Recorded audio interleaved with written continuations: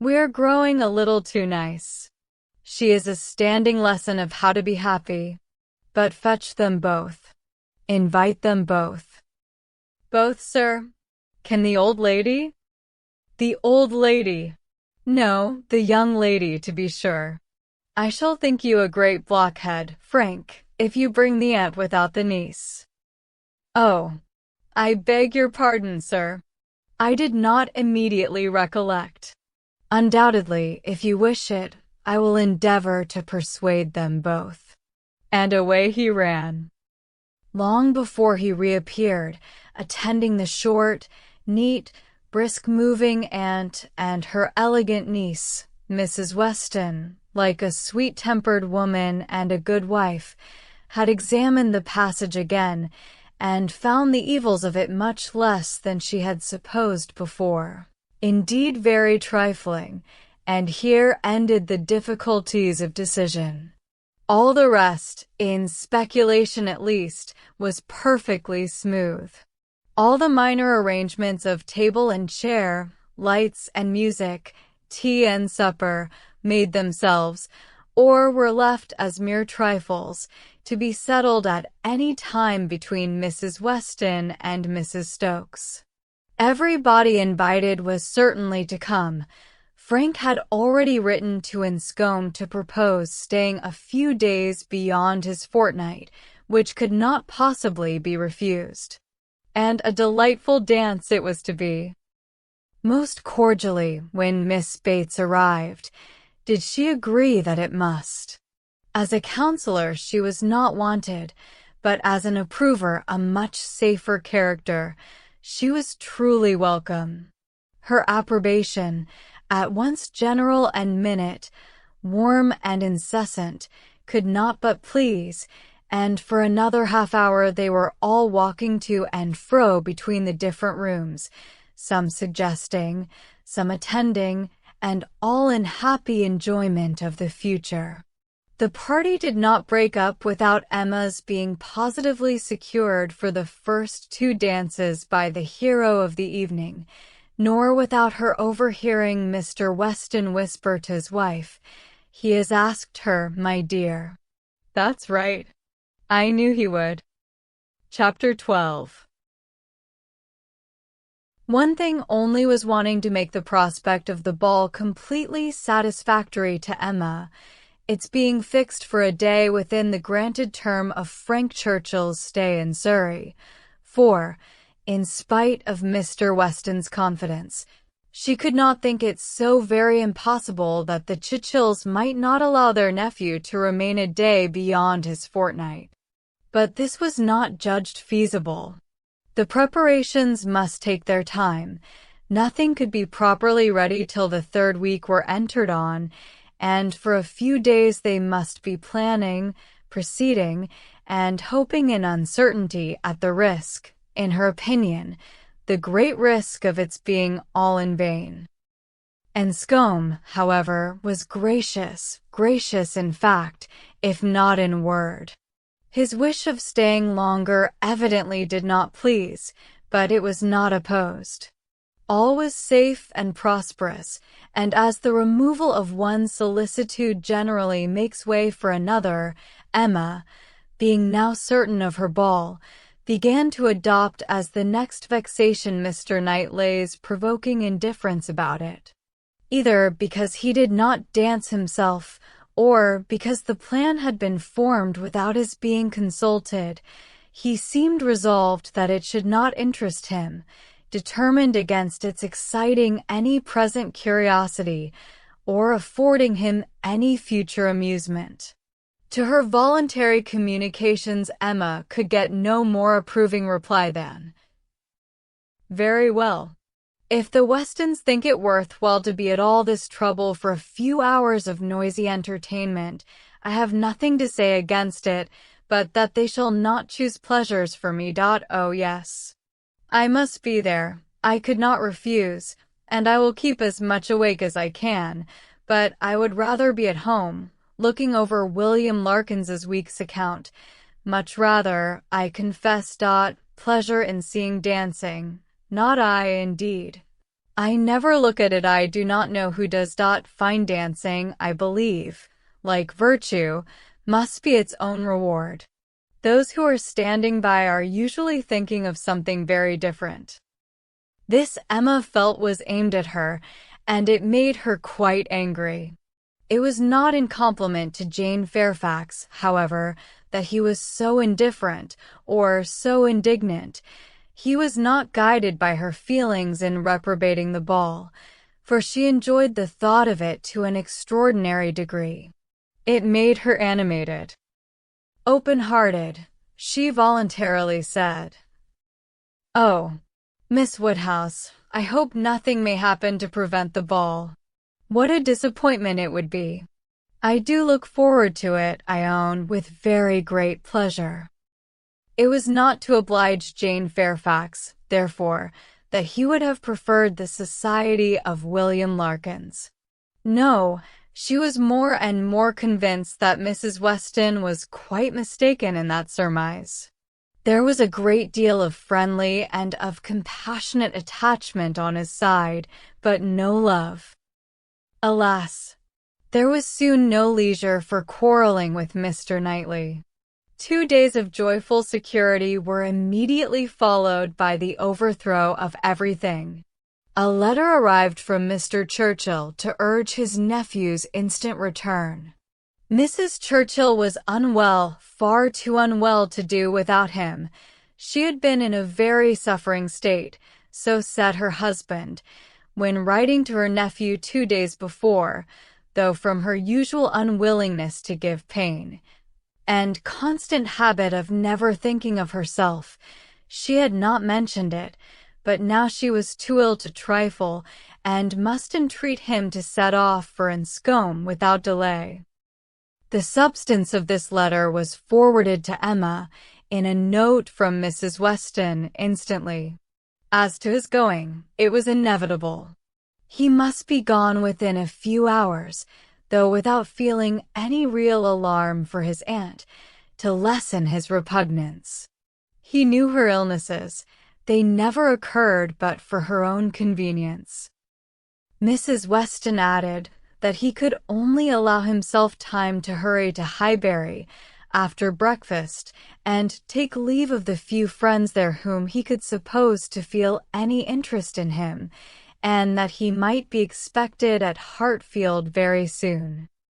This wretched note was the finale of Emma's breakfast. When once it had been read, there was no doing anything but lament and exclaim. The loss of the ball, the loss of the young man, and all that the young man might be feeling, it was too wretched, such a delightful evening as it would have been, everybody so happy, and she and her partner the happiest. I said it would be so, was the only consolation. Her father's feelings were quite distinct. He thought principally of Mrs. Churchill's illness, and wanted to know how she was treated, and as for the ball, it was shocking to have dear Emma disappointed, but they would all be safer at home. Emma was ready for her visitor some time before he appeared, but if this reflected at all upon his impatience, his sorrowful look and total want of spirits when he did come might redeem him. He felt the going away almost too much to speak of it. His dejection was most evident. He sat really lost in thought for the first few minutes, and when rousing himself, it was only to say, "Of all horrid things, leave-taking is the worst." "But you will come again," said Emma. "This will not be your only visit to Randalls." "Ah," shaking his head, "the uncertainty of when I may be able to return. I shall try for it with a zeal. It will be the object of all my thoughts and cares, and if my uncle and aunt go to town this spring, but I am afraid they did not stir last spring, I am afraid it is a custom gone forever. Our poor ball must be quite given up." That ball, why did we wait for anything? Why not seize the pleasure at once? How often is happiness destroyed by preparation, foolish preparation? You told us it would be so. Oh, Miss Woodhouse, why are you always so right? Indeed, I am very sorry to be right in this instance. I would much rather have been merry than wise. If I can come again, we are still to have our ball. My father depends on it. Do not forget your engagement. Emma looked graciously. Such a fortnight as it has been, he continued, every day more precious and more delightful than the day before, every day making me less fit to bear any other place. Happy those who can remain at Highbury. As you do us such ample justice now, said Emma, laughing, I will venture to ask whether you did not come a little doubtingly at first. Do not we rather surpass your expectations? I am sure we do. I am sure you did not much expect to like us. You would not have been so long in coming if you had had a pleasant idea of Highbury. He laughed rather consciously, and though denying the sentiment, Emma was convinced that it had been so. And you must be off this very morning? Yes, my father is to join me here. We shall walk back together, and I must be off immediately. I am almost afraid that every moment will bring him. Not 5 minutes to spare even for your friends Miss Fairfax and Miss Bates? How unlucky! Miss Bates's powerful, argumentative mind might have strengthened yours. Yes, I have called there. Passing the door, I thought it better. It was a right thing to do. I went in for 3 minutes and was detained by Miss Bates's being absent. She was out, and I felt it impossible not to wait till she came in. She is a woman that one must laugh at, but that one would not wish to slight. It was better to pay my visit then. He hesitated, got up, walked to a window. In short, said he, perhaps, Miss Woodhouse, I think you can hardly be quite without suspicion. He looked at her as if wanting to read her thoughts. She hardly knew what to say. It seemed like the forerunner of something absolutely serious, which she did not wish. Forcing herself to speak, therefore, in the hope of putting it by, she calmly said, You are quite in the right. It was most natural to pay your visit then. He was silent. She believed he was looking at her, probably reflecting on what she had said and trying to understand the manner. She heard him sigh. It was natural for him to feel that he had cause to sigh. He could not believe her to be encouraging him. A few awkward moments passed, and he sat down again, and in a more determined manner said, It was something to feel that all the rest of my time might be given to Hartfield. My regard for Hartfield is most warm. He stopped again, rose again, and seemed quite embarrassed. He was more in love with her than Emma had supposed, and who can say how it might have ended if his father had not made his appearance? Mr. Woodhouse soon followed, and the necessity of exertion made him composed. A very few minutes more, however, completed the present trial. Mr. Weston, always alert when business was to be done, and as incapable of procrastinating any evil that was inevitable, as of foreseeing any that was doubtful, said it was time to go, and the young man, though he might and did sigh, could not but agree and rise to take leave. I shall hear about you all, said he. That is my chief consolation. I shall hear of everything that is going on among you. I have engaged Mrs. Weston to correspond with me. She has been so kind as to promise it. Oh, the blessing of a female correspondent! When one is really interested in the absent, she will tell me everything. In her letters I shall be at dear Highbury again. A very friendly shake of the hand, a very earnest goodbye, closed the speech, and the door had soon shut out Frank Churchill. Short had been the notice, short their meeting. He was gone, and Emma felt so sorry to part, and foresaw so great a loss to their little society from his absence as to begin to be afraid of being too sorry, and feeling it too much. It was a sad change. They had been meeting almost every day since his arrival. Certainly his being at Randall's had given great spirit to the last 2 weeks, indescribable spirit, the idea, the expectation of seeing him which every morning had brought, the assurance of his attentions, his liveliness, his manners. It had been a very happy fortnight, and forlorn must be the sinking from it into the common course of Hartfield days. To complete every other recommendation, he had almost told her that he loved her. What strength or what constancy of affection he might be subject to was another point, but at present she could not doubt his having a decidedly warm admiration, a conscious preference of herself, and this persuasion, joined to all the rest, made her think that she must be a little in love with him, in spite of every previous determination against it. One certainly must, said she. This sensation of listlessness, weariness, stupidity, this disinclination to sit down and employ myself, this feeling of everything being dull and insipid about the house. I must be in love. I should be the oddest creature in the world if I were not. For a few weeks at least. Well, evil to some is always good to others.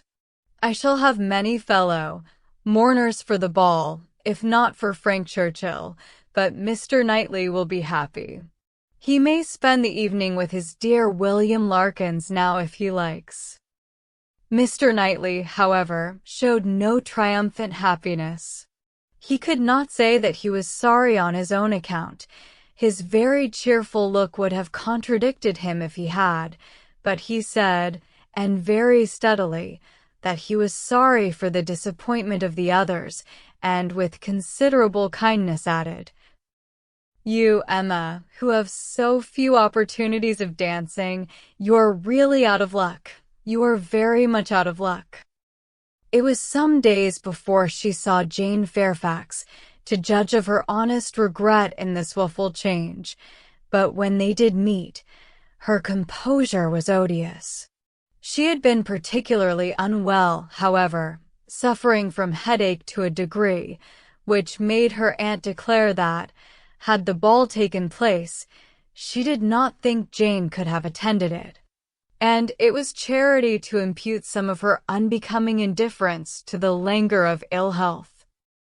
Chapter 13. Emma continued to entertain no doubt of her being in love. Her ideas only varied as to the how much.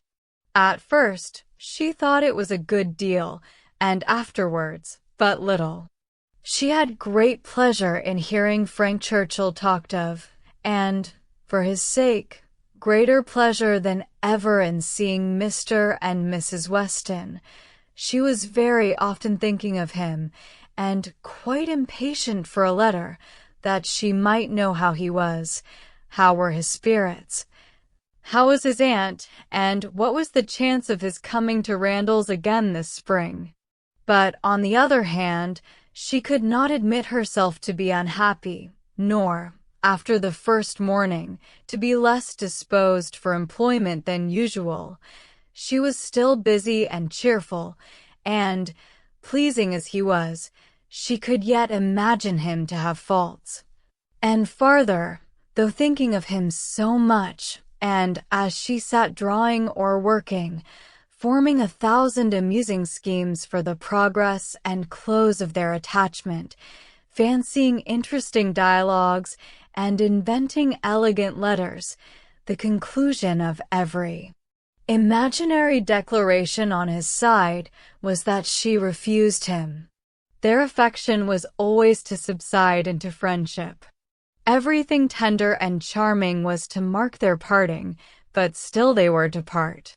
When she became sensible of this, It struck her that she could not be very much in love, for in spite of her previous and fixed determination never to quit her father, never to marry, a strong attachment certainly must produce more of a struggle than she could foresee in her own feelings. "I do not find myself making any use of the word sacrifice," said she. "In not one of all my clever replies, my delicate negatives, is there any allusion to making a sacrifice. I do suspect that he is not really necessary to my happiness. So much the better. I certainly will not persuade myself to feel more than I do. I am quite enough in love. I should be sorry to be more." Upon the whole, she was equally contented with her view of his feelings. He is undoubtedly very much in love, everything denotes it, very much in love indeed, and when he comes again, if his affection continue, I must be on my guard not to encourage it. It would be most inexcusable to do otherwise, as my own mind is quite made up. Not that I imagine he can think I have been encouraging him hitherto. No, if he had believed me at all to share his feelings, he would not have been so wretched. Could he have thought himself encouraged, his looks and language at parting would have been different. Still, however, I must be on my guard. This is in the supposition of his attachment continuing what it now is, but I do not know that I expect it will. I do not look upon him to be quite the sort of man. I do not altogether build upon his steadiness or constancy.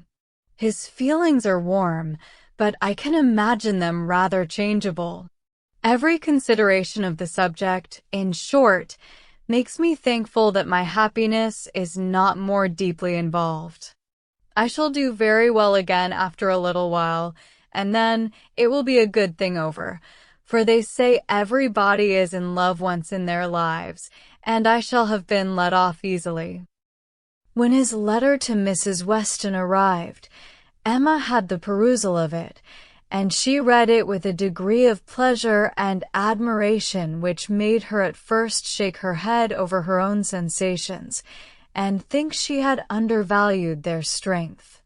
It was a long, well-written letter, giving the particulars of his journey and of his feelings, expressing all the affection, gratitude, and respect which was natural and honorable, and describing everything exterior and local that could be supposed attractive, with spirit and precision. No suspicious flourishes now of apology or concern. It was the language of real feeling towards Mrs. Weston, and the transition from Highbury to Enscombe, the contrast between the places in some of the first blessings of social life, was just enough touched on to show how keenly it was felt, and how much more might have been said but for the restraints of propriety. The charm of her own name was not wanting. Miss Woodhouse appeared more than once, and never without a something of pleasing connection, either a compliment to her taste, or a remembrance of what she had said, and in the very last time of its meeting her eye, unadorned as it was by any such broad wreath of gallantry, she yet could discern the effect of her influence, and acknowledge the greatest compliment perhaps of all conveyed. Compressed into the very lowest vacant corner were these words: "I had not a spare moment on Tuesday, as you know, for Miss Woodhouse's beautiful little friend. Pray make my excuses and adieus to her." This, Emma could not doubt, was all for herself. Harriet was remembered only from being her friend. His information and prospects as to Enscombe were neither worse nor better than had been anticipated. Mrs. Churchill was recovering, and he dared not yet, even in his own imagination, fix a time for coming to Randalls again. Gratifying, however, and stimulative as was the letter in the material part, its sentiments, she yet found, when it was folded up and returned to Mrs. Weston, that it had not added any lasting warmth, that she could still do without the writer, and that he must learn to do without her. Her intentions were unchanged. Her resolution of refusal only grew more interesting by the addition of a scheme for his subsequent consolation and happiness. His recollection of Harriet and the words which clothed it, "the beautiful little friend," suggested to her the idea of Harriet's succeeding her in his affections. Was it impossible? No. Harriet undoubtedly was greatly his inferior in understanding, but he had been very much struck with the loveliness of her face and the warm simplicity of her manner, and all the probabilities of circumstance and connection were in her favor. For Harriet, it would be advantageous and delightful indeed. "I must not dwell upon it," said she. "I must not think of it. I know the danger of indulging such speculations. But stranger things have happened, and when we cease to care for each other as we do now, it will be the means of confirming us in that sort of true disinterested friendship which I can already look forward to with pleasure." It was well to have a comfort in store on Harriet's behalf, though it might be wise to let the fancy touch it seldom, for evil in that quarter was at hand. As Frank Churchill's arrival had succeeded Mr. Elton's engagement in the conversation of Highbury, as the latest interest had entirely borne down the first, so now, upon Frank Churchill's disappearance, Mr. Elton's concerns were assuming the most irresistible form. His wedding day was named. He would soon be among them again, Mr. Elton and his bride. There was hardly time to talk over the first letter from Enscombe before Mr. Elton and his bride was in everybody's mouth, and Frank Churchill was forgotten. Emma grew sick at the sound. She had 3 weeks of happy exemption from Mr. Elton, and Harriet's mind, she had been willing to hope, had been lately gaining strength. With Mr. Weston's ball in view at least, there had been a great deal of insensibility to other things, but it was now too evident that she had not attained such a state of composure as could stand against the actual approach, new carriage, bell ringing, and all. Poor Harriet was in a flutter of spirits which required all the reasonings and soothings and attentions of every kind that Emma could give. Emma felt that she could not do too much for her, that Harriet had a right to all her ingenuity and all her patience, but it was heavy work to be forever convincing without producing any effect, forever agreed to, without being able to make their opinions the same. Harriet listened submissively and said, "It was very true. It was just as Miss Woodhouse described. It was not worth while to think about them, and she would not think about them any longer." But no change of subject could avail, and the next half-hour saw her as anxious and restless about the Eltons as before. At last Emma attacked her on another ground. "You're allowing yourself to be so occupied and so unhappy about Mr. Elton's marrying Harriet is the strongest reproach you can make me. You could not give me a greater reproof for the mistake I fell into. It was all my doing, I know. I have not forgotten it, I assure you. Deceived myself, I did very miserably deceive you, and it will be a painful reflection to me forever. Do not imagine me in danger of forgetting it." Harriet felt this too much to utter more than a few words of eager exclamation. Emma continued, "I have not said, exert yourself, Harriet, for my sake. Think less, talk less of Mr. Elton for my sake, because, for your own sake rather, I would wish it to be done, for the sake of what is more important than my comfort. A habit of self-command in you, a consideration of what is your duty, an attention to propriety, an endeavor to avoid the suspicions of others, to save your health and credit and restore your tranquillity. These are the motives which I have been pressing on you. They are very important, and sorry I am that you cannot feel them sufficiently to act upon them. My being saved from pain is a very secondary consideration. I want you to save yourself from greater pain. Perhaps I may sometimes have felt that Harriet would not forget what was due, or rather, what would be kind by me. This appeal to her affections did more than all the rest. The idea of wanting gratitude and consideration for Miss Woodhouse, whom she really loved extremely, made her wretched for a while, and when the violence of grief was comforted away, still remained powerful enough to prompt to what was right, and support her in it very tolerably. You, who have been the best friend I ever had in my life, want gratitude to you. Nobody is equal to you.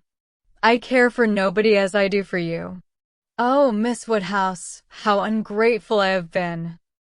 Such expressions, assisted as they were by everything that look and manner could do, made Emma feel that she had never loved Harriet so well, nor valued her affection so highly before. There is no charm equal to tenderness of heart, said she afterwards to herself. There is nothing to be compared to it. Warmth and tenderness of heart, with an affectionate, open manner, will beat all the clearness of head in the world for attraction. I am sure it will. It is tenderness of heart which makes my dear father so generally beloved, which gives Isabella all her popularity. I have it not, but I know how to prize and respect it. Harriet is my superior in all the charm and all the felicity it gives.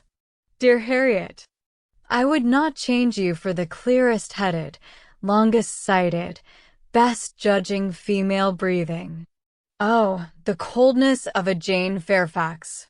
Harriet is worth 100 such, and for a wife, a sensible man's wife, it is invaluable. I mention no names, but happy the man who changes Emma for Harriet. Chapter 14.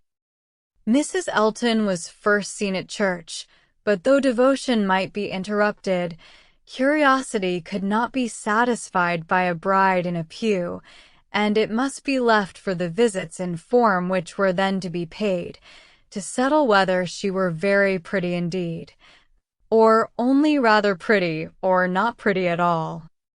Emma had feelings, less of curiosity than of pride or propriety, to make her resolve on not being the last to pay her respects, and she made a point of Harriet's going with her, that the worst of the business might be gone through as soon as possible. She could not enter the house again, could not be in the same room to which she had with such vain artifice retreated 3 months ago, to lace up her boot, without recollecting. 1,000 vexatious thoughts would recur. Compliments, charades, and horrible blunders, and it was not to be supposed that poor Harriet should not be recollecting too, but she behaved very well, and was only rather pale and silent.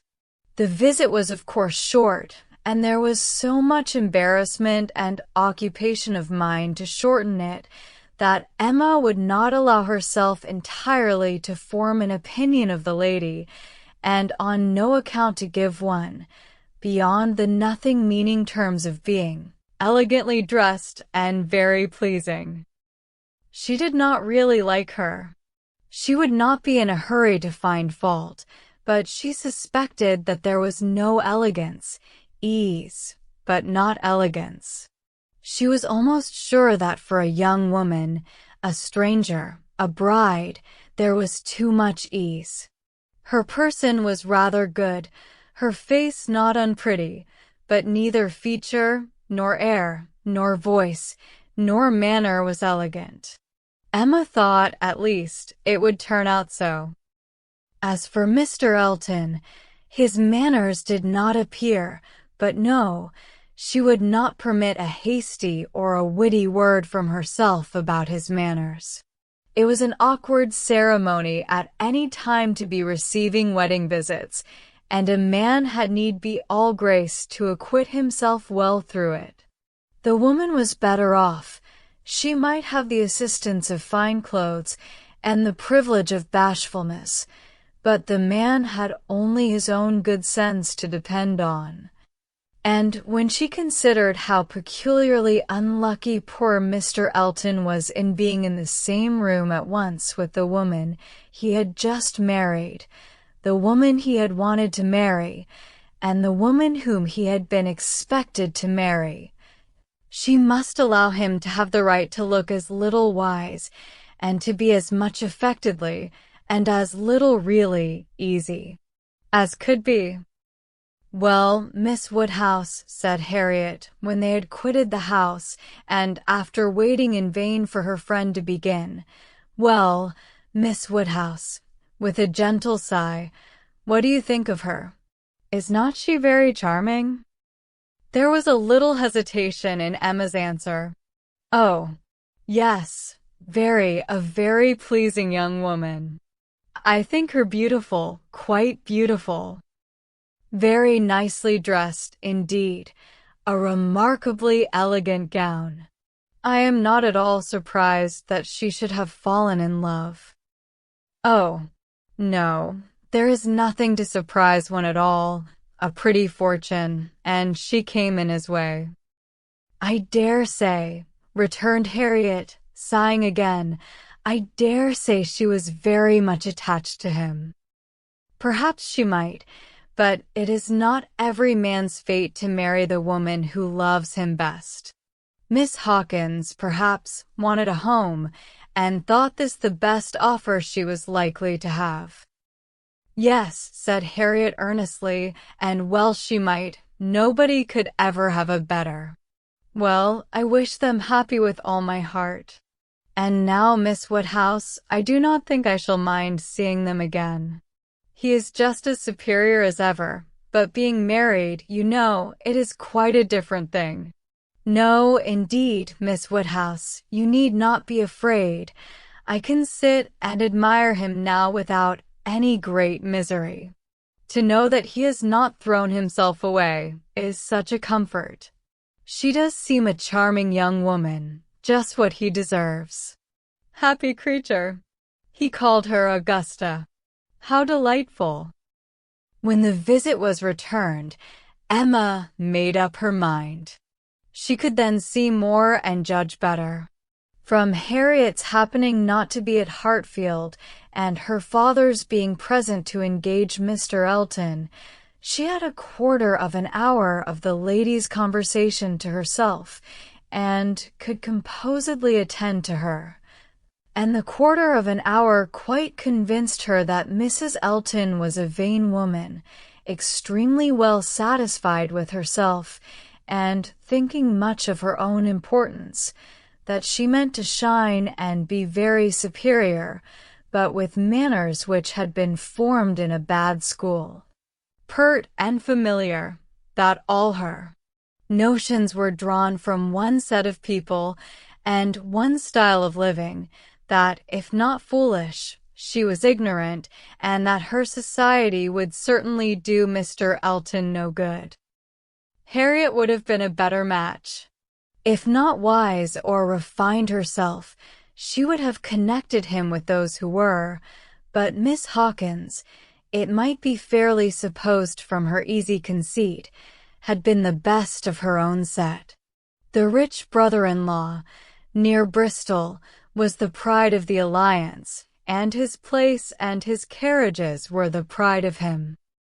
The very first subject, after being seated, was Maple Grove, my brother Mr. Suckling's seat, a comparison of Hartfield to Maple Grove. The grounds of Hartfield were small, but neat and pretty, and the house was modern and well built. Mrs. Elton seemed most favorably impressed by the size of the room, the entrance, and all that she could see or imagine. Very like Maple Grove indeed. She was quite struck by the likeness. That room was the very shape and size of the morning room at Maple Grove, her sister's favorite room. Mr. Elton was appealed to. Was not it astonishingly like she could really almost fancy herself at Maple Grove? And the staircase. As I came in, I observed how very like the staircase was, placed exactly in the same part of the house. I really could not help exclaiming, "I assure you, Miss Woodhouse, it is very delightful to me to be reminded of a place I am so extremely partial to as Maple Grove. I have spent so many happy months there." With a little sign of sentiment. A charming place, undoubtedly. Everybody who sees it is struck by its beauty, but to me it has been quite a home. Whenever you are transplanted, like me, Miss Woodhouse, you will understand how very delightful it is to meet with anything at all like what one has left behind. I always say this is quite one of the evils of matrimony. Emma made as slight a reply as she could, but it was fully sufficient for Mrs. Elton, who only wanted to be talking herself. So extremely like Maple Grove. And it is not merely the house. The grounds, I assure you, as far as I could observe, are strikingly like. The laurels at Maple Grove are in the same profusion as here, and stand very much in the same way, just across the lawn, and I had a glimpse of a fine large tree, with a bench round it, which put me so exactly in mind. My brother and sister will be enchanted with this place. People who have extensive grounds themselves are always pleased with anything in the same style. Emma doubted the truth of this sentiment. She had a great idea that people who had extensive grounds themselves cared very little for the extensive grounds of anybody else, but it was not worth while to attack an error so double-dyed, and she therefore only said in reply, "When you have seen more of this country, I am afraid you will think you have overrated Hartfield. Surrey is full of beauties." "Oh, yes, I am quite aware of that. It is the Garden of England, you know." "Surrey is the Garden of England." "Yes, but we must not rest our claims on that distinction. Many counties, I believe, are called the Garden of England, as well as Surrey." "No, I fancy not," replied Mrs. Elton, with a most satisfied smile. "I never heard any county but Surrey called so." Emma was silenced. "My brother and sister have promised us a visit in the spring, or summer at farthest," continued Mrs. Elton, "and that will be our time for exploring. While they are with us, we shall explore a great deal, I dare say. They will have their barouche landau, 13 of course, which holds 4 perfectly, and therefore, without saying anything of our carriage, we should be able to explore the different beauties extremely well. They would hardly come in their chaise, I think, at that season of the year. Indeed, when the time draws on, I shall decidedly recommend their bringing the barouche landau. It will be so very much preferable. When people come into a beautiful country of this sort, you know, Miss Woodhouse, one naturally wishes them to see as much as possible, and Mr. Suckling is extremely fond of exploring. We explored to King's Weston twice last summer, in that way, most delightfully, just after their first having the barouche landau. You have many parties of that kind here, I suppose, Miss Woodhouse, every summer." "No, not immediately here. We are rather out of distance of the very striking beauties which attract the sort of parties you speak of, and we are a very quiet set of people, I believe, more disposed to stay at home than engage in schemes of pleasure." There is nothing like staying at home for real comfort. Nobody can be more devoted to home than I am. I was quite a proverb for it at Maple Grove. Many a time has Selina said, when she has been going to Bristol, "I really cannot get this girl to move from the house." I absolutely must go in by myself, though I hate being stuck up in the barouche landau without a companion. But Augusta, I believe, with her own goodwill, would never stir beyond the park paling. You many a time has she said so, and yet I am no advocate for entire seclusion. I think, on the contrary, when people shut themselves up entirely from society, it is a very bad thing, and that it is much more advisable to mix in the world in a proper degree, without living in it either too much or too little. I perfectly understand your situation, however, Miss Woodhouse. Looking towards Mr. Woodhouse, your father's state of health must be a great drawback. Why does not he try Bath? Indeed he should. Let me recommend Bath to you. I assure you I have no doubt of its doing Mr. Woodhouse good. My father tried it more than once, formerly, but without receiving any benefit, and Mr. Perry, whose name, I dare say, is not unknown to you, does not conceive it would be at all more likely to be useful now. That's a great pity, for I assure you, Miss Woodhouse, where the waters do agree, 14, it is quite wonderful the relief they give. In my Bath life, I have seen such instances of it, and it is so cheerful a place that it could not fail of being of use to Mr. Woodhouse's spirits, which, I understand, are sometimes much depressed. And as to its recommendation to you, I fancy I need not take much pains to dwell on them. The advantages of Bath to the young are pretty generally understood. It would be a charming introduction for you, who have lived so secluded a life, and I could immediately secure you some of the best society in the place. A line from me would bring you a little host of acquaintance, and my particular friend, Mrs. Partridge, the lady I have always resided with when in Bath, would be most happy to show you any attentions, and would be the very person for you to go into public with. It was as much as Emma could bear, without being impolite. The idea of her being indebted to Mrs. Elton for what was called an introduction of her going into public under the auspices of a friend of Mrs. Elton's, probably some vulgar, dashing widow, who, with the help of a boarder, just made a shift to live. The dignity of Miss Woodhouse of Hartfield was sunk indeed. She restrained herself, however, from any of the reproofs she could have given, and only thanked Mrs. Elton coolly, but their going to Bath was quite out of the question, and she was not perfectly convinced that the place might suit her better than her father. And then, to prevent further outrage and indignation, changed the subject directly. I do not ask whether you are musical, Mrs. Elton.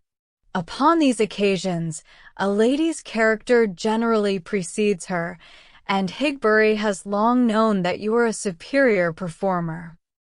Oh, no, indeed, I must protest against any such idea. A superior performer, very far from it, I assure you. Consider from how partial a quarter your information came. I am dotingly fond of music, passionately fond, and my friends say I am not entirely devoid of taste, but as to anything else, upon my honor my performance is mediocre to the last degree. You, Miss Woodhouse, I well know, play delightfully. I assure you it has been the greatest satisfaction, comfort, and delight to me to hear what a musical society I am got into. I absolutely cannot do without music. It is a necessary of life to me, and having always been used to a very musical society, both at Maple Grove and in Bath, it would have been a most serious sacrifice. I honestly said as much to Mr. E. when he was speaking of my future home, and expressing his fears lest the retirement of it should be disagreeable, and the inferiority of the house too, knowing what I had been accustomed to. Of course, he was not wholly without apprehension. When he was speaking of it in that way, I honestly said that the world I could give up parties, balls, plays, for I had no fear of retirement. Blessed with so many resources within myself, the world was not necessary to me. I could do very well without it. To those who had no resources, it was a different thing, but my resources made me quite independent. And as to smaller-sized rooms than I had been used to, I really could not give it a thought. I hoped I was perfectly equal to any sacrifice of that description. Certainly, I had been accustomed to every luxury at Maple Grove, but I did assure him that 2 carriages were not necessary to my happiness, nor were spacious apartments.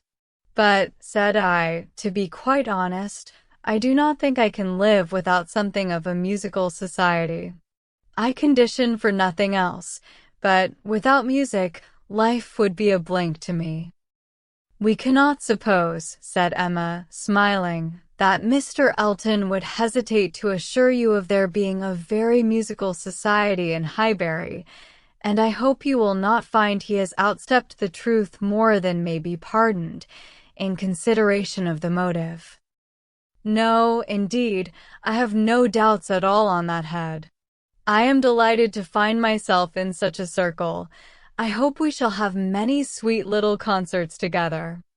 I think, Miss Woodhouse, you and I must establish a musical club and have regular weekly meetings at your house or ours. Will not it be a good plan? If we exert ourselves, I think we shall not be long in want of allies. Something of that nature would be particularly desirable for me, as an inducement to keep me in practice. For married women, you know, there is a sad story against them in general. They are but too apt to give up music. But you, who are so extremely fond of it, there can be no danger, surely.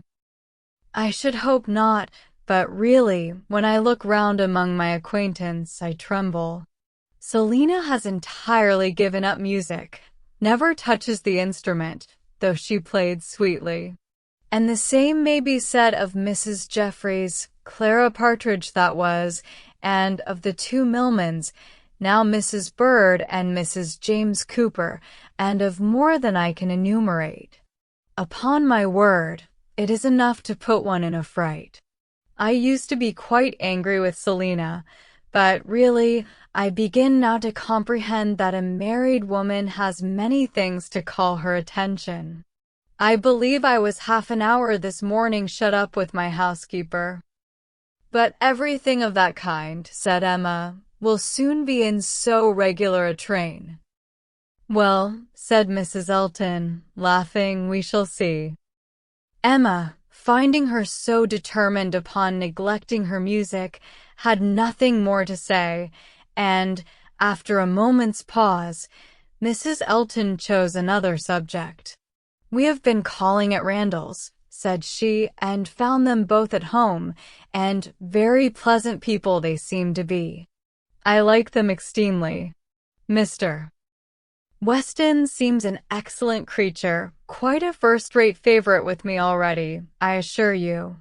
And she appears so truly good, there is something so motherly and kind-hearted about her, that it wins upon one directly.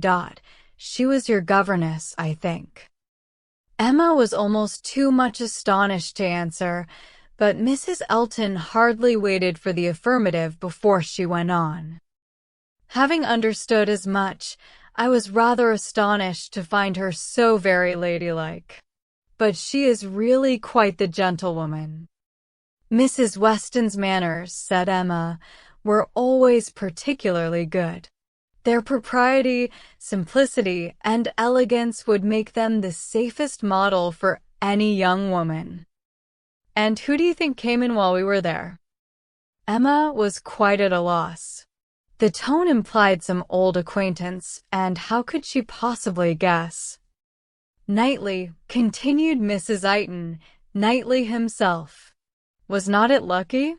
For, not being within when he called the other day, I had never seen him before, and of course, as so particular a friend of Mr. E.'s, I had a great curiosity.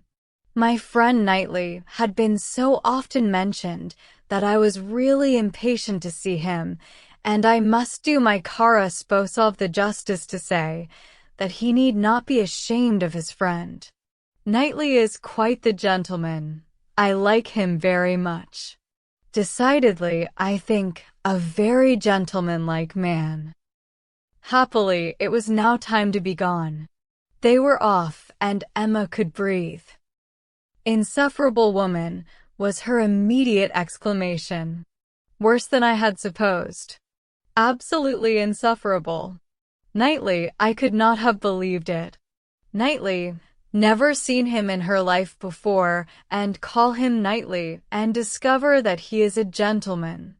A little upstart, vulgar being, with her Mr. E., and her caro sposo, and her resources, and all her airs of pert pretension and underbred finery.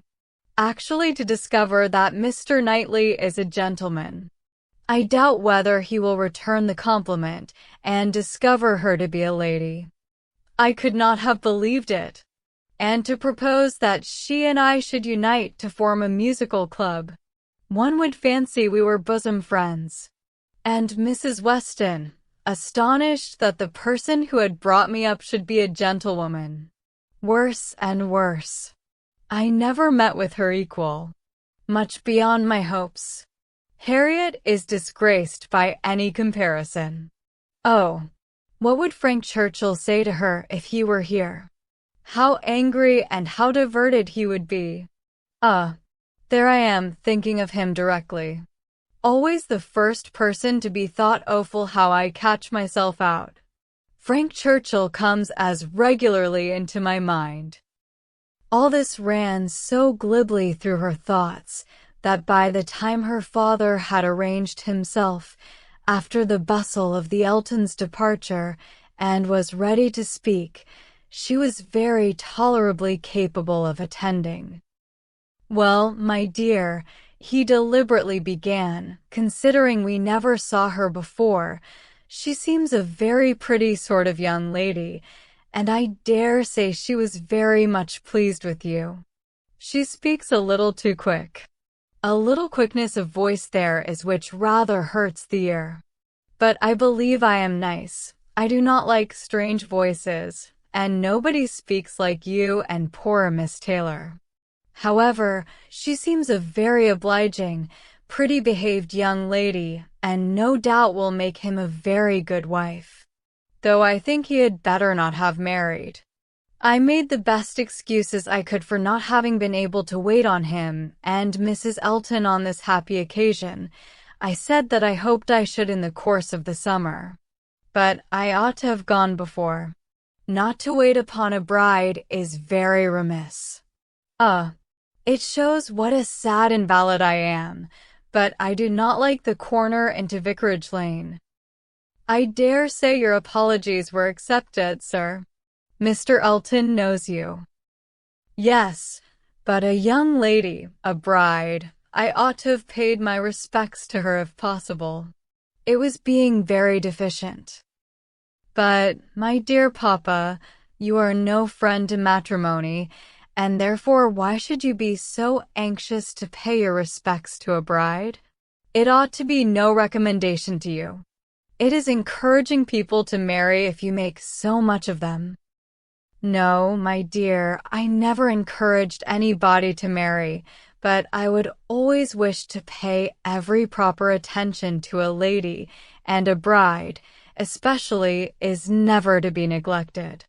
More is avowedly due to her. A bride, you know, my dear, is always the first in company, let the others be who they may." "Well, papa, if this is not encouragement to marry, I do not know what is. And I should never have expected you to be lending your sanction to such vanity baits for poor young ladies. My dear, you do not understand me. This is a matter of mere common politeness and good breeding, and has nothing to do with any encouragement to people to marry." Emma had done. Her father was growing nervous and could not understand her. Her mind returned to Mrs. Elton's offenses, and long, very long, did they occupy her. Chapter 15. Emma was not required, by any subsequent discovery, to retract her ill opinion of Mrs. Elton. Her observation had been pretty correct. Such as Mrs. Elton appeared to her on this second interview, such she appeared whenever they met again, self-important, presuming, familiar, ignorant, and ill-bred. She had a little beauty and a little accomplishment, but so little judgment that she thought herself coming with superior knowledge of the world to enliven and improve a country neighborhood, and conceived Miss Hawkins to have held such a place in society as Mrs. Elton's consequence only could surpass. There was no reason to suppose Mr. Elton thought at all differently from his wife. He seemed not merely happy with her, but proud. He had the air of congratulating himself on having brought such a woman to Highbury, as not even Miss Woodhouse could equal, and the greater part of her new acquaintance disposed to commend, or not in the habit of judging.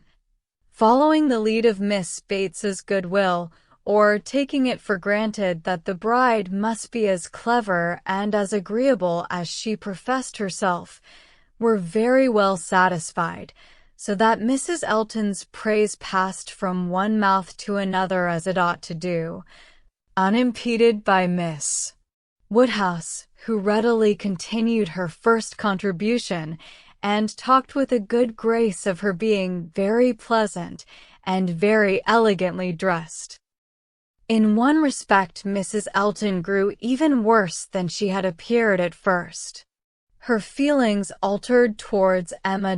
Offended, probably, by the little encouragement which her proposals of intimacy met with, she drew back, in her turn, and gradually became much more cold and distant, and though the effect was agreeable, the ill will which produced it was necessarily increasing Emma's dislike.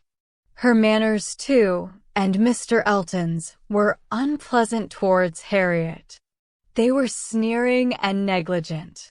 Emma hoped it must rapidly work Harriet's cure, but the sensations which could prompt such behavior sunk them both very much.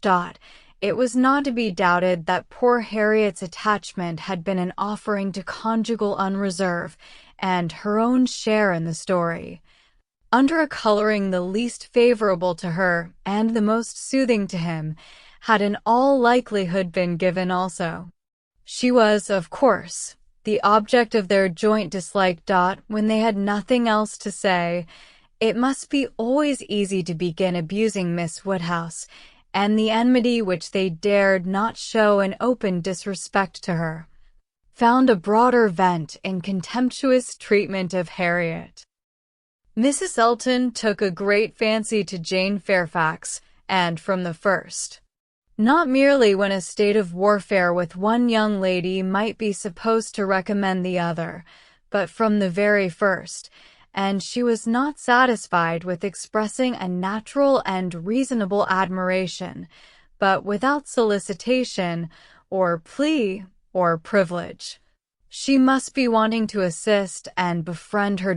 Before Emma had forfeited her confidence, and about the third time of their meeting, she heard all Mrs. Elton's knight-errantry on the subject.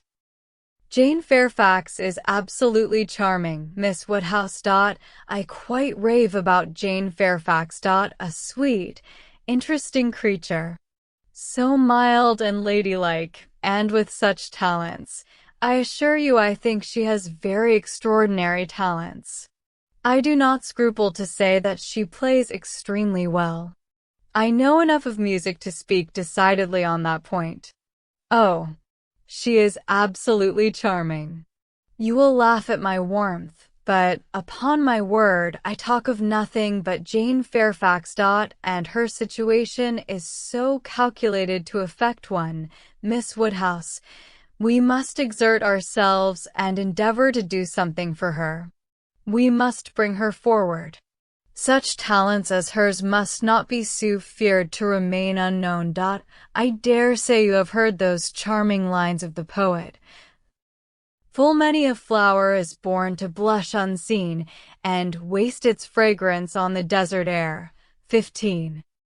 We must not allow them to be verified in sweet Jane Fairfax. I cannot think there is any danger of it, was Emma's calm answer. And when you are better acquainted with Miss Fairfax's situation, and understand what her home has been, with Colonel and Mrs. Campbell, I have no idea that you will suppose her talents can be unknown. Oh, but dear Miss Woodhouse, she is now in such retirement, such obscurity, so thrown away. Whatever advantages she may have enjoyed with the Campbells are so palpably at an end. And I think she feels it. I am sure she does. She is very timid and silent. One can see that she feels the want of encouragement. I like her the better for it. I must confess it is a recommendation to me. I am a great advocate for timidity, and I am sure one does not often meet with it. But in those who are at all inferior, it is extremely prepossessing. Oh, I assure you, Jane Fairfax is a very delightful character and interests me more than I can express. You appear to feel a great deal, but I am not aware how you or any of Miss Fairfax's acquaintance here, any of those who have known her longer than yourself, can show her any other attention than. My dear Miss Woodhouse, a vast deal may be done by those who dare to act. You and I need not be afraid. If we set the example, many will follow it as far as they can, though all have not our situations. We have carriages to fetch and convey her home, and we live in a style which could not make the addition of Jane Fairfax at any time the least inconvenient. I should be extremely displeased if Wright were to send us up such a dinner, as could make me regret having asked more than Jane Fairfax to partake of it. I have no idea of that sort of thing. It is not likely that I should, considering what I have been used to. My greatest danger, perhaps, in housekeeping, may be quite the other way, in doing too much and being too careless of expense. Maple Grove will probably be my model more than it ought to be, for we do not at all affect to equal my brother, Mr. Suckling, in income. However, my resolution is taken as to noticing Jane Fairfax. I shall certainly have her very often at my house, shall introduce her wherever I can, shall have musical parties to draw out her talents, and shall be constantly on the watch for an eligible situation. My acquaintance is so very extensive that I have little doubt of hearing of something to suit her shortly. I shall introduce her, of course, very particularly to my brother and sister when they come to us. I am sure they will like her extremely, and when she gets a little acquainted with them, her fears will completely wear off, for there really is nothing in the manners of either but what is highly conciliating. I shall have her very often indeed while they are with me, and I dare say we shall sometimes find a seat for her in the barouche landau in some of our exploring parties. Poor Jane Fairfax, thought Emma, you have not deserved this. You may have done wrong with regard to Mr. Dixon, but this is a punishment beyond what you can have merited. The kindness and protection of Mrs. Iton, Jane Fairfax, and Jane Fairfax. Heavens! Let me not suppose that she dares go about Emma Woodhouse ing me. But, upon my honor, there seem no limits to the licentiousness of that woman's tongue. Emma had not to listen to such paradings again, to any so exclusively addressed to herself, so disgustingly decorated with a dear Miss Woodhouse. The change on Mrs. Elton's side soon afterwards appeared, and she was left in peace, neither forced to be the very particular friend of Mrs. Elton, nor, under Mrs. Elton's guidance, the very active patroness of Jane Fairfax, and only sharing with others in a general way in knowing what was felt, what was meditated, what was done. She looked on with some amusement. Miss Bates's gratitude for Mrs. Elton's attentions to Jane was in the first style of guileless simplicity and warmth. She was quite one of her worthies, the most amiable, affable, delightful woman, just as accomplished and condescending as Mrs. Elton meant to be considered. Emma's only surprise was that Jane Fairfax should accept those attentions and tolerate Mrs. Elton as she seemed to do. She heard of her walking with the Eltons, sitting with the Eltons, spending a day with the Eltons. This was astonishing. She could not have believed it possible that the taste or the pride of Miss Fairfax could endure such society and friendship as the vicarage had to offer.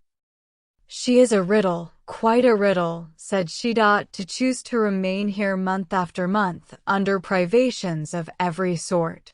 And now to choose the mortification of Mrs. Elton's notice and the penury of her conversation, rather than return to the superior companions who have always loved her with such real, generous affection." Jane had come to Highbury professedly for 3 months. The Campbells were gone to Ireland for 3 months, but now the Campbells had promised their daughter to stay at least till midsummer, and fresh invitations had arrived for her to join them there. According to Miss Bates, it all came from her. Mrs. Dixon had written most pressingly. Would Jane but go, means were to be found, servants sent, friends contrived, no traveling difficulty allowed to exist, but still she had declined it.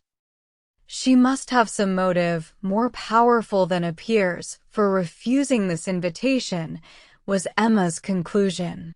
She must be under some sort of penance, inflicted either by the Campbells or herself.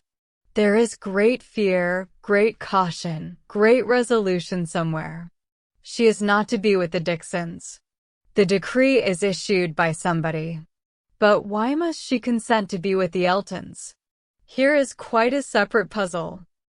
Upon her speaking her wonder aloud on that part of the subject, before the few who knew her opinion of Mrs. Elton, Mrs. Weston ventured this apology for Jane. "We cannot suppose that she has any great enjoyment at the vicarage, my dear Emma, but it is better than being always at home. Her aunt is a good creature, but as a constant companion must be very tiresome. We must consider what Miss Fairfax quits before we condemn her taste for what she goes to."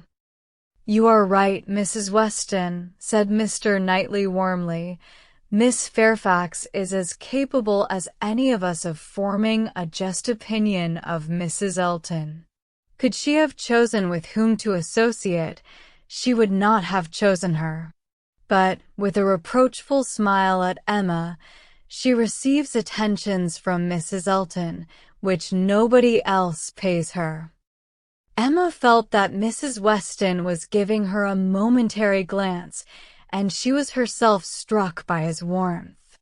With a faint blush, she presently replied, "Such attentions as Mrs. Elton's, I should have imagined, would rather disgust than gratify Miss Fairfax. Mrs. Elton's invitations I should have imagined anything but inviting."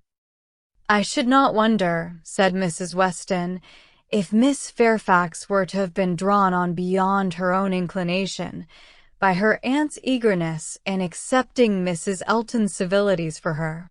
Poor Miss Bates may very likely have committed her niece, and hurried her into a greater appearance of intimacy than her own good sense would have dictated, in spite of the very natural wish of a little change."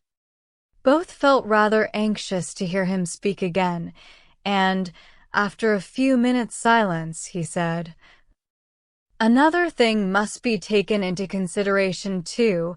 Mrs. Elton does not talk to Miss Fairfax as she speaks of her. We all know the difference between the pronouns he or she and thou, the plainest spoken amongst us. We all feel the influence of a something beyond common civility in our personal intercourse with each other, a something more early implanted. We cannot give anybody the disagreeable hints that we may have been very full of the hour before. We feel things differently.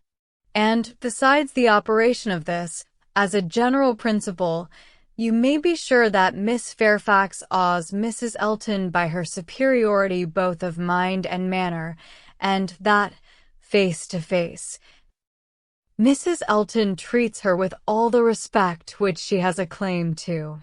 Such a woman as Jane Fairfax probably never fell in Mrs. Elton's way before, and no degree of vanity can prevent her acknowledging her own comparative littleness in action, if not in consciousness.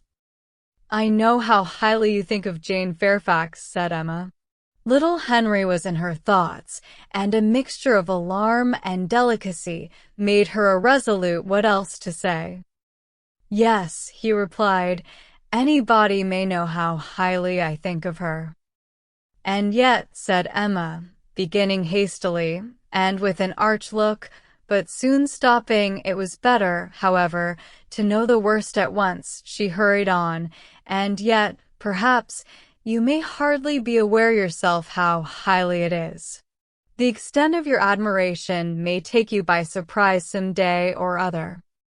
Mr. Knightley was hard at work upon the lower buttons of his thick leather gaiters, and either the exertion of getting them together, or some other cause, brought the color into his face as he answered, "Oh, are you there? But you are miserably behindhand. Mr. Cole gave me a hint of it 6 weeks ago." He stopped.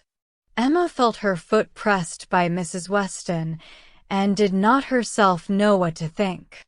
In a moment he went on, "That will never be, however, I can assure you. Miss Fairfax, I dare say, would not have me if I were to ask her, and I am very sure I shall never ask her." Emma returned her friend's pressure with interest, and was pleased enough to exclaim, "You are not vain, Mr. Knightley. I will say that for you." He seemed hardly to hear her. He was thoughtful, and, in a manner which showed him not pleased, soon afterwards said, "So you have been settling that I should marry Jane Fairfax?" "No, indeed, I have not. You have scolded me too much for match, making for me to presume to take such a liberty with you. What I said just now meant nothing. One says those sort of things, of course, without any idea of a serious meaning. Oh, no, upon my word, I have not the smallest wish for your marrying Jane Fairfax, or Jane anybody. You would not come in and sit with us in this comfortable way if you were married." Mr. Knightley was thoughtful again. The result of his reverie was, "No, Emma, I do not think the extent of my admiration for her will ever take me by surprise. I never had a thought of her in that way, I assure you." And, soon afterwards, "Jane Fairfax is a very charming young woman, but not even Jane Fairfax is perfect. She has a fault. She has not the open temper which a man would wish for in a wife." Emma could not but rejoice to hear that she had a fault. "Well," said she, "and you soon silenced Mr. Cole, I suppose?" "Yes, very soon. He gave me a quiet hint. I told him he was mistaken. He asked my pardon, and said no more. Cole does not want to be wiser or wittier than his neighbors. In that respect, how unlike dear Mrs. Elton, who wants to be wiser and wittier than all the world. I wonder how she speaks of the Coles, what she calls them. How can she find any appellation for them, deep enough in familiar vulgarity? She calls you Knightley. What can she do for Mr. Cole?" And so I am not to be surprised that Jane Fairfax accepts her civilities and consents to be with her. Mrs. Weston, your argument weighs most with me. I can much more readily enter into the temptation of getting away from Miss Bates than I can believe in the triumph of Miss Fairfax's mind over Mrs. Elton. I have no faith in Mrs. Elton's acknowledging herself the inferior in thought, word, or deed, or in her being under any restraint beyond her own scanty rule of good breeding. I cannot imagine that she will not be continually insulting her visitor with praise, encouragement, and offers of service, that she will not be continually detailing her magnificent intentions, from the procuring her a permanent situation to the including her in those delightful exploring parties which are to take place in the barouche landau. Jane Fairfax has feeling, said Mr. Knightley. I do not accuse her of want of feeling. Her sensibilities, I suspect, are strong, and her temper excellent in its power of forbearance, patience, self-control, but it wants openness. She is reserved, more reserved, I think, than she used to be, and I love an open temper. No, till Cole alluded to my supposed attachment, it had never entered my head. I saw Jane Fairfax and conversed with her, with admiration and pleasure always, but with no thought beyond. Well, Mrs. Weston, said Emma, triumphantly, when he left them, what do you say now to Mr. Knightley's marrying Jane Fairfax? Why, really, dear Emma, I say that he is so very much occupied by the idea of not being in love with her, that I should not wonder if it were to end in his being so at last. Do not beat me. Chapter 16. Everybody in and about Highbury, who had ever visited Mr. Elton, was disposed to pay him attention on his marriage. Dinner parties and evening parties were made for him and his lady, and invitations flowed in so fast that she had soon the pleasure of apprehending they were never to have a disengaged day. I see how it is, said she. I see what a life I am to lead among you. Upon my word, we shall be absolutely dissipated. We really seem quite the fashion. If this is living in the country, it is nothing very formidable. From Monday next to Saturday, I assure you we have not a disengaged day. A woman with fewer resources than I have need not have been at a loss. No invitation came amiss to her. Her Bath habits made evening parties perfectly natural to her, and Maple Grove had given her a taste for dinners. She was a little shocked at the one of 2 drawing-rooms, at the poor attempt at rout cakes, and there being no ice in the Highbury card parties. Mrs. Bates, Mrs. Perry, Mrs. Goddard, and others were a good deal behindhand in knowledge of the world, but she would soon show them how everything ought to be arranged. In the course of the spring she must return their civilities by one very superior party, in which her card tables should be set out with their separate candles and unbroken packs in the true style, and more waiters engaged for the evening than their own establishment could furnish, to carry round the refreshments at exactly the proper hour and in the proper order. Emma, in the meanwhile, could not be satisfied without a dinner at Hartfield for the Eltons. They must not do less than others, or she should be exposed to odious suspicions and imagined capable of pitiful resentment. A dinner there must be. After Emma had talked about it for 10 minutes, Mr. Woodhouse felt no unwillingness, and only made the usual stipulation of not sitting at the bottom of the table himself, with the usual regular difficulty of deciding who should do it for him. The persons to be invited required little thought. Besides the Eltons, it must be the Westons and Mr. Knightley, So far it was all of course, and it was hardly less inevitable that poor little Harriet must be asked to make the 8th. But this invitation was not given with equal satisfaction, and, on many accounts, Emma was particularly pleased by Harriet's begging to be allowed to decline it. She would rather not be in his company more than she could help. She was not quite able to see him and his charming, happy wife together without feeling uncomfortable. If Miss Woodhouse would not be displeased, she would rather stay at home. It was precisely what Emma would have wished, had she deemed it possible enough for wishing. She was delighted with the fortitude of her little friend. For fortitude, she knew it was in her to give up being in company and stay at home, and she could now invite the very person whom she really wanted to make the 8th, Jane Fairfax. Since her last conversation with Mrs. Weston and Mr. Knightley, she was more conscience-stricken about Jane Fairfax than she had often been. Mr. Knightley's words dwelt with her. He had said that Jane Fairfax received attentions from Mrs. Elton which nobody else paid her. "This is very true," said she, "at least as far as relates to me," which was all that was meant, "and it is very shameful. Of the same age, and always knowing her, I ought to have been more her friend. She will never like me now. I have neglected her too long. But I will show her greater attention than I have done." Every invitation was successful. They were all disengaged and all happy. The preparatory interest of this dinner, however, was not yet over. A circumstance rather unlucky occurred.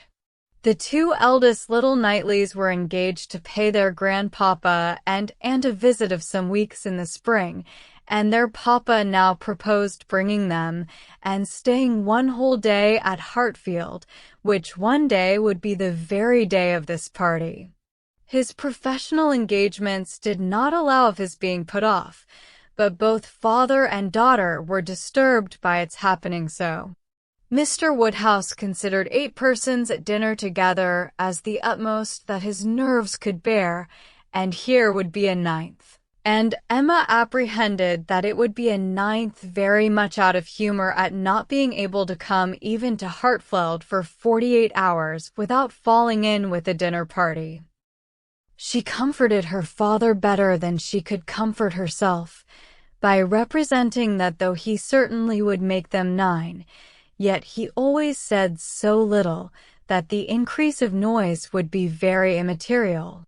She thought it in reality a sad exchange for herself to have him, with his grave looks and reluctant conversation, opposed to her instead of his brother.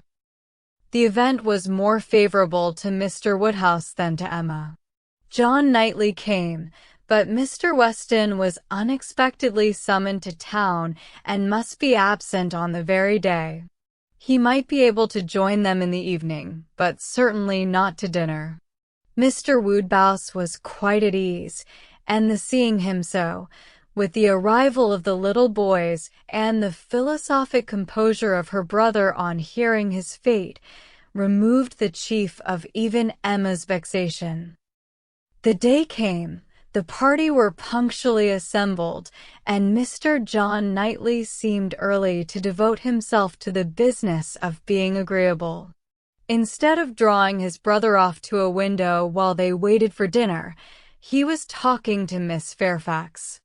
Mrs. Elton, as elegant as lace and pearls could make her, he looked at in silence, wanting only to observe enough for Isabella's information, but Miss Fairfax was an old acquaintance and a quiet girl, and he could talk to her. He had met her before breakfast as he was returning from a walk with his little boys, when it had been just beginning to rain. It was natural to have some civil hopes on the subject, and he said, "I hope you did not venture far, Miss Fairfax, this morning, or I am sure you must have been wet. We scarcely got home in time. I hope you turned directly." I went only to the post office, said she, and reached home before the rain was much. It is my daily errand. I always fetch the letters when I am here. It saves trouble, and is a something to get me out. A walk before breakfast does me good. Not a walk in the rain, I should imagine. No, but it did not absolutely rain when I set out. Mr. John Knightley smiled and replied, "That is to say, you chose to have your walk, for you were not 6 yards from your own door when I had the pleasure of meeting you, and Henry and John had seen more drops than they could count long before. The post office has a great charm at one period of our lives. When you have lived to my age, you will begin to think letters are never worth going through the rain for." There was a little blush, and then this answer. "I must not hope to be ever situated as you are, in the midst of every dearest connection, and therefore I cannot expect that simply growing older should make me indifferent about letters." Indifferent? Oh no, I never conceived you could become indifferent. Letters are no matter of indifference. They are generally a very positive curse. You are speaking of letters of business. Mine are letters of friendship. I have often thought them the worst of the two, replied he coolly. Business, you know, may bring money, but friendship hardly ever does. You are not serious now. I know Mr. John Knightley too well. I am very sure he understands the value of friendship as well as anybody. I can easily believe that letters are very little to you, much less than to me, but it is not your being 10 years older than myself which makes the difference. It is not age, but situation. You have everybody dearest to you always at hand. I, probably, never shall again, and therefore till I have outlived all my affections, a post office, I think, must always have power to draw me out, in worse weather than today. When I talked of your being altered by time, by the progress of years, said John Knightley, I meant to imply the change of situation which time usually brings. I consider one as including the other. Time will generally lessen the interest of every attachment not within the daily circle, but that is not the change I had in view for you. As an old friend, you will allow me to hope, Miss Fairfax, that 10 years hence you may have as many concentrated objects as I have. It was kindly said, and very far from giving offense. A pleasant thank you seemed meant to laugh it off, but a blush, a quivering lip, a tear in the eye, showed that it was felt beyond a laugh. Her attention was now claimed by Mr. Woodhouse, who being, according to his custom on such occasions, making the circle of his guests and paying his particular compliments to the ladies, was ending with her, and with all his mildest urbanity, said, I am very sorry to hear, Miss Fairfax, of your being out this morning in the rain. Young ladies should take care of themselves. Young ladies are delicate plants. They should take care of their health and their complexion. My dear, did you change your stockings? Yes, sir, I did indeed, and I am very much obliged by your kind solicitude about me. My dear Miss Fairfax, young ladies are very sure to be cared for. I hope your good grandmamma and aunt are well. They are some of my very old friends. I wish my health allowed me to be a better neighbor. You do us a great deal of honor today, I am sure. My daughter and I are both highly sensible of your goodness, and have the greatest satisfaction in seeing you at Hartfield. The kind-hearted, polite old man might then sit down and feel that he had done his duty, and made every fair lady welcome and easy. By this time the walk in the rain had reached Mrs. Elton, and her remonstrances now opened upon Jane. My dear Jane, what is this I hear, going to the post office in the rain? This must not be, I assure you. You sad girl, how could you do such a thing? It is a sign I was not there to take care of you. Jane very patiently assured her that she had not caught any cold. Oh, do not tell me. You really are a very sad girl and do not know how to take care of yourself. To the post office indeed. Mrs. Weston, did you ever hear the like? You and I must positively exert our authority. My advice, said Mrs. Weston kindly and persuasively, I certainly do feel tempted to give. Miss Fairfax, you must not run such risks. Liable as you have been to severe colds, indeed you ought to be particularly careful, especially at this time of year. The spring I always think requires more than common care. Better wait an hour or two, or even half a day for your letters, than run the risk of bringing on your cough again. Now do not you feel that you had? Yes, I am sure you are much too reasonable. You look as if you would not do such a thing again. Oh, she shall not do such a thing again, eagerly rejoined Mrs. Elton. We will not allow her to do such a thing again, and nodding significantly, there must be some arrangement made. There must indeed. I shall speak to Mr. E. The man who fetches our letters every morning, one of our men, I forget his name, shall inquire for yours too and bring them to you. That will obviate all difficulties, you know, and from us I really think, my dear Jane, you can have no scruple to accept such an accommodation. You are extremely kind, said Jane, but I cannot give up my early walk. I am advised to be out of doors as much as I can. I must walk somewhere, and the post office is an object, and, upon my word, I have scarcely ever had a bad morning before. My dear Jane, say no more about it. The thing is determined, that is, laughing affectedly, as far as I can presume to determine anything without the concurrence of my lord and master. You know, Mrs. Weston, you and I must be cautious how we express ourselves. But I do flatter myself, my dear Jane, that my influence is not entirely worn out. If I meet with no insuperable difficulties, therefore, consider that point is settled. Excuse me, said Jane earnestly, I cannot by any means consent to such an arrangement, so needlessly troublesome to your servant. If the errand were not a pleasure to me, it could be done, as it always is when I am not here, by my grandmammas. Oh, my dear, but so much as Patty has to do, and it is a kindness to employ our men. Jane looked as if she did not mean to be conquered, but instead of answering, she began speaking again to Mr. John Knightley. The post office is a wonderful establishment, said she. The regularity and dispatch of it. If one thinks of all that it has to do, and all that it does so well, it is really astonishing. It is certainly very well regulated. So seldom that any negligence or blunder appears.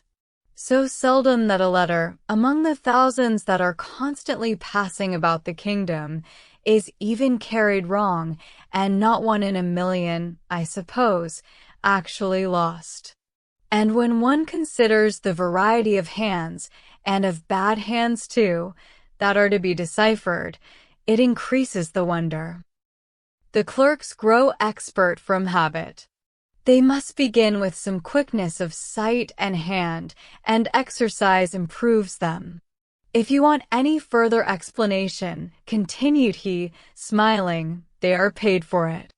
That is the key to a great deal of capacity.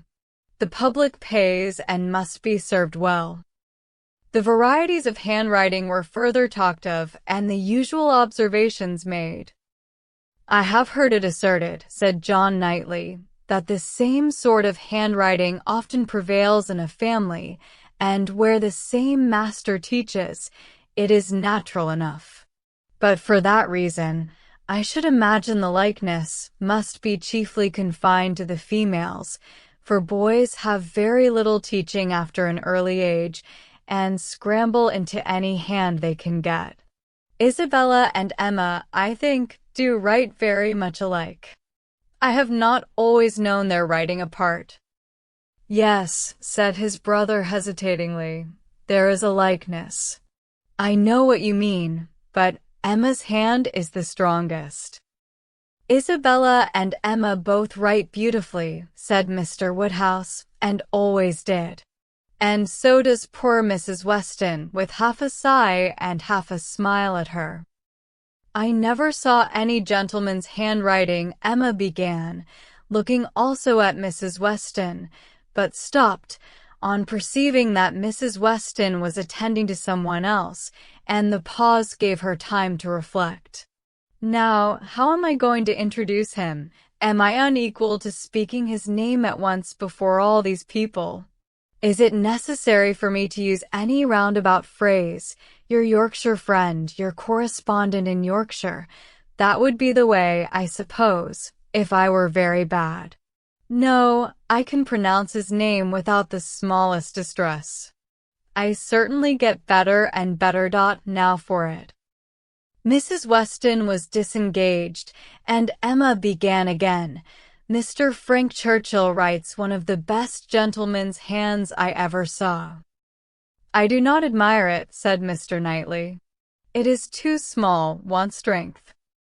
It is like a woman's writing. This was not submitted to by either lady. They vindicated him against the base aspersion.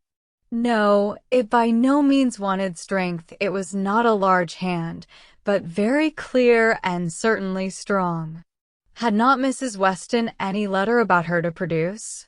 No, she had heard from him very lately, but having answered the letter, had put it away. If we were in the other room, said Emma, if I had my writing desk, I am sure I could produce a specimen. I have a note of his. Do not you remember, Mrs. Weston, employing him to write for you one day? He chose to say he was employed. Well, I have that note, and can show it after dinner to convince Mr. Knightley. Oh, when a gallant young man, like Mr. Frank Churchill, said Mr. Knightley drily, writes to a fair lady like Miss Woodhouse, he will, of course, put forth his best. Dinner was on table. Mrs. Elton, before she could be spoken to, was ready, and before Mr. Woodhouse had reached her with his request to be allowed to hand her into the dining parlor, was saying, "Must I go first? I really am ashamed of always leading the way." Jane's solicitude about fetching her own letters had not escaped Emma. She had heard and seen it all, and felt some curiosity to know whether the wet walk of this morning had produced any. She suspected that it had, that it would not have been so resolutely encountered but in full expectation of hearing from someone very dear, and that it had not been in vain. She thought there was an air of greater happiness than usual, a glow both of complexion and spirits. She could have made an inquiry or two as to the expedition and the expense of the Irish mails. It was at her tongue's end, but she abstained. She was quite determined not to utter a word that should hurt Jane Fairfax's feelings, and they followed the other ladies out of the room, arm in arm, with an appearance of goodwill highly becoming to the beauty and grace of each. Chapter 17. When the ladies returned to the drawing-room after dinner, Emma found it hardly possible to prevent their making two distinct parties. With so much perseverance in judging and behaving ill did Mrs. Elton engross Jane Fairfax and slight herself. She and Mrs. Weston were obliged to be almost always either talking together or silent together. Mrs. Elton left them no choice. If Jane repressed her for a little time, she soon began again, and though much that passed between them was in a half-whisper, especially on Mrs. Elton's side. There was no avoiding a knowledge of their principal subjects, the post office catching cold fetching letters, and friendship were long under discussion, and to them succeeded one which must be at least equally unpleasant to Jane, inquiries whether she had yet heard of any situation likely to suit her, and professions of Mrs. Elton's meditated activity. "Here is April come," said she. "I get quite anxious about you. June will soon be here." But I have never fixed on June or any other month, merely looked forward to the summer in general. "But have you really heard of nothing?" "I have not even made any inquiry. I do not wish to make any yet." "Oh, my dear, we cannot begin too early. You are not aware of the difficulty of procuring exactly the desirable thing." "I'm not aware," said Jane, shaking her head. "Dear Mrs. Elton, who can have thought of it as I have done? But you have not seen so much of the world as I have. You do not know how many candidates there always are for the first situations. I saw a vast deal of that in the neighborhood round Maple Grove. A cousin of Mr. Suckling, Mrs. Bragg, had such an infinity of applications. Everybody was anxious to be in her family, for she moves in the first circle. Wax candles in the schoolroom. You may imagine how desirable. Of all houses in the kingdom, Mrs. Bragg's is the one I would most wish to see you in." "Colonel and Mrs. Campbell are to be in town again by midsummer," said Jane. "I must spend some time with them. I am sure they will want it. Afterwards I may probably be glad to dispose of myself. But I would not wish you to take the trouble of making any inquiries at present." "Trouble? I know your scruples. You are afraid of giving me trouble, but I assure you, my dear Jane, the Campbells can hardly be more interested about you than I am. I shall write to Mrs. Partridge in a day or two, and shall give her a strict charge to be on the lookout for anything eligible." "Thank you, but I would rather you did not mention the subject to her. Till the time draws nearer, I do not wish to be giving anybody trouble." "But, my dear child, the time is drawing near. Here is April, and June, or say even July, is very near, with such business to accomplish before us. Your inexperience really amuses me. A situation such as you deserve and your friends would require for you is no everyday occurrence, is not obtained at a moment's notice. Indeed, we must begin inquiring directly." "Excuse me, ma'am, but this is by no means my intention. I make no inquiry myself, and should be sorry to have any made by my friends. When I am quite determined as to the time, I am not at all afraid of being long unemployed. There are places in town, offices, where inquiry would soon produce something, offices for the sale, not quite of human flesh, but of human intellect." "Oh, my dear, human flesh. You quite shock me. If you mean a fling at the slave trade, I assure you Mr. Suckling was always rather a friend to the abolition." "I did not mean, I was not thinking of the slave trade," replied Jane. "Governess trade, I assure you, was all that I had in view. Widely different certainly as to the guilt of those who carry it on, but as to the greater misery of the victims, I do not know where it lies. But I only mean to say that there are advertising offices, and that by applying to them I should have no doubt of very soon meeting with something that would do." "Something that would do," repeated Mrs. Elton. "Aye, that may suit your humble ideas of yourself. I know what a modest creature you are, but it will not satisfy your friends to have you taking up with anything that may offer any inferior commonplace situation, in a family not moving in a certain circle, or able to command the elegancies of life. You are very obliging, but as to all that I am very indifferent. It would be no object to me to be with the rich. My mortifications, I think, would only be the greater. I should suffer more from comparison. A gentleman's family is all that I should condition for. I know you, I know you. You would take up with anything, but I shall be a little more nice, and I am sure the good Campbells will be quite on my side. With your superior talents, you have a right to move in the first circle. Your musical knowledge alone would entitle you to name your own terms, have as many rooms as you like, and mix in the family as much as you chose. That is, I do not know, if you knew the harp, you might do all that, I am very sure, but you sing as well as play. Yes, I really believe you might, even without the harp. Stipulate for what you chose, and you must and shall be delightfully, honorably, and comfortably settled before the Campbells, or I have any rest. You may well class the delight, the honor, and the comfort of such a situation together, said Jane. They are pretty sure to be equal. However, I am very serious in not wishing anything to be attempted at present for me. I am exceedingly obliged to you, Mrs. Elton. I am obliged to anybody who feels for me, but I am quite serious in wishing nothing to be done till the summer.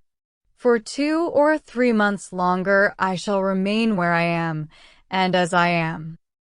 And I am quite serious too, I assure you, replied Mrs. Elton gaily, in resolving to be always on the watch, and employing my friends to watch also, that nothing really unexceptionable may pass us.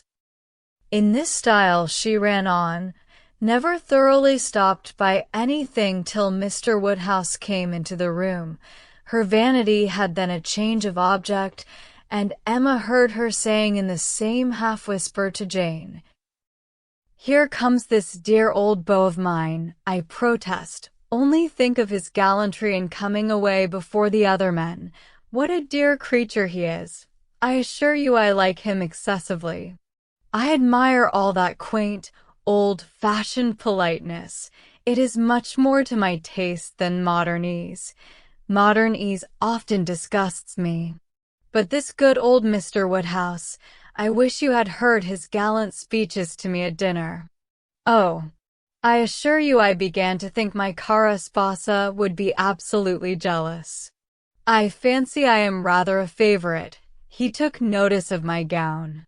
How do you like it? Selina's choice, handsome, I think, but I do not know whether it is not over-trimmed.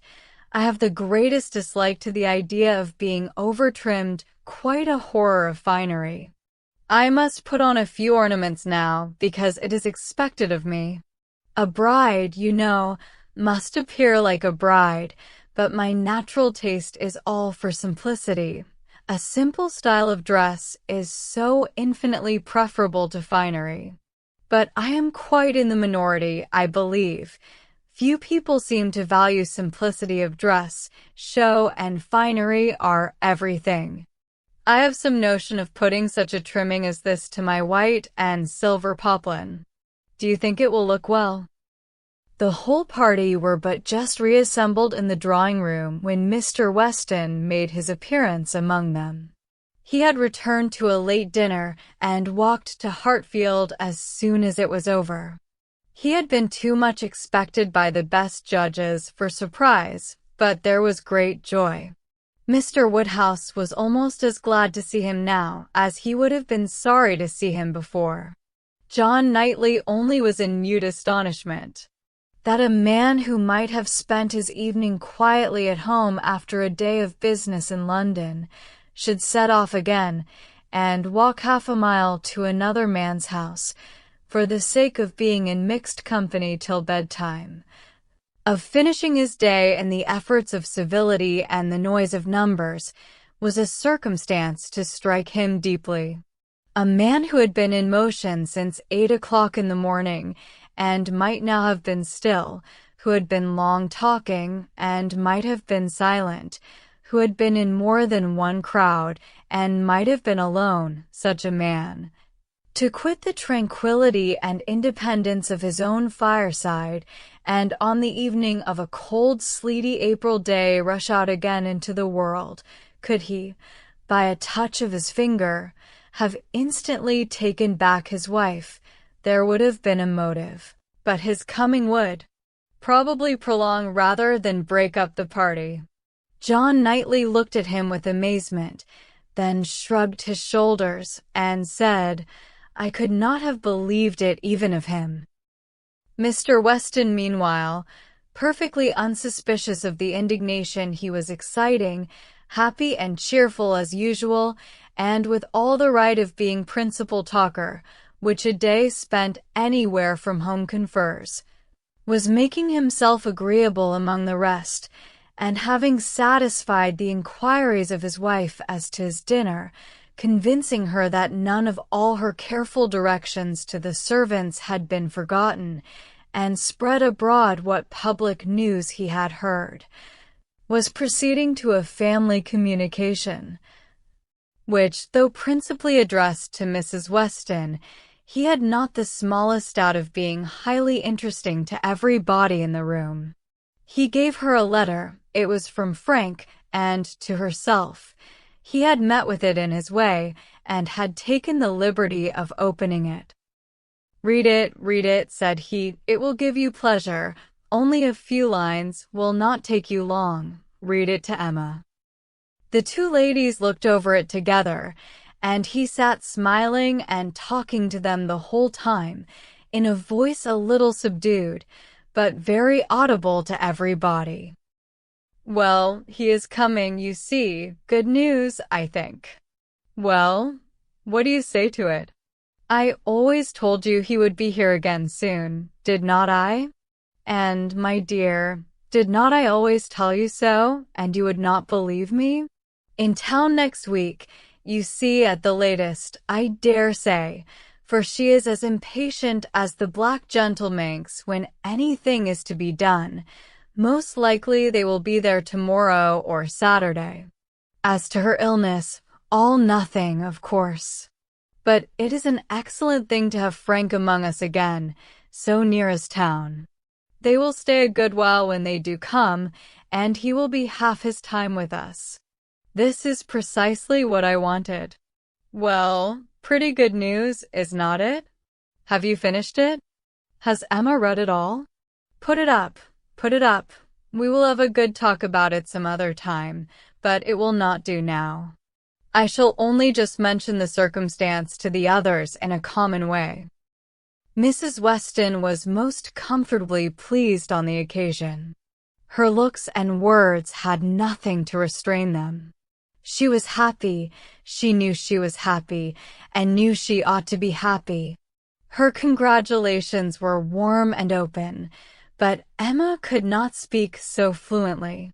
She was a little occupied in weighing her own feelings and trying to understand the degree of her agitation, which she rather thought was considerable. Mr. Weston, however, too eager to be very observant, too communicative to want others to talk, was very well satisfied with what she did say, and soon moved away to make the rest of his friends happy by a partial communication of what the whole room must have overheard already. It was well that he took everybody's joy for granted, or he might not have thought either Mr. Woodhouse or Mr. Knightley particularly delighted. They were the first entitled, after Mrs. Weston and Emma, to be made happy. From them he would have proceeded to Miss Fairfax, but she was so deep in conversation with John Knightley that it would have been too positive an interruption, and, finding himself close to Mrs. Elton, and her attention disengaged, he necessarily began on the subject with her. Chapter 18. "I hope I shall soon have the pleasure of introducing my son to you," said Mr. Weston. Mrs. Elton, very willing to suppose a particular compliment intended her by such a hope, smiled most graciously. "You have heard of a certain Frank Churchill, I presume," he continued, "and know him to be my son, though he does not bear my name. Oh yes, and I shall be very happy in his acquaintance. I am sure Mr. Elton will lose no time in calling on him, and we shall both have great pleasure in seeing him at the vicarage. You are very obliging. Frank will be extremely happy, I am sure.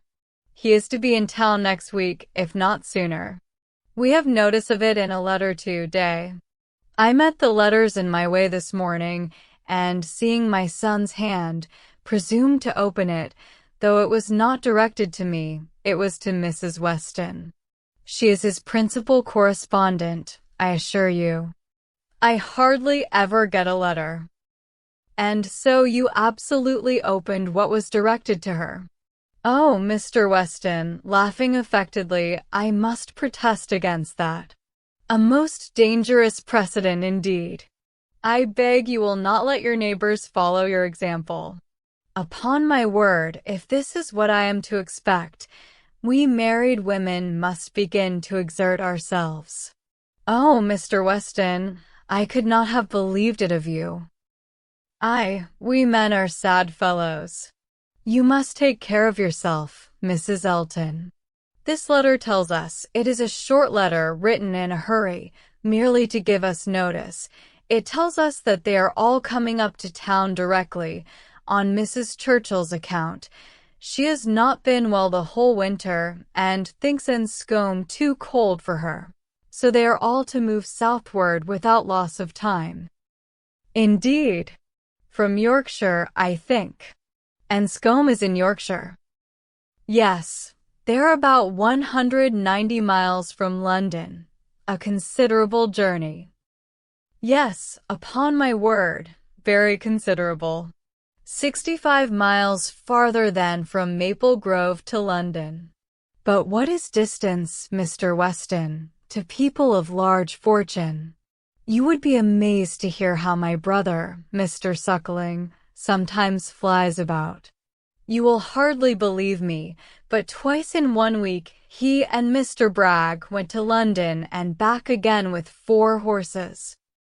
The evil of the distance from Enscombe, said Mr. Weston, is that Mrs. Churchill, as we understand, has not been able to leave the sofa for a week together. In Frank's last letter she complained, he said, of being too weak to get into her conservatory without having both his arm and his uncle's. This, you know, speaks a great degree of weakness, but now she is so impatient to be in town that she means to sleep only 2 nights on the road, so Frank writes word. Certainly, delicate ladies have very extraordinary constitutions, Mrs. Elton. You must grant me that. No, indeed, I shall grant you nothing. I always take the part of my own sex. I do indeed. I give you notice, you will find me a formidable antagonist on that point. I always stand up for women, and I assure you, if you knew how Selina feels with respect to sleeping at an inn, you would not wonder at Mrs. Churchill's making incredible exertions to avoid it. Selina says it is quite horror to her, and I believe I have caught a little of her nicety. She always travels with her own sheets, an excellent precaution. Does Mrs. Churchill do the same? Depend upon it, Mrs. Churchill does everything that any other fine lady ever did.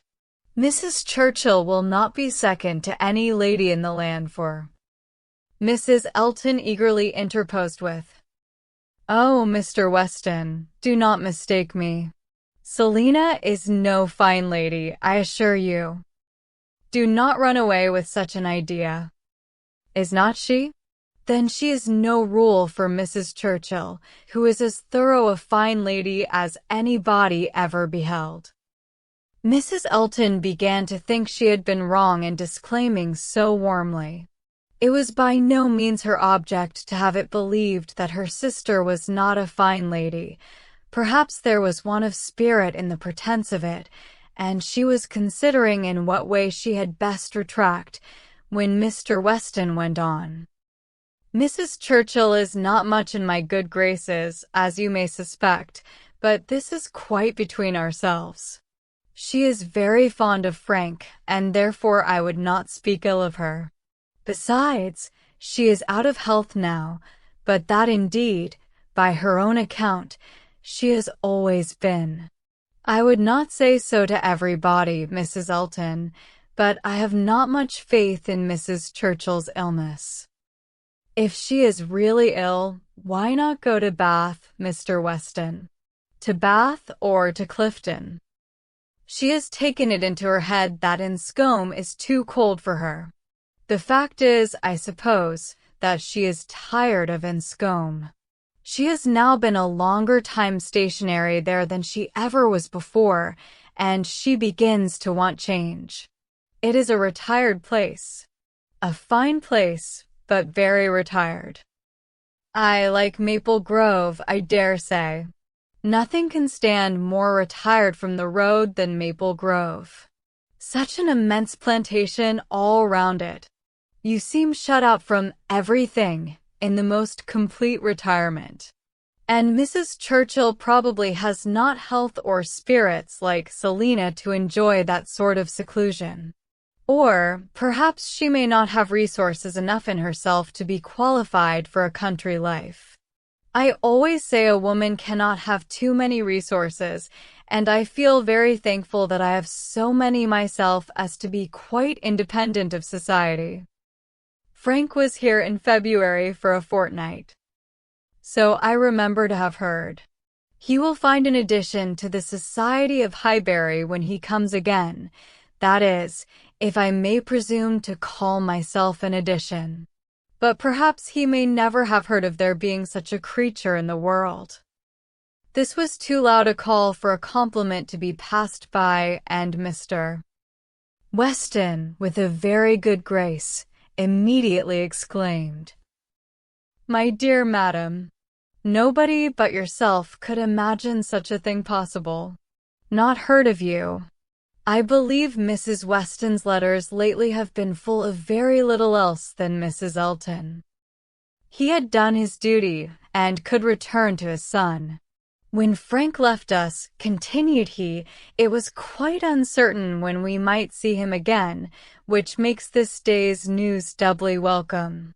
It has been completely unexpected.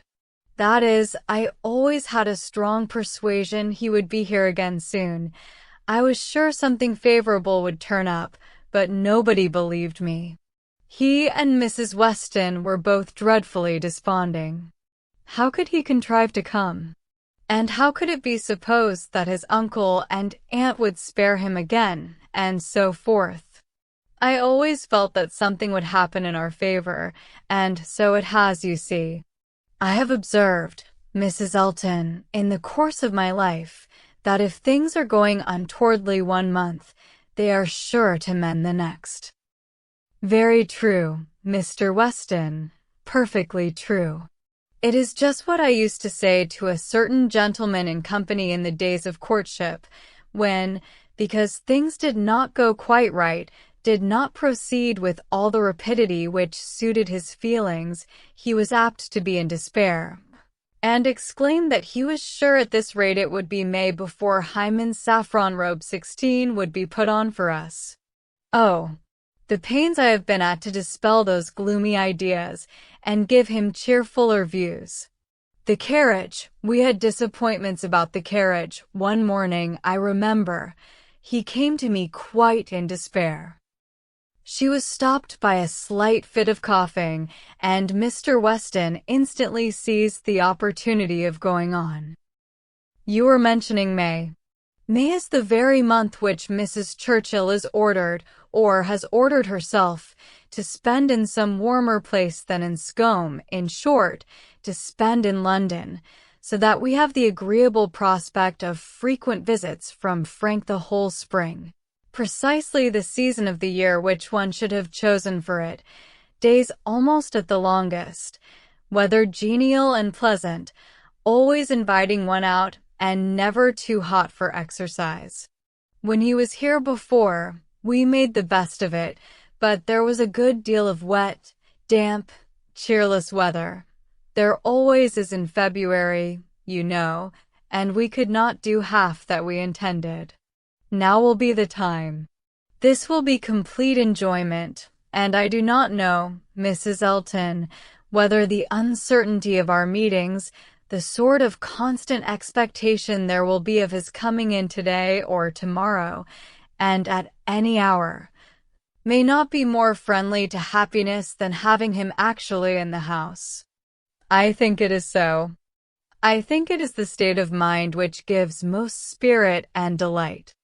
I hope you will be pleased with my son, but you must not expect a prodigy.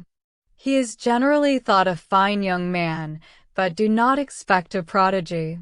Mrs. Weston's partiality for him is very great, and, as you may suppose, most gratifying to me. She thinks nobody equal to him. And I assure you, Mr. Weston, I have very little doubt that my opinion will be decidedly in his favor. I have heard so much in praise of Mr. Frank Churchill. At the same time, it is fair to observe that I am one of those who always judge for themselves and are by no means implicitly guided by others. I give you notice that as I find your son, so I shall judge of him. I am no flatterer. Mr. Weston was musing. I hope, said he presently, I have not been severe upon poor Mrs. Churchill. If she is ill, I should be sorry to do her injustice, but there are some traits in her character which make it difficult for me to speak of her with the forbearance I could wish.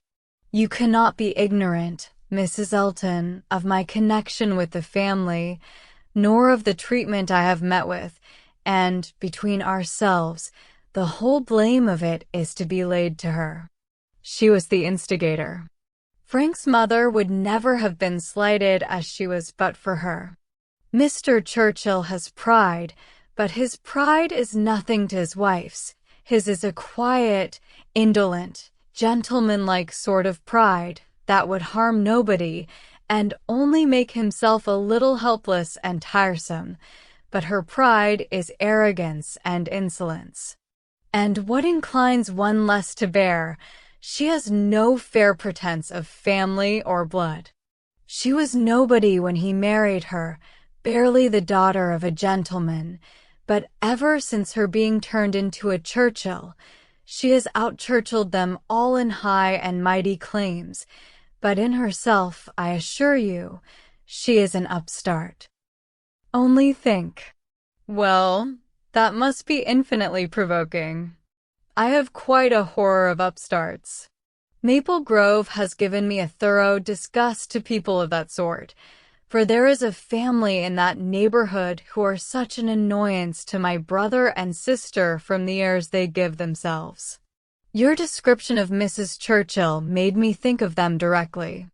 People of the name of Tupman, very lately settled there and encumbered with many low connections, but giving themselves immense airs and expecting to be on a footing with the old established families. A year and a half is the very utmost that they can have lived at West Hall, and how they got their fortune nobody knows. They came from Birmingham, which is not a place to promise much, you know, Mr. Weston. One has not great hopes from Birmingham.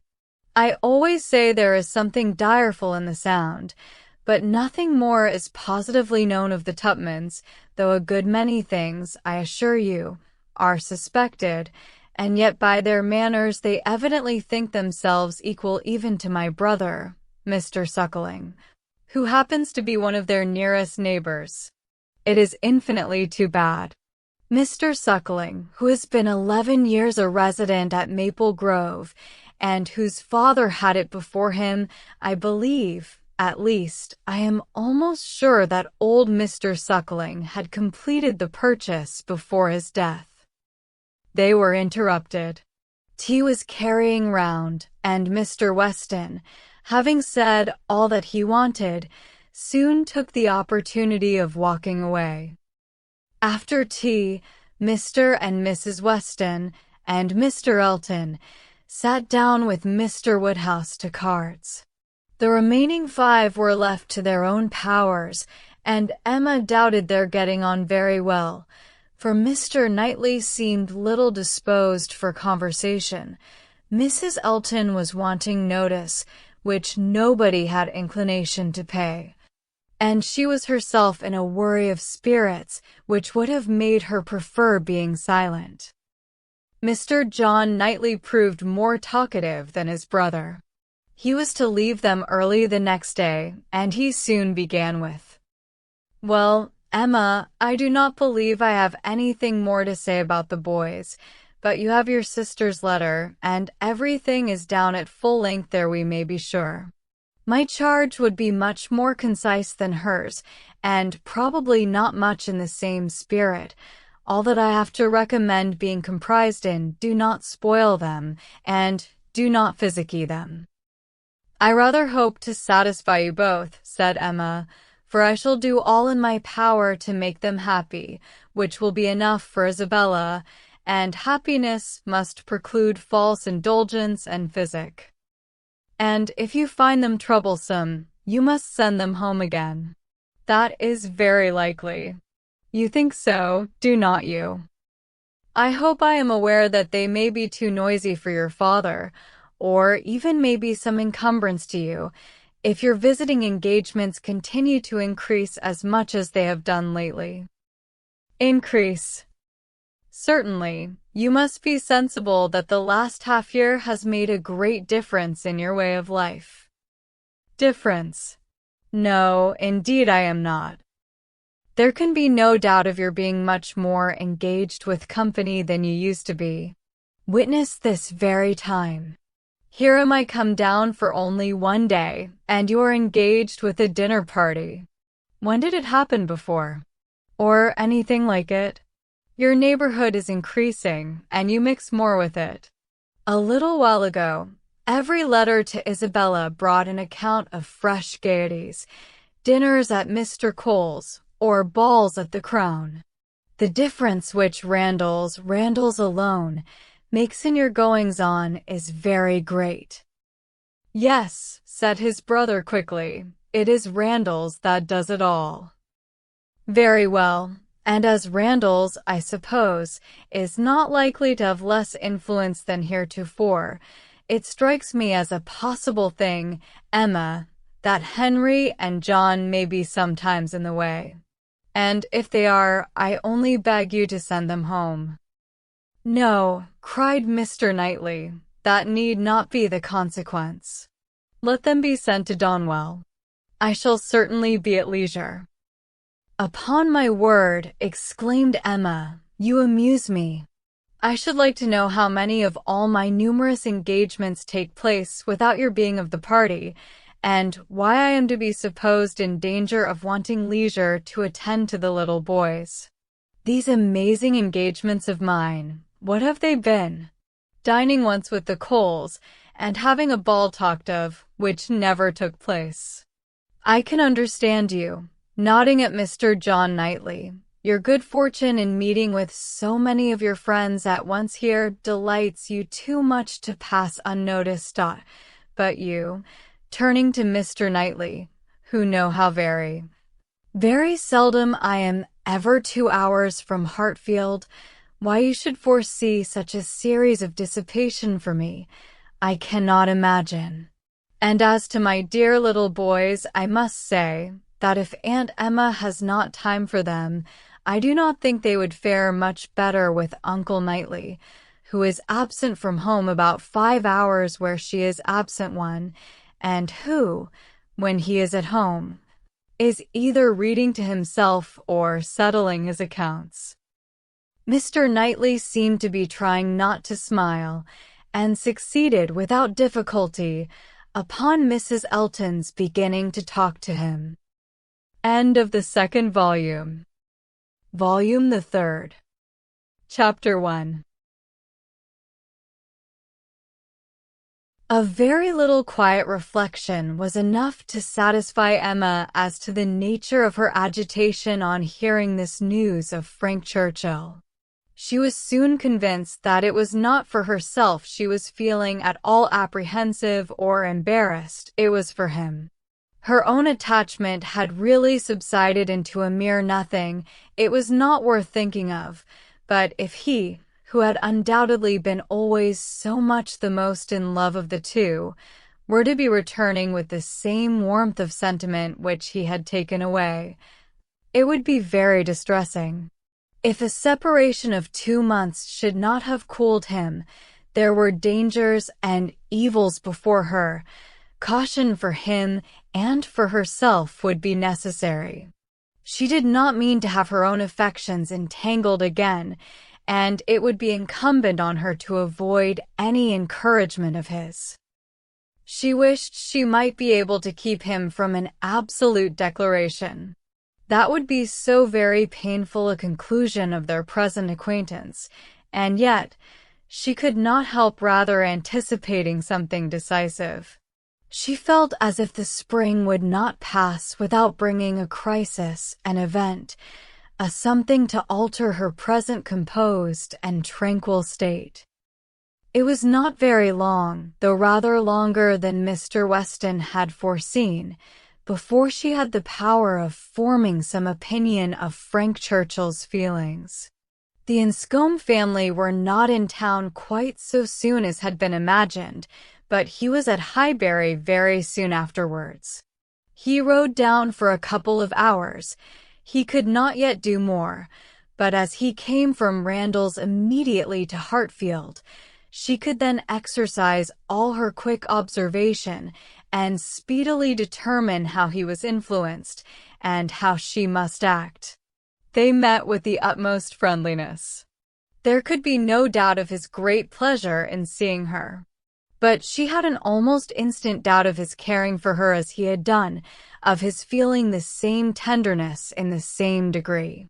She watched him well. It was a clear thing he was less in love than he had been. Absence, with the conviction probably of her indifference, had produced this very natural and very desirable effect.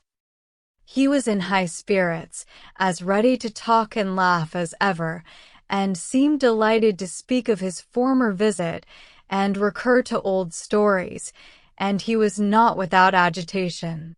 It was not in his calmness that she read his comparative indifference. He was not calm.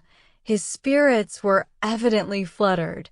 There was restlessness about him.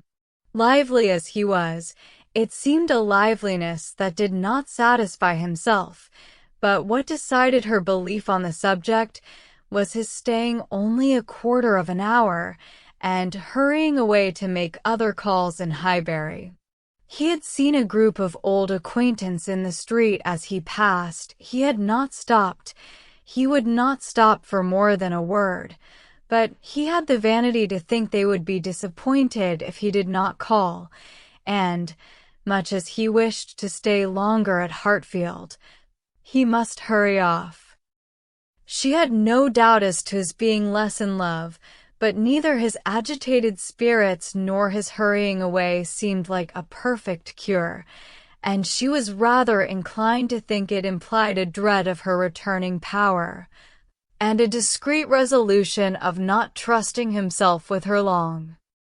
This was the only visit from Frank Churchill in the course of 10 days. He was often hoping, intending to come, but was always prevented. His aunt could not bear to have him leave her. Such was his own account at Randalls. If he were quite sincere, if he really tried to come, it was to be inferred that Mrs. Churchill's removal to London had been of no service to the wilful or nervous part of her disorder. That she was really ill was very certain. He had declared himself convinced of it at Randalls. Though much might be fancy, he could not doubt, when he looked back, that she was in a weaker state of health than she had been half a year ago. He did not believe it to proceed from anything that care and medicine might not remove, or at least that she might not have many years of existence before her, but he could not be prevailed on, by all his father's doubts, to say that her complaints were merely imaginary, or that she was as strong as ever. It soon appeared that London was not the place for her. She could not endure its noise. Her nerves were under continual irritation and suffering, and by the 10 days' end, her nephew's letter to Randalls communicated a change of plan. They were going to remove immediately to Richmond. Mrs. Churchill had been recommended to the medical skill of an eminent person there, and had otherwise a fancy for the place. A ready-furnished house in a favorite spot was engaged, and much benefit expected from the change. Emma heard that Frank wrote in the highest spirits of this arrangement, and seemed most fully to appreciate the blessing of having 2 months before him of such near neighborhood to many dear friends, for the house was taken for May and June. She was told that now he wrote with the greatest confidence of being often with them, almost as often as he could even wish.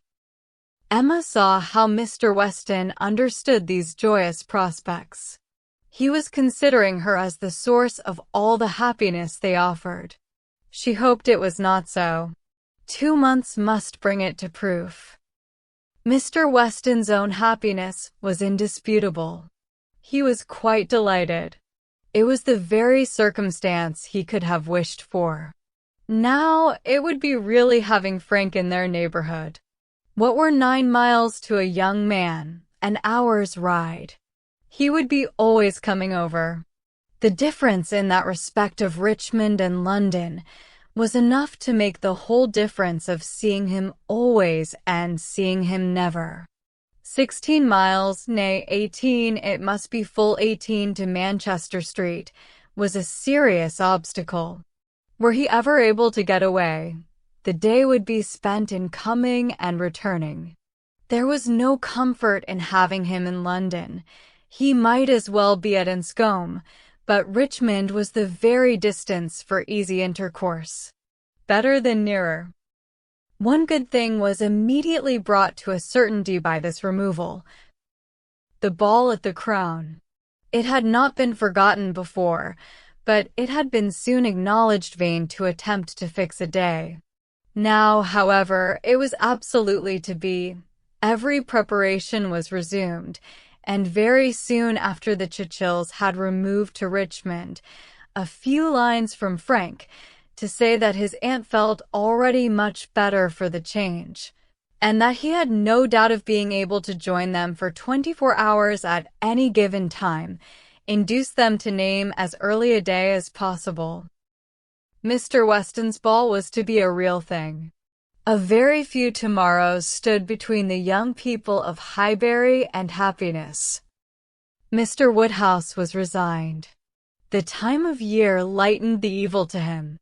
May was better for everything than February. Mrs. Bates was engaged to spend the evening at Hartfield. James had due notice, and he sanguinely hoped that neither dear little Henry nor dear little John would have anything the matter with them while dear Emma were gone. Chapter 2. No misfortune occurred, again to prevent the ball. The day approached, the day arrived, and after a morning of some anxious watching, Frank Churchill, in all the certainty of his own self, reached Randalls before dinner, and everything was safe. No second meeting had there yet been between him and Emma. The room at the Crown was to witness it, but it would be better than a common meeting in a crowd. Mr. Weston had been so very earnest in his entreaties for her early attendance, for her arriving there as soon as possible after themselves, for the purpose of taking her opinion as to the propriety and comfort of the rooms before any other person came, that she could not refuse him, and must therefore spend some quiet interval in the young man's company. She was to convey Harriet, and they drove to the Crown in good time, the Randalls party just sufficiently before them. Frank Churchill seemed to have been on the watch, and though he did not say much, his eyes declared that he meant to have a delightful evening. They all walked about together, to see that everything was as it should be, and within a few minutes were joined by the contents of another carriage, which Emma could not hear the sound of at first, without great surprise. So unreasonably early, she was going to exclaim, but she presently found that it was a family of old friends who were coming, like herself, by particular desire to help Mr. Weston's judgment. And they were so very closely followed by another carriage of cousins, who had been entreated to come early with the same distinguishing earnestness, on the same errand, that it seemed as if half the company might soon be collected together for the purpose of preparatory inspection.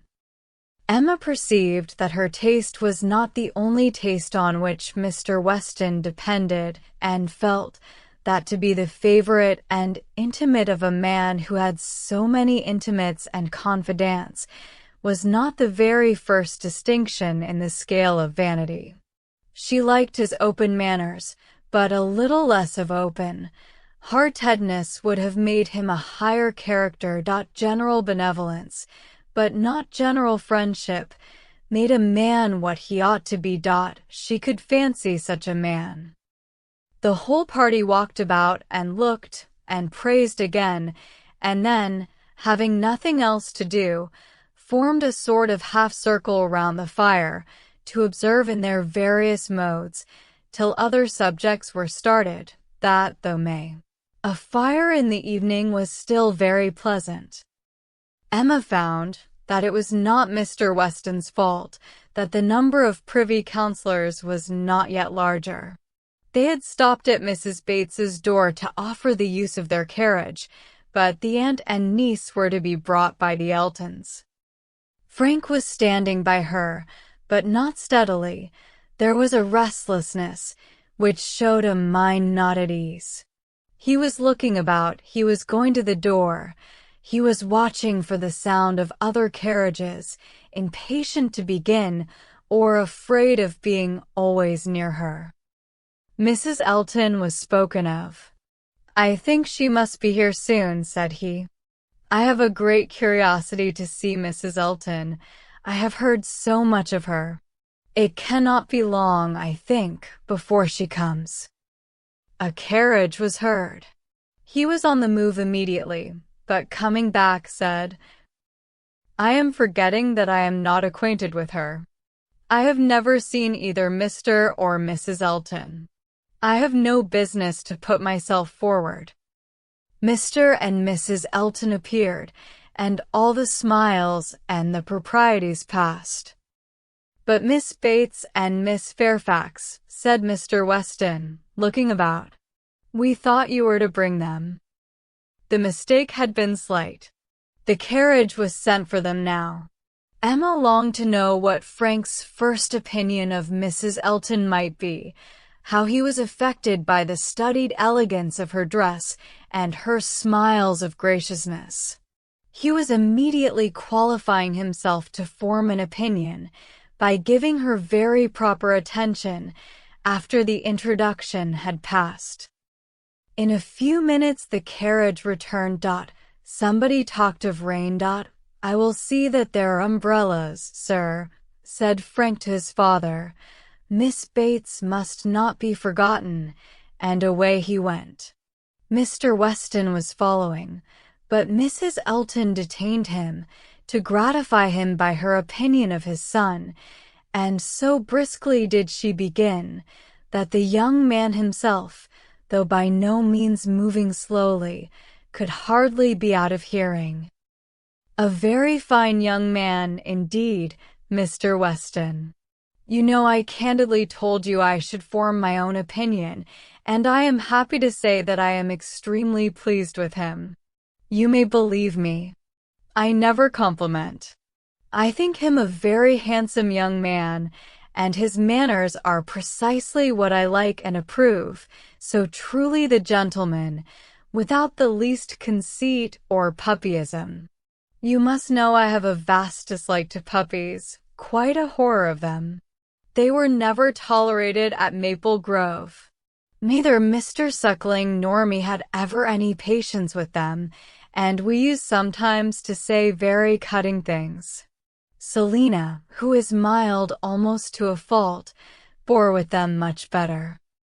While she talked of his son, Mr. Weston's attention was chained, but when she got to Maple Grove, he could recollect that there were ladies just arriving to be attended to, and with happy smiles must hurry away. Mrs. Elton turned to Mrs. Weston. "I have no doubt of its being our carriage with Miss Bates and Jane. Our coachmen and horses are so extremely expeditious. I believe we drive faster than anybody. What a pleasure it is to send one's carriage for a friend. I understand you were so kind as to offer, but another time it will be quite unnecessary.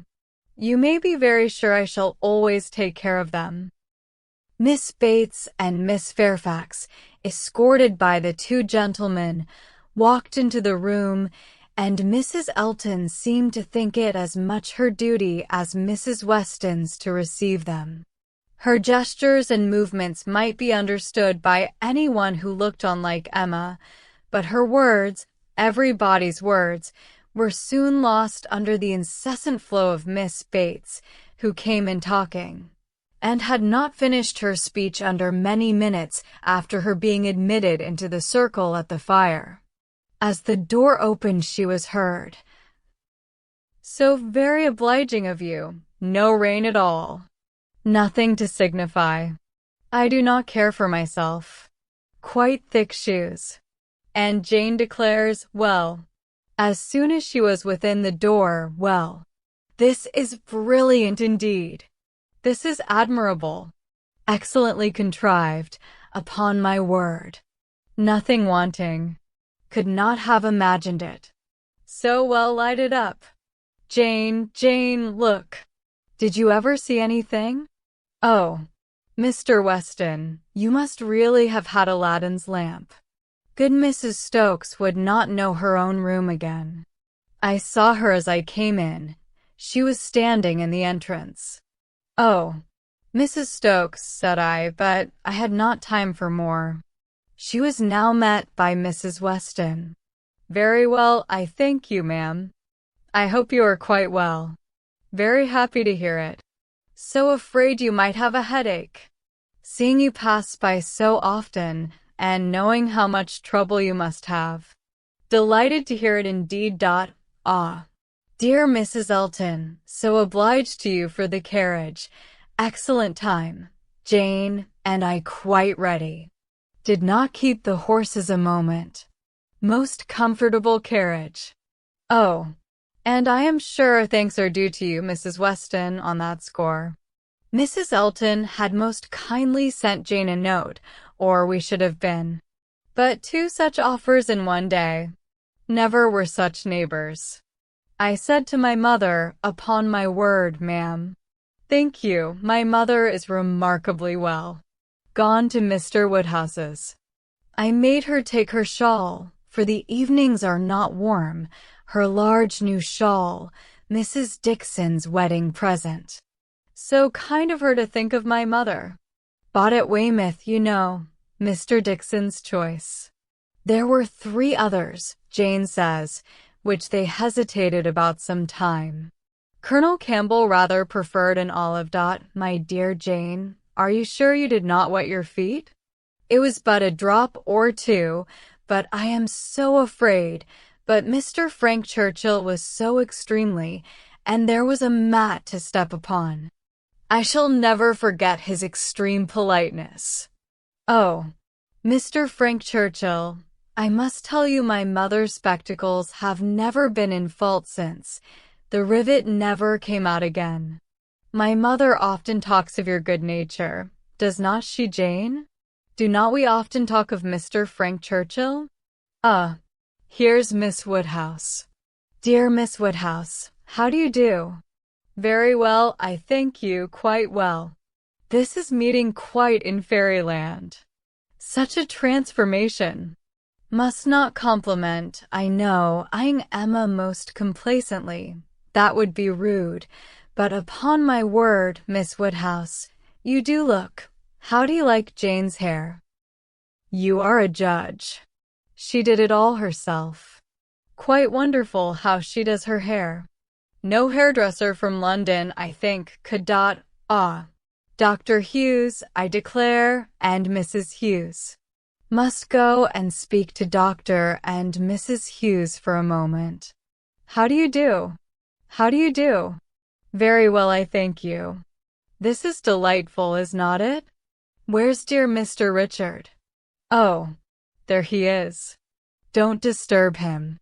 Much better employed talking to the young ladies. How do you do, Mr. Richard? I saw you the other day as you rode through the town. Mrs. Otway, I protest. And good Mr. Otway, and Miss Otway, and Miss Caroline. Such a host of friends. And Mr. George and Mr. Arthur. How do you do? How do you all do? Quite well, I am much obliged to you. Never better. Don't I hear another carriage? Who can this be? Very likely the worthy Coles. Upon my word, this is charming, to be standing about among such friends. And such a noble fire. I am quite roasted. No coffee, I thank you for me. Never take coffee. A little tea, if you please, sir, by and by, no hurry. Oh, here it comes. Everything's so good. Frank Churchill returned to his station by Emma, and as soon as Miss Bates was quiet, she found herself necessarily overhearing the discourse of Mrs. Elton and Miss Fairfax, who were standing a little way behind her. He was thoughtful. Whether he were overhearing too, she could not determine. After a good many compliments to Jane on her dress and look, compliments very quietly and properly taken, Mrs. Elton was evidently wanting to be complimented herself, and it was, "How do you like my gown? How do you like my trimming? How has Wright done my hair?" with many other relative questions, all answered with patient politeness. Mrs. Elton then said, "Nobody can think less of dress in general than I do, but upon such an occasion as this, when everybody's eyes are so much upon me, and in compliment to the Westons, who I have no doubt are giving this ball chiefly to do me honor, I would not wish to be inferior to others, and I see very few pearls in the room except mine. So, Frank Churchill is a capital dancer, I understand. We shall see if our styles suit. A fine young man certainly is Frank Churchill. I like him very well." At this moment Frank began talking so vigorously that Emma could not but imagine he had overheard his own praises and did not want to hear more, and the voices of the ladies were drowned for a while, till another suspension brought Mrs. Elton's tones again distinctly forward. Mr. Elton had just joined them, and his wife was exclaiming, "Oh, you have found us out at last, have you, in our seclusion? I was this moment telling Jane, I thought you would begin to be impatient for tidings of us." "Jane," repeated Frank Churchill, with a look of surprise and displeasure. "That is easy, but Miss Fairfax does not disapprove it, I suppose." "How do you like Mrs. Elton?" said Emma in a whisper. "Not at all." "You are ungrateful." "Ungrateful? What do you mean?" Then changing from a frown to a smile, "No, do not tell me. I do not want to know what you mean. Where is my father? When are we to begin dancing?" Emma could hardly understand him. He seemed in an odd humor. He walked off to find his father, but was quickly back again with both Mr. and Mrs. Weston. He had met with them in a little perplexity, which must be laid before Emma. It had just occurred to Mrs. Weston that Mrs. Elton must be asked to begin the ball, that she would expect it, which interfered with all their wishes of giving Emma that distinction. Emma heard the sad truth with fortitude. "And what are we to do for a proper partner for her?" said Mr. Weston. She will think Frank ought to ask her."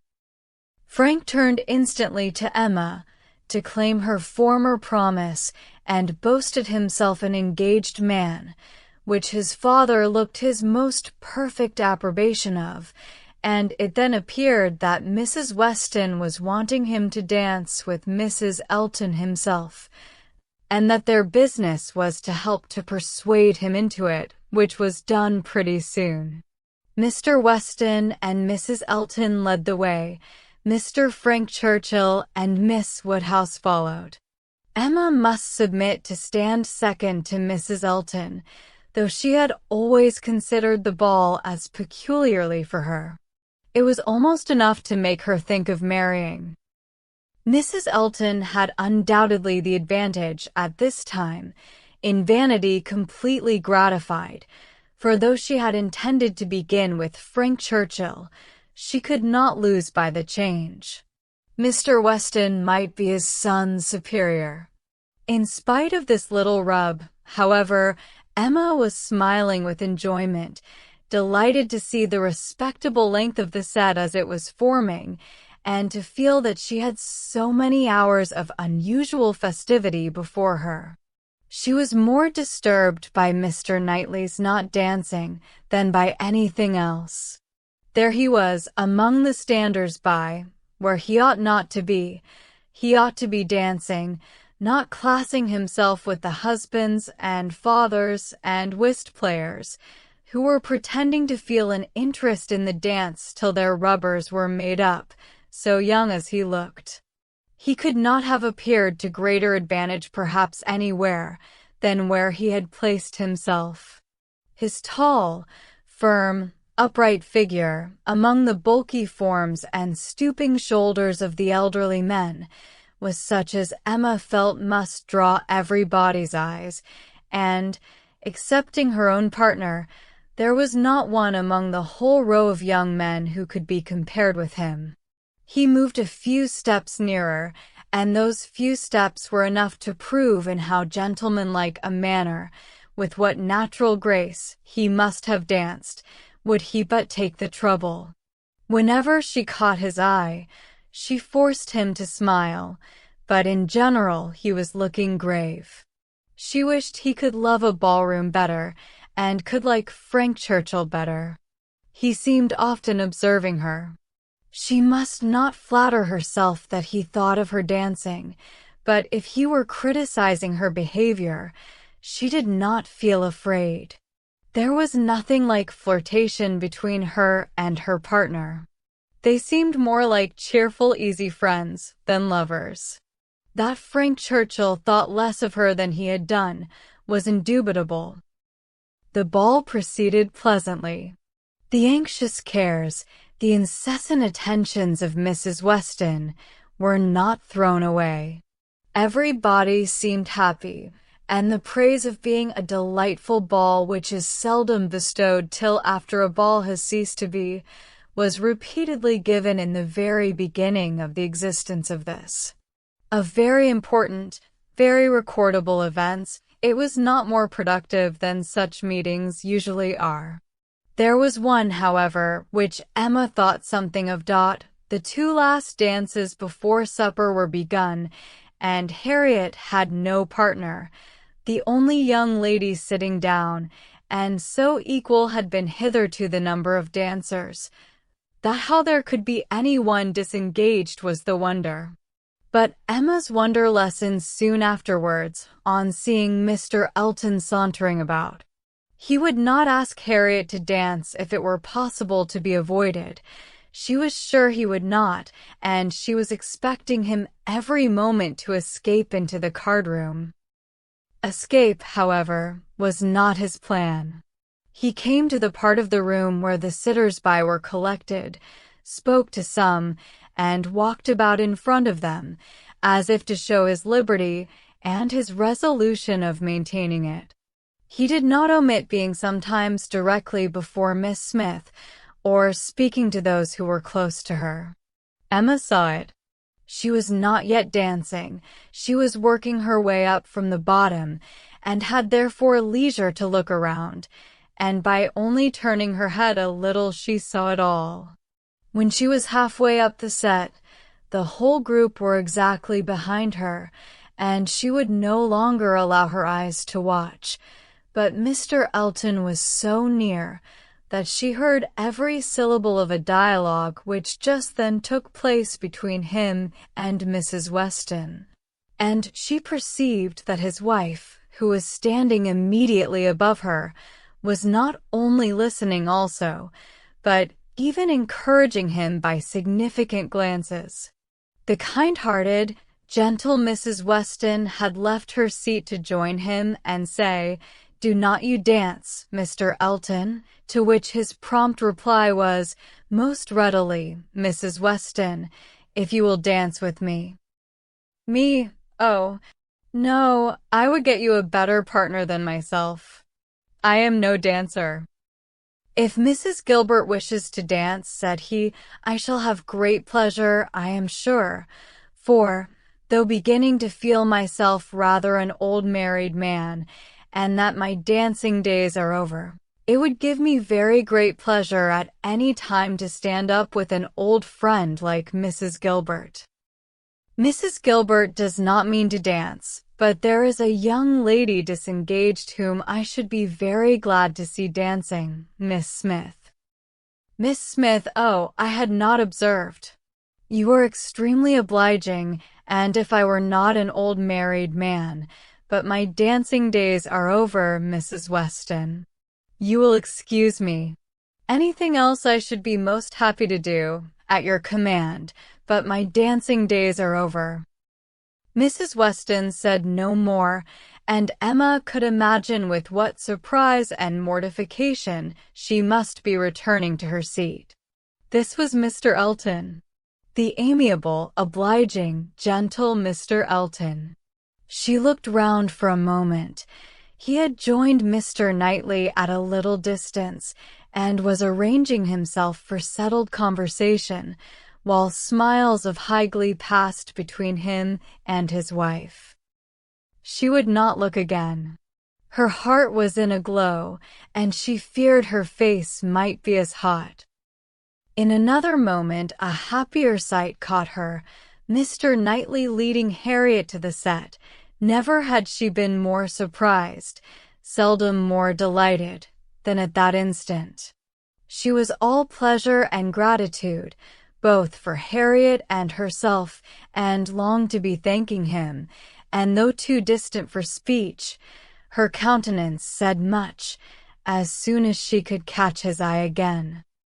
His dancing proved to be just what she had believed it, extremely good, and Harriet would have seemed almost too lucky if it had not been for the cruel state of things before, and for the very complete enjoyment and very high sense of the distinction which her happy features announced. It was not thrown away on her. She bounded higher than ever, flew farther down the middle, and was in a continual course of smiles. Mr. Elton had retreated into the card-room, looking, Emma trusted, very foolish. She did not think he was quite so hardened as his wife, though growing very like her. She spoke some of her feelings by observing audibly to her partner, "Knightley has taken pity on poor little Miss Smith. Very good natured, I declare." Supper was announced. The move began, and Miss Bates might be heard from that moment without interruption, till her being seated at table and taking up her spoon. "Jane, Jane, my dear Jane, where are you? Here is your tippet. Mrs. Weston begs you to put on your tippet. She says she is afraid there will be draughts in the passage, though everything has been done, one door nailed up, quantities of matting, my dear Jane. Indeed you must. Mr. Churchill, oh, you are too obliging. How well you put it on. So gratified. Excellent dancing indeed. Yes, my dear, I ran home, as I said I should, to help Grandmamma to bed, and got back again, and nobody missed me. I set off without saying a word, just as I told you.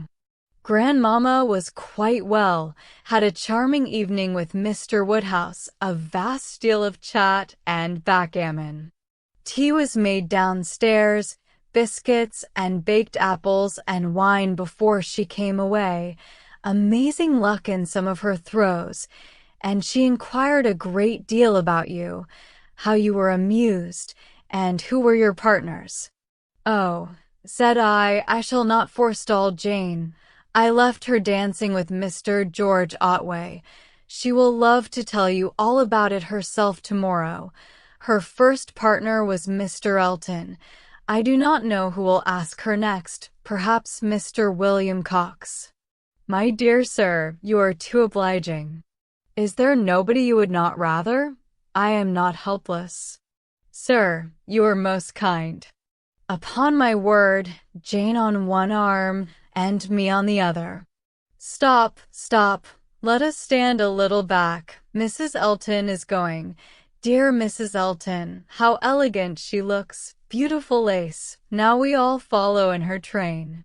Quite the queen of the evening. Well, here we are at the passage. 2 steps, Jane. Take care of the 2 steps. Oh, no, there is but 1. Well, I was persuaded there were 2. How very odd. I was convinced there were 2, and there is but 1. I never saw anything equal to the comfort and style. Candles everywhere. I was telling you of your grandmama, Jane. There was a little disappointment.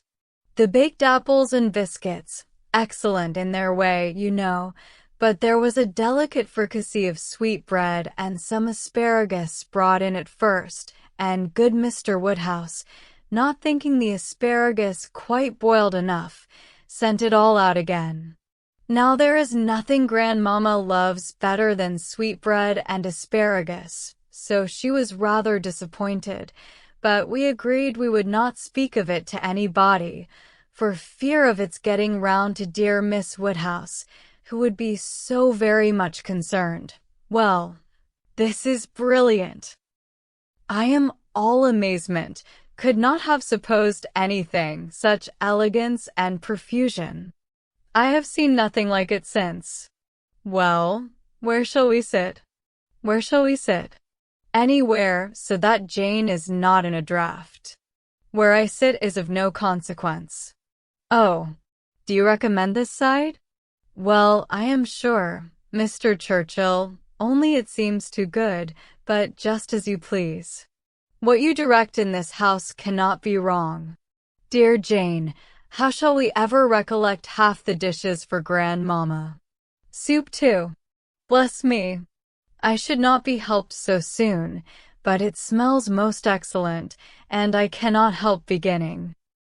Emma had no opportunity of speaking to Mr. Knightley till after supper, but when they were all in the ballroom again, her eyes invited him irresistibly to come to her and be thanked. He was warm in his reprobation of Mr. Elton's conduct.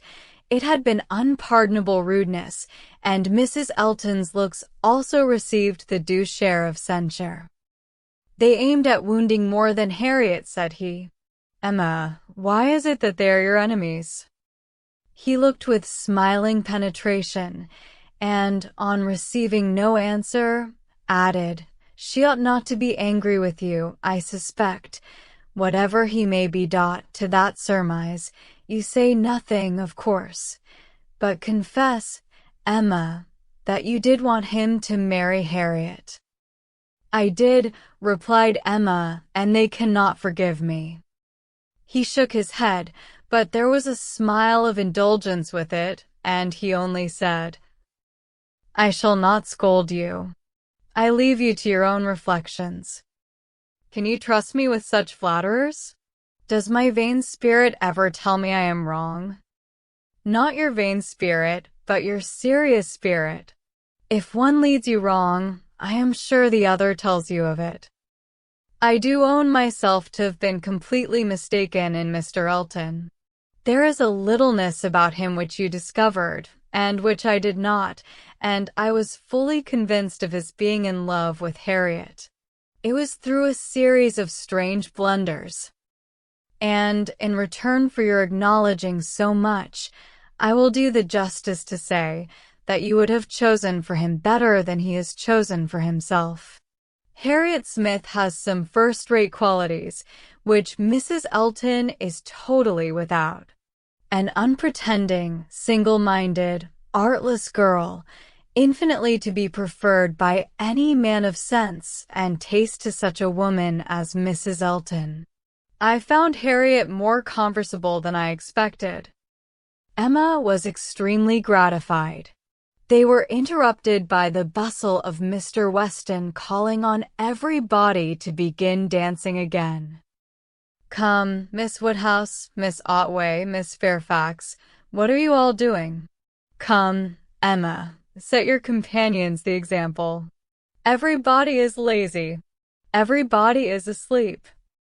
"I am ready," said Emma, "whenever I am wanted." "Whom are you going to dance with?" asked Mr. Knightley. She hesitated a moment, and then replied, "With you, if you will ask me." "Will you?" said he, offering his hand. "Indeed I will. You have shown that you can dance, and you know we are not really so much brother and sister as to make it at all improper." Brother and sister, no, indeed. Chapter 3. This little explanation with Mr. Knightley gave Emma considerable pleasure. It was one of the agreeable recollections of the ball, which she walked about the lawn the next morning to enjoy. She was extremely glad that they had come to so good an understanding respecting the Eltons, and that their opinions of both husband and wife were so much alike, and his praise of Harriet, his concession in her favor, was peculiarly gratifying. The impertinence of the Eltons, which for a few minutes had threatened to ruin the rest of her evening, had been the occasion of some of its highest satisfactions, and she looked forward to another happy result, the cure of Harriet's infatuation. From Harriet's manner of speaking of the circumstance before they quitted the ballroom, she had strong hopes. It seemed as if her eyes were suddenly opened, and she were enabled to see that Mr. Elton was not the superior creature she had believed him. The fever was over, and Emma could harbor little fear of the pulse being quickened again by injurious courtesy. She depended on the evil feelings of the Eltons for supplying all the discipline of pointed neglect that could be further requisite. Harriet rational, Frank Churchill not too much in love, and Mr. Knightley not wanting to quarrel with her, how very happy a summer must be before her. She was not to see Frank Churchill this morning. He had told her that he could not allow himself the pleasure of stopping at Hartfield, as he was to be at home by the middle of the day. She did not regret it.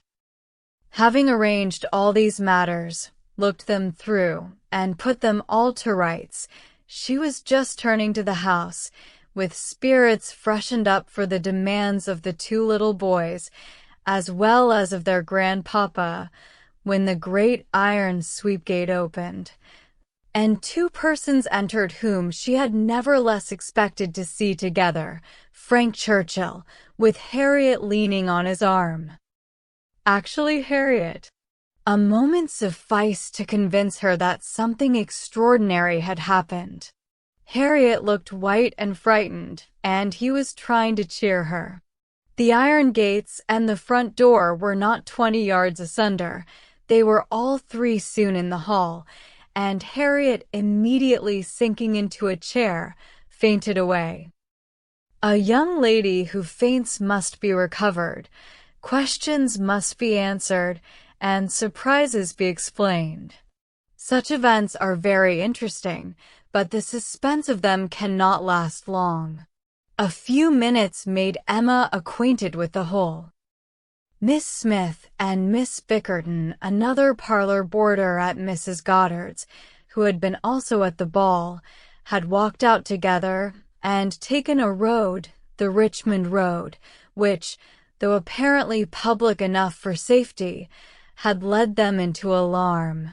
About half a mile beyond Highbury, making a sudden turn and deeply shaded by elms on each side, it became for a considerable stretch very retired, and when the young ladies had advanced some way into it, they had suddenly perceived, at a small distance before them, on a broader patch of greensward by the side, a party of gypsies.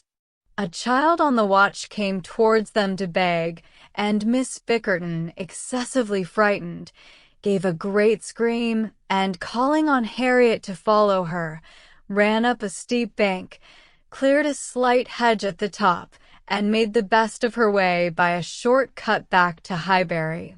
But poor Harriet could not follow. She had suffered very much from cramp after dancing, and her first attempt to mount the bank brought on such a return of it as made her absolutely powerless, and in this state, and exceedingly terrified, she had been obliged to remain.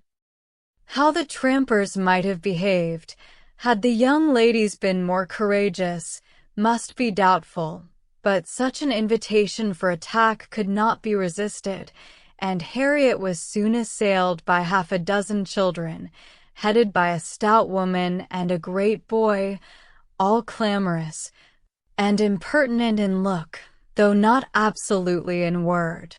More and more frightened, she immediately promised them money, and taking out her purse, gave them a shilling and begged them not to want more, or to use her ill. She was then able to walk, though but slowly, and was moving away, but her terror and her purse were too tempting, and she was followed, or rather surrounded, by the whole gang, demanding more. In this state Frank Churchill had found her, she trembling and conditioning, they loud and insolent. By a most fortunate chance, his leaving Highbury had been delayed so as to bring him to her assistance at this critical moment. The pleasantness of the morning had induced him to walk forward and leave his horses to meet him by another road, a mile or two beyond Highbury, and happening to have borrowed a pair of scissors the night before of Miss Bates, and to have forgotten to restore them, he had been obliged to stop at her door and go in for a few minutes. He was therefore later than he had intended, and, being on foot, was unseen by the whole party till almost close to them. The terror which the woman and boy had been creating in Harriet was then their own portion. He had left them completely frightened, and Harriet eagerly clinging to him, and hardly able to speak, had just strength enough to reach Hartfield before her spirits were quite overcome. It was his idea to bring her to Hartfield. He had thought of no other place. This was the amount of the whole story, of his communication and of Harriet's, as soon as she had recovered her senses and speech. He dared not stay longer than to see her well. These several delays left him not another minute to lose, and Emma engaging to give assurance of her safety to Mrs. Goddard, and notice of there being such a set of people in the neighborhood to Mr. Knightley, he set off, with all the grateful blessings that she could utter for her friend and herself. Such an adventure as this, a fine young man and a lovely young woman thrown together in such a way, could hardly fail of suggesting certain ideas to the coldest heart and the steadiest brain. So Emma thought, at least. Could a linguist, could a grammarian, could even a mathematician have seen what she did, have witnessed their appearance together, and heard their history of it, without feeling that circumstances had been at work to make them peculiarly interesting to each other? How much more must an imaginist, like herself, be on fire with speculation and foresight, especially with such a groundwork of anticipation as her mind had already made. It was a very extraordinary thing. Nothing of the sort had ever occurred before to any young ladies in the place, within her memory. No rencontre, no alarm of the kind, and now it had happened to the very person, and at the very hour, when the other very person was chancing to pass by to rescue her. It certainly was very extraordinary, and knowing, as she did, the favorable state of mind of each at this period, it struck her the more. He was wishing to get the better of his attachment to herself, she just recovering from her mania for Mr. Elton. It seemed as if everything united to promise the most interesting consequences. It was not possible that the occurrence should not be strongly recommending each to the other. In the few minutes' conversation which she had yet had with him, while Harriet had been partially insensible, he had spoken of her terror, her naivete, her fervor as she seized and clung to his arm, with a sensibility amused and delighted. And just at last, after Harriet's own account had been given, he had expressed his indignation at the abominable folly of Miss Bickerton in the warmest terms. Everything was to take its natural course, however, neither impelled nor assisted. She would not stir a step, nor drop a hint. No, she had had enough of interference. There could be no harm in a scheme, a mere passive scheme. It was no more than a wish. Beyond it she would on no account proceed. Emma's first resolution was to keep her father from the knowledge of what had passed, aware of the anxiety and alarm it would occasion, but she soon felt that concealment must be impossible. Within half an hour it was known all over Highbury. It was the very event to engage those who talk most, the young and the low, and all the youth and servants in the place were soon in the happiness of frightful news. The last night's ball seemed lost in the gipsies. Poor Mr. Woodhouse trembled as he sat, and, as Emma had foreseen, would scarcely be satisfied without their promising never to go beyond the shrubbery again. It was some comfort to him that many inquiries after himself and Miss Woodhouse, for his neighbors knew that he loved to be inquired after, as well as Miss Smith, were coming in during the rest of the day, and he had the pleasure of returning for answer that they were all very indifferent, which, though not exactly true, for she was perfectly well, and Harriet not much otherwise, Emma would not interfere with. She had an unhappy state of health in general for the child of such a man, for she hardly knew what indisposition was, and if he did not invent illnesses for her, she could make no figure in a message. The gipsies did not wait for the operations of justice. They took themselves off in a hurry. The young ladies of Highbury might have walked again in safety before their panic began, and the whole history dwindled soon into a matter of little importance, but to Emma and her nephews, in her imagination it maintained its ground. And Henry and John were still asking every day for the story of Harriet and the gipsies, and still tenaciously setting her right if she varied in the slightest particular from the original recital. Chapter 4. A very few days had passed after this adventure, when Harriet came one morning to Emma with a small parcel in her hand, and after sitting down and hesitating, thus began. Miss Woodhouse, if you are at leisure, I have something that I should like to tell you, a sort of confession to make, and then, you know, it will be over. Emma was a good deal surprised, but begged her to speak. There was a seriousness in Harriet's manner which prepared her, quite as much as her words, for something more than ordinary. It is my duty, and I am sure it is my wish, she continued, to have no reserves with you on this subject. As I am, happily, quite an altered creature in one respect, it is very fit that you should have the satisfaction of knowing it. I do not want to say more than is necessary. I am too much ashamed of having given way as I have done, and I dare say you understand me." "Yes," said Emma, "I hope I do." "How I could so long a time be fancying myself," cried Harriet warmly. "It seems like madness. I can see nothing at all extraordinary in him now. I do not care whether I meet him or not, except that, of the two, I had rather not see him, and, indeed, I would go any distance round to avoid him. But I do not envy his wife in the least.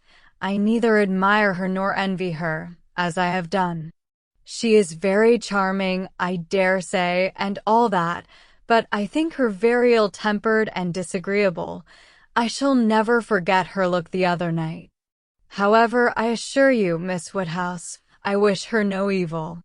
No, let them be ever so happy together, it will not give me another moment's pang, and, to convince you that I have been speaking truth, I am now going to destroy what I ought to have destroyed long ago, what I ought never to have kept.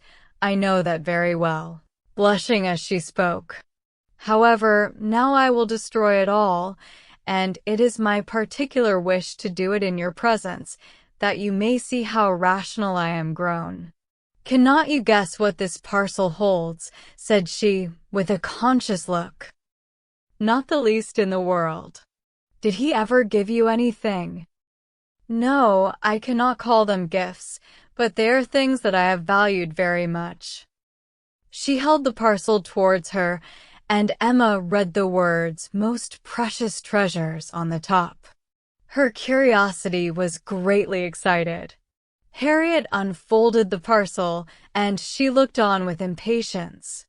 Within abundance of silver paper was a pretty little Tunbridge ware box, 17, which Harriet opened. It was well lined with the softest cotton, but, excepting the cotton, Emma saw only a small piece of court plaister. "Now," said Harriet, "you must recollect." "No, indeed I do not." "Dear me, I should not have thought it possible you could forget what passed in this very room about court plaister, one of the very last times we ever met in it. It was but a very few days before I had my sore throat, just before Mr. and Mrs. John Knightley came, I think the very evening. Do not you remember his cutting his finger with your new penknife and your recommending court plaister? But as you had none about you, and knew I had, you desired me to supply him, and so I took mine out and cut him a piece, but it was a great deal too large, and he cut it smaller, and kept playing some time with what was left before he gave it back to me. And so then, in my nonsense, I could not help making a treasure of it, so I put it by, never to be used, and looked at it now and then as a great treat." "My dearest Harriet," cried Emma, putting her hand before her face and jumping up, "you make me more ashamed of myself than I can bear. Remember it?" I remember it all now, all, except your saving this relic. I knew nothing of that till this moment, but the cutting the finger and my recommending court plaister and saying I had none about me. Oh, my sins, and I had plenty all the while in my pocket. One of my senseless tricks. I deserve to be under a continual blush all the rest of my life. Well, sitting down again, go on. What else? And had you really some at hand yourself? I am sure I never suspected it, you did it so naturally. And so you actually put this piece of court plaister by for his sake, said Emma, recovering from her state of shame and feeling, divided between wonder and amusement, and secretly she added to herself, Lord bless me. When should I ever have thought of putting by in cotton a piece of court plaister that Frank Churchill had been pulling about? I never was equal to this. Here, resumed Harriet, turning to her box again, Here is something still more valuable. I mean that has been more valuable, because this is what did really once belong to him, which the court plaister never did." Emma was quite eager to see this superior treasure. It was the end of an old pencil, the part without any lead. "This was really his," said Harriet. "Do not you remember one morning?" "No, I dare say you do not. But one morning, I forget exactly the day, but perhaps it was the Tuesday or Wednesday before that evening, he wanted to make a memorandum in his pocketbook. It was about spruce beer. Mr. Knightley had been telling him something about brewing spruce beer, and he wanted to put it down, but when he took out his pencil, there was so little lead that he soon cut it all away, and it would not do, so you lent him another. And this was left upon the table as good for nothing. But I kept my eye on it, and as soon as I dared, caught it up and never parted with it again from that moment." "I do remember it," cried Emma. "I perfectly remember it. Talking about spruce beer." "Oh, yes. Mr. Knightley and I both saying we liked it, and Mr. Elton seeming resolved to learn to like it too. I perfectly remember it. Stop. Mr. Knightley was standing just here, was not he? I have an idea he was standing just here." I do not know. I cannot recollect. It is very odd, but I cannot recollect. Mr. Elton was sitting here, I remember, much about where I am now." "Well, go on." "Oh, that's all. I have nothing more to show you or to say, except that I am now going to throw them both behind the fire, and I wish you to see me do it." "My poor dear Harriet. And have you actually found happiness in treasuring up these things?" "Yes, simpleton as I was, but I am quite ashamed of it now and wish I could forget as easily as I can burn them. It was very wrong of me, you know, to keep any remembrances after he was married. I knew it was, but had not resolution enough to part with them." "But, Harriet, is it necessary to burn the court plaister?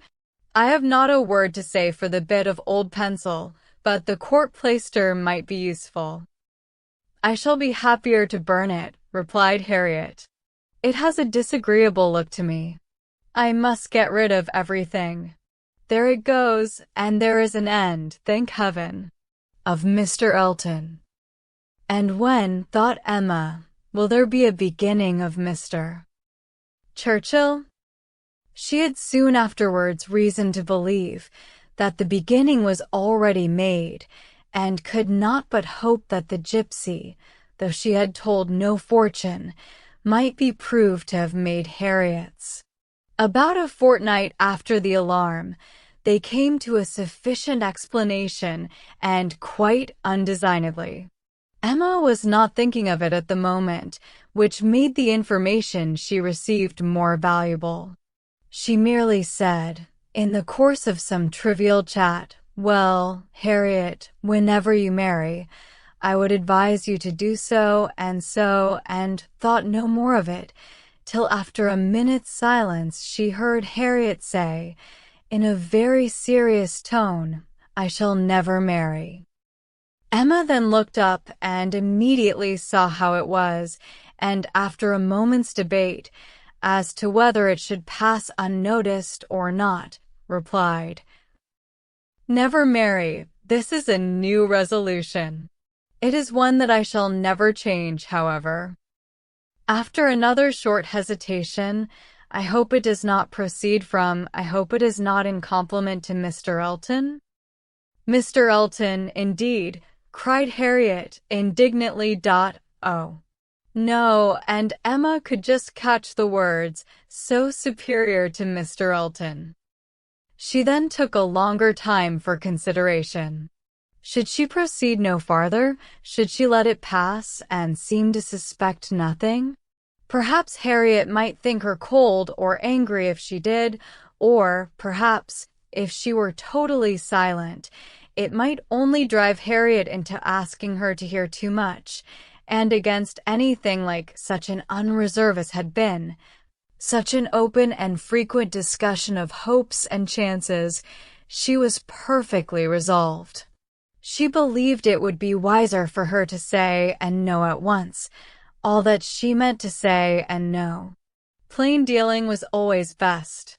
She had previously determined how far she would proceed on any application of the sort, and it would be safer for both to have the judicious law of her own brain laid down with speed.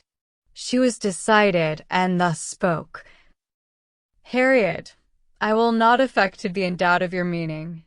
Your resolution, or rather your expectation of never marrying, results from an idea that the person whom you might prefer would be too greatly your superior in situation to think of you.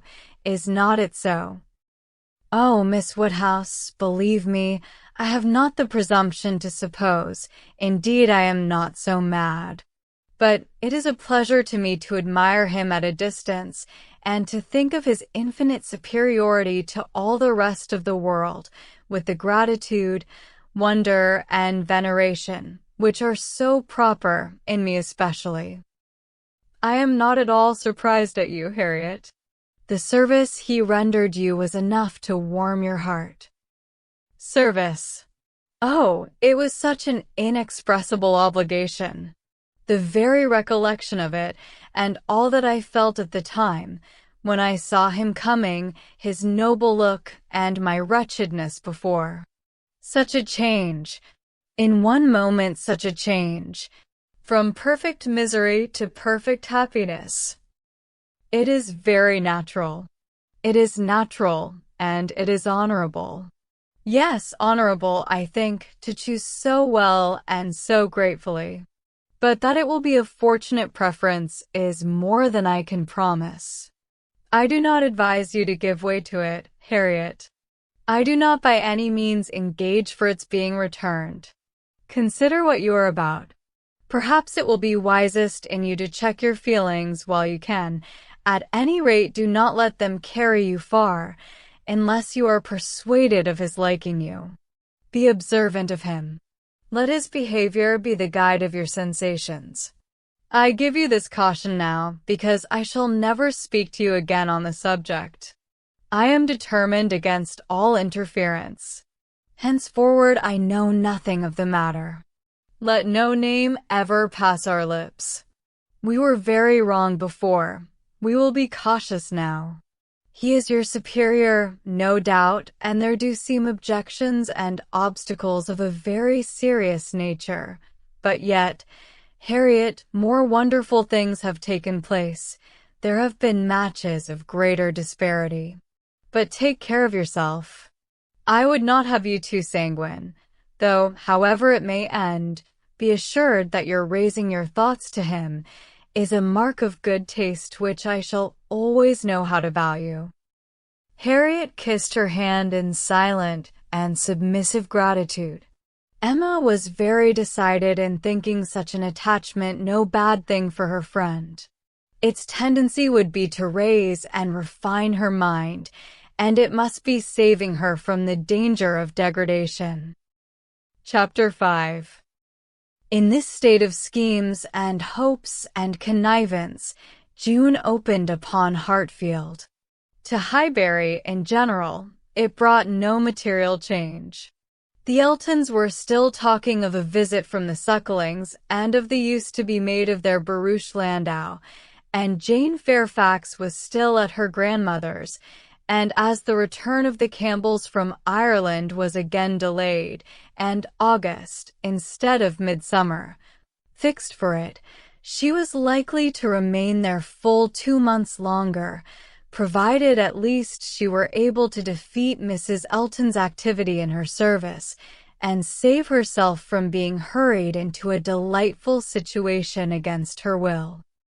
Mr. Knightley, who, for some reason best known to himself, had certainly taken an early dislike to Frank Churchill, was only growing to dislike him more.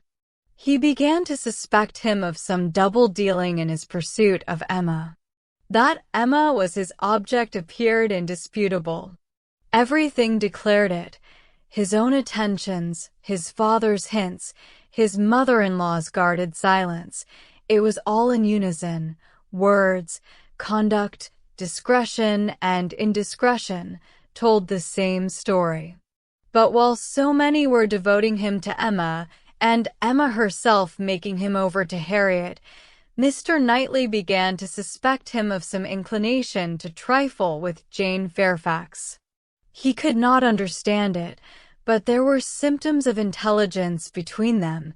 He thought so, at least, symptoms of admiration on his side, which, having once observed, he could not persuade himself to think entirely void of meaning. However, he might wish to escape any of Emma's errors of imagination. She was not present when the suspicion first arose. He was dining with the Randalls family and Jane at the Eltons, and he had seen a look, more than a single look, at Miss Fairfax, which, from the admirer of Miss Woodhouse, seemed somewhat out of place. When he was again in their company, he could not help remembering what he had seen, nor could he avoid observations which, unless it were like Cooper and his fire at twilight, brought him yet stronger suspicion of there being a something of private liking, of private understanding even, between Frank Churchill and Jane. Myself creating what I saw, 18. He had walked up one day after dinner, as he very often did, to spend his evening at Hartfield. Emma and Harriet were going to walk. He joined them, and, on returning, they fell in with a larger party, who, like themselves, judged it wisest to take their exercise early, as the weather threatened rain. Mr. and Mrs. Weston and their son, Miss Bates and her niece, who had accidentally met. They all united, and, on reaching Hartfield gates, Emma, who knew it was exactly the sort of visiting that would be welcome to her father, pressed them all to go in and drink tea with him. The Randalls party agreed to it immediately, and after a pretty long speech from Miss Bates, which few persons listened to, she also found it possible to accept dear Miss Woodhouse's most obliging invitation. As they were turning into the grounds, Mr. Perry passed by on horseback. The gentleman spoke of his horse. "By the by," said Frank Churchill to Mrs. Weston presently, "what became of Mr. Perry's plan of setting up his carriage?" Mrs. Weston looked surprised, and said, "I did not know that he ever had any such plan." "Nay, I had it from you. You wrote me word of it 3 months ago." "Me? Impossible." "Indeed you did. I remember it perfectly. You mentioned it as what was certainly to be very soon." Mrs. Perry had told somebody, and was extremely happy about it. It was owing to her persuasion, as she thought his being out in bad weather did him a great deal of harm. "You must remember it now." "Upon my word, I never heard of it till this moment." "Never. Really never, bless me. How could it be?" "Then I must have dreamt it, but I was completely persuaded. Miss Smith, you walk as if you were tired. You will not be sorry to find yourself at home." "What is this? What is this?" cried Mr. Weston about Perry and a carriage. "Is Perry going to set up his carriage, Frank? I am glad he can afford it. You had it from himself, had you?" "No, sir," replied his son, laughing. "I seem to have had it from nobody." "Very odd. I really was persuaded of Mrs. Weston's having mentioned it in one of her letters to Enscombe, many weeks ago, with all these particulars. But as she declares she never heard a syllable of it before, of course it must have been a dream. I am a great dreamer. I dream of everybody at Highbury when I am away, and when I have gone through my particular friends, then I begin dreaming of Mr. and Mrs. Perry." "It is odd, though," observed his father, "that you should have had such a regular connected dream about people whom it was not very likely you should be thinking of at Enscombe. Perry's setting up his carriage, and his wife's persuading him to it, out of care for his health. Just what will happen, I have no doubt, some time or other, only a little premature." What an air of probability sometimes runs through a dream. And at others, what a heap of absurdities it is. Well, Frank, your dream certainly shows that Highbury is in your thoughts when you are absent. Emma, you're a great dreamer, I think. Emma was out of hearing. She had hurried on before her guests to prepare her father for their appearance, and was beyond the reach of Mr. Weston's hint. "Why, to own the truth," cried Miss Bates, who had been trying in vain to be heard the last 2 minutes, "if I must speak on this subject, there is no denying that Mr. Frank Churchill might have. I do not mean to say that he did not dream it. I am sure I have sometimes the oddest dreams in the world, but if I am questioned about it, I must acknowledge that there was such an idea last spring, for Mrs. Perry herself mentioned it to my mother, and the Coles knew of it as well as ourselves, but it was quite a secret, known to nobody else, and only thought of about 3 days. Mrs. Perry was very anxious that he should have a carriage, and came to my mother in great spirits one morning, because she thought she had prevailed. Jane, don't you remember Grandmamma's telling us of it when we got home? I forget where we had been walking to, very likely to Randall's. Yes, I think it was to Randall's. Mrs. Perry was always particularly fond of my mother, indeed I do not know who is not, and she had mentioned it to her in confidence. She had no objection to her telling us, of course, but it was not to go beyond, and, from that day to this, I never mentioned it to a soul that I know of. At the same time, I will not positively answer for my having never dropped a hint, because I know I do sometimes pop out a thing before I am aware. I am a talker, you know. I am rather a talker, and now and then I have let a thing escape me which I should not. I am not like Jane. I wish I were. I will answer for it she never betrayed the least thing in the world. Where is she? Oh, just behind. Perfectly remember Mrs. Perry's coming. Extraordinary dream indeed.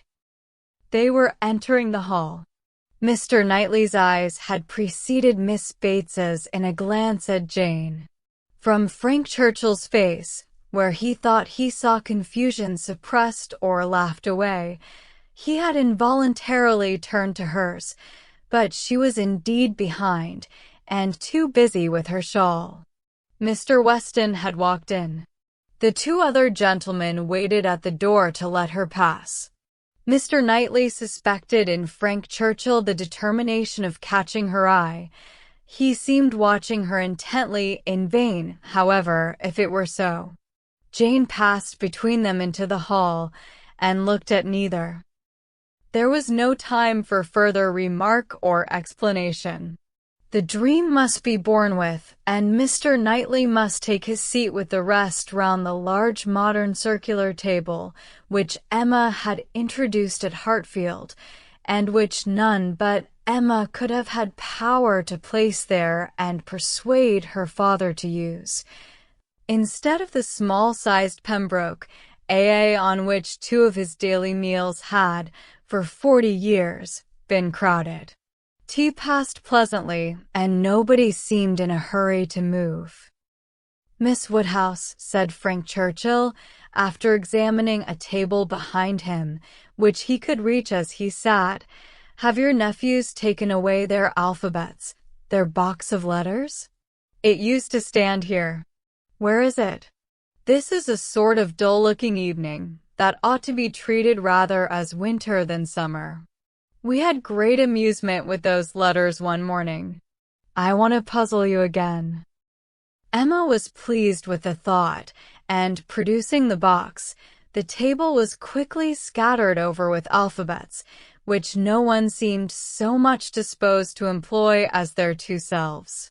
They were rapidly forming words for each other, or for anybody else who would be puzzled.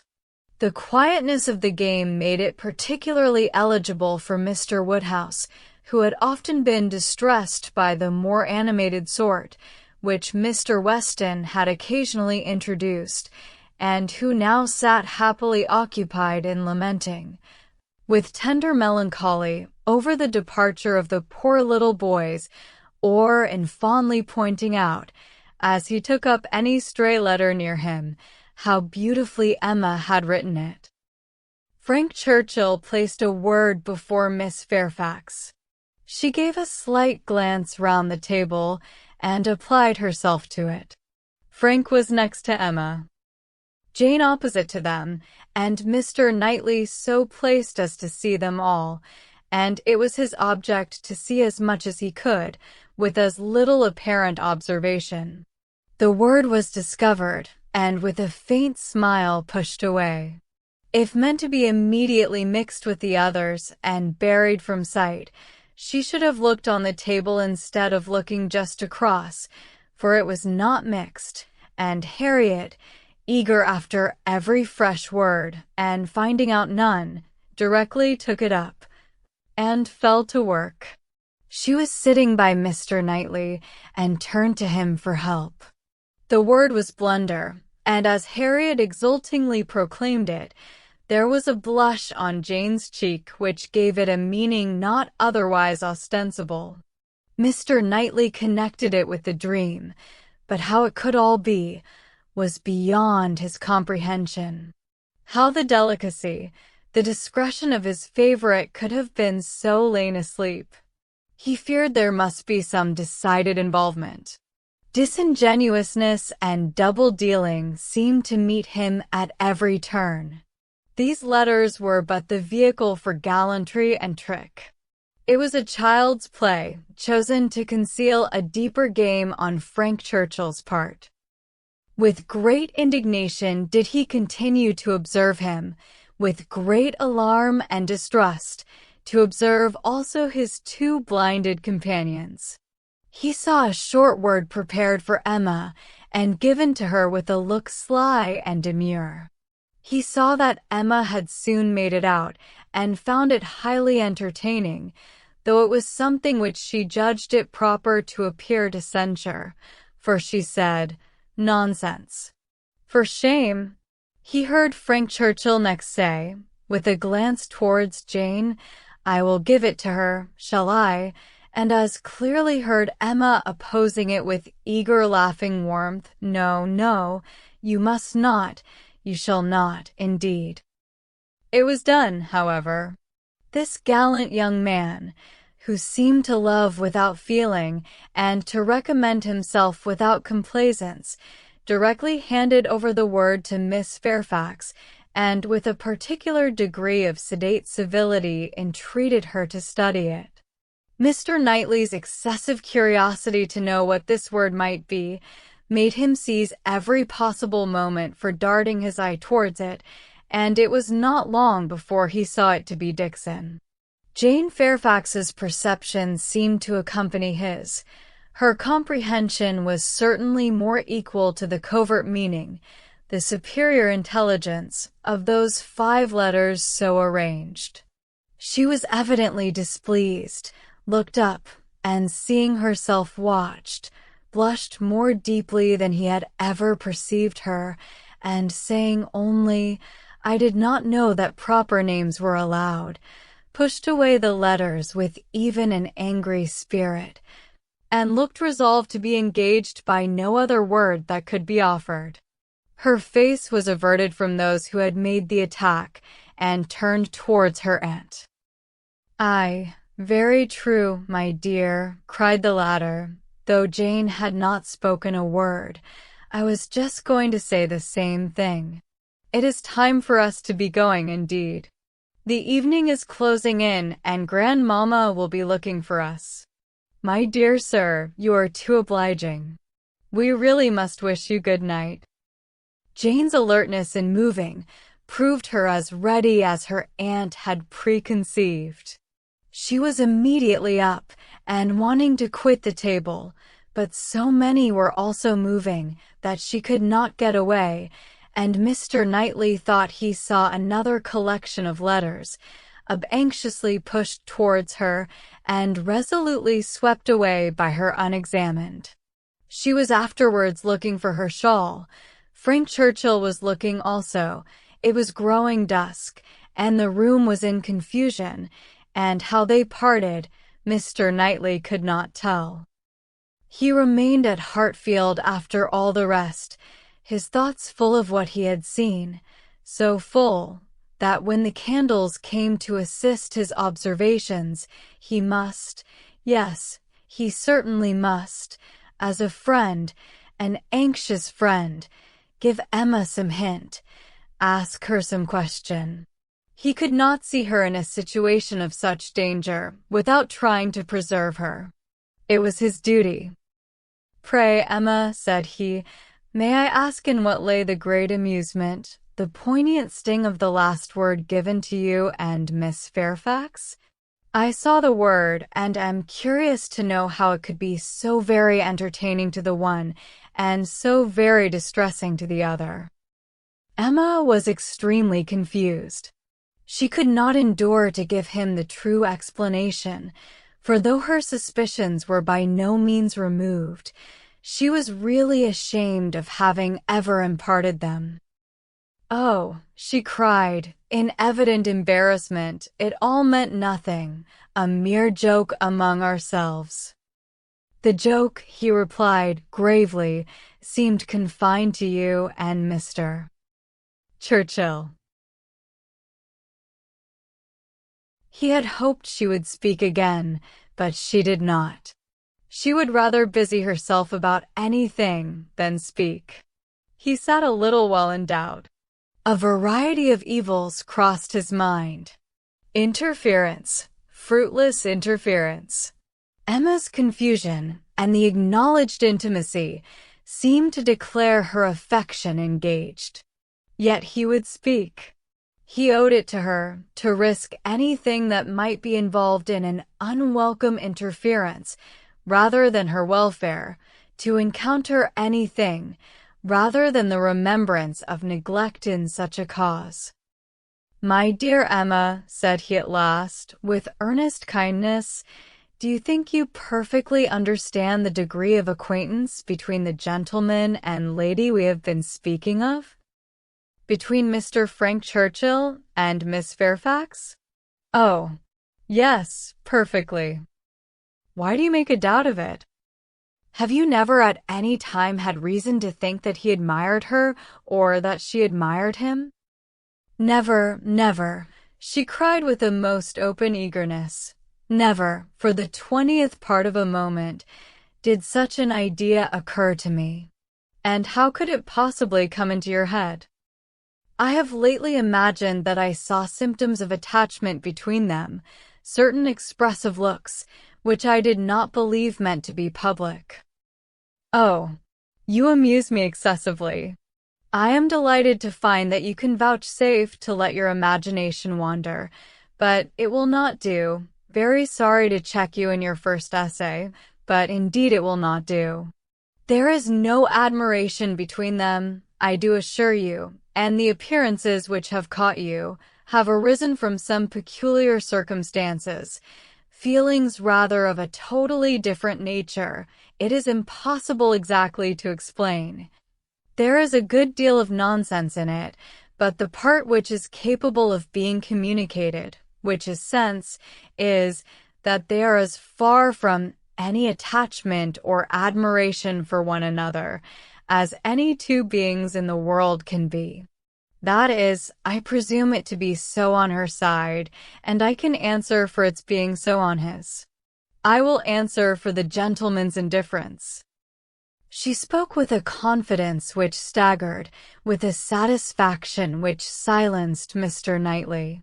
She was in gay spirits and would have prolonged the conversation, wanting to hear the particulars of his suspicions, every look described, and all the wares and hows of a circumstance which highly entertained her, but his gaiety did not meet hers. He found he could not be useful, and his feelings were too much irritated for talking.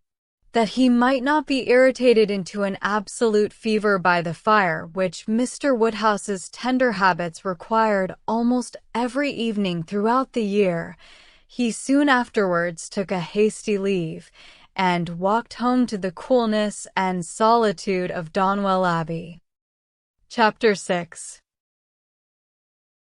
After being long fed with hopes of a speedy visit from Mr. and Mrs. Suckling, the Highbury world were obliged to endure the mortification of hearing that they could not possibly come till the autumn.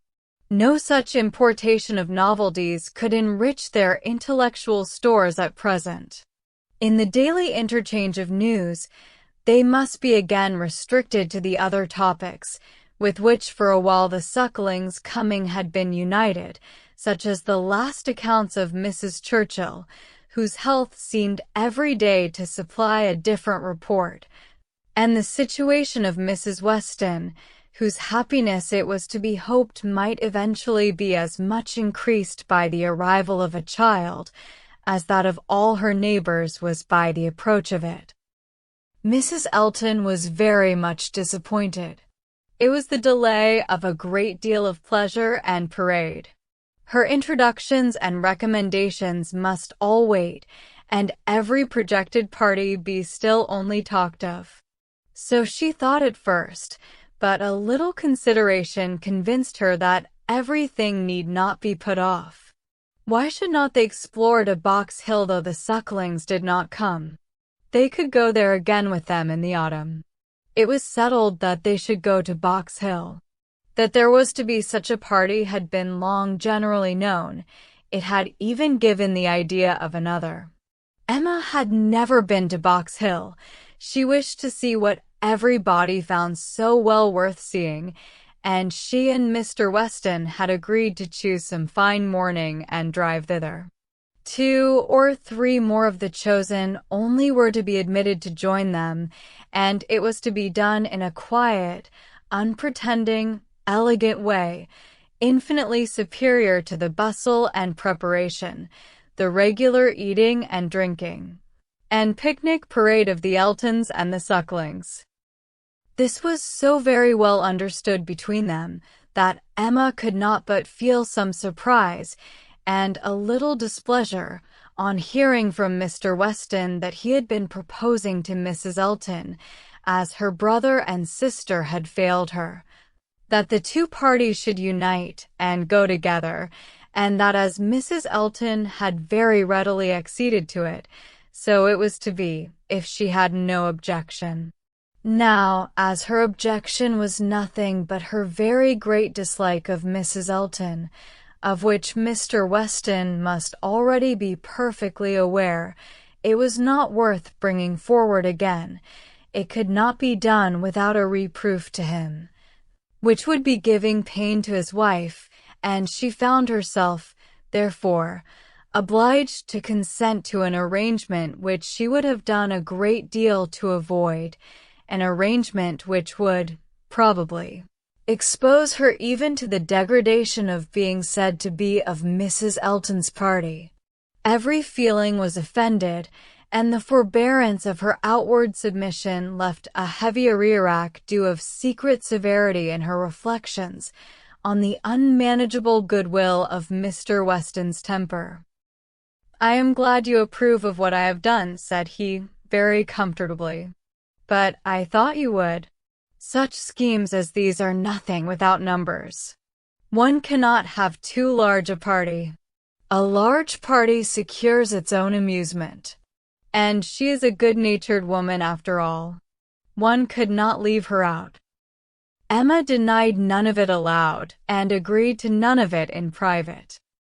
It was now the middle of June and the weather fine, and Mrs. Elton was growing impatient to name the day, and settle with Mr. Weston as to Pigeon, pies, and cold lamb, when a lame carriage horse threw everything into sad uncertainty.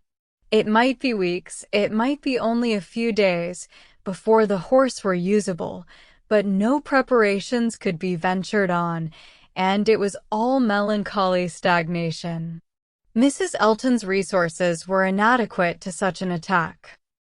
"Is not this most vexatious, Knightley?" she cried, "and such weather for exploring?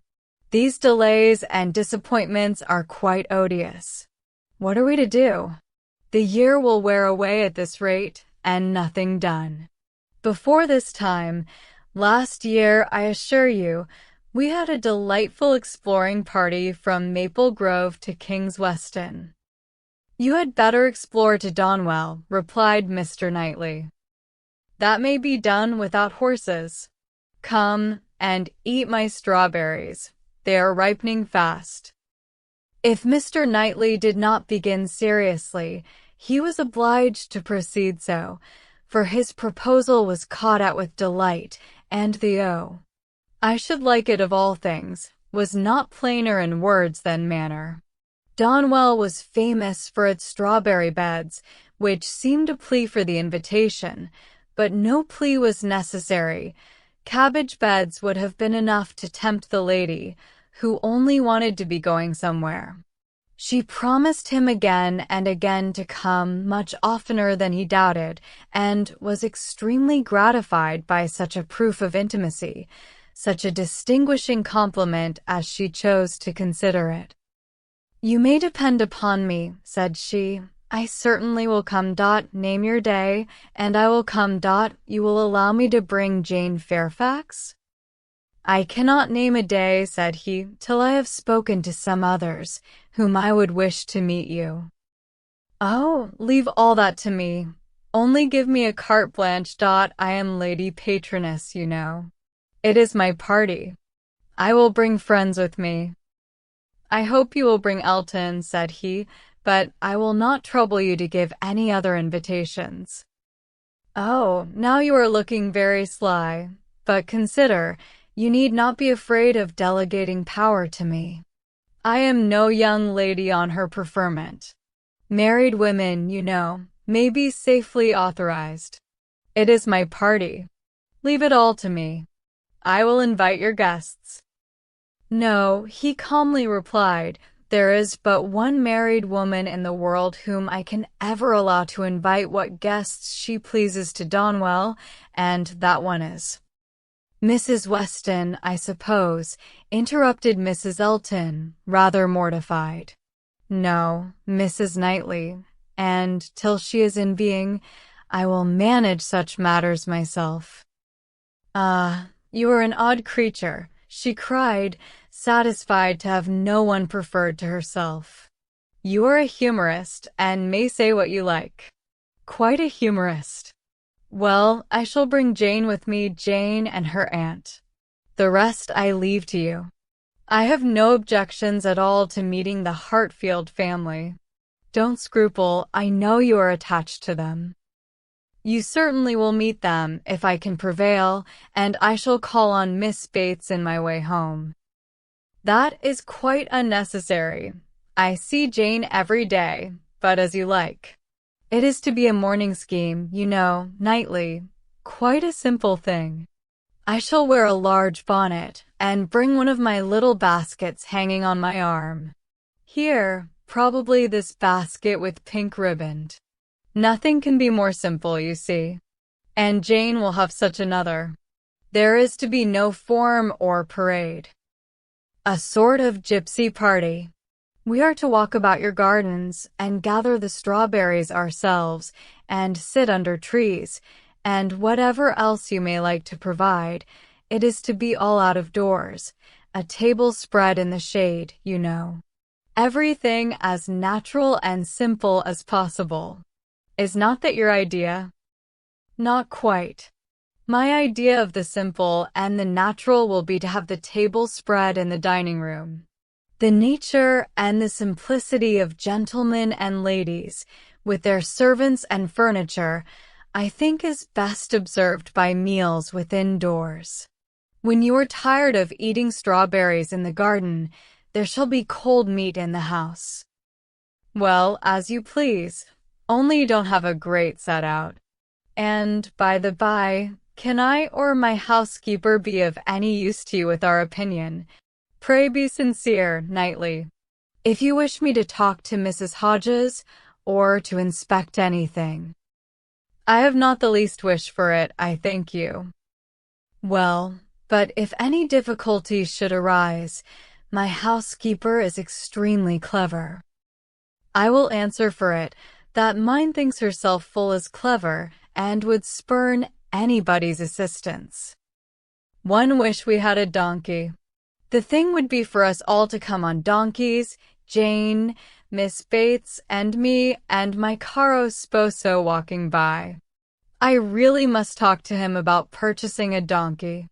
In a country life, I conceive it to be a sort of necessary, for, let a woman have ever so many resources, it is not possible for her to be always shut up at home, and very long walks. You know, in summer there is dust, and in winter there is dirt. You will not find either between Donwell and Highbury. Donwell Lane is never dusty, and now it is perfectly dry. Come on a donkey, however, if you prefer it. You can borrow Mrs. Cole's. I would wish everything to be as much to your taste as possible. That I am sure you would. Indeed I do you justice, my good friend. Under that peculiar sort of dry, blunt manner, I know you have the warmest heart. As I tell Mr. E., you're a thorough humorist. Yes, believe me, Knightley, I am fully sensible of your attention to me in the whole of this scheme. You have hit upon the very thing to please me. Mr. Knightley had another reason for avoiding a table in the shade. He wished to persuade Mr. Woodhouse, as well as Emma, to join the party, and he knew that to have any of them sitting down out of doors to eat would inevitably make him ill. Mr. Woodhouse must not, under the specious pretense of a morning drive, and an hour or two spent at Donwell, be tempted away to his misery. He was invited on good faith. No lurking horrors were to upbraid him for his easy credulity. He did consent. He had not been at Donwell for 2 years. Some very fine morning, he, Emma, and Harriet could go very well, and he could sit still with Mrs. Weston while the dear girls walked about the gardens. He did not suppose they could be damp now, in the middle of the day. He should like to see the old house again exceedingly, and should be very happy to meet Mr. and Mrs. Elton, and any other of his neighbors. He could not see any objection at all to his and Emma's, and Harriet's, going there some very fine morning. He thought it very well done of Mr. Knightley to invite them, very kind and sensible, much cleverer than dining out. He was not fond of dining out. Mr. Knightley was fortunate in everybody's most ready concurrence. The invitation was everywhere so well received that it seemed as if, like Mrs. Elton, they were all taking the scheme as a particular compliment to themselves. Emma and Harriet professed very high expectations of pleasure from it, and Mr. Weston, unasked, promised to get Frank over to join them, if possible, a proof of approbation and gratitude which could have been dispensed with. Mr. Knightley was then obliged to say that he should be glad to see him, and Mr. Weston engaged to lose no time in writing and spare no arguments to induce him to come.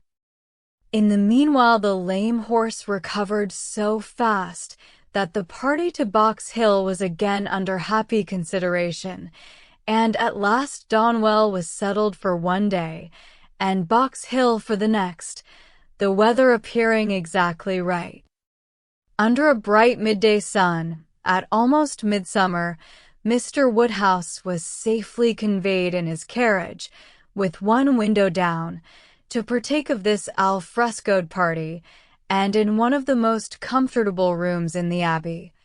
Especially prepared for him by a fire all the morning, he was happily placed, quite at his ease, ready to talk with pleasure of what had been achieved, and advise everybody to come and sit down and not to heat themselves. Mrs. Weston, who seemed to have walked there on purpose to be tired and sit all the time with him, remained, when all the others were invited or persuaded out, his patient listener and sympathizer. It was so long since Emma had been at the Abbey that as soon as she was satisfied of her father's comfort, she was glad to leave him and look around her, eager to refresh and correct her memory with more particular observation, more exact understanding of a house and grounds which must ever be so interesting to her and all her family.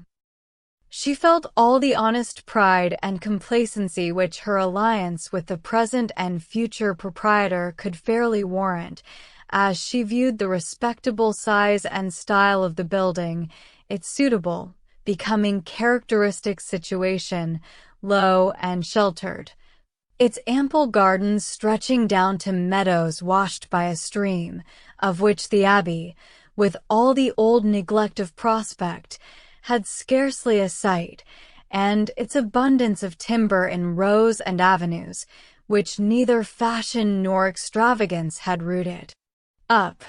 The house was larger than Hartfield, and totally unlike it, covering a good deal of ground, rambling and irregular, with many comfortable and one or two handsome rooms.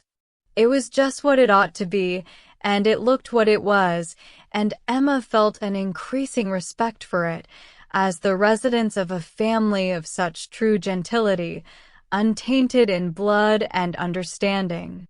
Some faults of temper John Knightley had, but Isabella had connected herself unexceptionably. She had given them neither men, nor names, nor places that could raise a blush. These were pleasant feelings, and she walked about and indulged them till it was necessary to do as the others did, and collect round the strawberry beds. The whole party were assembled, excepting Frank Churchill, who was expected every moment from Richmond, and Mrs. Elton, in all her apparatus of happiness, her large bonnet and her basket, was very ready to lead the way in gathering, accepting, or talking. Strawberries, and only strawberries, could now be thought or spoken of. The best fruit in England, everybody's favorite, always wholesome. These the finest beds and finest sorts. Delightful to gather for oneself, the only way of really enjoying them. Morning decidedly the best time. Never tired, every sort good, hautboy infinitely superior, no comparison. The others hardly eatable, hautboys very scarce, chili preferred, whitewood finest flavor of all, price of strawberries in London, abundance about Bristol, Maple Grove, cultivation, beds when to be renewed, gardeners thinking exactly different. No general rule. Gardeners never to be put out of their way, delicious fruit, only too rich to be eaten much of.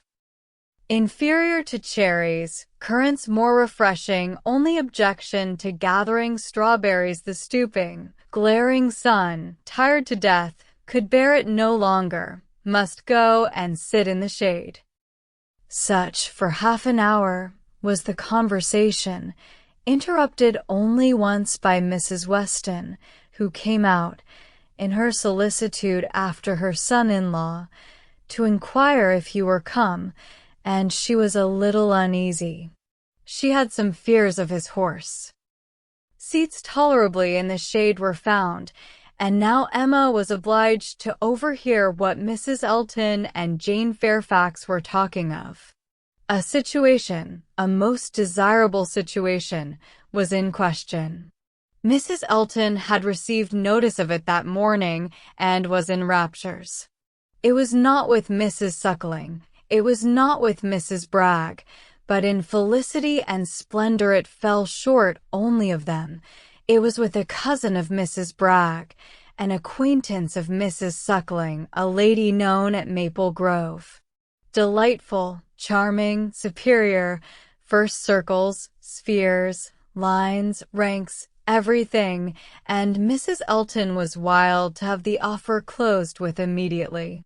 On her side, all was warmth, energy, and triumph, and she positively refused to take her friend's negative, though Miss Fairfax continued to assure her that she would not at present engage in anything, repeating the same motives which she had been heard to urge before.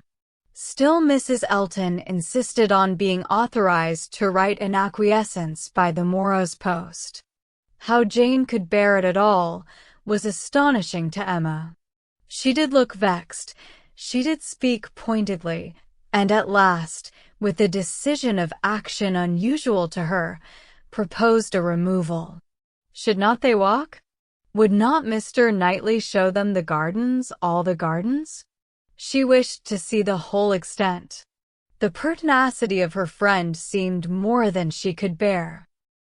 It was hot, and after walking some time over the gardens in a scattered, dispersed way, scarcely any three together, they insensibly followed one another to the delicious shade of a broad, short avenue of limes, which, stretching beyond the garden at an equal distance from the river, seemed the finish of the pleasure grounds.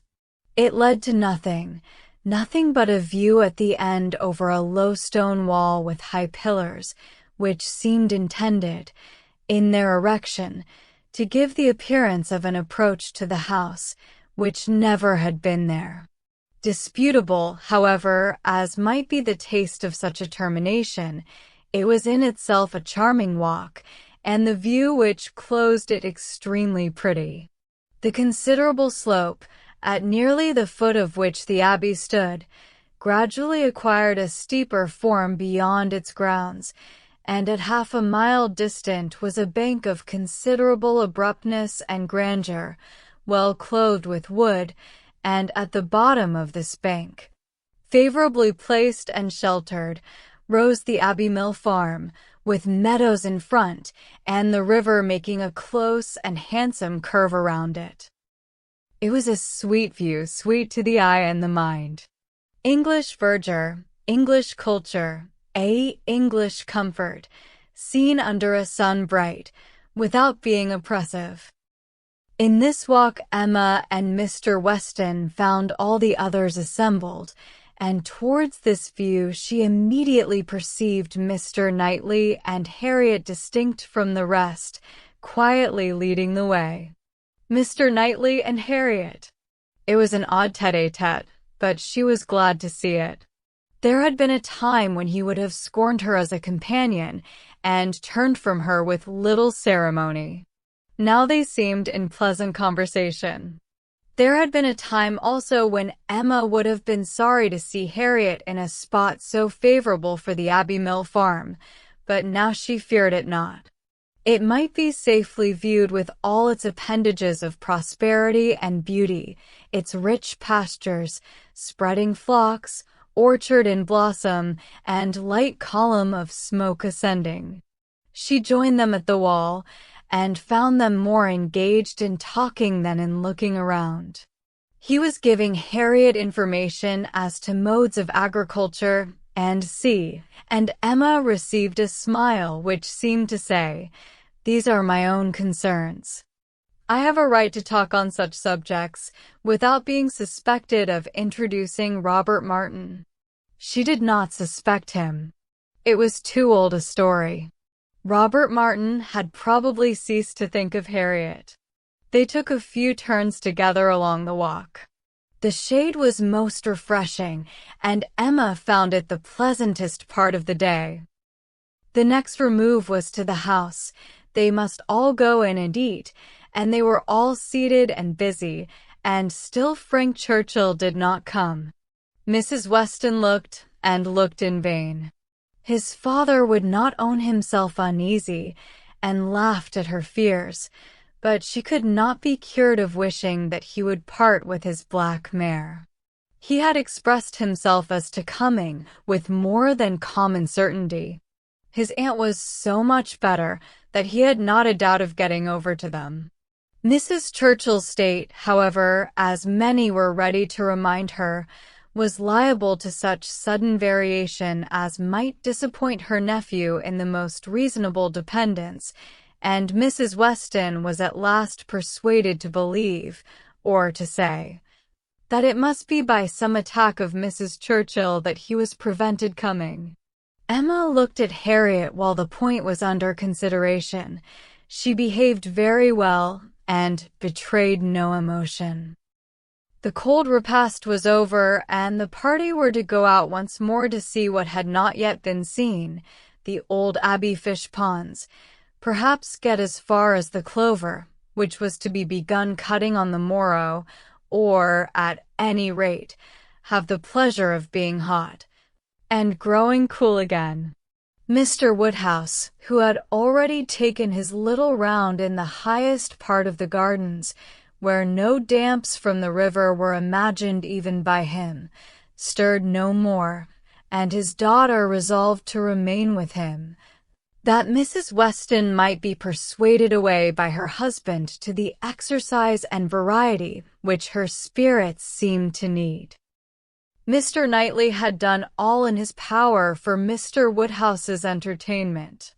Books of engravings, drawers of medals, cameos, AF corals, shells, and every other family collection within his cabinets had been prepared for his old friend to while away the morning, and the kindness had perfectly answered.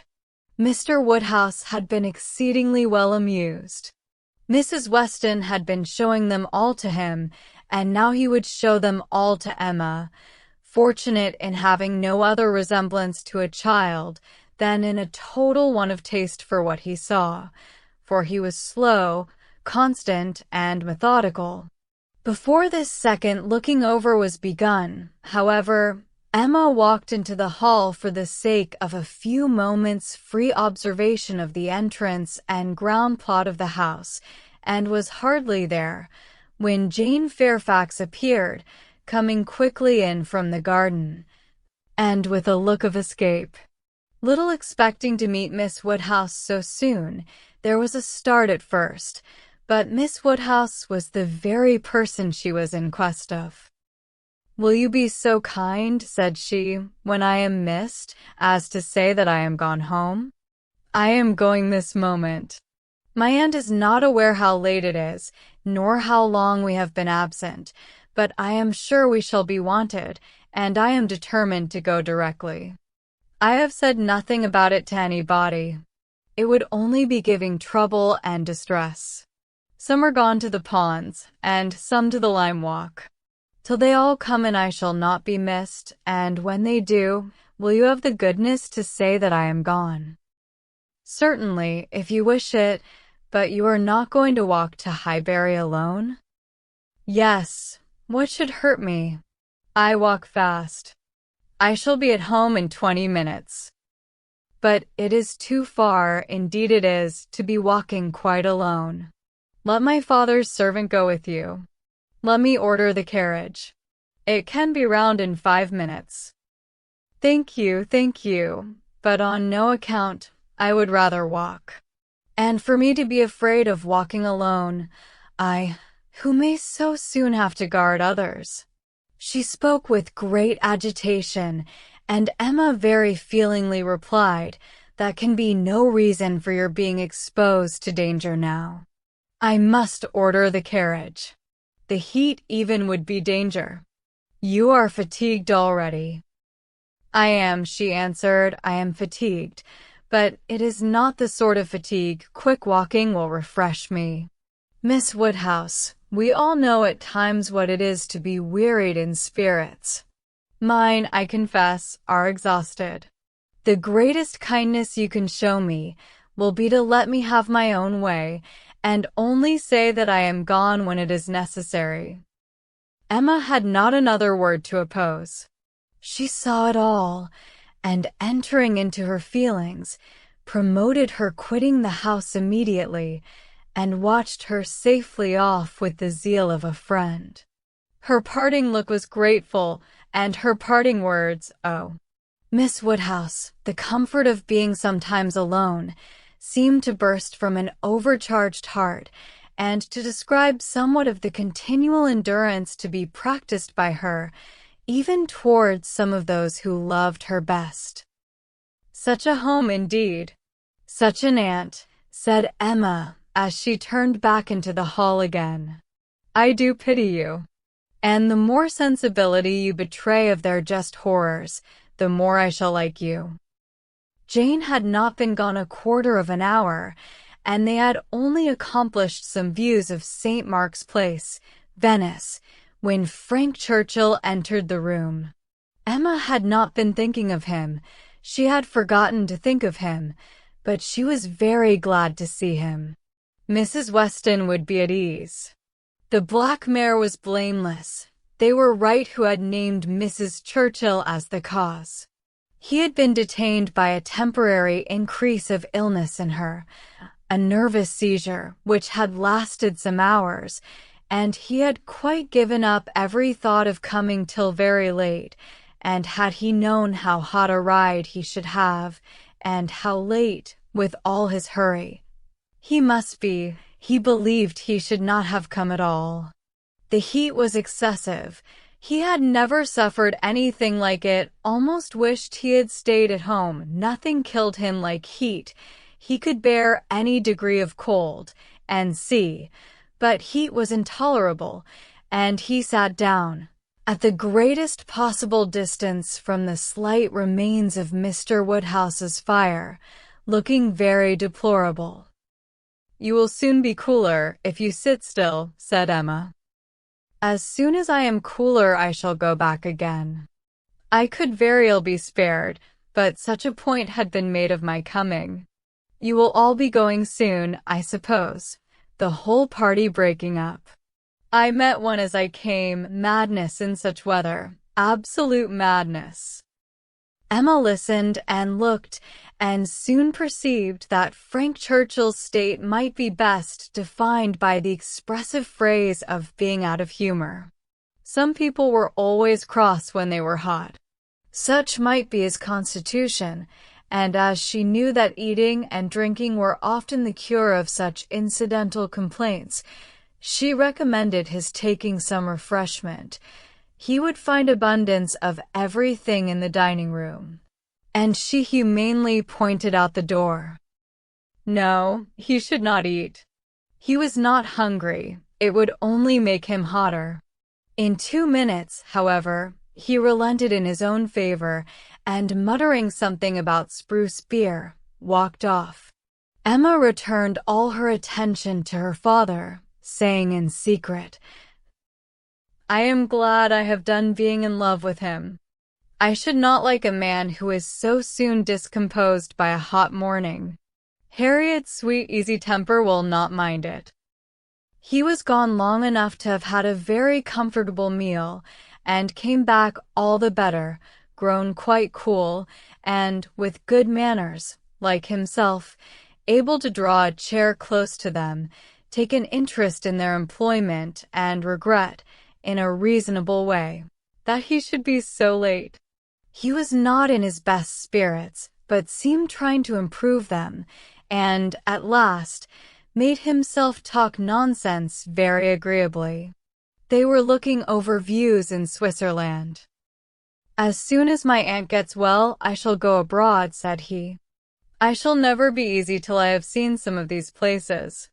You will have my sketches, some time or other, to look at, or my tour to read, or my poem. I shall do something to expose myself." "That may be, but not by sketches in Switzerland. You will never go to Switzerland. Your uncle and aunt will never allow you to leave England. They may be induced to go too. A warm climate may be prescribed for her. I have more than half an expectation of our all going abroad. I assure you I have. I feel a strong persuasion, this morning, that I shall soon be abroad. I ought to travel. I am tired of doing nothing. I want a change. I am serious, Miss Woodhouse. Whatever your penetrating eyes may fancy, I am sick of England, and would leave it tomorrow if I could. You are sick of prosperity and indulgence. Cannot you invent a few hardships for yourself and be contented to stay? I sick of prosperity and indulgence. You are quite mistaken. I do not look upon myself as either prosperous or indulged. I am thwarted in everything material. I do not consider myself at all a fortunate person. You are not quite so miserable, though, as when you first came. Go and eat and drink a little more, and you will do very well. Another slice of cold meat, another draught of Madeira and water, will make you nearly on a par with the rest of us. No, I shall not stir. I shall sit by you. You are my best cure. We are going to Box Hill tomorrow. You will join us. It is not Switzerland, but it will be something for a young man so much in want of a change. You will stay and go with us. No, certainly not. I shall go home in the cool of the evening. But you may come again in the cool of tomorrow morning. No, it will not be worth while. If I come, I shall be cross. Then pray stay at Richmond. But if I do, I shall be crosser still. I can never bear to think of you all there without me. These are difficulties which you must settle for yourself. Choose your own degree of crossness. I shall press you no more. The rest of the party were now returning, and all were soon collected. With some there was great joy at the sight of Frank Churchill. Others took it very composedly, but there was a very general distress and disturbance on Miss Fairfax's disappearance being explained. That it was time for everybody to go, concluded the subject, and with a short final arrangement for the next day's scheme, they parted. Frank Churchill's little inclination to exclude himself increased so much that his last words to Emma were, "Well, if you wish me to stay and join the party, I will." She smiled her acceptance, and nothing less than a summons from Richmond was to take him back before the following evening. Chapter 7. They had a very fine day for Box Hill, and all the other outward circumstances of arrangement, accommodation, and punctuality were in favor of a pleasant party. Mr. Weston directed the whole, officiating safely between Hartfield and the vicarage, and everybody was in good time. Emma and Harriet went together, Miss Bates and her niece, with the Eltons, the gentleman on horseback. Mrs. Weston remained with Mr. Woodhouse. Nothing was wanting but to be happy when they got there. 7 miles were travelled in expectation of enjoyment, and everybody had a burst of admiration on first arriving, but in the general amount of the day there was deficiency. There was a languor, a want of spirits, a want of union, which could not be got over. They separated too much into parties. The Eltons walked together. Mr. Knightley took charge of Miss Bates and Jane, and Emma and Harriet belonged to Frank Churchill. And Mr. Weston tried, in vain, to make them harmonize better. It seemed at first an accidental division, but it never materially varied. Mr. and Mrs. Elton, indeed, showed no unwillingness to mix and be as agreeable as they could, but during the 2 whole hours that were spent on the hill, there seemed a principle of separation between the other parties, too strong for any fine prospects, or any cold collation, or any cheerful Mr. Weston to remove. At first it was downright dullness to Emma. She had never seen Frank Churchill so silent and stupid. He said nothing worth hearing, looked without seeing, admired without intelligence, listened without knowing what she said. While he was so dull, it was no wonder that Harriet should be dull likewise, and they were both insufferable. When they all sat down, it was better, to her taste a great deal better, for Frank Churchill grew talkative and gay, making her his first subject. Every distinguishing attention that could be paid was paid to her.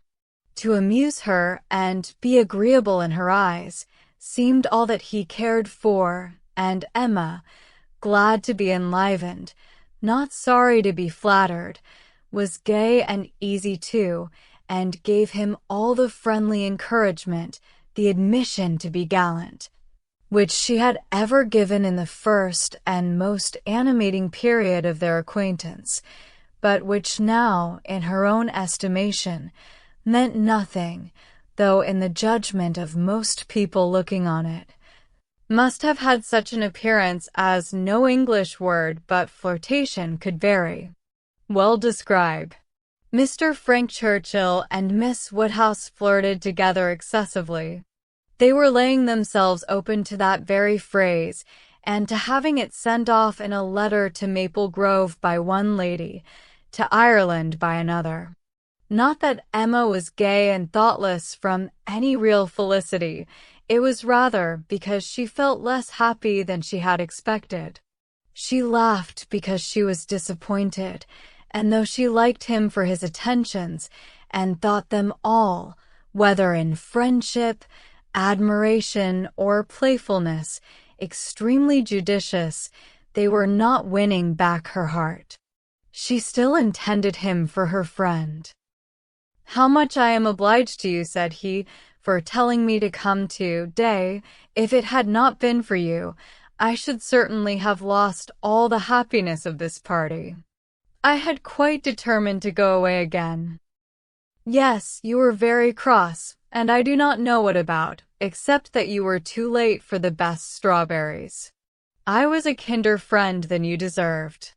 But you were humble. You begged hard to be commanded to come." "Don't say I was cross. I was fatigued. The heat overcame me. It is hotter today." "Not to my feelings. I am perfectly comfortable today." "You are comfortable because you are under command." "Your command? Yes. Perhaps I intended you to say so, but I meant self-command. You had, somehow or other, broken bounds yesterday and run away from your own management, but today you are got back again, and as I cannot be always with you, it is best to believe your temper under your own command rather than mine. It comes to the same thing. I can have no self-command without a motive. You order me, whether you speak or not. And you can be always with me. You are always with me. Dating from 3 o'clock yesterday. My perpetual influence could not begin earlier, or you would not have been so much out of humor before. 3 o'clock yesterday. That is your date. I thought I had seen you first in February. Your gallantry is really unanswerable. But, lowering her voice, nobody speaks except ourselves, and it is rather too much to be talking nonsense for the entertainment of 7 silent people. I say nothing of which I am ashamed, replied he, with lively impudence. I saw you first in February. Let everybody on the hill hear me if they can. Let my accents swell to Mickleham on one side and Dorking on the other. I saw you first in February. And then whispering, our companions are excessively stupid. What shall we do to rouse them? Any nonsense will serve. They shall talk. Ladies and gentlemen, I am ordered by Miss Woodhouse, who, wherever she is, presides, to say that she desires to know what you are all thinking of. Some laughed and answered good-humoredly. Miss Bates said a great deal. Mrs. Elton swelled at the idea of Miss Woodhouse's presiding. Mr. Knightley's answer was the most distinct. Is Miss Woodhouse sure that she would like to hear what we are all thinking of? Oh, no, no, cried Emma, laughing as carelessly as she could. Upon no account in the world. It is the very last thing I would stand the brunt of just now. Let me hear anything rather than what you are all thinking of. I will not say quite all. There are one or two, perhaps, glancing at Mr. Weston and Harriet, whose thoughts I might not be afraid of knowing. It is a sort of thing, cried Mrs. Elton emphatically, which I should not have thought myself privileged to inquire into. Though, perhaps, as the chaperona of the party, I never was in any circle, exploring parties, young ladies, married women. Her mutterings were chiefly to her husband, and he murmured, in reply, "Very true, my love. Very true. Exactly so, indeed, quite unheard of, but some ladies say anything. Better pass it off as a joke. Everybody knows what is due to you." "It will not do," whispered Frank to Emma. "They are most of them affronted. I will attack them with more address. Ladies and gentlemen, I am ordered by Miss Woodhouse to say that she waives her right of knowing exactly what you may all be thinking of, and only requires something very entertaining from each of you, in a general way. Here are 7 of you, besides myself, who, she is pleased to say, am very entertaining already, and she only demands from each of you either one thing very clever, be it prose or verse, original or repeated, or 2 things moderately clever, or 3 things very dull indeed, and she engages to laugh heartily at them all." "Oh, very well," exclaimed Miss Bates, "then I need not be uneasy. 3 things very dull indeed. That will just do for me, you know. I shall be sure to say 3 dull things as soon as ever I open my mouth, shan't I?" Looking round with the most good-humored dependence on everybody's assent. "Do not you all think I shall?" Emma could not resist. Ma'am, but there may be a difficulty. Pardon me, but you will be limited as to the number, only 3 at once." Miss Bates, deceived by the mock ceremony of her manner, did not immediately catch her meaning, but when it burst on her, it could not anger, though a slight blush showed that it could pain her. Well, to be sure. Yes, I see what she means," turning to Mr. Knightley, "and I will try to hold my tongue. I must make myself very disagreeable, or she would not have said such a thing to an old friend." "I like your plan," cried Mr. Weston. "Agreed, agreed. I will do my best. I am making a conundrum. How will a conundrum reckon?"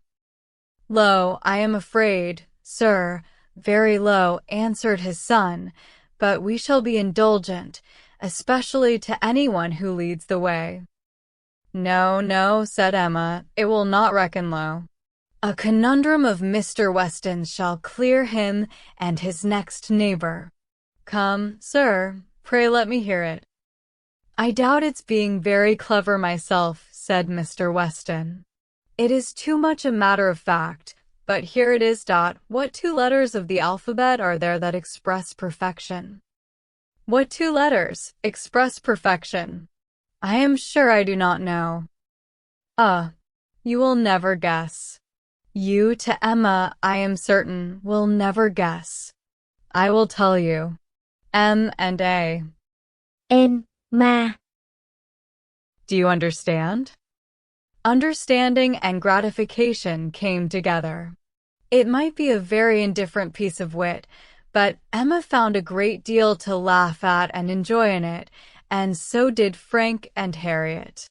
It did not seem to touch the rest of the party equally. Some looked very stupid about it, and Mr. Knightley gravely said, "This explains the sort of clever thing that is wanted, and Mr. Weston has done very well for himself, but he must have knocked up everybody else. Perfection should not have come quite so soon. Oh, for myself, I protest I must be excused, said Mrs. Elton. I really cannot attempt. I am not at all fond of the sort of thing. I had an acrostic once sent to me upon my own name, which I was not at all pleased with. I knew who it came from. An abominable puppy. You know who I mean, nodding to her husband. These kind of things are very well at Christmas, when one is sitting round the fire, but quite out of place, in my opinion, when one is exploring about the country in summer. Miss Woodhouse must excuse me. I am not one of those who have witty things at everybody's service. I do not pretend to be a wit. I have a great deal of vivacity in my own way, but I really must be allowed to judge when to speak, and when to hold my tongue. Pass us, if you please, Mr. Churchill. Pass Mr. E., Knightley, Jane, and myself.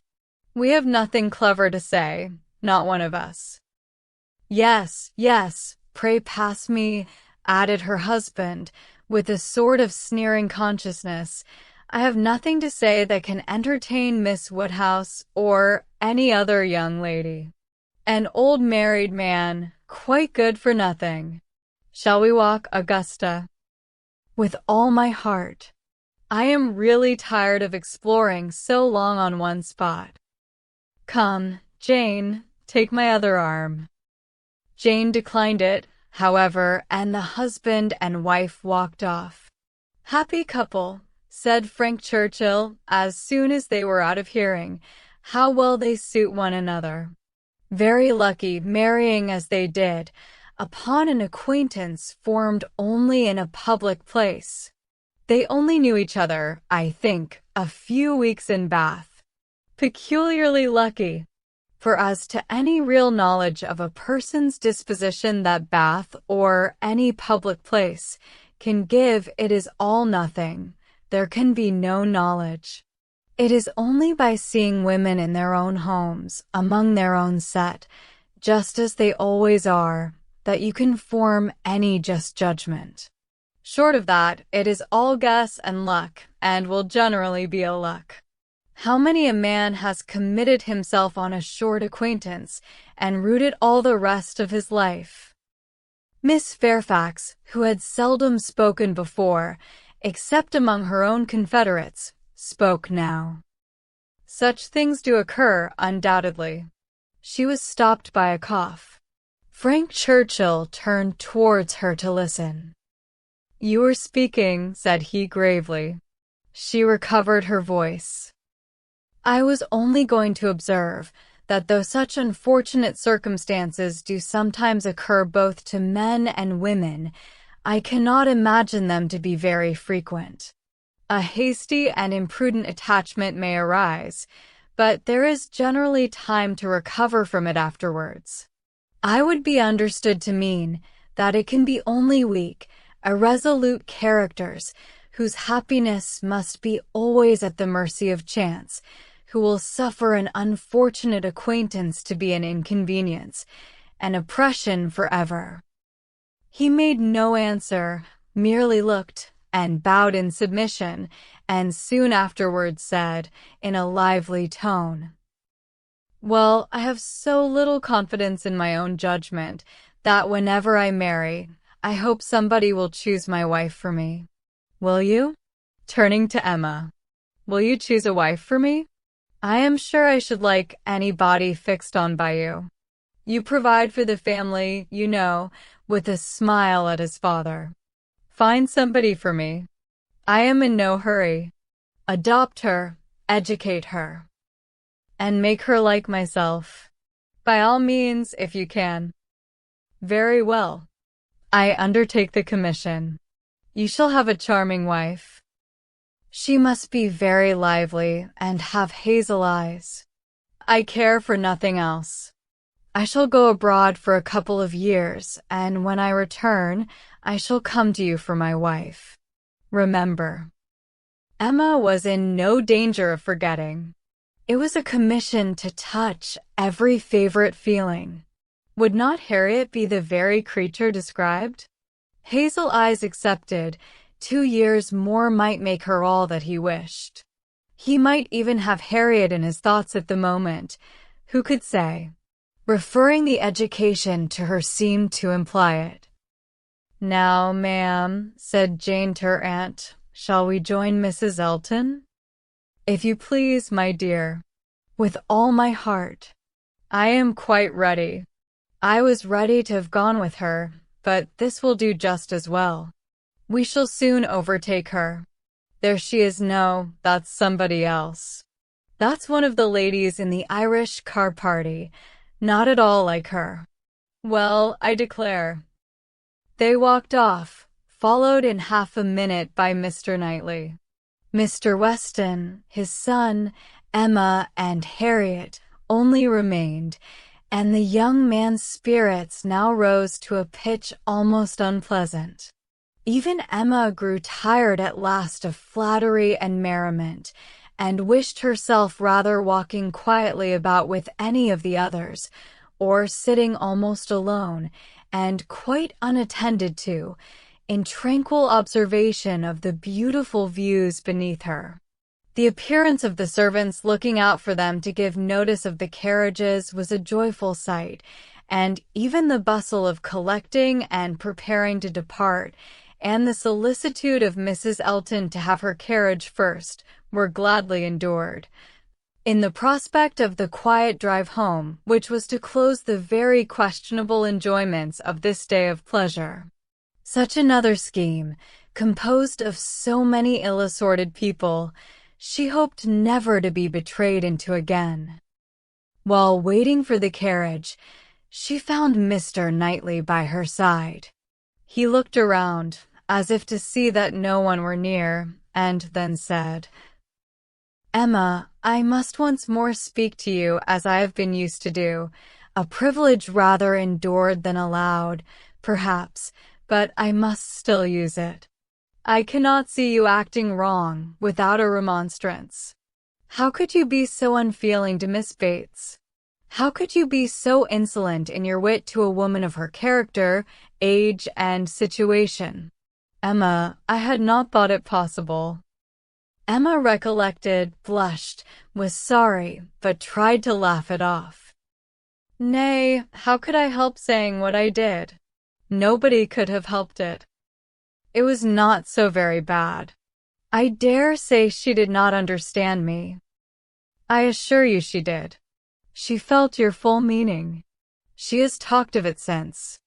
I wish you could have heard how she talked of it, with what candor and generosity. I wish you could have heard her honoring your forbearance, in being able to pay her such attentions, as she was forever receiving from yourself and your father, when her society must be so irksome." "Oh," cried Emma, "I know there is not a better creature in the world, but you must allow that what is good and what is ridiculous are most unfortunately blended in her." "They are blended," said he, "I acknowledge, and, were she prosperous, I could allow much for the occasional prevalence of the ridiculous over the good. Were she a woman of fortune, I would leave her every harmless absurdity to take its chance. I would not quarrel with you for any liberties of manner.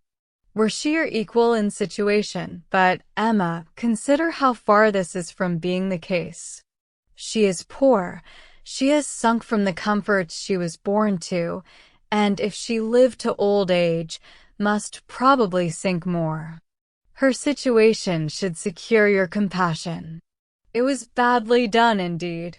You, whom she had known from an infant, whom she had seen grow up from a period when her notice was an honor, to have you now, in thoughtless spirits and the pride of the moment, laugh at her, humble her, and before her niece, too, and before others, many of whom, certainly some, would be entirely guided by your treatment of her. This is not pleasant to you, Emma, and it is very far from pleasant to me, but I I will tell you truths while I can, satisfied with proving myself your friend by very faithful counsel, and trusting that you will some time or other do me greater justice than you can do now." While they talked, they were advancing towards the carriage. It was ready, and before she could speak again, he had handed her in. He had misinterpreted the feelings which had kept her face averted and her tongue motionless. They were combined only of anger against herself, mortification, and deep concern. She had not been able to speak, and on entering the carriage, sunk back for a moment overcome, then reproaching herself for having taken no leave, making no acknowledgment, parting in apparent sullenness, she looked out with voice and hand eager to show a difference. But it was just too late. He had turned away, and the horses were in motion. She continued to look back, but in vain, and soon, with what appeared unusual speed, they were halfway down the hill, and everything left far behind. She was vexed beyond what could have been expressed, almost beyond what she could conceal. Never had she felt so agitated, mortified, grieved, at any circumstance in her life. She was most forcibly struck. The truth of his representation there was no denying. She felt it at her heart. How could she have been so brutal, so cruel to Miss Bates? How could she have exposed herself to such ill opinion in anyone she valued? And how suffer him to leave her without saying one word of gratitude, of concurrence, of common kindness? Time did not compose her. As she reflected more, she seemed but to feel it more. She never had been so depressed. Happily, it was not necessary to speak. There was only Harriet, who seemed not in spirits herself, fagged, and very willing to be silent, and Emma felt the tears running down her cheeks almost all the way home, without being at any trouble to check them, extraordinary as they were. Chapter 8. The wretchedness of the scheme to Box Hill was in Emma's thoughts all the evening. How it might be considered by the rest of the party, she could not tell. They, in their different homes and their different ways, might be looking back on it with pleasure, but in her view it was a morning more completely misspent, more totally bare of rational satisfaction at the time, and more to be abhorred in recollection, than any she had ever passed. A whole evening of backgammon with her father was felicity to it. There, indeed, lay real pleasure, for there she was giving up the sweetest hours of the 24 to his comfort, and feeling that, unmerited as might be the degree of his fond affection and confiding esteem, she could not, in her general conduct, be open to any severe reproach. As a daughter, she hoped she was not without a heart. She hoped no one could have said to her, "How could you be so unfeeling to your father? I will tell you truths while I can." Miss Bates should never again, no never. If attention, in future, could do away the past, she might hope to be forgiven. She had been often remiss, her conscience told her so, remiss, perhaps more in thought than fact, scornful, ungracious. But it should be so no more. In the warmth of true contrition, she would call upon her the very next morning, and it should be the beginning, on her side, of a regular, equal, kindly intercourse. She was just as determined when the morrow came, and went early, that nothing might prevent her. It was not unlikely, she thought, that she might see Mr. Knightley in her way, or, perhaps, he might come in while she were paying her visit. She had no objection. She would not be ashamed of the appearance of the penitence, so justly and truly hers. Her eyes were towards Donwell as she walked, but she saw him not. The ladies were all at home. She had never rejoiced at the sound before, nor ever before entered the passage, nor walked up the stairs, with any wish of giving pleasure, but in conferring obligation, or of deriving it, except in subsequent ridicule. There was a bustle on her approach, a good deal of moving and talking. She heard Miss Bates's voice. Something was to be done in a hurry. The maid looked frightened and awkward, hoped she would be pleased to wait a moment, and then ushered her in too soon. The aunt and niece seemed both escaping into the adjoining room. Jane she had a distinct glimpse of, looking extremely ill, and, before the door had shut them out, she heard Miss Bates saying, "Well, my dear, I shall say you are laid down upon the bed, and I am sure you are ill enough." Poor old Mrs. Bates, civil and humble as usual, looked as if she did not quite understand what was going on. "I am afraid Jane is not very well," said she, "but I do not know. They tell me she is well. I dare say my daughter will be here presently, Miss Woodhouse. I hope you find a chair. I wish Hetty had not gone. I am very little able. Have you a chair, ma'am? Do you sit where you like? I am sure she will be here presently." Emma seriously hoped she would. She had a moment's fear of Miss Bates keeping away from her. But Miss Bates soon came, very happy and obliged, but Emma's conscience told her that there was not the same cheerful volubility as before, less ease of look and manner. A very friendly inquiry after Miss Fairfax, she hoped, might lead the way to a return of old feelings. The touch seemed immediate. "Ah, Miss Woodhouse, how kind you are. I suppose you have heard, and are come to give us joy." This does not seem much like joy, indeed, in me, twinkling away a tear or two, but it will be very trying for us to part with her, after having had her so long, and she has a dreadful headache just now, writing all the morning, such long letters, you know, to be written to Colonel Campbell and Mrs. Dixon. "My dear," said I, "you will blind yourself," for tears were in her eyes perpetually. One cannot wonder. It is a great change, and though she is amazingly fortunate.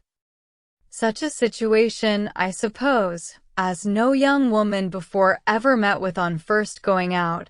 Do not think us ungrateful, Miss Woodhouse, for such surprising good fortune," again dispersing her tears, "but, poor dear soul, if you were to see what a headache she has. When one is in great pain, you know one cannot feel any blessing quite as it may deserve. She is as low as possible. To look at her, nobody would think how delighted and happy she is to have secured such a situation. You will excuse her not coming to you. She is not able. She is gone into her own room. I want her to lie down upon the bed." "My dear," said I shall say you are laid down upon the bed, but, however, she is not. She is walking about the room. But now that she has written her letters, she says she shall soon be well. She will be extremely sorry to miss seeing you, Miss Woodhouse, but your kindness will excuse her. You were kept waiting at the door. I was quite ashamed, but somehow there was a little bustle, for it so happened that we had not heard the knock, and, till you were on the stairs, we did not know anybody was coming." "It is only Mrs. Cole," said I, "depend upon it. Nobody else would come so early." "Well," said she, "it must be borne some time or other, and it may as well be now." But then Patty came in, and said it was you. "Oh," said I, "it is Miss Woodhouse. I am sure you will like to see her." "I can see nobody," said she, and up she got and would go away, and that was what made us keep you waiting, and extremely sorry and ashamed we were." "If you must go, my dear," said I, "you must, and I will say you are laid down upon the bed." Emma was most sincerely interested. Her heart had been long growing kinder towards Jane, and this picture of her present sufferings acted as a cure of every former ungenerous suspicion, and left her nothing but pity, and the remembrance of the less just and less gentle sensations of the past, obliged her to admit that Jane might very naturally resolve on seeing Mrs. Cole, or any other steady friend, when she might not bear to see herself.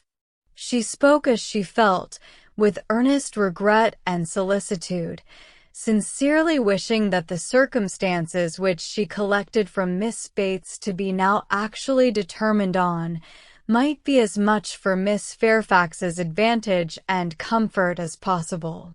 It must be a severe trial to them all. She had understood it was to be delayed till Colonel Campbell's return. "So very kind," replied Miss Bates, "but you are always kind."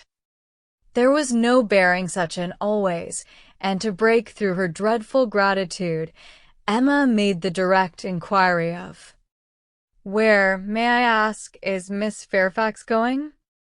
"To a Mrs. Smallage, charming woman, most superior, to have the charge of her 3 little girls, delightful children."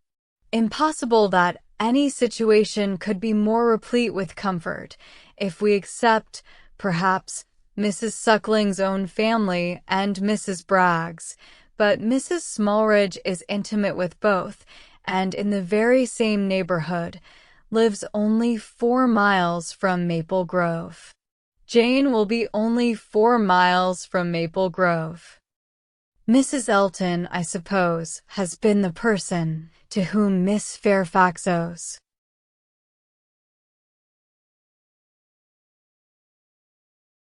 Yes, our good Mrs. Elton, the most indefatigable, true friend. She would not take a denial. She would not let Jane say no, for when Jane first heard of it, it was the day before yesterday, the very morning we were at Donwell. When Jane first heard of it, she was quite decided against accepting the offer, and for the reasons you mention. Exactly as you say, she had made up her mind to close with nothing till Colonel Campbell's return, and nothing should induce her to enter into any engagement at present, and so she told Mrs. Elton over and over again, and I am sure I had no more idea that she would change her mind, but that good Mrs. Elton, whose judgment never fails her, saw farther than I did. It is not everybody that would have stood out in such a kind way as she did, and refused to take Jane's answer, but she positively declared she would not write any such denial yesterday, as Jane wished her.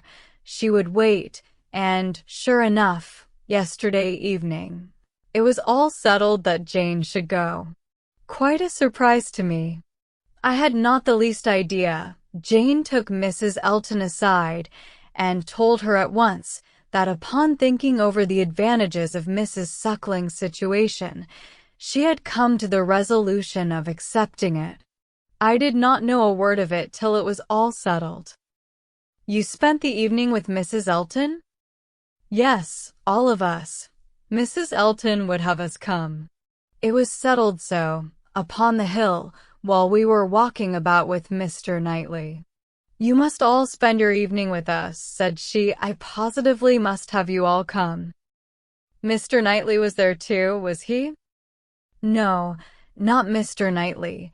He declined it from the first, and though I thought he would come, because Mrs. Elton declared she would not let him off, he did not, but my mother, and Jane, and I were all there, and a very agreeable evening we had.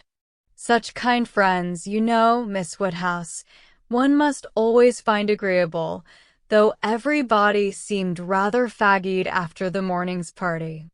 Even pleasure, is fatiguing, and I cannot say that any of them seemed very much to have enjoyed it. However, I shall always think it a very pleasant party, and feel extremely obliged to the kind friends who included me in it. Miss Fairfax, I suppose, though you were not aware of it, had been making up her mind the whole day. I dare say she had. Whenever the time may come, it must be unwelcome to her and all her friends, but I hope her engagement will have every alleviation that is possible. I mean, as to the character and manners of the family. Thank you, dear Miss Woodhouse. Yes, indeed, there is everything in the world that can make her happy in it. Except the Sucklings and Braggs, there is not such another nursery establishment, so liberal and elegant, in all Mrs. Elton's acquaintance. Mrs. Smallridge, a most delightful woman. A style of living almost equal to Maple Grove, and as to the children, except the little Sucklings and little Braggs, there are not such elegant, sweet children anywhere. Jane will be treated with such regard and kindness. It will be nothing but pleasure, a life of pleasure. And her salary, I really cannot venture to name her salary to you, Miss Woodhouse. Even you, used as you are to great sums, would hardly believe that so much could be given to a young person like Jane. Ah, madam, cried Emma, if other children are at all like what I remember to have been myself, I should think 5 times the amount of what I have ever yet heard named as a salary on such occasions dearly earned.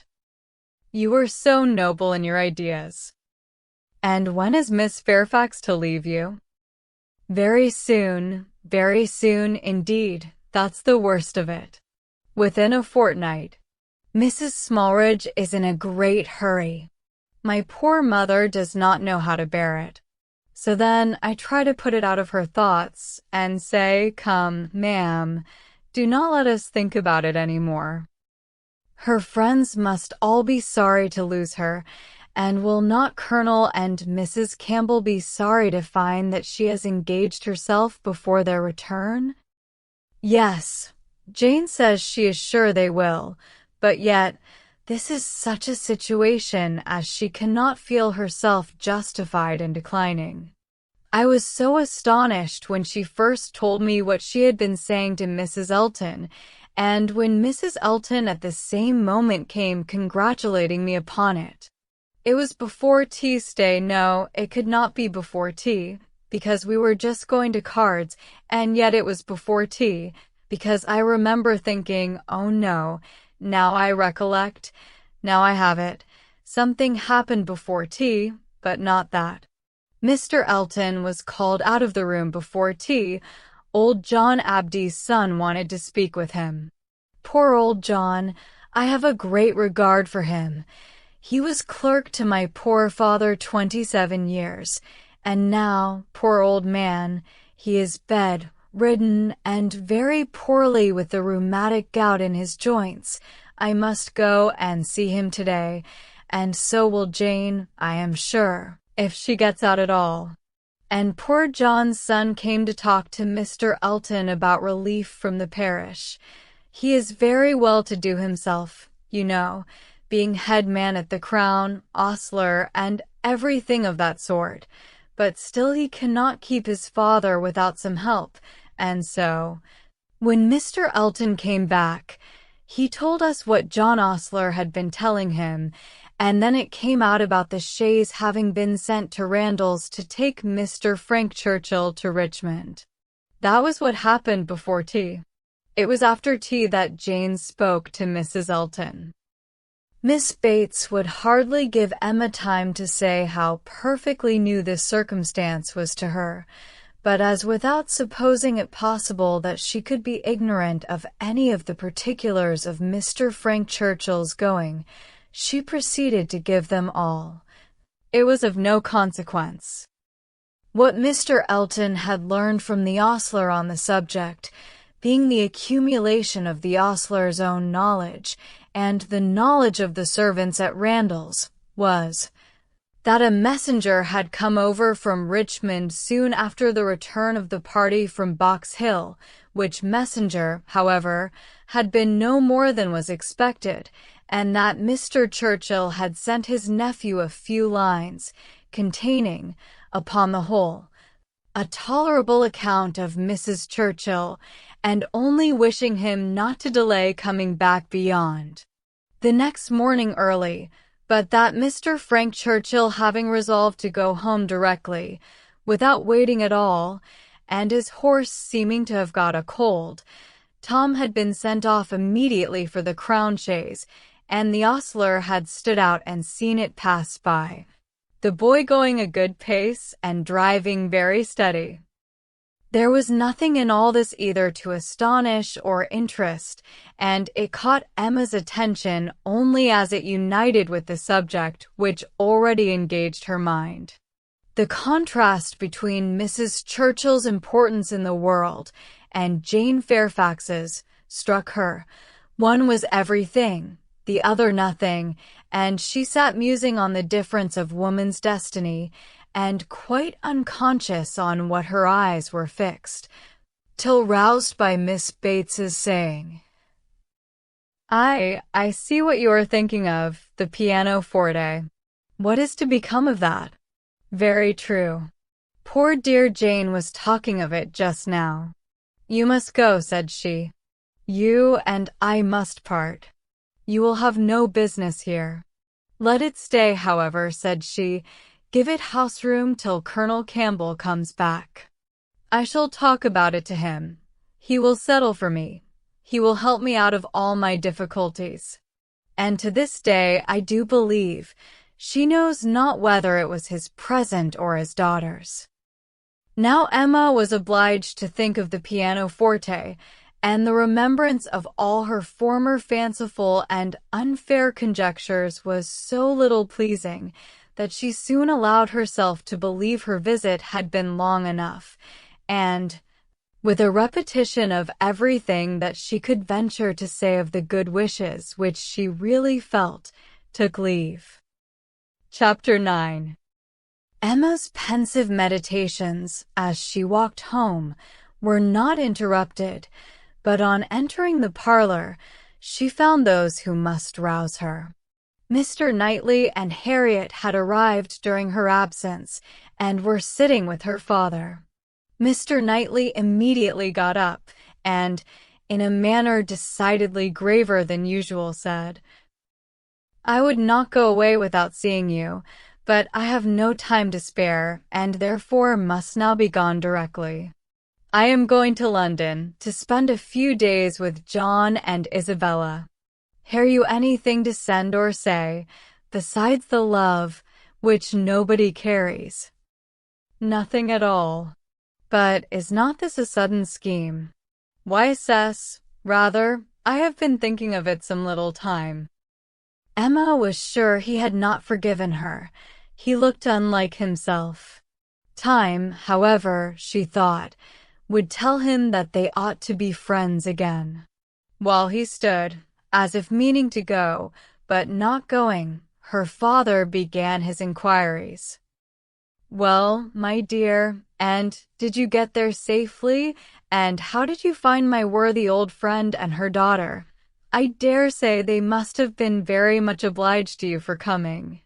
Dear Emma has been to call on Mrs. and Miss Bates, Mr. Knightley, as I told you before. She is always so attentive to them. Emma's color was heightened by this unjust praise, and with a smile and shake of the head, which spoke much, she looked at Mr. Knightley. It seemed as if there were an instantaneous impression in her favor, as if his eyes received the truth from hers, and all that had passed of good in her feelings were at once caught and honored. He looked at her with a glow of regard. She was warmly gratified, and in another moment still more so, by a little movement of more than common friendliness on his part. He took her hand. Whether she had not herself made the first motion, she could not say. She might, perhaps, have rather offered it, but he took her hand, pressed it, and certainly was on the point of carrying it to his lips when, from some fancy or other, he suddenly let it go. Why he should feel such a scruple, why he should change his mind when it was all but done, she could not perceive. He would have judged better, she thought, if he had not stopped. The intention, however, was indubitable, and whether it was that his manners had in general so little gallantry, or however else it happened, but she thought nothing became him more. It was with him of so simple, yet so dignified a nature. She could not but recall the attempt with great satisfaction. It spoke such perfect amity. He left them immediately afterwards, gone in a moment. He always moved with the alertness of a mind which could neither be undecided nor dilatory, but now he seemed more sudden than usual in his disappearance. Emma could not regret her having gone to Miss Bates, but she wished she had left her 10 minutes earlier. It would have been a great pleasure to talk over Jane Fairfax's situation with Mr. Knightley. Neither would she regret that he should be going to Brunswick Square, for she knew how much his visit would be enjoyed, but it might have happened at a better time, and to have had longer notice of it would have been pleasanter. They parted thorough friends, however. She could not be deceived as to the meaning of his countenance and his unfinished gallantry. It was all done to assure her that she had fully recovered his good opinion. He had been sitting with them half an hour, she found. It was a pity that she had not come back earlier. In the hope of diverting her father's thoughts from the disagreeableness of Mr. Knightley's going to London, and going so suddenly, and going on horseback, which she knew would be all very bad, Emma communicated her news of Jane Fairfax, and her dependence on the effect was justified. It supplied a very useful check, interested, without disturbing him. He had long made up his mind to Jane Fairfax's going out as governess, and could talk of it cheerfully, but Mr. Knightley's going to London had been an unexpected blow. "I am very glad, indeed, my dear, to hear she is to be so comfortably settled. Mrs. Elton is very good-natured and agreeable, and I dare say her acquaintance are just what they ought to be. I hope it is a dry situation, and that her health will be taken good care of. It ought to be a first object, as I am sure poor Miss Taylor's always was with me. You know, my dear, she is going to be to this new lady what Miss Taylor was to us. And I hope she will be better off in one respect, and not be induced to go away after it has been her home so long." The following day brought news from Richmond to throw everything else into the background. An express arrived at Randalls to announce the death of Mrs. Churchill. Though her nephew had had no particular reason to hasten back on her account, she had not lived above 36 hours after his return. A sudden seizure of a different nature from anything foreboded by her general state had carried her off after a short struggle. The great Mrs. Churchill was no more. It was felt as such things must be felt. Every body had a degree of gravity and sorrow, tenderness towards the departed, solicitude for the surviving friends, and, in a reasonable time, curiosity to know where she would be buried. Goldsmith tells us that when lovely woman stoops to folly, 19 she has nothing to do but to die, and when she stoops to be disagreeable, it is equally to be recommended as a clearer of ill fame. Mrs. Churchill, after being disliked at least 25 years, was now spoken of with compassionate allowances. In one point she was fully justified. She had never been admitted before to be seriously ill. The event acquitted her of all the fancifulness and all the selfishness of imaginary complaints. Poor Mrs. Churchill. No doubt she had been suffering a great deal, more than anybody had ever supposed, and continual pain would try the temper. It was a sad event, a great shock, with all her faults. What would Mr. Churchill do without her? Mr. Churchill's loss would be dreadful indeed. Mr. Churchill would never get over it. Even Mr. Weston shook his head and looked solemn and said, "Ah, poor woman, who would have thought it, and resolved that his mourning should be as handsome as possible." And his wife sat sighing and moralising over her broad hems with a commiseration and good sense true and steady. How it would affect Frank was among the earliest thoughts of both. It was also a very early speculation with Emma.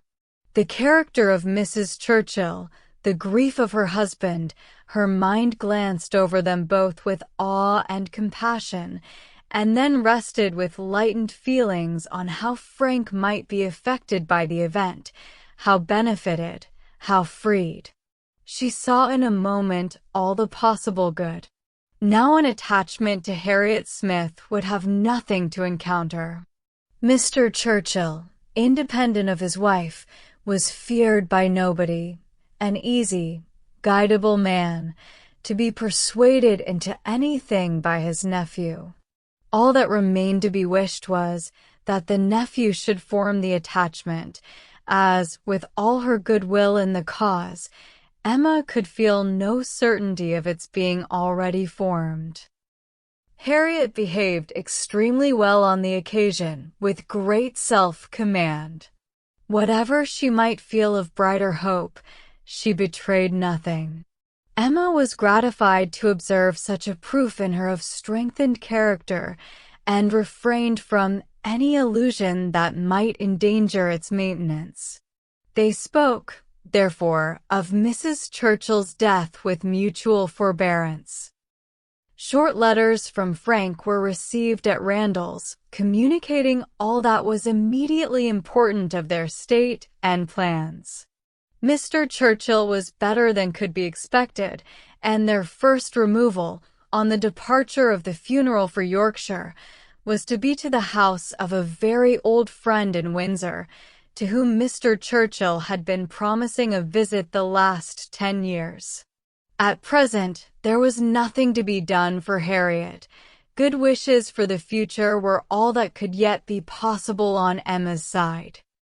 It was a more pressing concern to show attention to Jane Fairfax, whose prospects were closing, while Harriet's opened, and whose engagements now allowed of no delay in any one at Highbury, who wished to show her kindness, and with Emma it was grown into a first wish.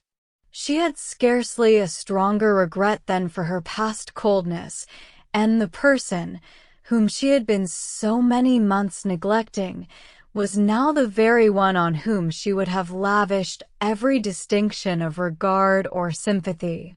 She wanted to be of use to her, wanted to show a value for her society, and testify respect and consideration. She resolved to prevail on her to spend a day at Hartfield. A note was written to urge it. The invitation was refused, and by a verbal message. Miss Fairfax was not well enough to write, and when Mr. Perry called at Hartfield the same morning, it appeared that she was so much indisposed as to have been visited, though against her own consent, by himself, and that she was suffering under severe headaches, and a nervous fever to a degree, which made him doubt the possibility of her going to Mrs. Smallridge's at the time proposed. Her health seemed for the moment completely deranged, appetite quite gone, and though there were no absolutely alarming symptoms, nothing touching the pulmonary complaint, which was the standing apprehension of the family, Mr. Perry was uneasy about her.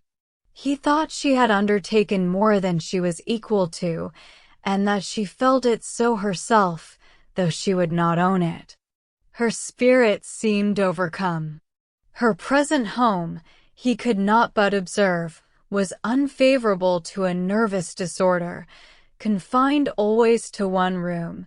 He could have wished it otherwise, and her good aunt, though his very old friend, he must acknowledge to be not the best companion for an invalid of that description. Her care and attention could not be questioned. They were, in fact, only too great. He very much feared that Miss Fairfax derived more evil than good from them. Emma listened with the warmest concern, grieved for her more and more, and looked around eager to discover some way of being useful.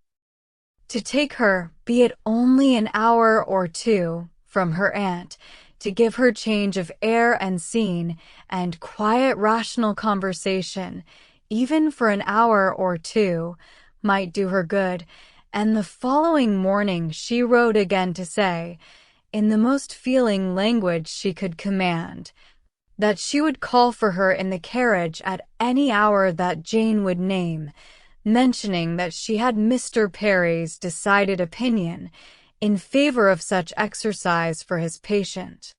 The answer was only in the short note. Miss Fairfax's compliments and thanks, but is quite unequal to any exercise. Emma felt that her own note had deserved something better, but it was impossible to quarrel with words, whose tremulous inequality showed indisposition so plainly, and she thought only of how she might best counteract this unwillingness to be seen or assisted. In spite of the answer, therefore, she ordered the carriage and drove to Mrs. Bates's, in the hope that Jane would be induced to join her, but it would not do. Miss Bates came to the carriage door, all gratitude, and agreeing with her most earnestly in thinking an airing might be of the greatest service, and everything that message could do was tried, but all in vain. Miss Bates was obliged to return without success. Jane was quite unpersuadable. The mere proposal of going out seemed to make her worse. Emma wished she could have seen her, and tried her own powers, but almost before she could hint the wish, Miss Bates made it appear that she had promised her niece on no account to let Miss Woodhouse in. Indeed, the truth was that poor dear Jane could not bear to see anybody at all. Mrs. Elton, indeed, could not be denied, and Mrs. Cole had made such a point, and Mrs. Perry had said so much, but, except them, Jane would really see nobody. Emma did not want to be classed with the Mrs. Eltons, the Mrs. Perrys, and the Mrs. Coles, who would force themselves anywhere. Neither could she feel any right of preference herself. She submitted, therefore, and only questioned Miss Bates farther as to her niece's appetite and diet, which she longed to be able to assist. On that subject poor Miss Bates was very unhappy, and very communicative. Jane would hardly eat anything. Mr. Perry recommended nourishing food, but everything they could command, and never had anybody such good neighbors, was distasteful. Emma, on reaching home, called the housekeeper directly to an examination of her stores, and some arrowroot of very superior quality was speedily dispatched to Miss Bates with a most friendly note. In half an hour the arrowroot was returned, with 1,000 thanks from Miss Bates, but dear Jane would not be satisfied without its being sent back. It was a thing she could not take, and, moreover, she insisted on her saying that she was not at all in want of anything. When Emma afterwards heard that Jane Fairfax had been seen wandering about the meadows, at some distance from Highbury, on the afternoon of the very day on which she had, under the plea of being unequal to any exercise, so peremptorily refused to go out with her in the carriage, she could have no doubt, putting everything together, that Jane was resolved to receive no kindness from her. She was sorry, very sorry. Her heart was grieved for a state which seemed but the more pitiable from this sort of irritation of spirits, inconsistency of action, and inequality of powers, and it mortified her that she was given so little credit for proper feeling, or esteemed so little worthy as a friend. But she had the consolation of knowing that her intentions were good, and of being able to say to herself that could Mr. Knightley have been privy to all her attempts of assisting Jane Fairfax, could he even have seen into her heart, he would not, on this occasion, have found anything to reprove. Chapter 10. One morning, about 10 days after Mrs. Churchill's decease, Emma was called downstairs to Mr. Weston, who could not stay 5 minutes and wanted particularly to speak with her. He met her at the parlor door, and hardly asking her how she did, in the natural key of his voice, sunk it immediately to say, unheard by her father, "Can you come to Randall's at any time this morning? Do, if it be possible. Mrs. Weston wants to see you. She must see you." "Is she unwell?" No, not at all. Only a little agitated.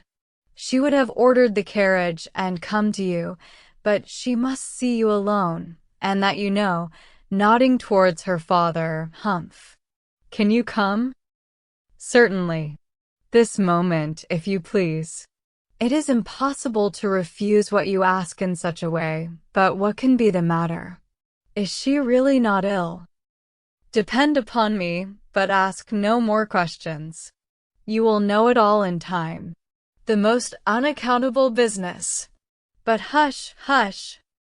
To guess what all this meant was impossible even for Emma. Something really important seemed announced by his looks, but as her friend was well, she endeavored not to be uneasy, and settling it with her father that she would take her walk now, she and Mr. Weston were soon out of the house together, and on their way at a quick pace for Randall's. "Now," said Emma, when they were fairly beyond the sweep gates, "now, Mr. Weston, do let me know what has happened." No, he gravely replied. "Don't ask me. I promised my wife to leave it all to her. She will break it to you better than I can. Do not be impatient, Emma. It will all come out too soon." "Break it to me," cried Emma, standing still with terror. "Good God! Mr. Weston, tell me at once." "Something has happened in Brunswick Square." "I know it has. Tell me, I charge you, tell me this moment what it is." "No, indeed, you are mistaken. Mr. Weston, do not trifle with me. Consider how many of my dearest friends are now in Brunswick Square. Which of them is it? I charge you by all that is sacred not to attempt concealment." "Upon my word, Emma." "Your word? Why not your honor? Why not say upon your honor that it has nothing to do with any of them?" "Good heavens! What can be to be broke to me that does relate to one of that family?" "Upon my honor," said he very seriously, "it does not. It is not in the smallest degree connected with any human being of the name of Knightley." Emma's courage returned, and she walked on. "I was wrong," he continued, "in talking of its being broke to you. I should not have used the expression. In fact, it does not concern you. It concerns only myself. That is, we hope. Humph! In short, my dear Emma, there is no occasion to be so uneasy about it. I don't say that it is not a disagreeable business, but things might be much worse. If we walk fast, we shall soon be at Randall's." Emma found that she must wait, and now it required little effort. She asked no more questions, therefore, merely employed her own fancy, and that soon pointed out to her the probability of its being some money concern, something just come to light, of a disagreeable nature in the circumstances of the family, something which the late event at Richmond had brought forward. Her fancy was very active. Half a dozen natural children, perhaps, and poor Frank cut off. This, though very undesirable, would be no matter of agony to her. It inspired little more than an animating curiosity. "Who is that gentleman on horseback?" said she, as they proceeded, speaking more to assist Mr. Weston in keeping his secret than with any other view. "I do not know. One of the Otways. Not Frank. It is not Frank, I assure you. You will not see him. He is halfway to Windsor by this time." "Has your son been with you then?" "Oh, yes, did not you know? Well, never mind." For a moment he was silent, and then added, in a tone much more guarded and demure, "Yes, Frank came over this morning, just to ask us how we did." They hurried on, and were speedily at Randall's. "Well, my dear," said he, as they entered the room, "I have brought her, and now I hope you will soon be better. I shall leave you together. There is no use in delay. I shall not be far off, if you want me." And Emma distinctly heard him add, in a lower tone, before he quitted the room, "I have been as good as my word. She has not the least idea." Mrs. Weston was looking so ill, and had an air of so much perturbation, that Emma's uneasiness increased, and the moment they were alone, she eagerly said, "What is it, my dear friend?" "Something of a very unpleasant nature, I find, has occurred. Do let me know directly what it is. I have been walking all this way in complete suspense. We both abhor suspense. Do not let mine continue longer. It will do you good to speak of your distress, whatever it may be." "Have you, indeed, no idea?" said Mrs. Weston in a trembling voice. "Cannot you, my dear Emma, cannot you form a guess as to what you are to hear?" "So far as that it relates to Mr. Frank Churchill, I do guess." "You are right. It does relate to him, and I will tell you directly," resuming her work, and seeming resolved against looking up. "He has been here this very morning on a most extraordinary errand. It is impossible to express our surprise. He came to speak to his father on a subject, to announce an attachment." She stopped to breathe. Emma thought first of herself, and then of Harriet. "More than an attachment, indeed," resumed Mrs. Weston. "An engagement, a positive engagement. What will you say, Emma, what will anybody say, when it is known that Frank Churchill and Miss Fairfax are engaged, nay, that they have been long engaged?" Emma even jumped with surprise, and, horror-struck, exclaimed, "Jane Fairfax! Good God! You are not serious? You do not mean it?" "You may well be amazed," returned Mrs. Weston, still averting her eyes, and talking on with eagerness, that Emma might have time to recover. "You may well be amazed. But it is even so. There has been a solemn engagement between them ever since October, formed at Weymouth, and kept a secret from everybody. Not a creature knowing it but themselves, neither the Campbells, nor her family, nor his. It is so wonderful that, though perfectly convinced of the fact, it is yet almost incredible to myself. I can hardly believe it. I thought I knew him." Emma scarcely heard what was said. Her mind was divided between two ideas: her own former conversations with him about Miss Fairfax and poor Harriet, and for some time she could only exclaim, and require confirmation, repeated confirmation. "Well," said she at last, trying to recover herself, This is a circumstance which I must think of at least half a day before I can at all comprehend it. What, engaged to her all the winter, before either of them came to Highbury? Engaged since October, secretly engaged. It has hurt me, Emma, very much. It has hurt his father equally. Some part of his conduct we cannot excuse. Emma pondered a moment, and then replied, I will not pretend not to understand you, and to give you all the relief in my power. Be assured that no such effect has followed his attentions to me, as you are apprehensive of. Mrs. Weston looked up, afraid to believe, but Emma's countenance was as steady as her words.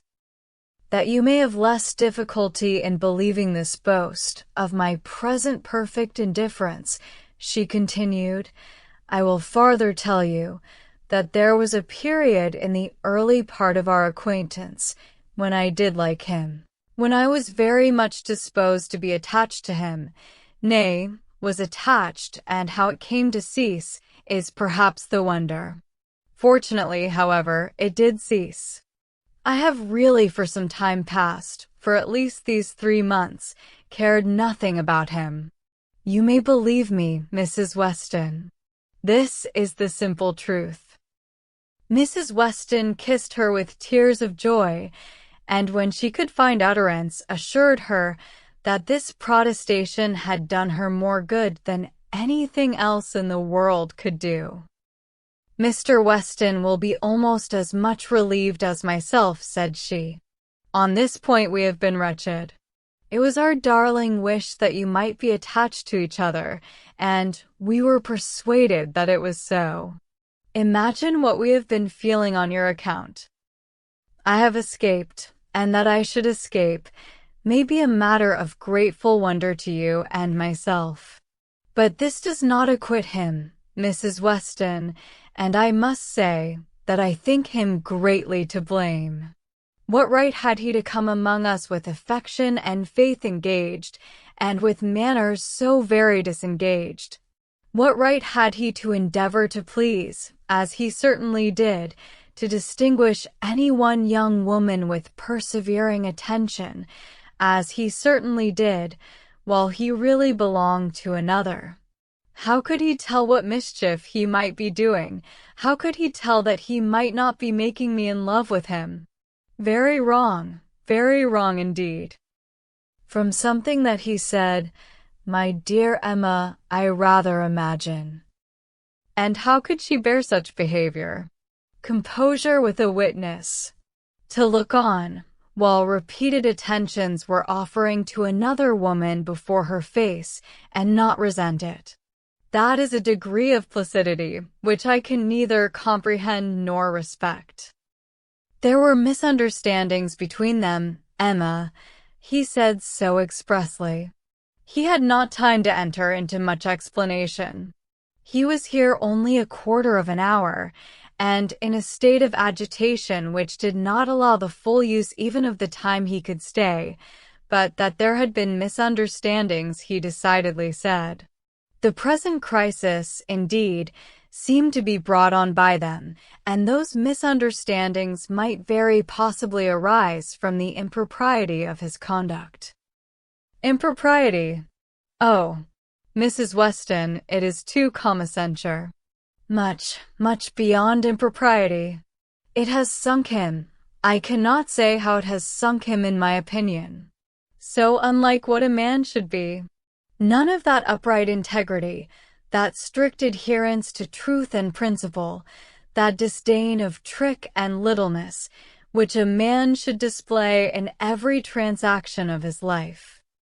Nay, dear Emma, now I must take his part, for though he has been wrong in this instance, I have known him long enough to answer for his having many, very many good qualities, and— Good God! Cried Emma, not attending to her dot, Mrs. Smallridge, too.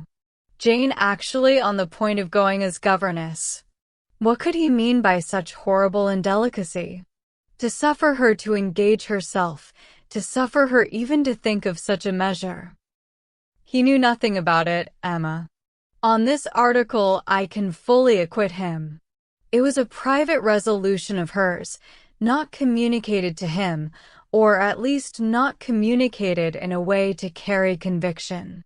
Till yesterday, I know, he said he was in the dark as to her plans.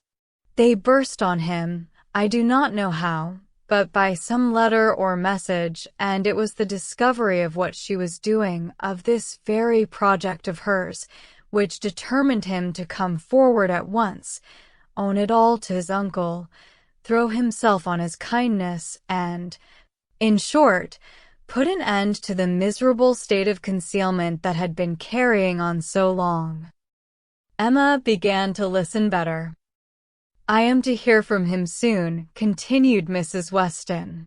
He told me at parting that he should soon write, and he spoke in a manner which seemed to promise me many particulars that could not be given now. Let us wait, therefore, for this letter. It may bring many extenuations. It may make many things intelligible and excusable which now are not to be understood. Don't let us be severe. Don't let us be in a hurry to condemn him. Let us have patience. I must love him, and now that I am satisfied on one point, the one material point, I am sincerely anxious for its all turning out well, and ready to hope that it may. They must both have suffered a great deal under such a system of secrecy and concealment. His sufferings, replied Emma drily, do not appear to have done him much harm. Well, and how did Mr. Churchill take it? Most favorably for his nephew, gave his consent with scarcely a difficulty. Conceive what the events of a week have done in that family. While poor Mrs. Churchill lived, I suppose there could not have been a hope, a chance, a possibility, but scarcely are her remains at rest in the family vault, then her husband is persuaded to act exactly opposite to what she would have required. What a blessing it is when undue influence does not survive the grave. He gave his consent with very little persuasion. Ah, thought Emma, he would have done as much for Harriet. This was settled last night, and Frank was off with the light this morning. He stopped at Highbury, at the Bates', I fancy, some time, and then came on hither, but was in such a hurry to get back to his uncle, to whom he is just now more necessary than ever, that, as I tell you, he could stay with us but a quarter of an hour. He was very much agitated, very much indeed, to a degree that made him appear quite a different creature from anything I had ever seen him before. In addition to all the rest, there had been the shock of finding her so very unwell, which he had had no previous suspicion of, and there was every appearance of his having been feeling a great deal. And do you really believe the affair to have been carrying on with such perfect secrecy? The Campbells, the Dixons, did none of them know of the engagement? Emma could not speak the name of Dixon without a little blush. None, not one. He positively said that it had been known to no being in the world but their two selves. Well, said Emma, I suppose we shall gradually grow reconciled to the idea, and I wish them very happy. But I shall always think it a very abominable sort of proceeding. What has it been but a system of hypocrisy and deceit, espionage and treachery, to come among us with professions of openness and simplicity, and such a league in secret to judge us all? Here have we been the whole winter and spring completely duped, fancying ourselves all on an equal footing of truth and honor, with two people in the midst of us who may have been carrying round, comparing and sitting in judgment on sentiments and words that were never meant for both to hear. They must take the consequence if they have heard each other spoken of in a way not perfectly agreeable. I am quite easy on that head, replied Mrs. Weston. I am very sure that I never said anything of either to the other, which both might not have heard. You are in luck. Your only blunder was confined to my ear, when you imagined a certain friend of ours in love with the lady. True. But as I have always had a thoroughly good opinion of Miss Fairfax, I never could, under any blunder, have spoken ill of her, and as to speaking ill of him, there I must have been safe. At this moment Mr. Weston appeared at a little distance from the window, evidently on the watch. His wife gave him a look which invited him in, and, while he was coming round, added, "Now, dearest Emma, let me entreat you to say and look everything that may set his heart at ease and incline him to be satisfied with the match. Let us make the best of it, and, indeed, almost everything may be fairly said in her favor. It is not a connection to gratify, but if Mr. Churchill does not feel that, why should we? And it may be a very fortunate circumstance for him, for Frank, I mean, that he should have attached himself to a girl of such steadiness of character and good judgment as I have always given her credit for, and still am disposed to give her credit for, in spite of this one great deviation from the strict rule of right. And how much may be said in her situation for even that error?" "Much, indeed," cried Emma feelingly. "If a woman can ever be excused for thinking only of herself, it is in a situation like Jane Fairfax's. Of such, one may almost say that the world is not theirs, nor the world's law." 20. She met Mr. Weston on his entrance, with a smiling countenance, exclaiming, "A very pretty trick you have been playing me, upon my word." This was a device, I suppose, to sport with my curiosity and exercise my talent of guessing. But you really frightened me. I thought you had lost half your property at least. And here, instead of its being a matter of condolence, it turns out to be one of congratulation. I congratulate you, Mr. Weston, with all my heart, on the prospect of having one of the most lovely and accomplished young women in England for your daughter." A glance or two between him and his wife convinced him that all was as right as this speech proclaimed, and its happy effect on his spirits was immediate. His air and voice recovered their usual briskness. He shook her heartily and gratefully by the hand, and entered on the subject in a manner to prove that he now only wanted time and persuasion to think the engagement no very bad thing. His companion suggested only what could palliate imprudence or smooth objections, and by the time they had talked it all over together, and he had talked it all over again with Emma, in their walk back to Hartfield, he was become perfectly reconciled, and not far from thinking it the very best thing that Frank could possibly have done. Chapter 11.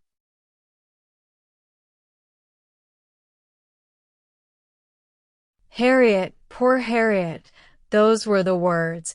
In them lay the tormenting ideas which Emma could not get rid of, and which constituted the real misery of the business to her. Frank Churchill had behaved very ill by herself, very ill in many ways, but it was not so much his behavior as her own, which made her so angry with him. It was the scrape which he had drawn her into on Harriet's account that gave the deepest hue to his offense. Poor Harriet! To be a second time the dupe of her misconceptions and flattery. Mr. Knightley had spoken prophetically when he once said, "Emma, you have been no friend to Harriet Smith. She was afraid she had done her nothing but disservice." It was true that she had not to charge herself in this instance, as in the former, with being the sole and original author of the mischief, with having suggested such feelings as might otherwise never have entered Harriet's imagination, for Harriet had acknowledged her admiration and preference of Frank Churchill before she had ever given her a hint on the subject, but she felt completely guilty of having encouraged what she might have repressed. She might have prevented the indulgence and increase of such sentiments. Her influence would have been enough. And now she was very conscious that she ought to have prevented them. She felt that she had been risking her friend's happiness on most insufficient grounds. Common sense would have directed her to tell Harriet that she must not allow herself to think of him, and that there were 500 chances to 1 against his ever caring for her. But with common sense, she added, "I am afraid I have had little to do." She was extremely angry with herself. If she could not have been angry with Frank Churchill too, it would have been dreadful. As for Jane Fairfax, she might at least relieve her feelings from any present solicitude on her account. Harriet would be anxiety enough. She need no longer be unhappy about Jane, whose troubles and whose ill health, having, of course, the same origin, must be equally under cure. Her days of insignificance and evil were over. She would soon be well, and happy and prosperous. Emma could now imagine why her own attentions had been slighted. This discovery laid many smaller matters open. No doubt it had been from jealousy. In Jane's Eve she had been a rival, and well might anything she could offer of assistance or regard be repulsed. An airing in the Hartfield carriage would have been the rack, and arrowroot from the Hartfield store room must have been poison. She understood it all, and as far as her mind could disengage itself from the injustice and selfishness of angry feelings, she acknowledged that Jane Fairfax would have neither elevation nor happiness beyond her desert. But poor Harriet was such an engrossing charge. There was little sympathy to be spared for anybody else. Emma was sadly fearful that this second disappointment would be more severe than the first. Considering the very superior claims of the object, it ought, and judging by its apparently stronger effect on Harriet's mind, produce reserve and self-command. It would. She must communicate the painful truth, however, and as soon as possible.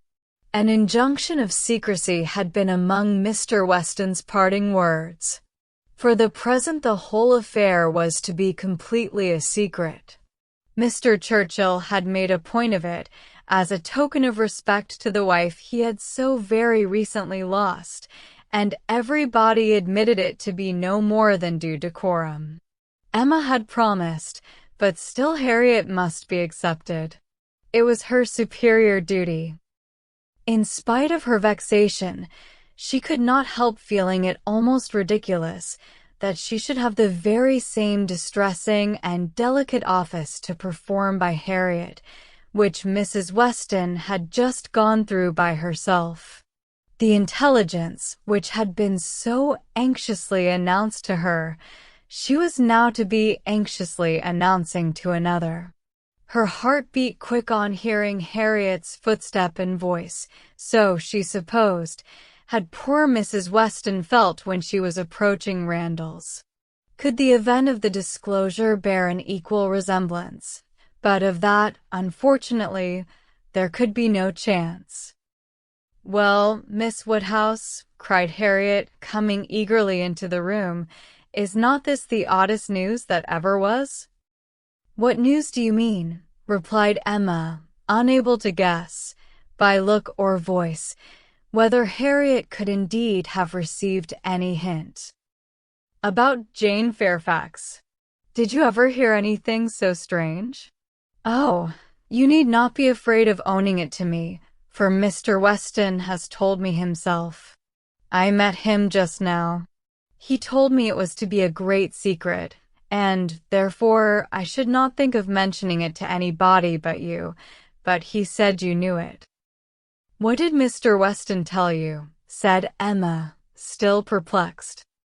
"Oh, he told me all about it, that Jane Fairfax and Mr. Frank Churchill are to be married, and that they have been privately engaged to one another this long while." "How very odd."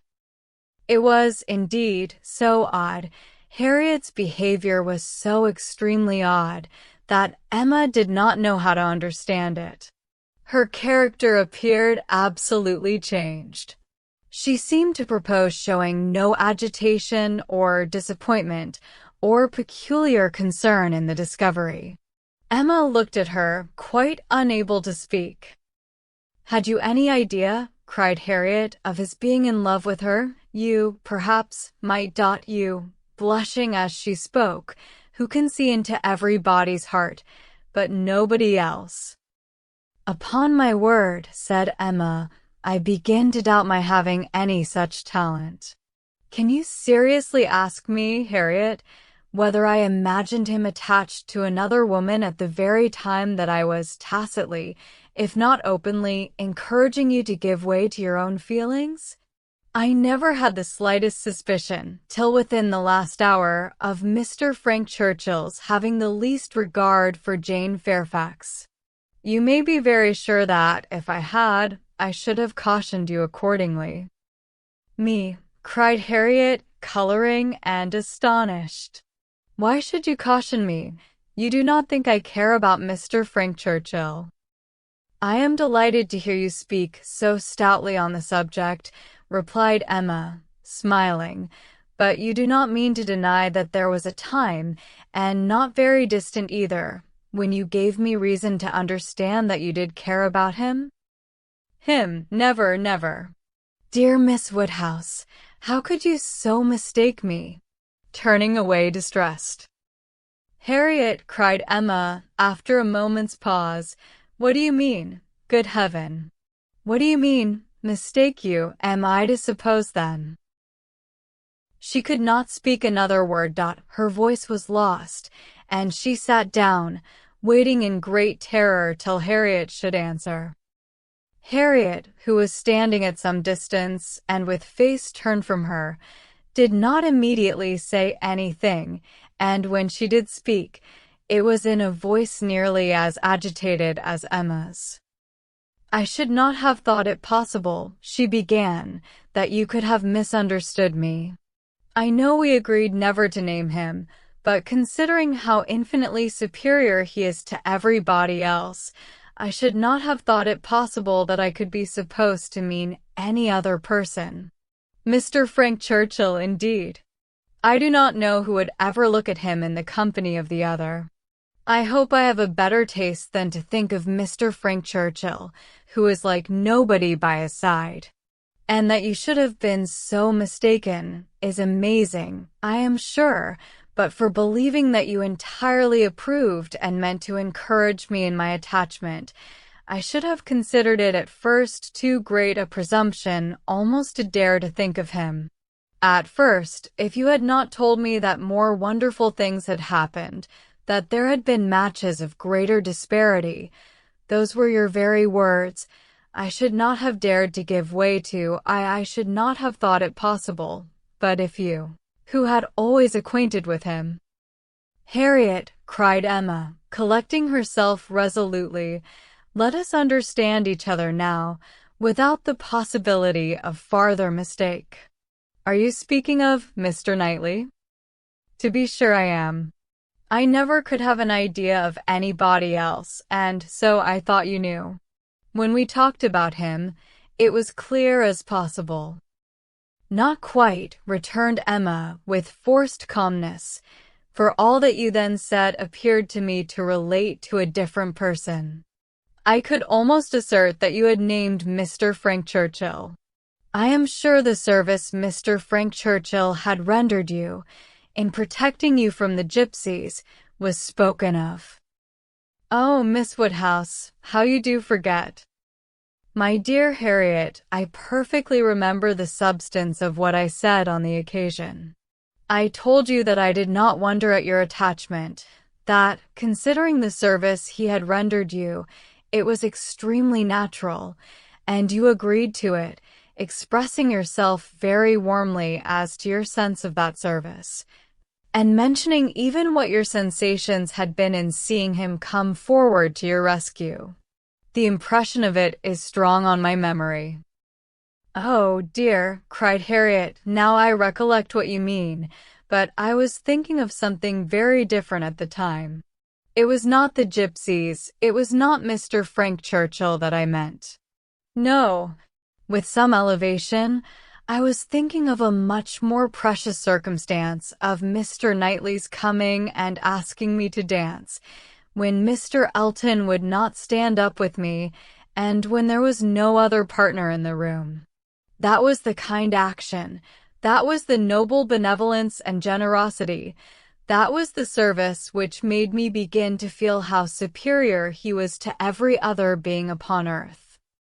"Good God," cried Emma, "this has been a most unfortunate, most deplorable mistake. What is to be done?" "You would not have encouraged me, then, if you had understood me. At least, however, I cannot be worse off than I should have been, if the other had been the person, and now it is possible." She paused a few moments. Emma could not speak. "I do not wonder, Miss Woodhouse," she resumed, "that you should feel a great difference between the two, as to me or as to anybody. You must think one 500 million times more above me than the other. But I hope, Miss Woodhouse, that supposing that, if strange as it may appear, but you know they were your own words, that more wonderful things had happened, matches of greater disparity had taken place than between Mr. Frank Churchill and me, and, therefore, it seems as if such a thing even as this may have occurred before. And if I should be so fortunate, beyond expression, as to, if Mr. Knightley should really, if he does not mind the disparity, I hope, dear Miss Woodhouse, you will not set yourself against it, and try to put difficulties in the way. But you are too good for that, I am sure." Harriet was standing at one of the windows. Emma turned round to look at her in consternation, and hastily said, "Have you any idea of Mr. Knightley's returning your affection?" "Yes," replied Harriet modestly, but not fearfully, "I must say that I have." Emma's eyes were instantly withdrawn, and she sat silently meditating, in a fixed attitude, for a few minutes. A few minutes were sufficient for making her acquainted with her own heart. A mind like hers, once opening to suspicion, made rapid progress. She touched, she admitted, she acknowledged the whole truth. Why was it so much worse that Harriet should be in love with Mr. Knightley than with Frank Churchill? Why was the evil so dreadfully increased by Harriet's having some hope of a return? It darted through her with the speed of an arrow that Mr. Knightley must marry no one but herself. Her own conduct, as well as her own heart, was before her in the same few minutes. She saw it all with a clearness which had never blessed her before. How improperly had she been acting by Harriet! How inconsiderate, how indelicate, how irrational, how unfeeling had been her conduct! What blindness, what madness, had led her on! It struck her with dreadful force, and she was ready to give it every bad name in the world. Some portion of respect for herself, however, in spite of all these demerits, some concern for her own appearance, and a strong sense of justice by Harriet, there would be no need of compassion to the girl who believed herself loved by Mr. Knightley. But justice required that she should not be made unhappy by any coldness now, gave Emma the resolution to sit and endure farther with calmness, with even apparent kindness. For her own advantage, indeed, it was fit that the utmost extent of Harriet's hopes should be inquired into, and Harriet had done nothing to forfeit the regard and interest which had been so voluntarily formed and maintained. or to deserve to be slighted by the person whose counsels had never led her right. Rousing from reflection, therefore, and subduing her emotion, she turned to Harriet again and, in a more inviting accent, renewed the conversation. For as to the subject which had first introduced it, the wonderful story of Jane Fairfax, that was quite sunk and lost. Neither of them thought but of Mr. Knightley and themselves. Harriet, who had been standing in no unhappy reverie, was yet very glad to be called from it by the now encouraging manner of such a judge and such a friend as Miss Woodhouse, and only wanted invitation to give the history of her hopes with great though trembling delight. Emma's tremblings, as she asked, and as she listened, were better concealed than Harriet's, but they were not less. Her voice was not unsteady, but her mind was in all the perturbation that such a development of self, such a burst of threatening evil, such a confusion of sudden and perplexing emotions must create. She listened with much inward suffering, but with great outward patience, to Harriet's detail. Methodical, or well arranged, or very well delivered, it could not be expected to be, but it contained, when separated from all the feebleness and tautology of the narration, a substance to sink her spirit, especially with the corroborating circumstances which her own memory brought in favor of Mr. Knightley's most improved opinion of Harriet. Harriet had been conscious of a difference in his behavior ever since those two decisive dances. Emma knew that he had, on that occasion, found her much superior to his expectation. From that evening, or at least from the time of Miss Woodhouse's encouraging her to think of him, Harriet had begun to be sensible of his talking to her much more than she had been used to do, and of his having, indeed, quite a different manner towards her, a manner of kindness and sweetness. Latterly, she had been more and more aware of it. When they had been all walking together, he had so often come and walked by her and talked so very delightfully. He seemed to want to be acquainted with her. Emma knew it to have been very much the case. She had often observed the change, to almost the same extent. Harriet repeated expressions of approbation and praise from him, and Emma felt them to be in the closest agreement with what she had known of his opinion of Harriet. He praised her for being without art or affectation, for having simple, honest, generous feelings. She knew that he saw such recommendations in Harriet. He had dwelt on them to her more than once. Much that lived in Harriet's memory, many little particulars of the notice she had received from him, a look, a speech, a removal from one chair to another, a compliment implied, a preference inferred, had been unnoticed, because unsuspected, by Emma.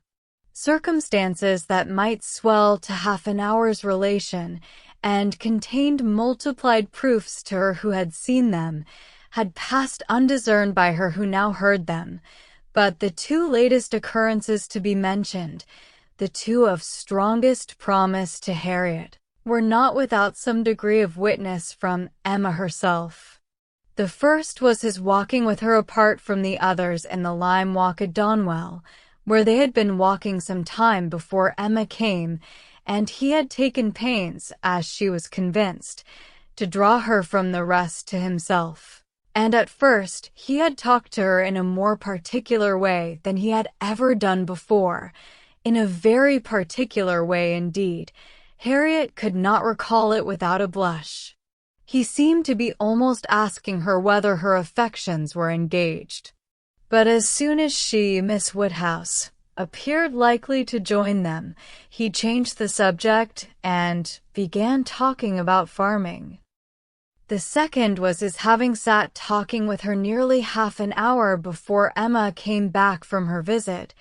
the very last morning of his being at Hartfield, though, when he first came in, he had said that he could not stay 5 minutes, and his having told her, during their conversation, that though he must go to London, it was very much against his inclination that he left home at all, which was much more, as Emma felt, than he had acknowledged to her. The superior degree of confidence towards Harriet which this one article marked gave her severe pain. On the subject of the first of the two circumstances, she did, after a little reflection, venture the following question: might he not, is not it possible, that when inquiring, as you thought, into the state of your affections, he might be alluding to Mr. Martin, he might have Mr. Martin's interest in view? But Harriet rejected the suspicion with spirit. Mr. Martin? No, indeed, there was not a hint of Mr. Martin. I hope I know better now than to care for Mr. Martin or to be suspected of it. When Harriet had closed her evidence, she appealed to her dear Miss Woodhouse to say whether she had not good ground for hope. I never should have presumed to think of it at first, said she, but for you. You told me to observe him carefully and let his behavior be the rule of mine, and so I have. But now I seem to feel that I may deserve him, and that if he does choose me, it will not be anything so very wonderful. The bitter feelings occasioned by this speech, the many bitter feelings, made the utmost exertion necessary on Emma's side to enable her to say in reply, Harriet, I will only venture to declare that Mr. Knightley is the last man in the world who would intentionally give any woman the idea of his feeling for her more than he really does. Harriet seemed ready to worship her friend for a sentence so satisfactory, and Emma was only saved from raptures and fondness, which at that moment would have been dreadful penance, by the sound of her father's footsteps. He was coming through the hall. Harriet was too much agitated to encounter him.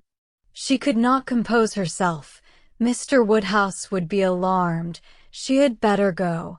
With most ready encouragement from her friend, therefore, she passed off through another door, and the moment she was gone, this was the spontaneous burst of Emma's feelings. Oh God, that I had never seen her!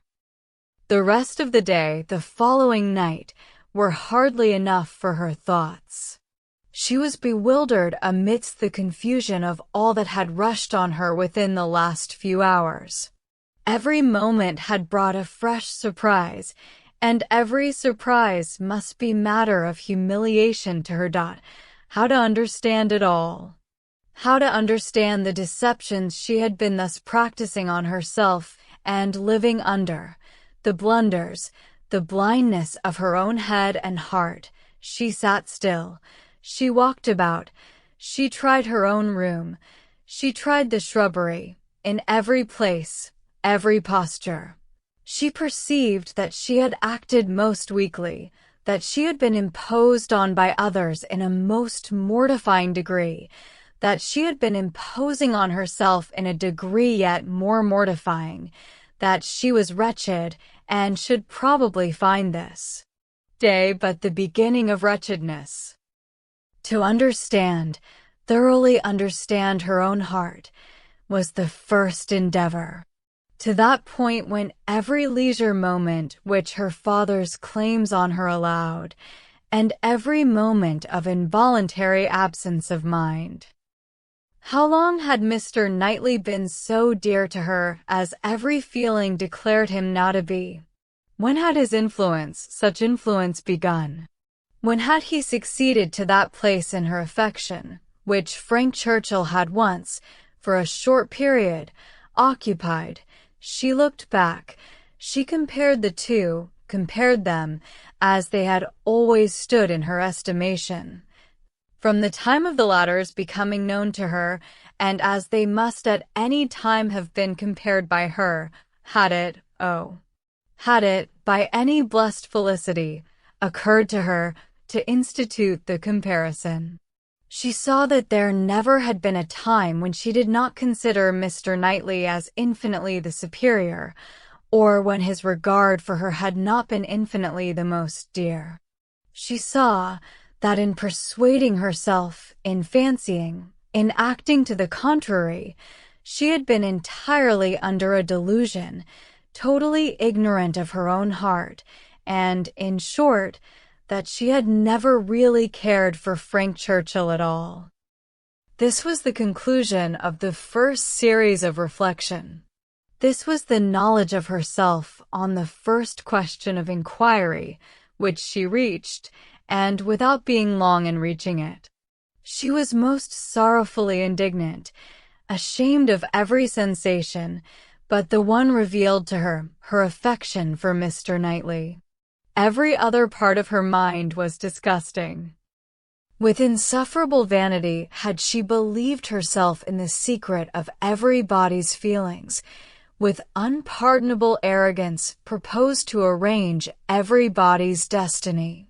She was proved to have been universally mistaken, and she had not quite done nothing, for she had done mischief. She had brought evil on Harriet, on herself, and, she too much feared, on Mr. Knightley.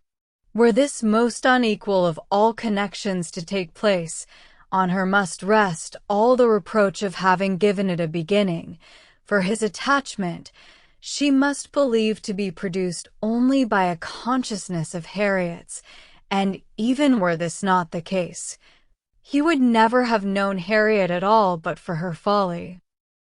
Mr. Knightley and Harriet Smith, it was an union to distance every wonder of the kind.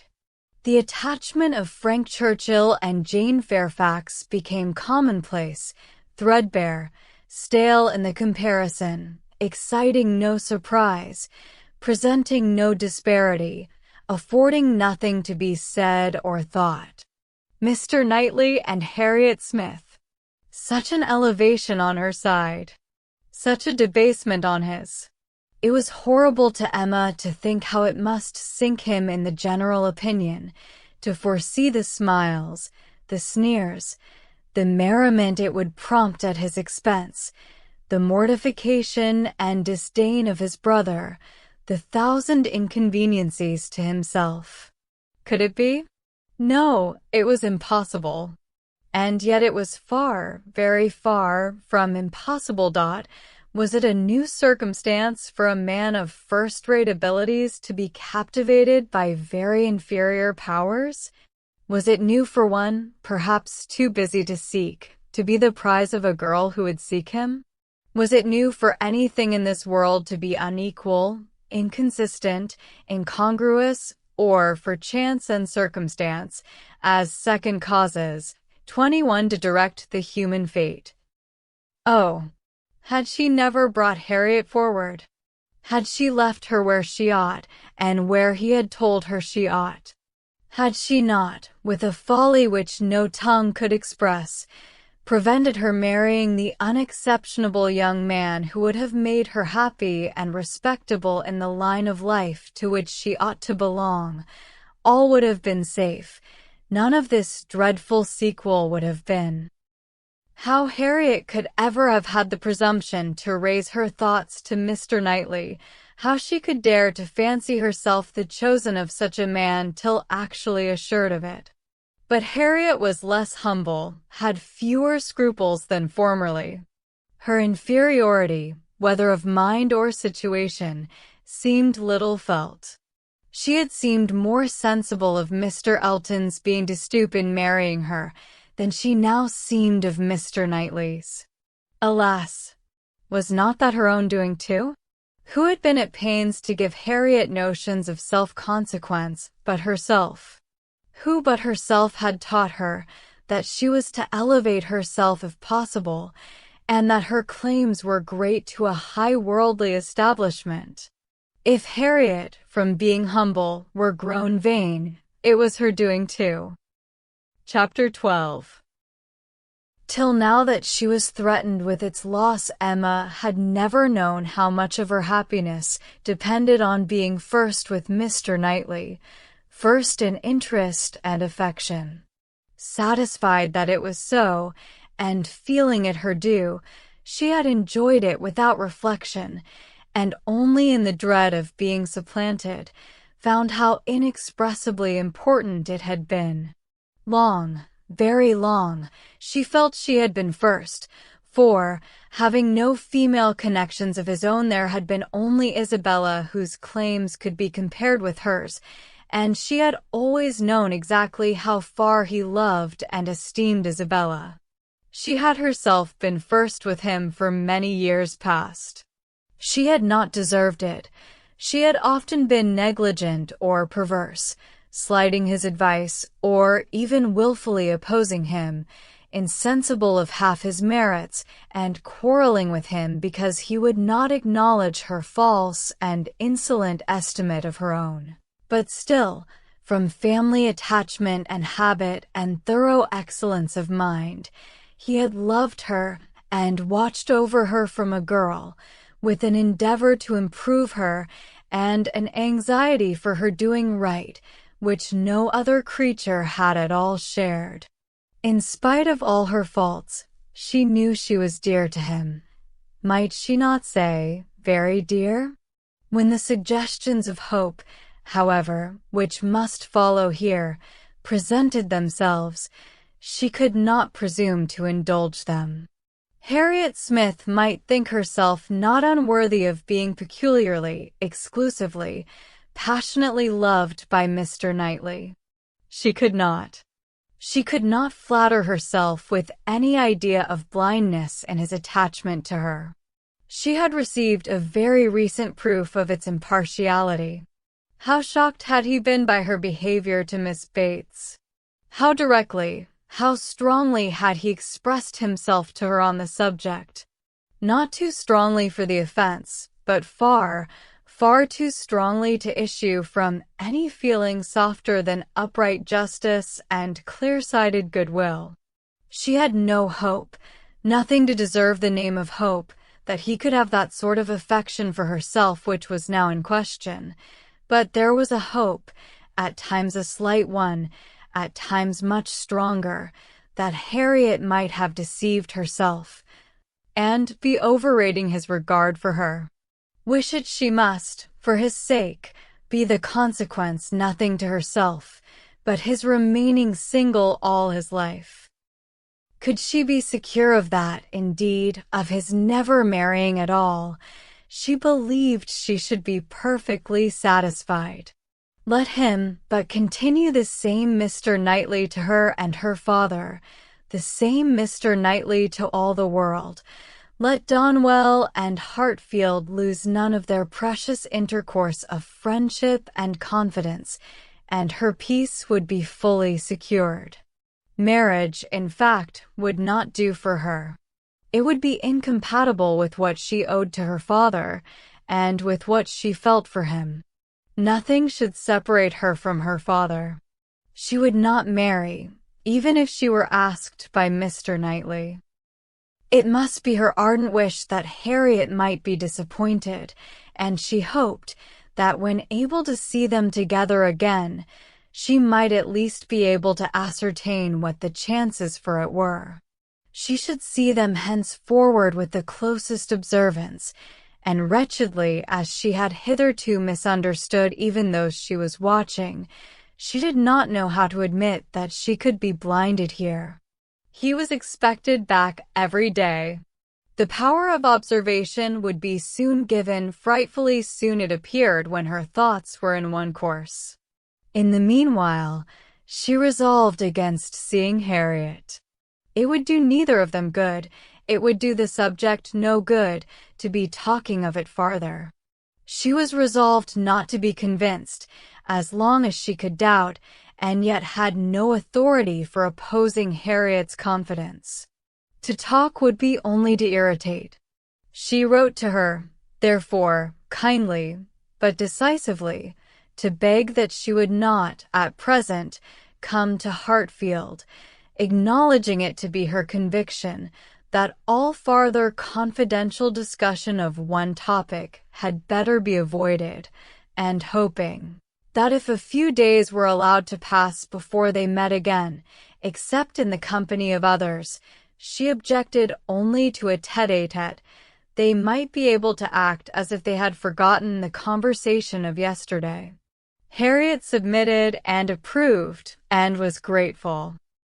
This point was just arranged, when a visitor arrived to tear Emma's thoughts a little from the one subject which had engrossed them, sleeping or waking, the last 24 hours, Mrs. Weston, who had been calling on her daughter-in-law-elect, and took Hartfield in her way home, almost as much in duty to Emma as in pleasure to herself, to relate all the particulars of so interesting an interview.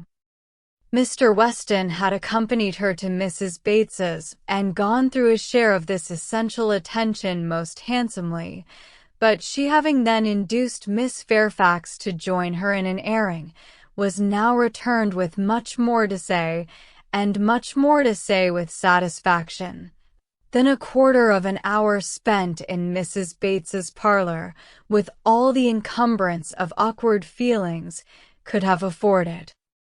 A little curiosity Emma had, and she made the most of it while her friend related.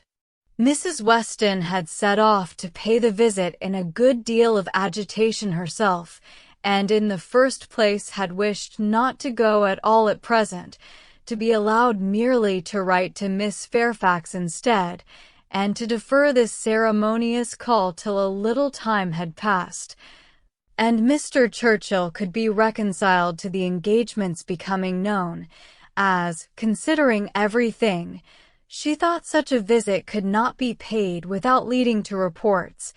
But Mr. Weston had thought differently. He was extremely anxious to show his approbation to Miss Fairfax and her family, and did not conceive that any suspicion could be excited by it, or if it were, that it would be of any consequence, for such things, he observed, always got about. Emma smiled, and felt that Mr. Weston had very good reason for saying so. They had gone, in short, and very great had been the evident distress and confusion of the lady. She had hardly been able to speak a word, and every look and action had shown how deeply she was suffering from consciousness. The quiet, heartfelt satisfaction of the old lady, and the rapturous delight of her daughter, who proved even too joyous to talk as usual, had been a gratifying, yet almost an affecting scene. They were both so truly respectable in their happiness, so disinterested in every sensation, thought so much of Jane, so much of everybody, and so little of themselves, that every kindly feeling was at work for them. Miss Fairfax's recent illness had offered a fair plea for Mrs. Weston to invite her to an airing. She had drawn back and declined at first, but, on being pressed, had yielded, and, in the course of their drive, Mrs. Weston had, by gentle encouragement, overcome so much of her embarrassment as to bring her to converse on the important subject. Apologies for her seemingly ungracious silence in their first reception, and the warmest expressions of the gratitude she was always feeling towards herself and Mr. Weston, must necessarily open the cause, but when these effusions were put by, they had talked a good deal of the present and of the future state of the engagement. Mrs. Weston was convinced that such conversation must be the greatest relief to her companion, pent up within her own mind as everything had so long been, and was very much pleased with all that she had said on the subject. On the misery of what she had suffered during the concealment of so many months, continued Mrs. Weston, she was energetic. This was one of her expressions. I will not say, that since I entered into the engagement I have not had some happy moments, but I can say that I have never known the blessing of one tranquil hour, and the quivering lip, Emma, which uttered it, was an attestation that I felt at my heart. "Poor girl," said Emma. "She thinks herself wrong, then, for having consented to a private engagement?" "Wrong. No one, I believe, can blame her more than she is disposed to blame herself. The consequence," said she, "has been a state of perpetual suffering to me, and so it ought. But after all the punishment that misconduct can bring, it is still not less misconduct. Pain is no expiation. I never can be blameless. I have been acting contrary to all my sense of right, and the fortunate turn that everything has taken, and the kindness I am now receiving, is what my conscience tells me ought not to be. Do not imagine, madam," she continued, "that I was taught wrong. Do not let any reflection fall on the principles or the care of the friends who brought me up. The error has been all my own, and I do assure you that, with all the excuse that present circumstances may appear to give, I shall yet dread making the story known to Colonel Campbell." "Poor girl," said Emma again. "She loves him, then, excessively, I suppose. It must have been from attachment only that she could be led to form the engagement. Her affection must have overpowered her judgment." "Yes, I have no doubt of her being extremely attached to him." "I am afraid," returned Emma, sighing, "that I must often have contributed to make her unhappy." "On your side, my love, it was very innocently done. But she probably had something of that in her thoughts, when alluding to the misunderstandings which he had given us hints of before. One natural consequence of the evil she had involved herself in, she said, was that of making her unreasonable. The consciousness of having done amiss had exposed her to 1,000 inquietudes, and made her captious and irritable to a degree that had been hard for him to bear. "I did not make the allowances," said she, "which I ought to have done, for his temper and spirits, his delightful spirits, and that gaiety, that playfulness of disposition, which, under any other circumstances, would, I am sure, have been as constantly bewitching to me as they were at first." She then began to speak of you, and of the great kindness you had shown her during her illness, and, with a blush which showed me how it was all connected, desired me, whenever I had an opportunity, to thank you. I could not thank you too much, for every wish and every endeavor to do her good. She was sensible that you had never received any proper acknowledgment from herself. "If I did not know her to be happy now," said Emma, seriously, which, in spite of every little drawback from her scrupulous conscience, she must be, "I could not bear these thanks, for, oh, Mrs. Weston, if there were an account drawn up of the evil and the good I have done Miss Fairfax, well," checking herself and trying to be more lively, "this is all to be forgotten. You are very kind to bring me these interesting particulars. They show her to the greatest advantage. I am sure she is very good. I hope she will be very happy. It is fit that the fortune should be on his side, for I think the merit will be all on hers." Such a conclusion could not pass unanswered by Mrs. Weston. She thought well of Frank in almost every respect, and, what was more, she loved him very much, and her defense was, therefore, earnest. She talked with a great deal of reason, and at least equal affection, but she had too much to urge for Emma's attention. It was soon gone to Brunswick Square or to Donwell. She forgot to attempt to listen, and when Mrs. Weston ended with, We have not yet had the letter we are so anxious for, but I hope it will soon come." She was obliged to pause before she answered, and at last obliged to answer at random, before she could at all recollect what letter it was which they were so anxious for. "Are you well, my Emma?" was Mrs. Weston's parting question. "Oh, perfectly. I am always well. Be sure to give me intelligence of the letter as soon as possible." Mrs. Weston's communications furnished Emma with more food for unpleasant reflection by increasing her esteem and compassion and her sense of past injustice towards Miss Fairfax. She bitterly regretted not having sought a closer acquaintance with her, and blushed for the envious feelings which had certainly been, in some measure, the cause. Had she followed Mr. Knightley's known wishes, in paying that attention to Miss Fairfax which was every way her due, had she tried to know her better, had she done her part towards intimacy, had she endeavored to find a friend there instead of in Harriet Smith, she must, in all probability, have been spared from every pain which pressed on her now.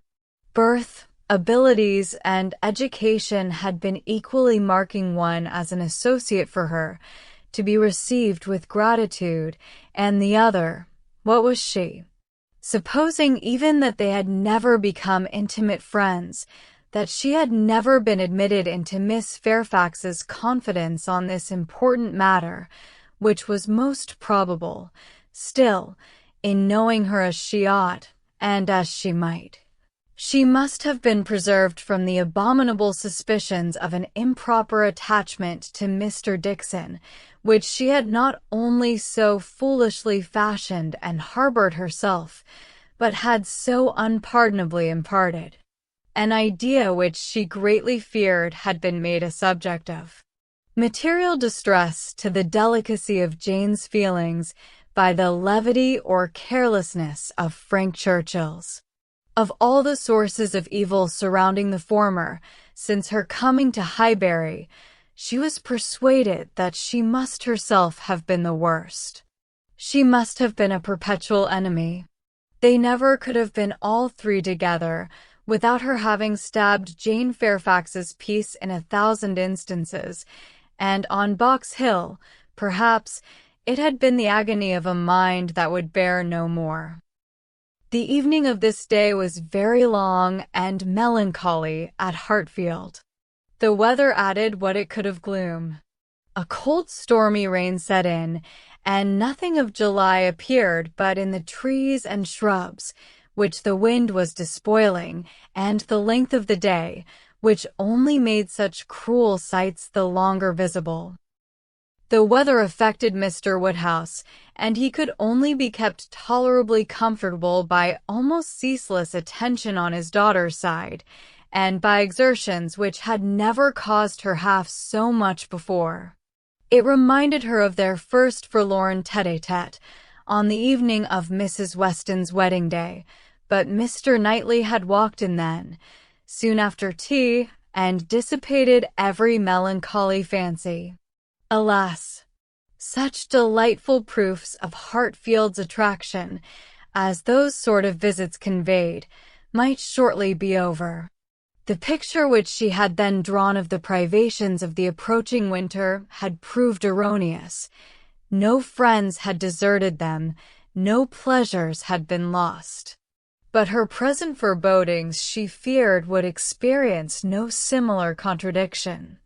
The prospect before her now was threatening to a degree that could not be entirely dispelled, that might not be even partially brightened. If all took place that might take place among the circle of her friends, Hartfield must be comparatively deserted, and she left to cheer her father with the spirits only of ruined happiness. The child to be born at Randalls must be a tie there even dearer than herself, and Mrs. Weston's heart and time would be occupied by it. They should lose her, and probably, in great measure, her husband also. Frank Churchill would return among them no more, and Miss Fairfax, it was reasonable to suppose, would soon cease to belong to Highbury. They would be married, and settled either at or near Enscombe. All that were good would be withdrawn, and if to these losses the loss of Donwell were to be added, what would remain of cheerful or of rational society within their reach? Mr. Knightley to be no longer coming there for his evening comfort, no longer walking in at all hours, as if ever willing to change his own home for theirs. How was it to be endured? And if he were to be lost to them for Harriet's sake, if he were to be thought of hereafter as finding in Harriet's society all that he wanted, if Harriet were to be the chosen, the first, the dearest, the friend, the wife to whom he looked for all the best blessings of existence, what could be increasing Emma's wretchedness but the reflection, never far distant from her mind, that it had been all her own work? When it came to such a pitch as this, she was not able to refrain from a start, or a heavy sigh, or even from walking about the room for a few seconds, and the only source whence anything like consolation or composure could be drawn was in the resolution of her own better conduct, and the hope that, however inferior in spirit and gaiety might be the following and every future winter of her life to the past, it would yet find her more rational, more acquainted with herself, and leave her less to regret when it were gone. Chapter 13. The weather continued much the same all the following morning, and the same loneliness and the same melancholy seemed to reign at Hartfield, but in the afternoon it cleared. The wind changed into a softer quarter. The clouds were carried off. The sun appeared. It was summer again. With all the eagerness which such a transition gives, Emma resolved to be out of doors as soon as possible. Never had the exquisite sight, smell, sensation of nature, tranquil, warm, and brilliant after a storm, been more attractive to her. She longed for the serenity they might gradually introduce, and on Mr. Perry's coming in soon after dinner, with a disengaged hour to give her father, she lost no time in hurrying into the shrubbery. There, with spirits freshened, and thoughts a little relieved, she had taken a few turns, when she saw Mr. Knightley passing through the garden door, and coming towards her. It was the first intimation of his being returned from London. She had been thinking of him the moment before, as unquestionably 16 miles distant. There was time only for the quickest arrangement of mind. She must be collected and calm. In half a minute they were together. The how-do-you-dos were quiet and constrained on each side. She asked after their mutual friends. They were all well. When had he left them? Only that morning. He must have had a wet ride. Yes, he meant to walk with her, she found. He had just looked into the dining room, and as he was not wanted there, preferred being out of doors. She thought he neither looked nor spoke cheerfully, and the first possible cause for it, suggested by her fears, was that he had perhaps been communicating his plans to his brother, and was pained by the manner in which they had been received. They walked together. He was silent. She thought he was often looking at her, and trying for a fuller view of her face than it suited her to give. And this belief produced another dread. Perhaps he wanted to speak to her of his attachment to Harriet. He might be watching for encouragement to begin. She could not, feel equal to lead the way to any such subject. He must do it all himself. Yet she could not bear this silence. With him it was most unnatural. She considered, resolved, and, trying to smile, began. "You have some news to hear, now you are come back. that will rather surprise you." "Have I?" said he quietly and looking at her. "Of what nature?" "Oh, the best nature in the world, a wedding." After waiting a moment, as if to be sure she intended to say no more, he replied, "If you mean Miss Fairfax and Frank Churchill, I have heard that already." "How is it possible?" cried Emma, turning her glowing cheeks towards him, for while she spoke, it occurred to her that he might have called at Mrs. Goddard's in his way. "I had a few lines on parish business from Mr. Weston this morning, and at the end of them he gave me a brief account of what had happened." Emma was quite relieved, and could presently say, with a little more composure, "You probably have been less surprised than any of us, for you have had your suspicions. I have not forgotten that you once tried to give me a caution. I wish I had attended to it, but," with a sinking voice and a heavy sigh, "I seem to have been doomed to blindness." For a moment or two nothing was said, and she was unsuspicious of having excited any particular interest, till she found her arm drawn within his and pressed against his heart, and heard him thus saying, in a tone of great sensibility, speaking low, "Time, my dearest Emma, time will heal the wound. Your own excellent sense, your exertions for your father's sake, I know you will not allow yourself." Her arm was pressed again, as he added, in a more broken and subdued accent, the feelings of the warmest friendship, indignation, abominable scoundrel. And in a louder, steadier tone, he concluded with, "He will soon be gone. They will soon be in Yorkshire. I am sorry for her. She deserves a better fate." Emma understood him, and as soon as she could recover from the flutter of pleasure, excited by such tender consideration, replied, "You are very kind, but you are mistaken, and I must set you right.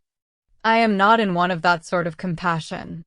My blindness to what was going on led me to act by them in a way that I must always be ashamed of, and I was very foolishly tempted to say and do many things which may well lay me open to unpleasant conjectures. But I have no other reason to regret that I was not in the secret earlier." "Emma," cried he, looking eagerly at her, "are you indeed?" But checking himself, "No, no, I understand you, forgive me. I am pleased that you can say even so much. He is no object of regret indeed, and it will not be very long, I hope, before that becomes the acknowledgment of more than your reason. Fortunate that your affections were not farther entangled. I could never, I confess, from your manners, assure myself as to the degree of what you felt. I could only be certain that there was a preference, and a preference which I never believed him to deserve. He is a disgrace to the name of man. And is he to be rewarded with that sweet young woman, Jane? Jane, you will be a miserable creature." "Mr. Knightley," said Emma, trying to be lively, but really confused, "I am in a very extraordinary situation. I cannot let you continue in your error, and yet, perhaps, since my manners gave such an impression, I have as much reason to be ashamed of confessing that I never have been at all attached to the person we are speaking of, as it might be natural for a woman to feel in confessing exactly the reverse. But I never have." He listened in perfect silence. She wished him to speak, but he would not. She supposed she must say more before she were entitled to his clemency, but it was a hard case to be obliged still to lower herself in his opinion. She went on, however, "I have very little to say for my own conduct. I was tempted by his attentions, and allowed myself to appear pleased. An old story, probably, a common case and no more than has happened to hundreds of my sex before, and yet it may not be the more excusable in one who sets up as I do for understanding. Many circumstances assisted the temptation. He was the son of Mr. Weston. He was continually here. I always found him very pleasant, and, in short, with a sigh, let me swell out the causes ever so ingeniously, they all center in this at last. My vanity was flattered, and I allowed his attentions. Latterly, however, for some time, indeed, I have had no idea of their meaning anything. I thought them a habit, a trick, nothing that called for seriousness on my side. He has imposed on me, but he has not injured me. I have never been attached to him, and now I can tolerably comprehend his behavior. He never wished to attach me. It was merely a blind to conceal his real situation with another. It was his object to blind all about him, and no one, I am sure, could be more effectually blinded than myself, except that I was not blinded, that it was my good fortune, that, in short, I was somehow or other safe from him. She had hoped for an answer here, for a few words to say that her conduct was at least intelligible, but he was silent, and, as far as she could judge, deep in thought. At last, and tolerably in his usual tone, he said, "I have never had a high opinion of Frank Churchill. I can suppose, however, that I may have underrated him. My acquaintance with him has been but trifling, and even if I have not underrated him hitherto, he may yet turn out well. With such a woman he has a chance. I have no motive for wishing him ill, and for her sake, whose happiness will be involved in his good character and conduct, I shall certainly wish him well." "I have no doubt of their being happy together," said Emma. "I believe them to be very mutually and very sincerely attached." "He is a most fortunate man," returned Mr. Knightley with energy. "So early in life, at 23, a period when, if a man chooses a wife, he generally chooses ill. At 23 to have drawn such a prize. What years of felicity that man, in all human calculation, has before him! Assured of the love of such a woman, the disinterested love for Jane Fairfax's character vouches for her disinterestedness, everything in his favor, equality of situation, I mean, as far as regards society, and all the habits and manners that are important, equality in every point but one, and that one, since the purity of her heart is not to be doubted, such as must increase his felicity, for it will be his to bestow the only advantages she wants. A man would always wish to give a woman a better home than the one he takes her from, and he who can do it, where there is no doubt of her regard, must, I think, be the happiest of mortals. Frank Churchill is, indeed, the favorite of fortune. Everything turns out for his good. He meets with a young woman at a watering place, gains her affection, cannot even weary her by negligent treatment, and had he and all his family sought round the world for a perfect wife for him, they could not have found her superior. His aunt is in the way. His aunt dies. He has only to speak. His friends are eager to promote his happiness. He has used everybody ill, and they are all delighted to forgive him. He is a fortunate man indeed. You speak as if you envied him.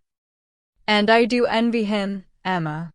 In one respect he is the object of my envy." Emma could say no more. They seemed to be within half a sentence of Harriet, and her immediate feeling was to avert the subject, if possible. She made her plan. She would speak of something totally different, the children in Brunswick Square, and she only waited for breath to begin, when Mr. Knightley startled her by saying, You will not ask me what is the point of envy. You are determined, I see, to have no curiosity. You are wise, but I cannot be wise. Emma, I must tell what you will not ask, though I may wish it unsaid the next moment. Oh, then, don't speak it, she eagerly cried. Take a little time, consider, do not commit yourself. Thank you, said he, in an accent of deep mortification, and not another syllable followed. Emma could not bear to give him pain. He was wishing to confide in her. Perhaps to consult her, cost her what it would, she would listen. She might assist his resolution, or reconcile him to it. She might give just praise to Harriet, or, by representing to him his own independence, relieve him from that state of indecision, which must be more intolerable than any alternative to such a mind as his. They had reached the house. You are going in, I suppose, said he. No, replied Emma, quite confirmed by the depressed manner in which he still spoke. I should like to take another turn. Mr. Perry is not gone. And, after proceeding a few steps, she added, I stopped you ungraciously just now, Mr. Knightley, and I am afraid gave you pain. But if you have any wish to speak openly to me as a friend, or to ask my opinion of anything that you may have in contemplation as a friend, indeed, you may command me. I will hear whatever you like. I will tell you exactly what I think. As a friend, repeated Mr. Knightley. Emma, that I fear is a word. No, I have no wish. Stay, yes, why should I hesitate? I have gone too far already for concealment. Emma, I accept your offer, extraordinary as it may seem. I accept it and refer myself to you as a friend. Tell me then, have I no chance of ever succeeding? He stopped in his earnestness to look the question, and the expression of his eyes overpowered her. My dearest Emma, said he, for dearest you will always be, whatever the event of this hour's conversation, my dearest, most beloved Emma, tell me at once. Say no, if it is to be said. She could really say nothing.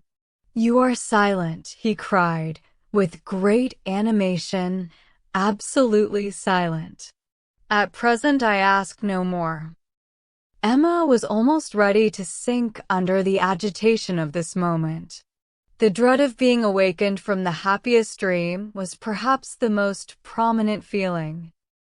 I cannot make speeches, Emma, he soon resumed, and in a tone of such sincere, decided, intelligible tenderness as was tolerably convincing.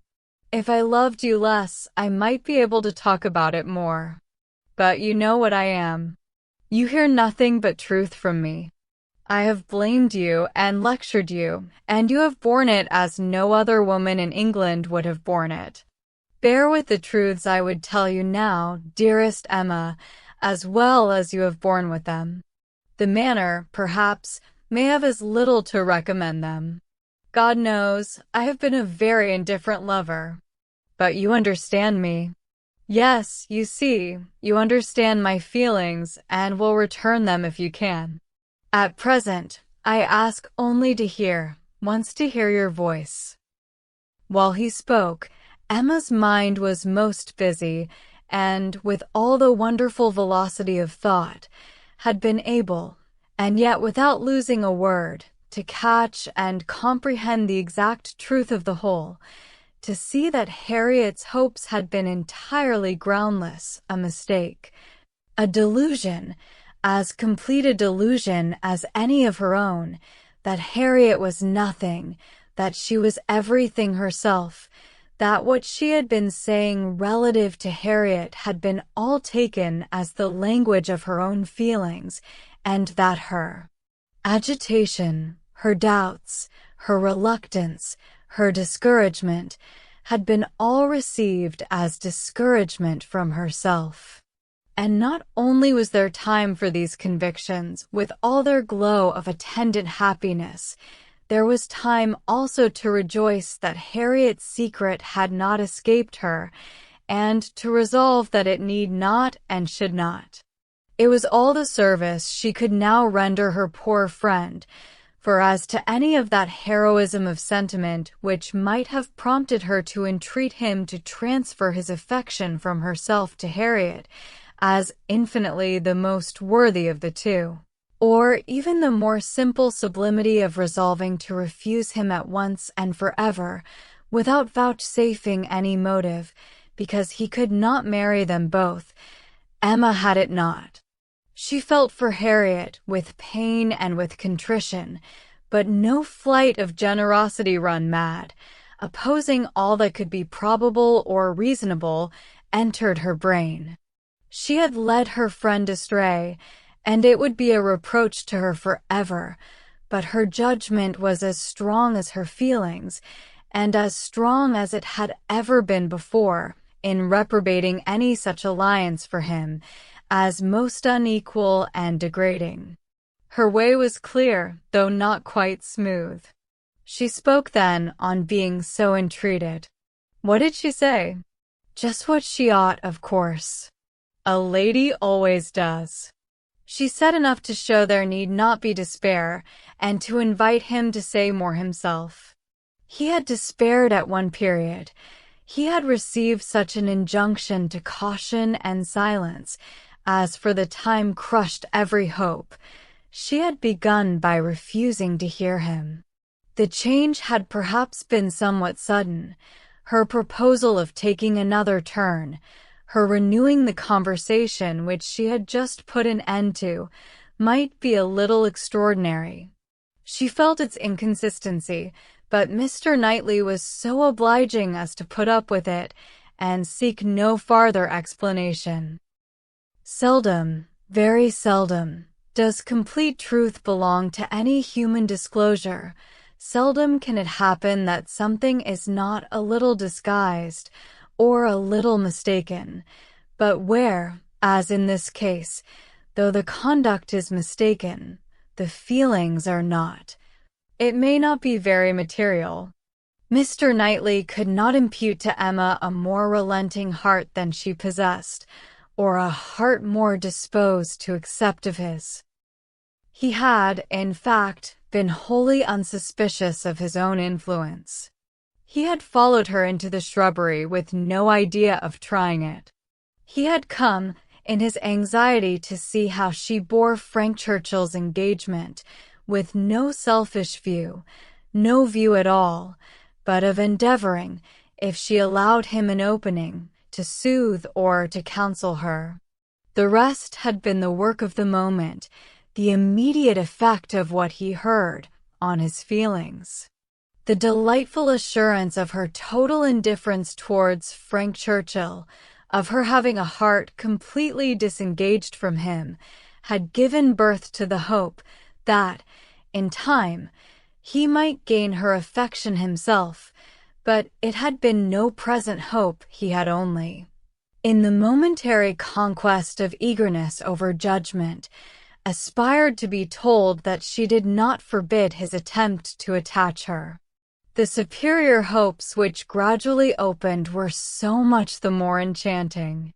The affection which he had been asking to be allowed to create if he could, was already his. Within half an hour, he had passed from a thoroughly distressed state of mind to something so like perfect happiness that it could bear no other name. Her change was equal. This 1/2 hour had given to each the same precious certainty of being beloved, had cleared from each the same degree of ignorance, jealousy, or distrust. On his side, there had been a long-standing jealousy, old as the arrival, or even the expectation, of Frank Churchill.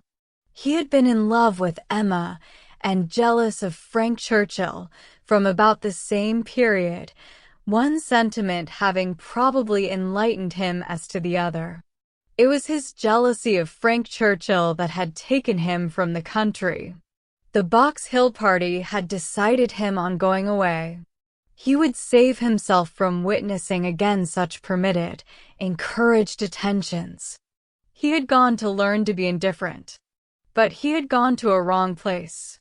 There was too much domestic happiness in his brother's house. Woman wore too amiable a form in it. Isabella was too much like Emma, differing only in those striking inferiorities which always brought the other in brilliancy before him, for much to have been done, even had his time been longer. He had stayed on, however, vigorously, day after day, till this very morning's post had conveyed the history of Jane Fairfax.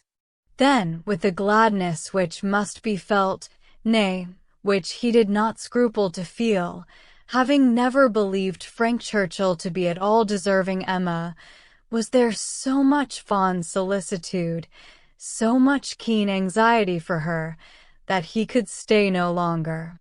He had ridden home through the rain, and had walked up directly after dinner to see how this sweetest and best of all creatures, faultless in spite of all her faults, bore the discovery. He had found her agitated and low. Frank Churchill was a villain. He heard her declare that she had never loved him. Frank Churchill's character was not desperate. She was his own Emma, by hand and word, when they returned into the house, and if he could have thought of Frank Churchill then, he might have deemed him a very good sort of fellow. Chapter 14. What totally different feelings did Emma take back into the house from what she had brought out? She had then been only daring to hope for a little respite of suffering.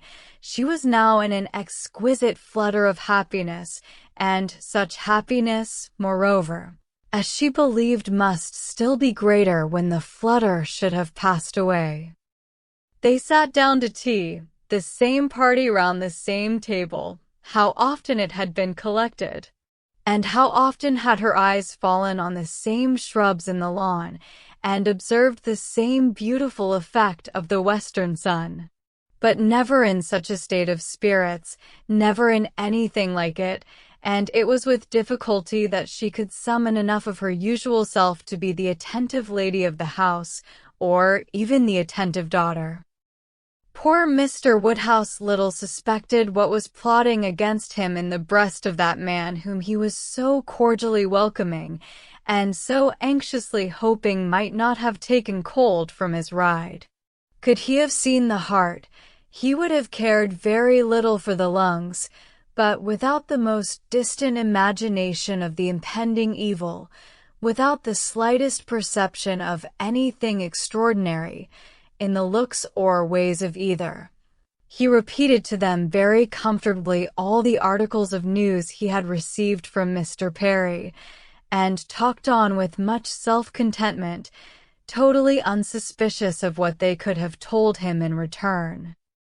As long as Mr. Knightley remained with them, Emma's fever continued, but when he was gone, she began to be a little tranquilized and subdued, and in the course of the sleepless night, which was the tax for such an evening, she found one or two such very serious points to consider as made her feel that even her happiness must have some alloy. Her father and Harriet.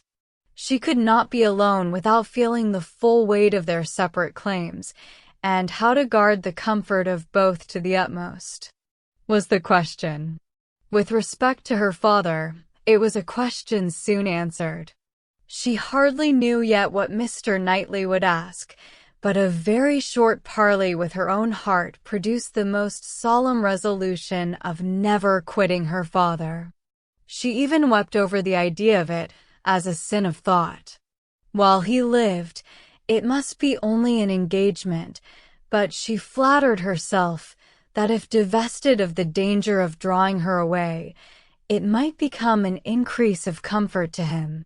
How to do her best by Harriet was of more difficult decision. How to spare her from any unnecessary pain, how to make her any possible atonement, how to appear least her enemy. On these subjects, her perplexity and distress were very great, and her mind had to pass again and again through every bitter reproach and sorrowful regret that had ever surrounded it. She could only resolve at last that she would still avoid a meeting with her and communicate all that need be told by letter, that it would be inexpressibly desirable to have her removed just now for a time from Highbury, and indulging in one scheme more. Nearly resolve that it might be practicable to get an invitation for her to Brunswick Square. Isabella had been pleased with Harriet, and a few weeks spent in London must give her some amusement. She did not think it in Harriet's nature to escape being benefited by novelty and variety, by the streets, the shops, and the children. At any rate, it would be a proof of attention and kindness in herself, from whom everything was due, a separation for the present, an averting of the evil day, when they must all be together again. She rose early, and wrote her letter to Harriet, an employment which left her so very serious, so nearly sad, that Mr. Knightley, in walking up to Hartfield to breakfast, did not arrive at all too soon, and half an hour stolen afterwards to go over the same ground again with him, literally and figuratively, was quite necessary to reinstate her in a proper share of the happiness of the evening before. He had not left her long, by no means long enough for her to have the slightest inclination for thinking of anybody else, when a letter was brought her from Randalls, a very thick letter. She guessed what it must contain, and deprecated the necessity of reading it. She was now in perfect charity with Frank Churchill. She wanted no explanations. She wanted only to have her thoughts to herself, and as for understanding anything he wrote, she was sure she was incapable of it.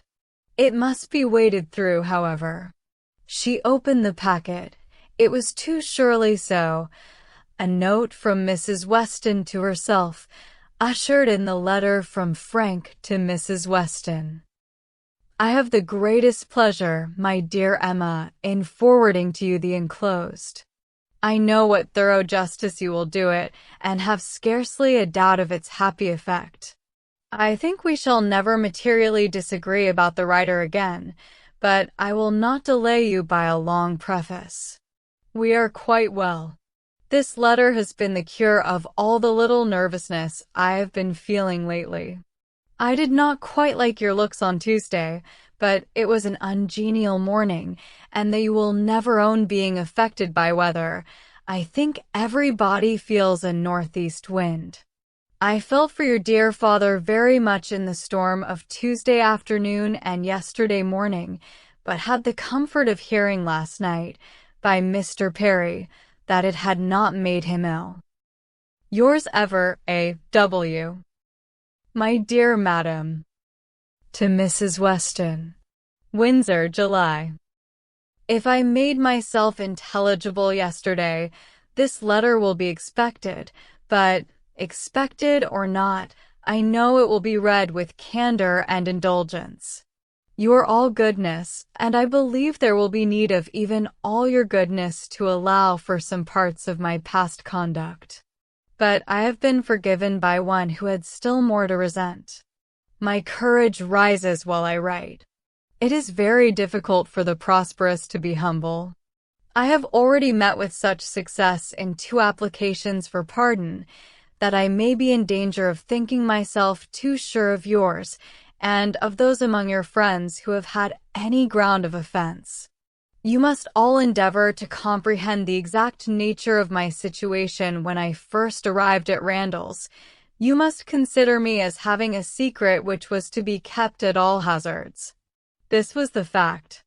My right to place myself in a situation requiring such concealment is another question. I shall not discuss it here.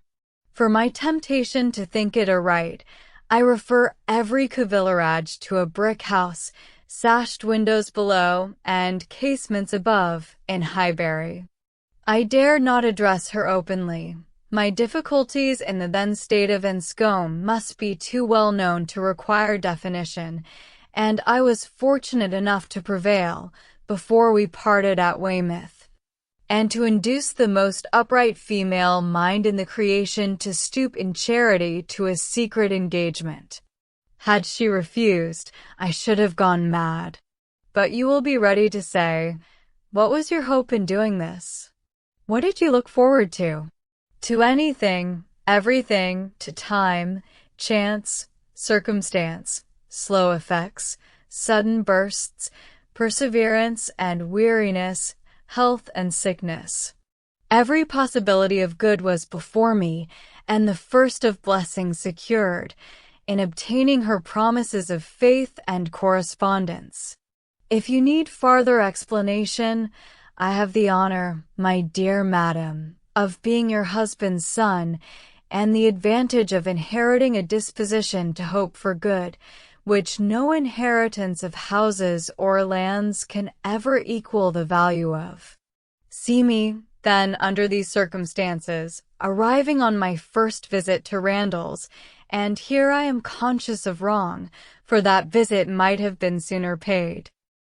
You will look back and see that I did not come till Miss Fairfax was in Highbury, and as you were the person slighted, you will forgive me instantly, but I must work on my father's compassion by reminding him that so long as I absented myself from his house, so long I lost the blessing of knowing you.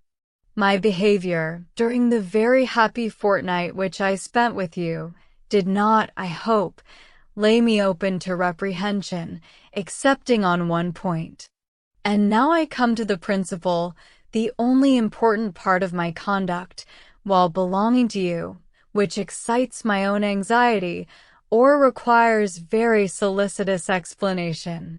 With the greatest respect, and the warmest friendship, do I mention Miss Woodhouse. My father, perhaps, will think I ought to add, with the deepest humiliation. A few words which dropped from him yesterday spoke his opinion, and some censure I acknowledge myself liable to.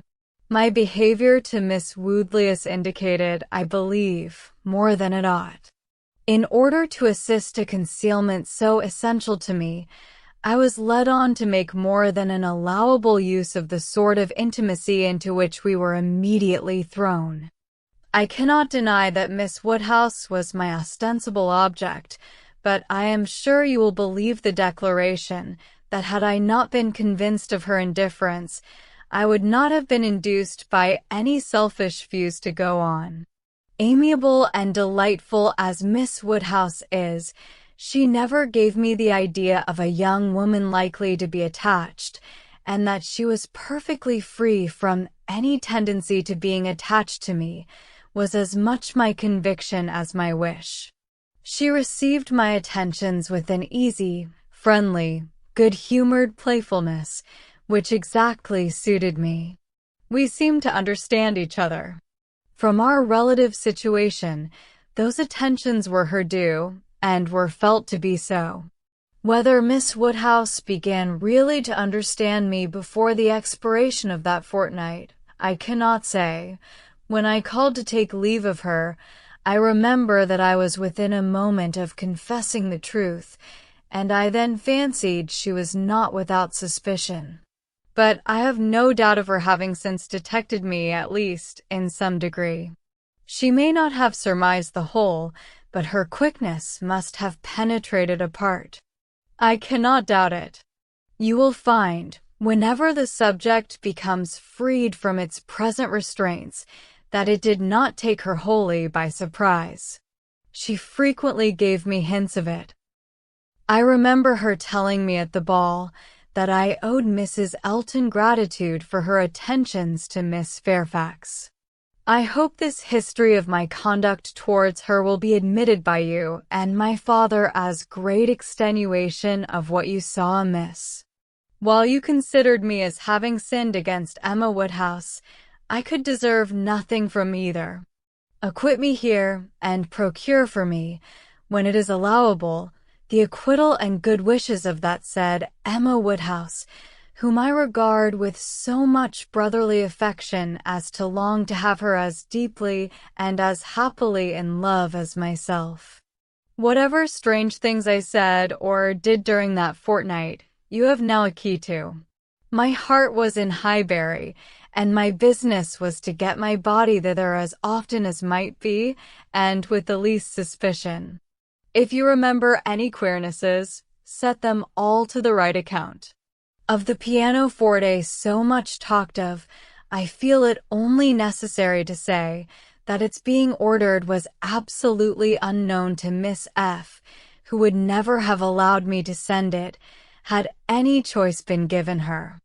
The delicacy of her mind throughout the whole engagement, my dear madam, is much beyond my power of doing justice to. You will soon, I earnestly hope, know her thoroughly yourself. No description can describe her. She must tell you herself what she is, yet not by word, for never was there a human creature who would so designedly suppress her own merit. Since I began this letter, which will be longer than I foresaw, I have heard from her. She gives a good account of her own health, but as she never complains, I dare not depend. I want to have your opinion of her looks. I know you will soon call on her. She is living in dread of the visit. Perhaps it is paid already. Let me hear from you without delay. I am impatient for 1,000 particulars. Remember how few minutes I was at Randall's, and in how bewildered, how mad a state, and I am not much better yet, still insane either from happiness or misery. When I think of the kindness and favor I have met with, of her excellence and patience, and my uncle's generosity, I am mad with joy. But when I recollect all the uneasiness I occasioned her, and how little I deserve to be forgiven, I am mad with anger. If I could but see her again! But I must not propose it yet. My uncle has been too good for me to encroach. I must still add to this long letter. You have not heard all that you ought to hear. I could not give any connected detail yesterday, but the suddenness and, in one light, the unseasonableness with which the affair burst out needs explanation, for though the event of the 26th ultimate, a.k. as you will conclude, immediately opened to me the happiest prospects, I should not have presumed on such early measures, but from the very particular circumstances which left me not an hour to lose. I should myself have shrunk from anything so hasty, and she would have felt every scruple of mine with multiplied strength and refinement, but I had no choice. The hasty engagement she had entered into with that woman here, my dear madam, I was obliged to leave off abruptly, to recollect and compose myself. I have been walking over the country, and am now, I hope, rational enough to make the rest of my letter what it ought to be. It is, in fact, a most mortifying retrospect for me. I behaved shamefully, and here I can admit that my manners to Miss W, in being unpleasant to Miss F, were highly blamable. She disapproved them, which ought to have been enough. My plea of concealing the truth she did not think sufficient. She was displeased, I thought unreasonably so. I thought her, on 1,000 occasions, unnecessarily scrupulous and cautious. I thought her even cold. But she was always right. If I had followed her judgment, and subdued my spirits to the level of what she deemed proper, I should have escaped the greatest unhappiness I have ever known. We quarreled. Do you remember the morning spent at Donwell? There every little dissatisfaction that had occurred before came to a crisis. I was late. I met her walking home by herself, and wanted to walk with her, but she would not suffer it. She absolutely refused to allow me, which I then thought most unreasonable. Now, however, I see nothing in it but a very natural and consistent degree of discretion. While I, to blind the world to our engagement, was behaving 1 hour with objectionable particularity to another woman, was she to be consenting the next to a proposal which might have made every previous caution useless? Had we been met walking together between Donwell and Highbury, the truth must have been suspected. I was mad enough, however, to resent. I doubted her affection. I doubted it more the next day on Box Hill, when, provoked by such conduct on my side, such shameful, insolent neglect of her, and such apparent devotion to Miss W., as it would have been impossible for any woman of sense to endure. She spoke her resentment in a form of words perfectly intelligible to me. In short, my dear madam, it was a quarrel blameless on her side, abominable on mine, and I returned the same evening to Richmond, though I might have stayed with you till the next morning, merely because I would be as angry with her as possible. Even then, I was not such a fool as not to mean to be reconciled in time, but I was the injured person, injured by her coldness, and I went away, determined that she should make the first advances. I shall always congratulate myself that you were not of the Box Hill party. Had you witnessed my behavior there, I can hardly suppose you would ever have thought well of me again. Its effect upon her appears in the immediate resolution it produced. As soon as she found I was really gone from Randalls, she closed with the offer of that officious Mrs. Elton, the whole system of whose treatment of her, by the by, has ever filled me with indignation and hatred. I must not quarrel with a spirit of forbearance which has been so richly extended towards myself, but otherwise I should loudly protest against the share of it which that woman has known. Jane, indeed. You will observe that I have not yet indulged myself in calling her by that name, even to you. Think, then, what I must have endured in hearing it bandied between the Eltons, with all the vulgarity of needless repetition and all the insolence of imaginary superiority. Have patience with me, I shall soon have done. She closed with this offer, resolving to break with me entirely, and wrote the next day to tell me that we never were to meet again. She felt the engagement to be a source of repentance and misery to each. She dissolved it. This letter reached me on the very morning of my poor aunt's death.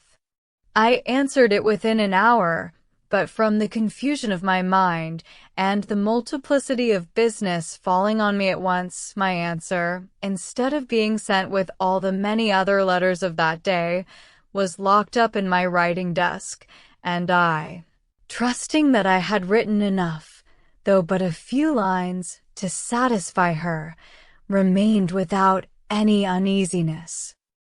I was rather disappointed that I did not hear from her again speedily, but I made excuses for her and was too busy, and, may I add, too cheerful in my views to be captious.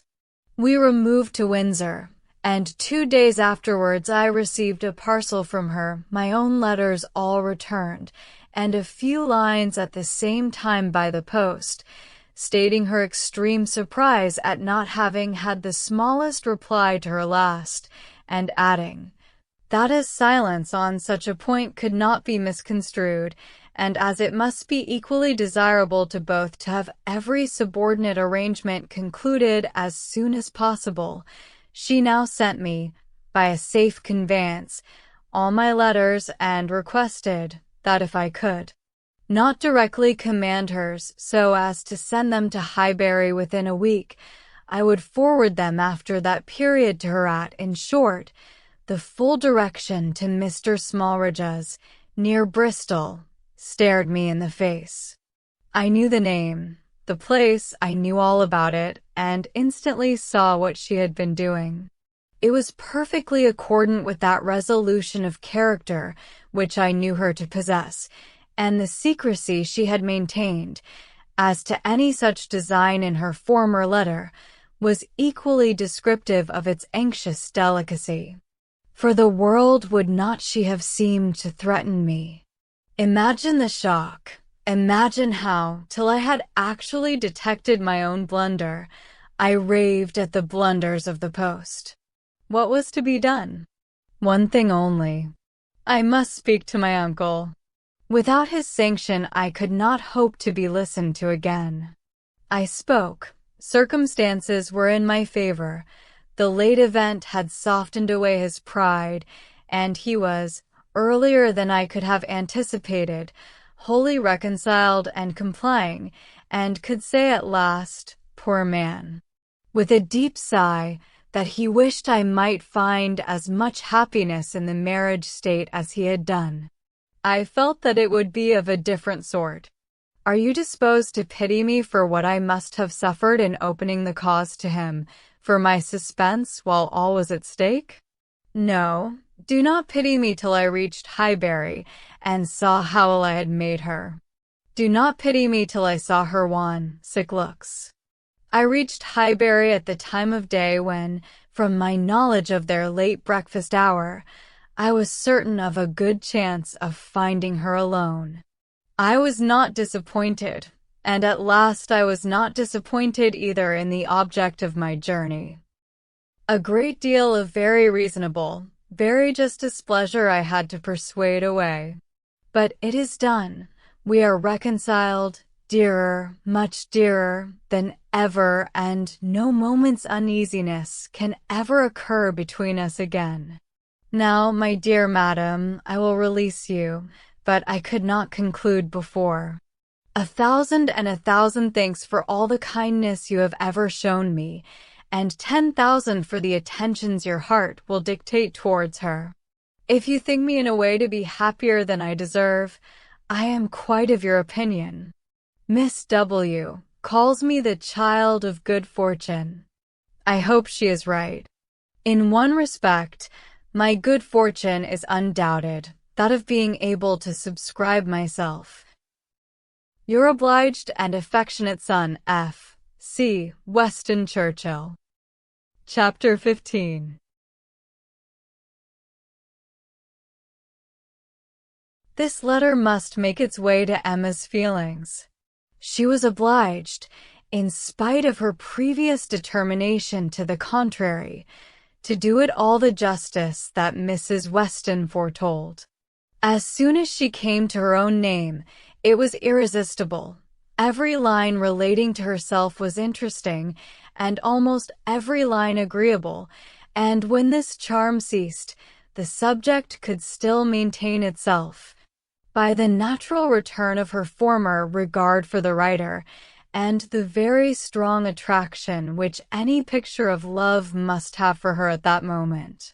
She never stopped till she had gone through the whole, and though it was impossible not to feel that he had been wrong, yet he had been less wrong than she had supposed, and he had suffered, and was very sorry, and he was so grateful to Mrs. Weston, and so much in love with Miss Fairfax, and she was so happy herself, that there was no being severe, and could he have entered the room, she must have shaken hands with him as heartily as ever. She thought so well of the letter, that when Mr. Knightley came again, she desired him to read it. She was sure of Mrs. Weston's wishing it to be communicated, especially to one who, like Mr. Knightley, had seen so much to blame in his conduct. I shall be very glad to look it over, said he, but it seems long. I will take it home with me at night. But that would not do. Mr. Weston was to call in the evening, and she must return it by him. I would rather be talking to you, he replied, but as it seems a matter of justice, it shall be done. He began, stopping, however, almost directly to say, Had I been offered the sight of one of this gentleman's letters to his mother-in-law a few months ago, Emma, it would not have been taken with such indifference.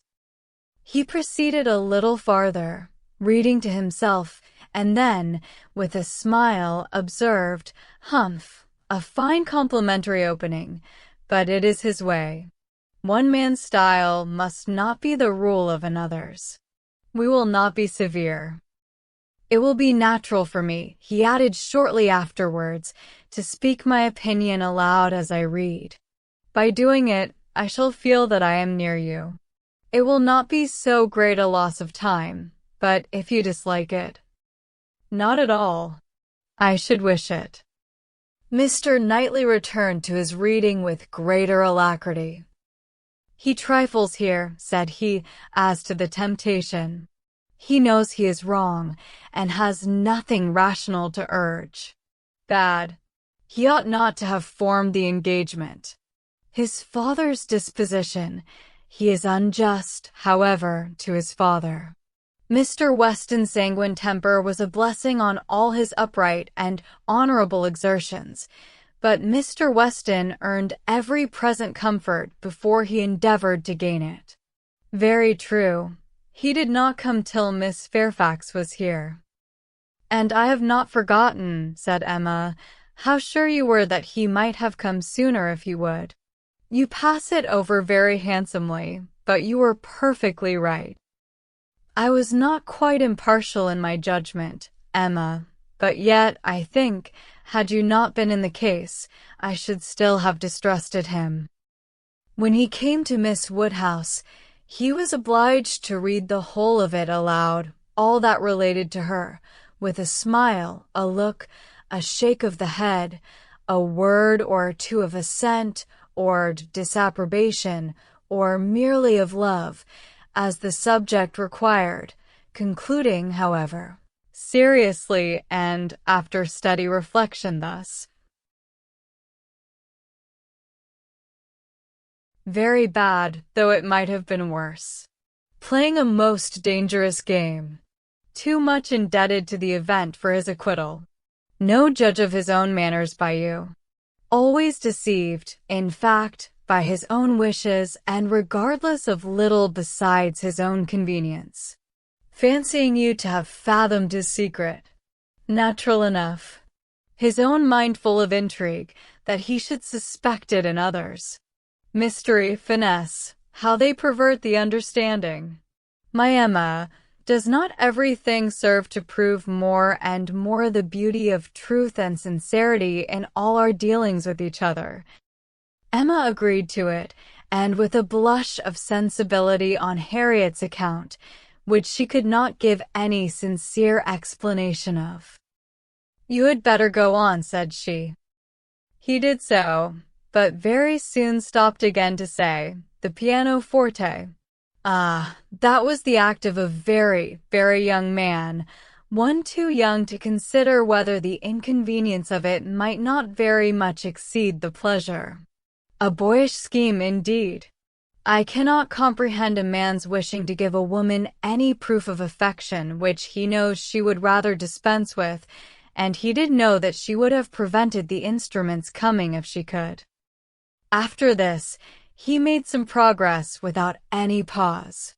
Frank Churchill's confession of having behaved shamefully was the first thing to call for more than a word in passing. "I perfectly agree with you, sir," was then his remark. "You did behave very shamefully. You never wrote a truer line." And having gone through what immediately followed of the basis of their disagreement, and his persisting to act in direct opposition to Jane Fairfax's sense of right, he made a fuller pause to say, "This is very bad." He had induced her to place herself, for his sake, in a situation of extreme difficulty and uneasiness, and it should have been his first object to prevent her from suffering unnecessarily. She must have had much more to contend with in carrying on the correspondence than he could.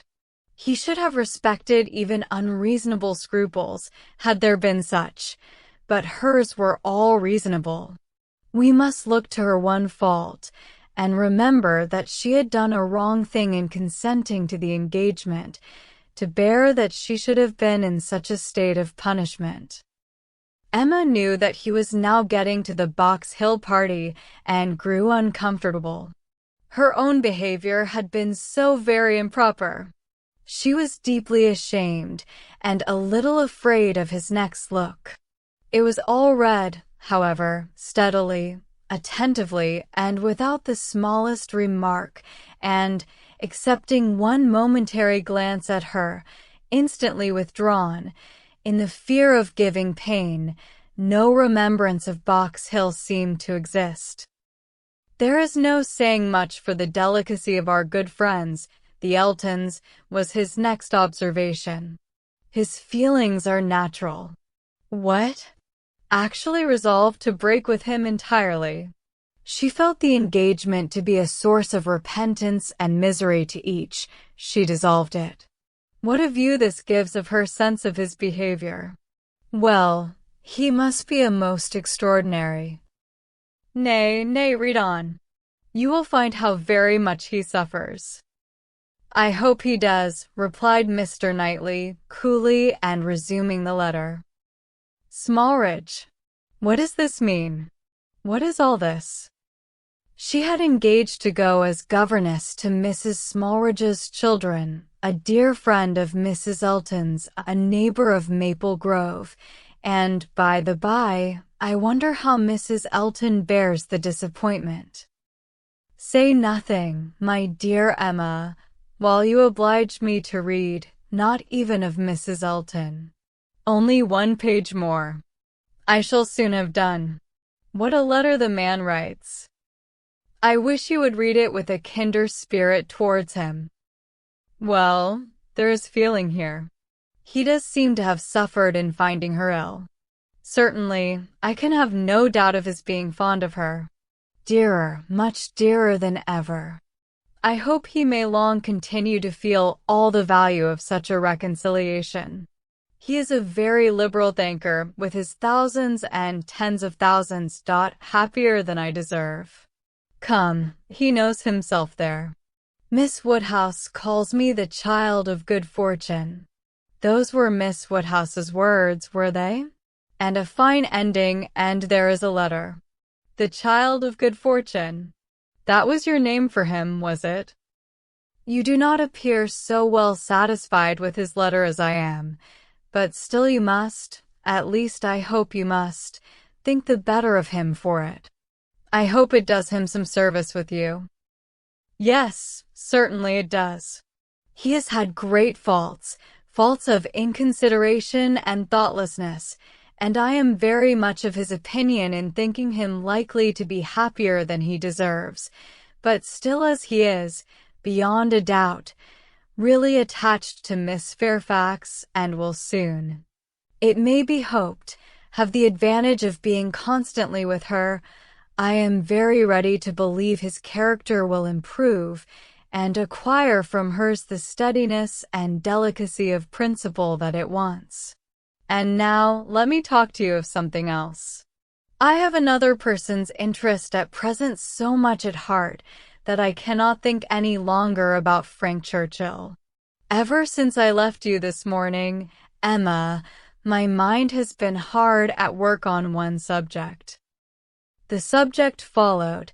It was in plain, unaffected, gentlemanlike English, such as Mr. Knightley used even to the woman he was in love with, how to be able to ask her to marry him without attacking the happiness of her father. Emma's answer was ready at the first word.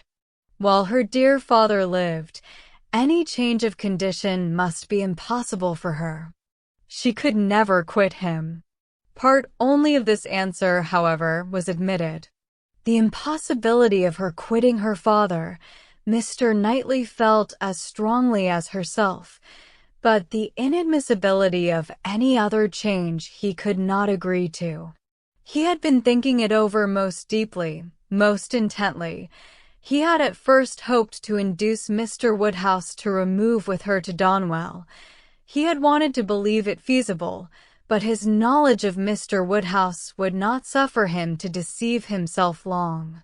And now he confessed his persuasion that such a transplantation would be a risk of her father's comfort, perhaps even of his life, which must not be hazarded. Mr. Woodhouse taken from Hartfield? No, he felt that it ought not to be attempted.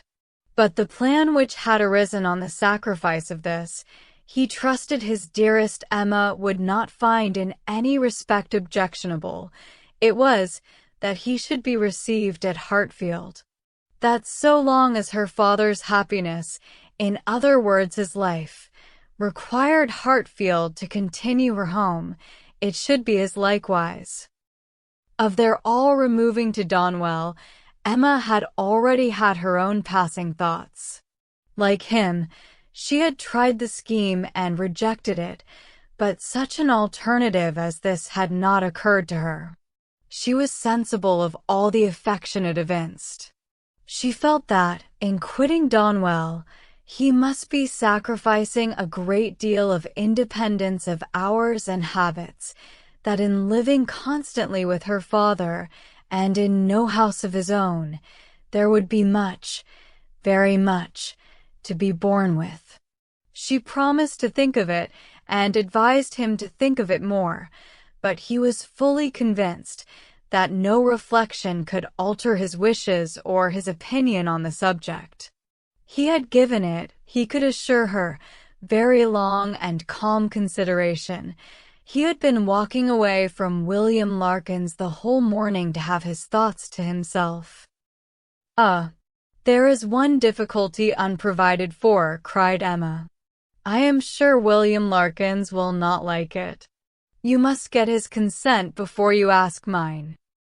She promised, however, to think of it, and pretty nearly promised, moreover, to think of it, with the intention of finding it a very good scheme. It is remarkable that Emma, in the many, very many, points of view in which she was now beginning to consider Donwell Abbey, was never struck with any sense of injury to her nephew Henry, whose rights as heir expectant had formerly been so tenaciously regarded.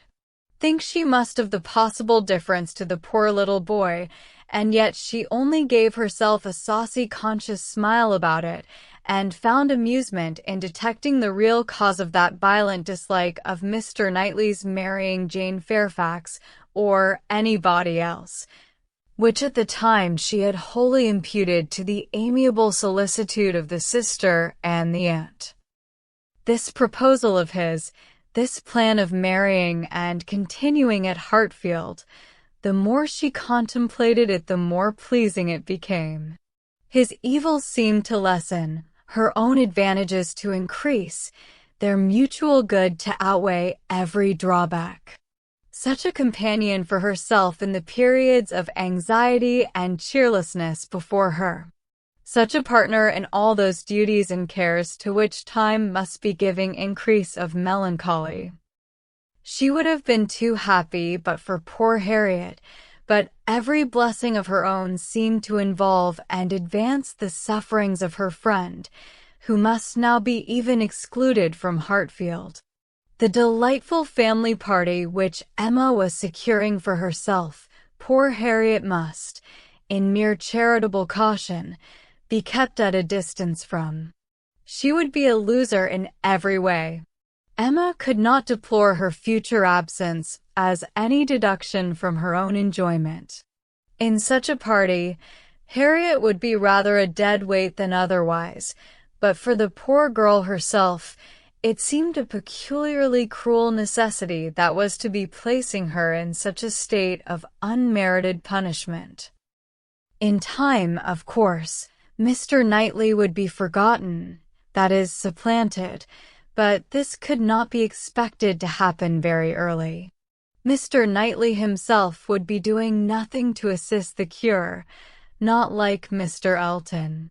Mr. Knightley, always so kind, so feeling, so truly considerate for everybody, would never deserve to be less worshipped than now, and it really was too much to hope even of Harriet that she could be in love with more than 3 men in 1 year. Chapter 16. It was a very great relief to Emma to find Harriet as desirous as herself to avoid a meeting. Their intercourse was painful enough by letter. How much worse had they been obliged to meet? Harriet expressed herself very much, as might be supposed, without reproaches or apparent sense of ill usage, and yet Emma fancied there was a something of resentment, a something bordering on it in her style, which increased the desirableness of their being separate. It might be only her own consciousness, but it seemed as if an angel only could have been quite without resentment under such a stroke. She had no difficulty in procuring Isabella's invitation, and she was fortunate in having a sufficient reason for asking it, without resorting to invention. There was a tooth amiss. Harriet really wished, and had wished some time, to consult a dentist. Mrs. John Knightley was delighted to be of use. Anything of ill health was a recommendation to her, and though not so fond of a dentist as of a Mr. Wingfield, she was quite eager to have Harriet under her care. When it was thus settled on her sister's side, Emma proposed it to her friend, and found her very persuadable. Harriet was to go. She was invited for at least a fortnight. She was to be conveyed in Mr. Woodhouse's carriage. It was all arranged, it was all completed, and Harriet was safe in Brunswick Square. Now Emma could, indeed, enjoy Mr. Knightley's visits. Now she could talk, and she could listen with true happiness, unchecked by that sense of injustice, of guilt, of something most painful, which had haunted her when remembering how disappointed a heart was near her. How much might at that moment, and at a little distance, be enduring by the feelings which she had led astray herself. The difference of Harriet at Mrs. Goddard's, or in London, made perhaps an unreasonable difference in Emma's sensations, but she could not think of her in London without objects of curiosity and employment, which must be averting the past, and carrying her out of herself. She would not allow any other anxiety to succeed directly to the place in her mind which Harriet had occupied. There was a communication before her, one which she only could be competent to make, the confession of her engagement to her father, but she would have nothing to do with it at present. She had resolved to defer the disclosure till Mrs. Weston were safe and well. No additional agitation should be thrown at this period among those she loved, and the evil should not act on herself by anticipation before the appointed time. A fortnight, at least, of leisure and peace of mind, to crown every warmer, but more agitating, delight should be hers. She soon resolved, equally as a duty and a pleasure, to employ half an hour of this holiday of spirits in calling on Miss Fairfax. She ought to go, and she was longing to see her, the resemblance of their present situations increasing every other motive of goodwill. It would be a secret satisfaction, but the consciousness of a similarity of prospect would certainly add to the interest with which she should attend to anything Jane might communicate. She went. She had driven once unsuccessfully to the door, but had not been into the house since the morning after Box Hill, when poor Jane had been in such distress as had filled her with compassion, though all the worst of her sufferings had been unsuspected. The fear of being still unwelcome determined her, though assured of their being at home, to wait in the passage and send up her name. She heard Patty announcing it, but no such bustle succeeded as poor Miss Bates had before made so happily intelligible. No, she heard nothing but the instant reply of, "Beg her to walk up," and a moment afterwards she was met on the stairs by Jane herself, coming eagerly forward as if no other reception of her were felt sufficient. Emma had never seen her look so well, so lovely, so engaging. There was consciousness, animation, and warmth. There was everything which her countenance or manner could ever have wanted. She came forward with an offered hand, and said, in a low, but very feeling tone, "This is most kind indeed.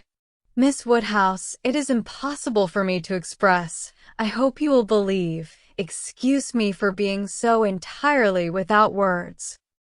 Emma was gratified, and would soon have shown no want of words if the sound of Mrs. Elton's voice from the sitting-room had not checked her, and made it expedient to compress all her friendly and all her congratulatory sensations into a very earnest shake of the hand. Mrs. Bates and Mrs. Elton were together. Miss Bates was out, which accounted for the previous tranquillity. Emma could have wished Mrs. Elton elsewhere, but she was in a humor to have patience with everybody, and as Mrs. Elton met her with unusual graciousness, she hoped the rencontre would do them no harm. She soon believed herself to penetrate Mrs. Elton's thoughts and understand why she was, like herself, in happy spirits. It was being in Miss Fairfax's confidence, and fancying herself acquainted with what was still a secret to other people. Emma saw symptoms of it immediately in the expression of her face, and while paying her own compliments to Mrs. Bates and appearing to attend to the good old lady's replies, she saw her with a sort of anxious parade of mystery fold up a letter which she had apparently been reading aloud to Miss Fairfax, and return it into the purple and gold reticule by her side, saying, with significant nods, "We can finish this some other time, you know. You and I shall not want opportunities, and, in fact, you have heard all the essential already. I only wanted to prove to you that Mrs. S. admits our apology and is not offended. You see how delightfully she writes. Oh, she is a sweet creature. You would have doted on her, had you gone ... but not a word more. Let us be discreet. Quite on our good behavior ... Hush, you remember those lines. I forget the poem at this moment. Now I say, my dear, in our case, for Lady Reed, mum. A word to the wise. I am in a fine flow of spirits, but I want to set your heart at ease as to Mrs. S. My representation, you see, has quite appeased her. For when a lady's in the case, you know, all other things give place. 22. And again, on Emma's merely turning her head to look at Mrs. Bates's knitting, she added, in a half-whisper, I mention no names, you will observe. Oh no, cautious as a minister of state. I managed it extremely well. Emma could not doubt. It was a palpable display, repeated on every possible occasion. When they had all talked a little while in harmony of the weather and Mrs. Weston, she found herself abruptly addressed with, Do not you think, Miss Woodhouse, our saucy little friend here is charmingly recovered? Do not you think her cure does Perry the highest credit? Here was a side glance of great meaning at Jane. Upon my word, Perry has restored her in a wonderful short time. Oh, if you had seen her, as I did, when she was at the worst. And when Mrs. Bates was saying something to Emma, whispered farther, we do not say a word of any assistance that Perry might have, not a word of a certain young physician from Windsor. Oh no, Perry shall have all the credit. I have scarce had the pleasure of seeing you, Miss Woodhouse, she shortly afterwards began, since the party to Box Hill. Very pleasant party. But Yet I think there was something wanting. Things did not seem, that is, there seemed a little cloud upon the spirits of some. So it appeared to me at least, but I might be mistaken. However, I think it answered so far as to tempt one to go again. What say you both to our collecting the same party and exploring to Box Hill again, while the fine weather lasts? It must be the same party, you know, quite the same party, not one exception. Soon after this Miss Bates came in, and Emma could not help being diverted by the perplexity of her first answer to herself, resulting, she supposed, from doubt of what might be said, and impatience to say everything. "Thank you, dear Miss Woodhouse, you are all kindness. It is impossible to say. Yes, indeed, I quite understand dearest Jane's prospects. That is, I do not mean. But she is charmingly recovered. How is Mr. Woodhouse?" "I am so glad, quite out of my power, Such a happy little circle as you find us here, Yes, indeed. Charming young man. That is so very friendly. I mean good Mr. Perry, such attention to Jane."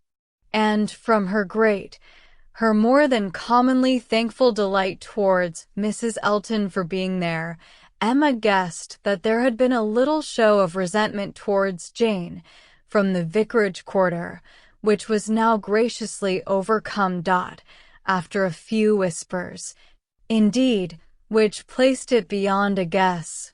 Mrs. Elton, speaking louder, said, "Yes, here I am, my good friend, and here I have been so long, that anywhere else I should think it necessary to apologize, but the truth is that I am waiting for my lord and master. He promised to join me here and pay his respects to you." "What?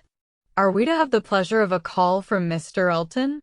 That will be a favor indeed. For I know gentlemen do not like morning visits, and Mr. Elton's time is so engaged." "Upon my word it is, Miss Bates.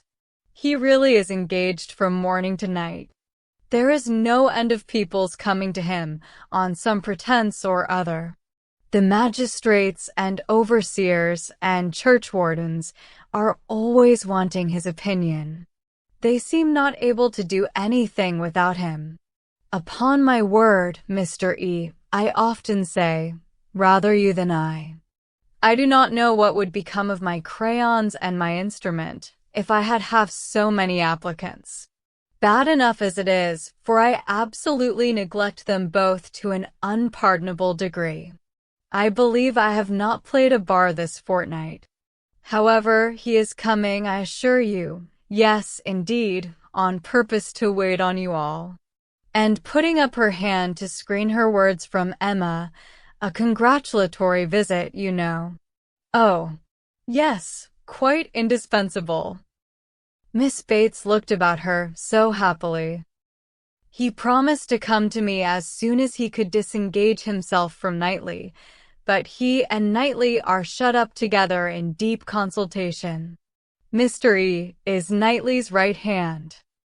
Emma would not have smiled for the world, and only said, "Is Mr. Elton gone on foot to Donwell? He will have a hot walk." "Oh no, it is a meeting at the Crown, a regular meeting.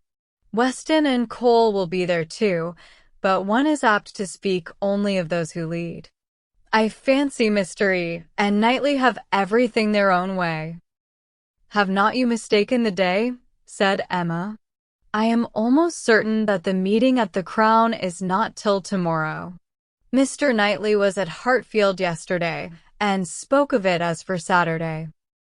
"Oh no, the meeting is certainly today," was the abrupt answer, which denoted the impossibility of any blunder on Mrs. Elton's side. "I do believe," she continued, "this is the most troublesome parish that ever was. We never heard of such things at Maple Grove." "Your parish there was small," said Jane. "Upon my word, my dear, I do not know, for I never heard the subject talked of." but it is proved by the smallness of the school, which I have heard you speak of, as under the patronage of your sister and Mrs. Bragg, the only school, and not more than 25 children. Ah, you clever creature, that's very true. What a thinking brain you have. I say, Jane, what a perfect character you and I should make, if we could be shaken together. My liveliness and your solidity would produce perfection. Not that I presume to insinuate, however, that some people may not think you perfection already. But hush, not a word, if you please. It seemed an unnecessary caution. Jane was wanting to give her words, not to Mrs. Elton, but to Miss Woodhouse, as the latter plainly saw. The wish of distinguishing her, as far as civility permitted, was very evident, though it could not often proceed beyond a look. Mr. Elton made his appearance. His lady greeted him with some of her sparkling vivacity. Very pretty, sir, upon my word, to send me on here, to be an encumbrance to my friends, so long before you vouchsafe to come. But you knew what a dutiful creature you had to deal with. You knew I should not stir till my lord and master appeared. Here have I been sitting this hour, giving these young ladies a sample of true conjugal obedience, for who can say, you know, how soon it may be wanted. Mr. Elton was so hot and tired that all this wit seemed thrown away. His civilities to the other ladies must be paid, but his subsequent object was to lament over himself, for the heat he was suffering, and the walk he had had for nothing. When I got to Donwell, said he, Knightley could not be found. Very odd. Very unaccountable. After the note I sent him this morning, and the message he returned, that he should certainly be at home till 1. Donwell, cried his wife. My dear Mr. E., you have not been to Donwell. You mean the Crown. You come from the meeting at the Crown. No, that's tomorrow, and I particularly wanted to see Knightley today on that very account. Such a dreadful broiling morning. I went over the fields too, speaking in a tone of great ill usage, which made it so much the worse. And then not to find him at home. I assure you I am not at all pleased. And no apology left, no message for me. The housekeeper declared she knew nothing of my being expected. Very extraordinary. And nobody knew at all which way he was gone. Perhaps to Hartfield, perhaps to the Abbey Mill, perhaps into his woods. Miss Woodhouse, this is not like our friend Knightley. Can you explain it? Emma amused herself by protesting that it was very extraordinary indeed, and that she had not a syllable to say for him. I cannot imagine, cried Mrs. Elton, feeling the indignity as a wife ought to do, I cannot imagine how he could do such a thing by you, of all people in the world. The very last person whom one should expect to be forgotten. My dear Mr. E., he must have left a message for you. I am sure he must. Not even Knightley could be so very eccentric, and his servants forgot it. Depend upon it that was the case, and very likely to happen with the Donwell servants, who are all, I have often observed, extremely awkward and remiss. I am sure I would not have such a creature as his Harry stand at our sideboard for any consideration. And as for Mrs. Hodges, Wright holds her very cheap indeed. She promised Wright a receipt and never sent it. I met William Larkins, continued Mr. Elton, as I got near the house, and he told me I should not find his master at home, but I did not believe him. William seemed rather out of humor. He did not know what was come to his master lately, he said, but he could hardly ever get the speech of him. I have nothing to do with William's wants, but it really is of very great importance that I should see Knightley today, and it becomes a matter, therefore, of very serious inconvenience that I should have had this hot walk to no purpose." Emma felt that she could not do better than go home directly. In all probability, she was at this very time waited for there, and Mr. Knightley might be preserved from sinking deeper in aggression towards Mr. Elton, if not towards William Larkins. She was pleased, on taking leave, to find Miss Fairfax determined to attend her out of the room, to go with her even downstairs. It gave her an opportunity which she immediately made use of, to say, "It is as well, perhaps, that I have not had the possibility.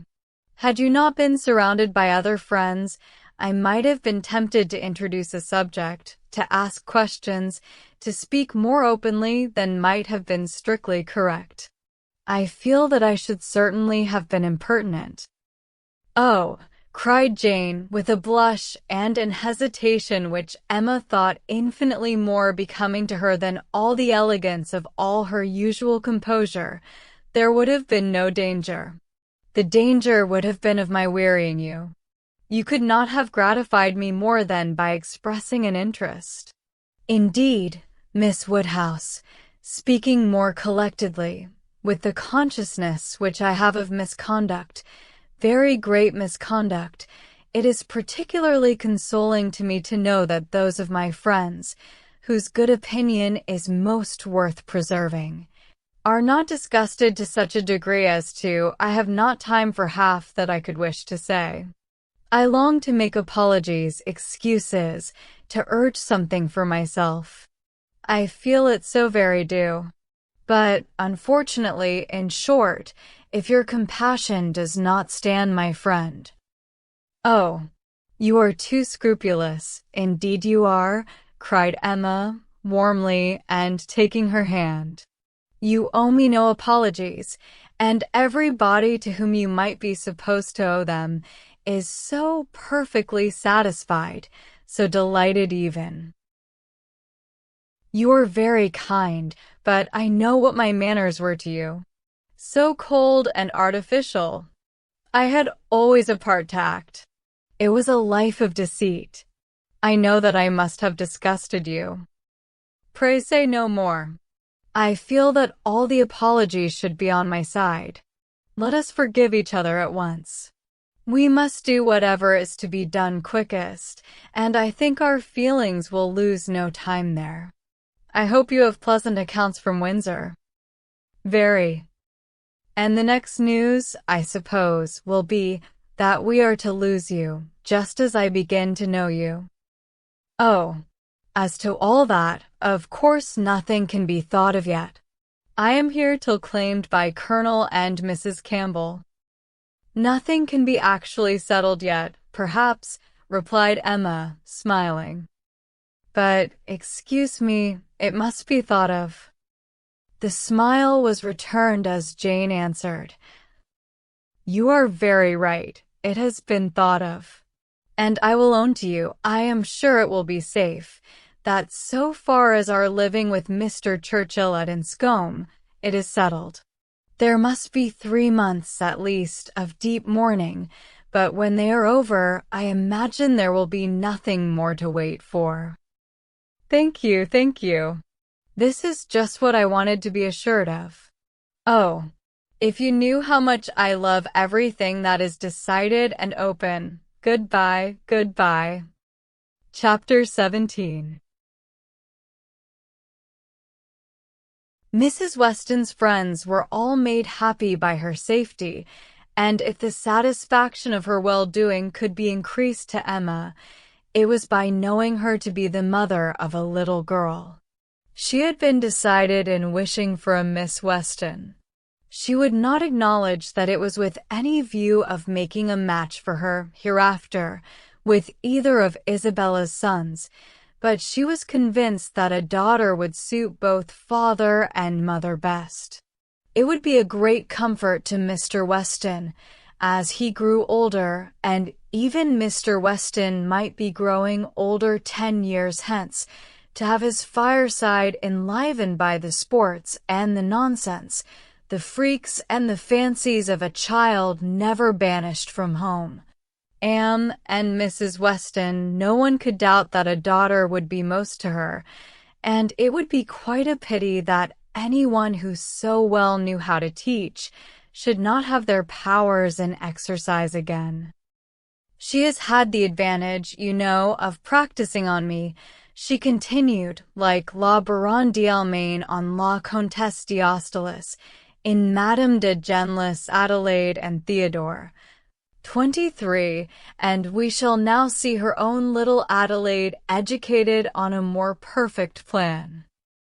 That is, replied Mr. Knightley, she will indulge her even more than she did you, and believe that she does not indulge her at all. It will be the only difference. Poor child, cried Emma. At that rate, what will become of her? Nothing very bad. The fate of thousands. She will be disagreeable in infancy, and correct herself as she grows older. I am losing all my bitterness against spoiled children, my dearest Emma. I, who am owing all my happiness to you, would not it be horrible ingratitude in me to be severe on them? Emma laughed and replied, but I had the assistance of all your endeavors to counteract the indulgence of other people. I doubt whether my own sense would have corrected me without it. Do you? I have no doubt. Nature gave you understanding. Miss Taylor gave you principles. You must have done well. My interference was quite as likely to do harm as good. It was very natural for you to say, "What right has he to lecture me?" And I am afraid very natural for you to feel that it was done in a disagreeable manner. I do not believe I did you any good. The good was all to myself, by making you an object of the tenderest affection to me. I could not think about you so much without doting on you, faults and all, and by dint of fancying so many errors, have been in love with you ever since you were 13 at least. I am sure you were of use to me, cried Emma. I was very often influenced rightly by you, oftener than I would own at the time. I am very sure you did me good. And if poor little Anna Weston is to be spoiled, it will be the greatest humanity in you to do as much for her as you have done for me, except falling in love with her when she is 13. How often, when you were a girl, have you said to me, with one of your saucy looks, Mr. Knightley, I am going to do so and so, Papa says I may, or I have Miss Taylor's leave something which, you knew, I did not approve. In such cases my interference was giving you 2 bad feelings instead of 1. What an amiable creature I was! No wonder you should hold my speeches in such affectionate remembrance. Mr. Knightley. You always called me Mr. Knightley, and from habit it has not so very formal a sound. And yet it is formal. I want you to call me something else, but I do not know what. I remember once calling you George in one of my amiable fits about 10 years ago. I did it because I thought it would offend you, but as you made no objection, I never did it again. And cannot you call me George now? Impossible. I never can call you anything but Mr. Knightley. I will not promise even to equal the elegant terseness of Mrs. Elton by calling you Mr. K, but I will promise, she added presently, laughing and blushing, I will promise to call you once by your Christian name. I do not say when, but perhaps you may guess where, in the building in which N takes M, for better, for worse. 24.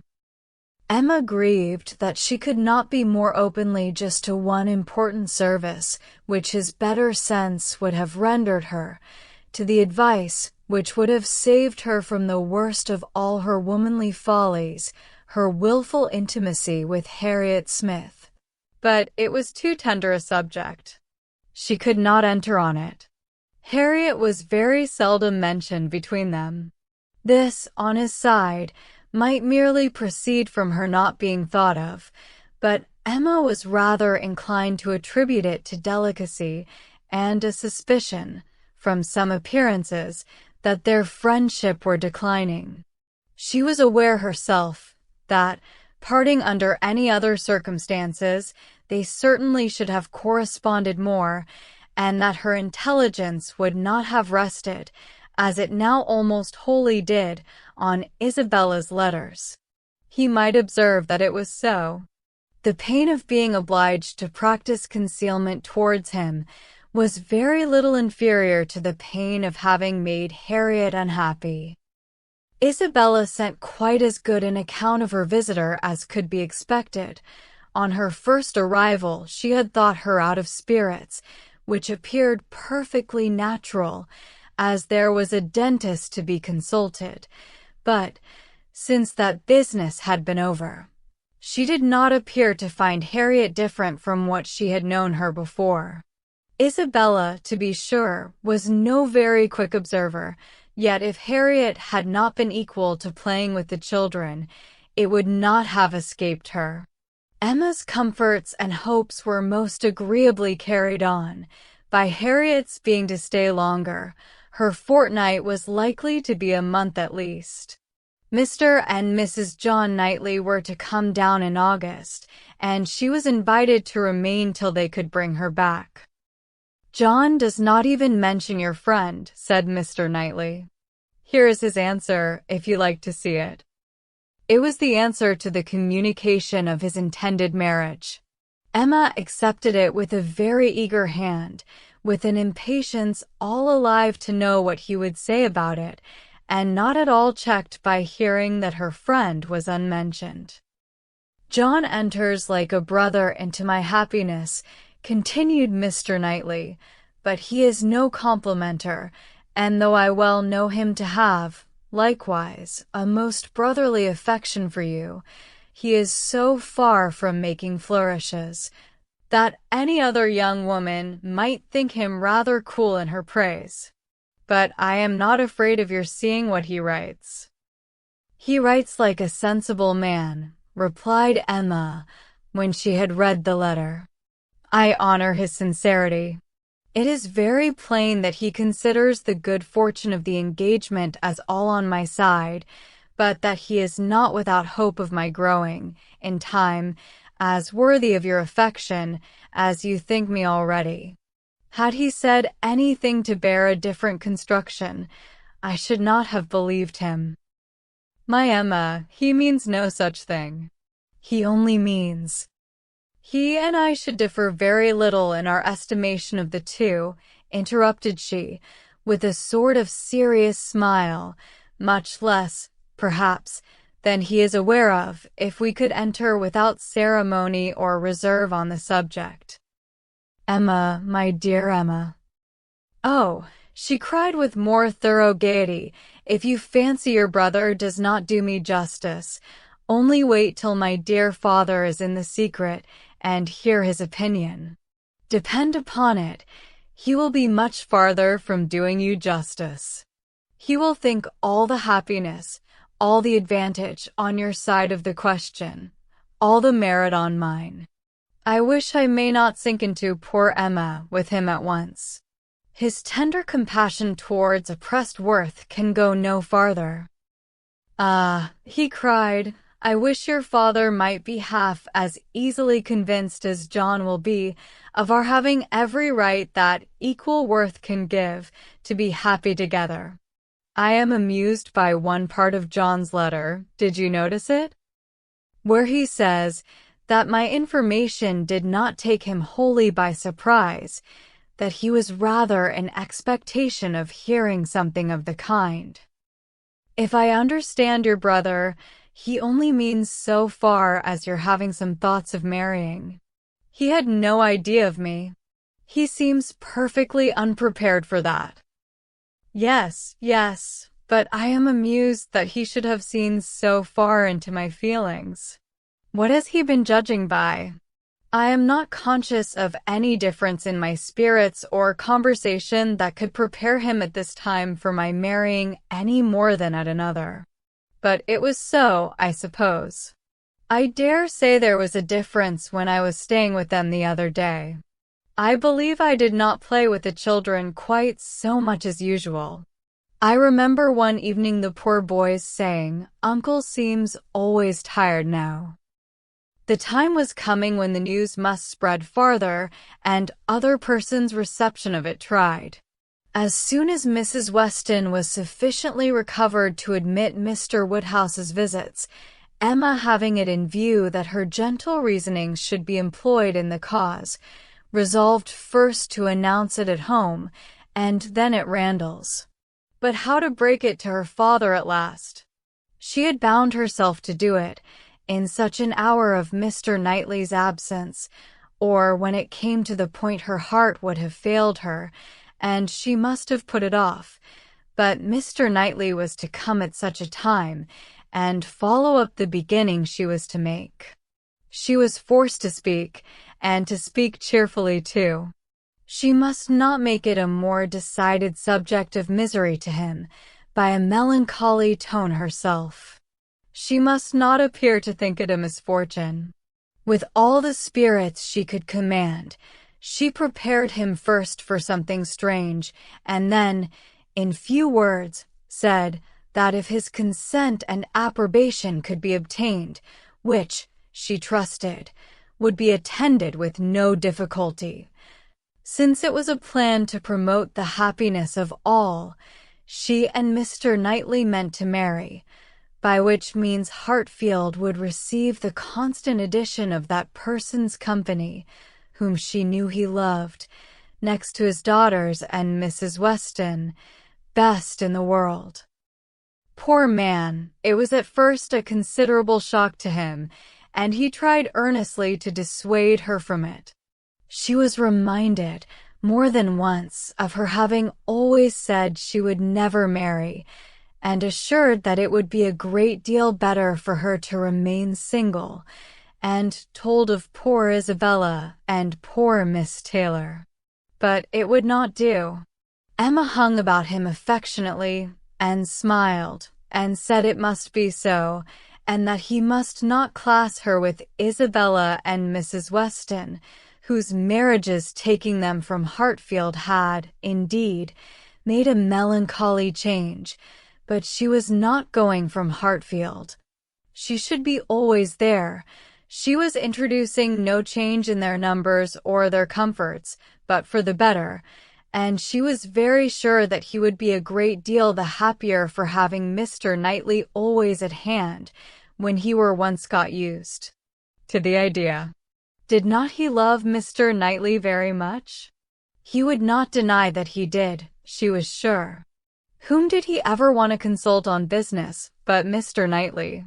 Who was so useful to him, who so ready to write his letters, who so glad to assist him, who so cheerful, so attentive, so attached to him?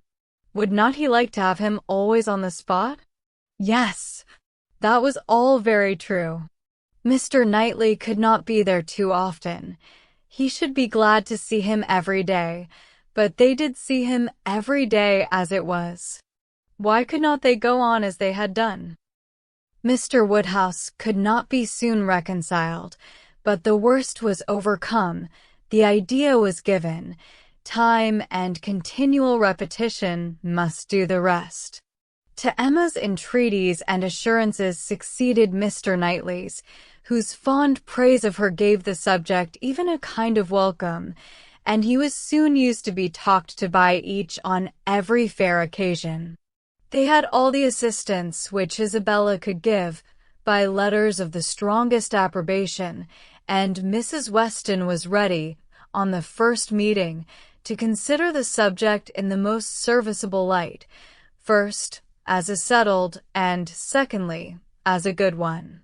Well aware of the nearly equal importance of the two recommendations to Mr. Woodhouse's mind, it was agreed upon, as what was to be, and every body by whom he was used to be guided assuring him that it would be for his happiness, and having some feelings himself which almost admitted it, he began to think that some time or other, in another year or two, perhaps it might not be so very bad if the marriage did take place.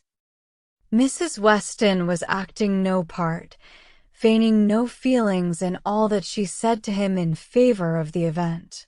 She had been extremely surprised, never more so, than when Emma first opened the affair to her, but she saw in it only increase of happiness to all, and had no scruple in urging him to the utmost.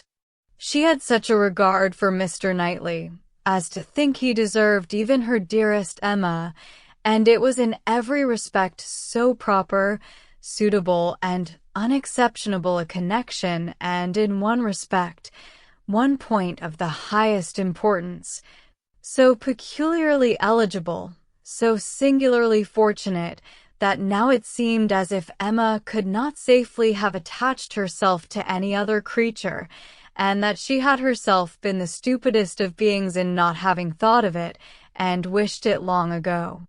How very few of those men in a rank of life to address Emma would have renounced their own home for Hartfield. And who but Mr. Knightley could know and bear with Mr. Woodhouse, so as to make such an arrangement desirable? The difficulty of disposing of poor Mr. Woodhouse had been always felt in her husband's plans and her own, for a marriage between Frank and Emma.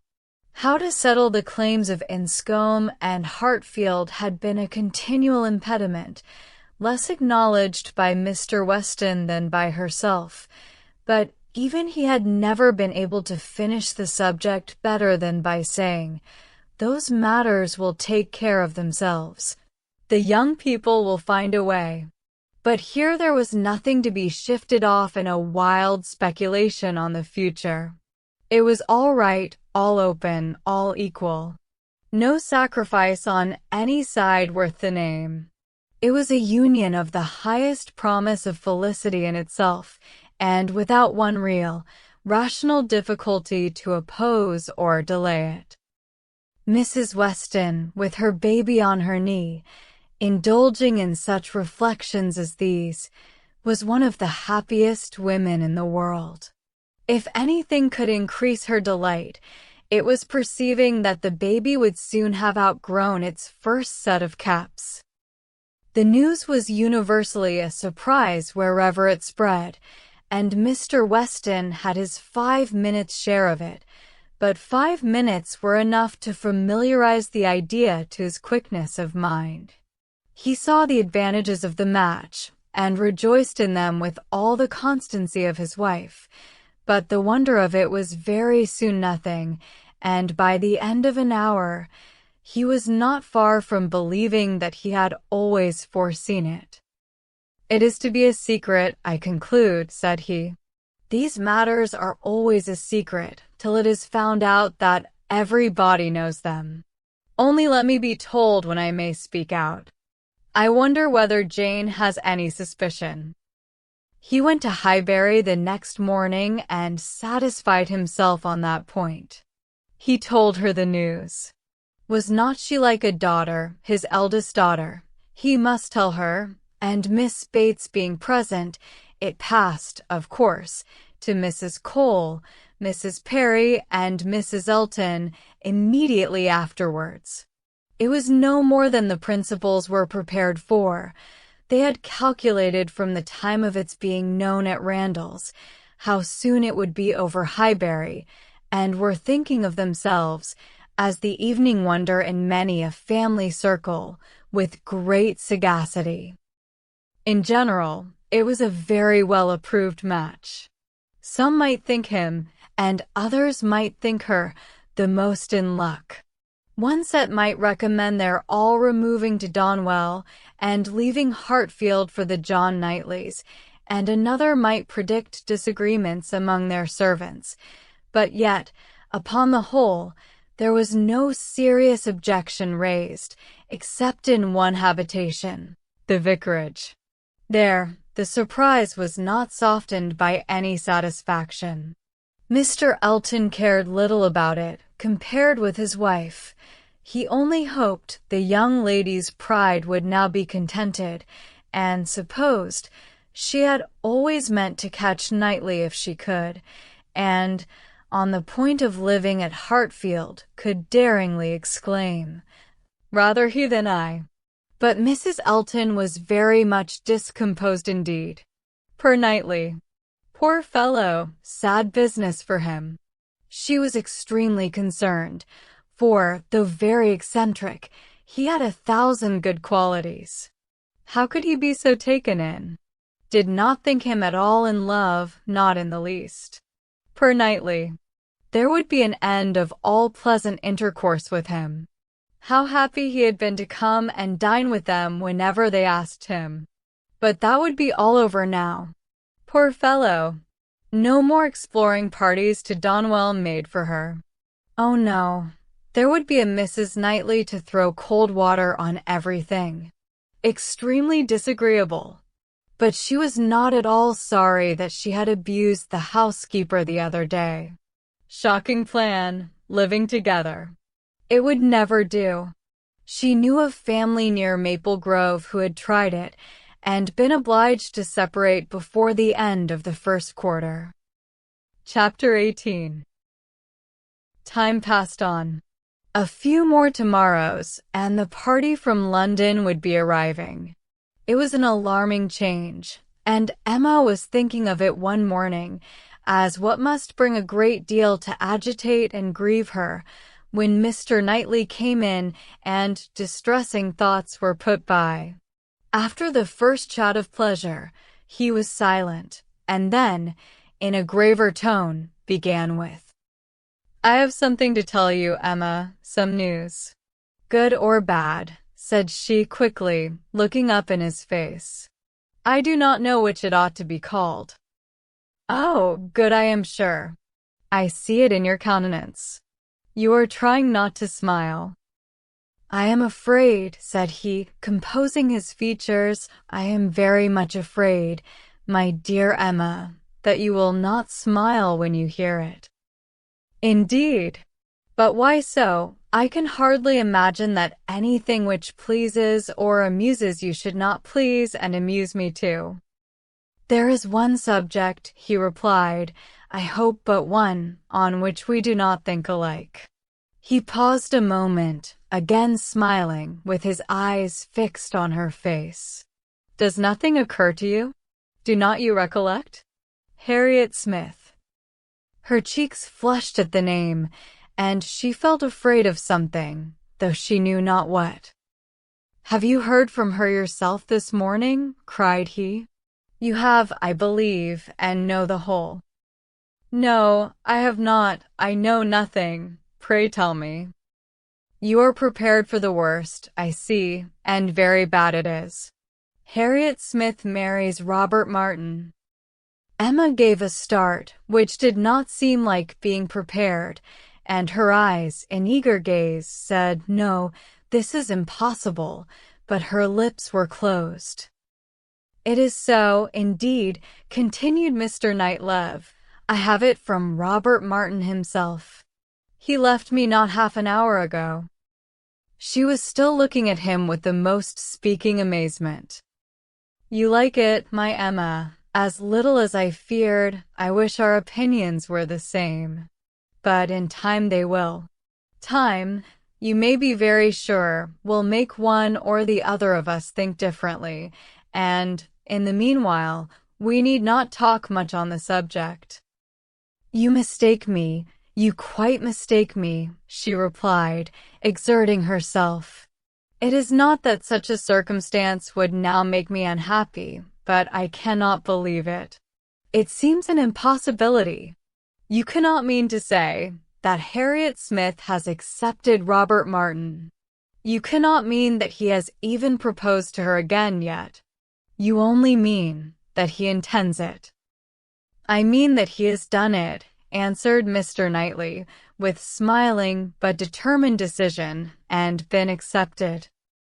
"Good God!" she cried. "Well, Then having recourse to her work basket, an excuse for leaning down her face and concealing all the exquisite feelings of delight and entertainment which she knew she must be expressing, she added, "Well, now tell me everything. Make this intelligible to me. How, where, when? Let me know it all." I never was more surprised. "But it does not make me unhappy, I assure you." How has it been possible?" "It is a very simple story. He went to town on business 3 days ago, and I got him to take charge of some papers which I was wanting to send to John. He delivered these papers to John at his chambers and was asked by him to join their party the same evening to Astley's Point 25. They were going to take the 2 eldest boys to Astley's. The party was to be our brother and sister, Henry, John, and Miss Smith. My friend Robert could not resist. They called for him in their way, were all extremely amused, and my brother asked him to dine with them the next day, which he did, and in the course of that visit, as I understand, he found an opportunity of speaking to Harriet, and certainly did not speak in vain. She made him, by her acceptance, as happy even as he is deserving. He came down by yesterday's coach, and was with me this morning, immediately after breakfast, to report his proceedings, first on my affairs, and then on his own. This is all that I can relate of the how, where, and when. Your friend Harriet will make a much longer history when you see her. She will give you all the minute particulars which only woman's language can make interesting. In our communications we deal only in the great. However, I must say that Robert Martin's heart teemed for him, and to me, very overflowing, and that he did mention, without its being much to the purpose, that after quitting their box at Astley's, my brother took charge of Mrs. John Knightley and little John, and he followed with Miss Smith and Henry, and that at one time they were in such a crowd as to make Miss Smith rather uneasy. He stopped. Emma dared not attempt any immediate reply. To speak, she was sure would be to betray a most unreasonable degree of happiness. She must wait a moment, or he would think her mad. Her silence disturbed him, and after observing her a little while, he added, "Emma, my love, you said that this circumstance would not now make you unhappy, but I am afraid it gives you more pain than you expected. His situation is an evil, but you must consider it as what satisfies your friend, and I will answer for your thinking better and better of him as you know him more. His good sense and good principles would delight you. As far as the man is concerned, you could not wish your friend in better hands. His rank in society I would alter if I could, which is saying a great deal, I assure you, Emma. You laugh at me about William Larkins, but I could quite as ill spare Robert Martin." He wanted her to look up and smile, and having now brought herself not to smile too broadly, she did, cheerfully answering, "You need not be at any pains to reconcile me to the match. I think Harriet is doing extremely well. Her connections may be worse than his. In respectability of character, there can be no doubt that they are. I have been silent from surprise, merely excessive surprise. You cannot imagine how suddenly it has come on me, how peculiarly unprepared I was. For I had reason to believe her very lately more determined against him, much more than she was before." "You ought to know your friend best," replied Mr. Knightley, "but I should say she was a good-tempered, soft-hearted girl, not likely to be very, very determined against any young man who told her he loved her." Emma could not help laughing as she answered, "Upon my word, I believe you know her quite as well as I do. But, Mr. Knightley, are you perfectly sure that she has absolutely and downright accepted him? I could suppose she might in time, but can she already? Did not you misunderstand him? You were both talking of other things, of business, shows of cattle, or new drills, and might not you, in the confusion of so many subjects, mistake him? It was not Harriet's hand that he was certain of, it was the dimensions of some famous ox. The contrast between the countenance and air of Mr. Knightley and Robert Martin was, at this moment, so strong to Emma's feelings, and so strong was the recollection of all that had so recently passed on Harriet's side, so fresh the sound of those words spoken with such emphasis, "No, I hope I know better than to think of Robert Martin," that she was really expecting the intelligence to prove, in some measure, premature. It could not be otherwise. "Do you dare say this?" cried Mr. Knightley. "Do you dare to suppose me so great a blockhead as not to know what a man is talking of? What do you deserve?" "Oh, I always deserve the best treatment, because I never put up with any other, and, therefore, you must give me a plain, direct answer. Are you quite sure that you understand the terms on which Mr. Martin and Harriet now are?" "I am quite sure," he replied, speaking very distinctly, "that he told me she had accepted him, and that there was no obscurity, nothing doubtful, in the words he used, and I think I can give you a proof that it must be so. He asked my opinion as to what he was now to do. He knew of no one but Mrs. Goddard to whom he could apply for information of her relations or friends. Could I mention anything more fit to be done than to go to Mrs. Goddard? I assured him that I could not. Then, he said, he would endeavor to see her in the course of this day." "I am perfectly satisfied," replied Emma, with the brightest smiles, "and most sincerely wish them happy. You are materially changed since we talked on this subject before." "I hope so, for at that time I was a fool." "And I am changed also, for I am now very willing to grant you all Harriet's good qualities. I have taken some pains for your sake, and for Robert Martin's sake, whom I have always had reason to believe as much in love with her as ever, to get acquainted with her. I have often talked to her a good deal. You must have seen that I did. Sometimes, indeed, I have thought you were half suspecting me of pleading poor Martin's cause, which was never the case, but, from all my observations, I am convinced of her being an artless, amiable girl, with very good notions, very seriously good principles, and placing her happiness in the affections and utility of domestic life. Much of this, I have no doubt, she may thank you for." "Me," cried Emma, shaking her head. "Ah, poor Harriet!" She checked herself, however, and submitted quietly to a little more praise than she deserved.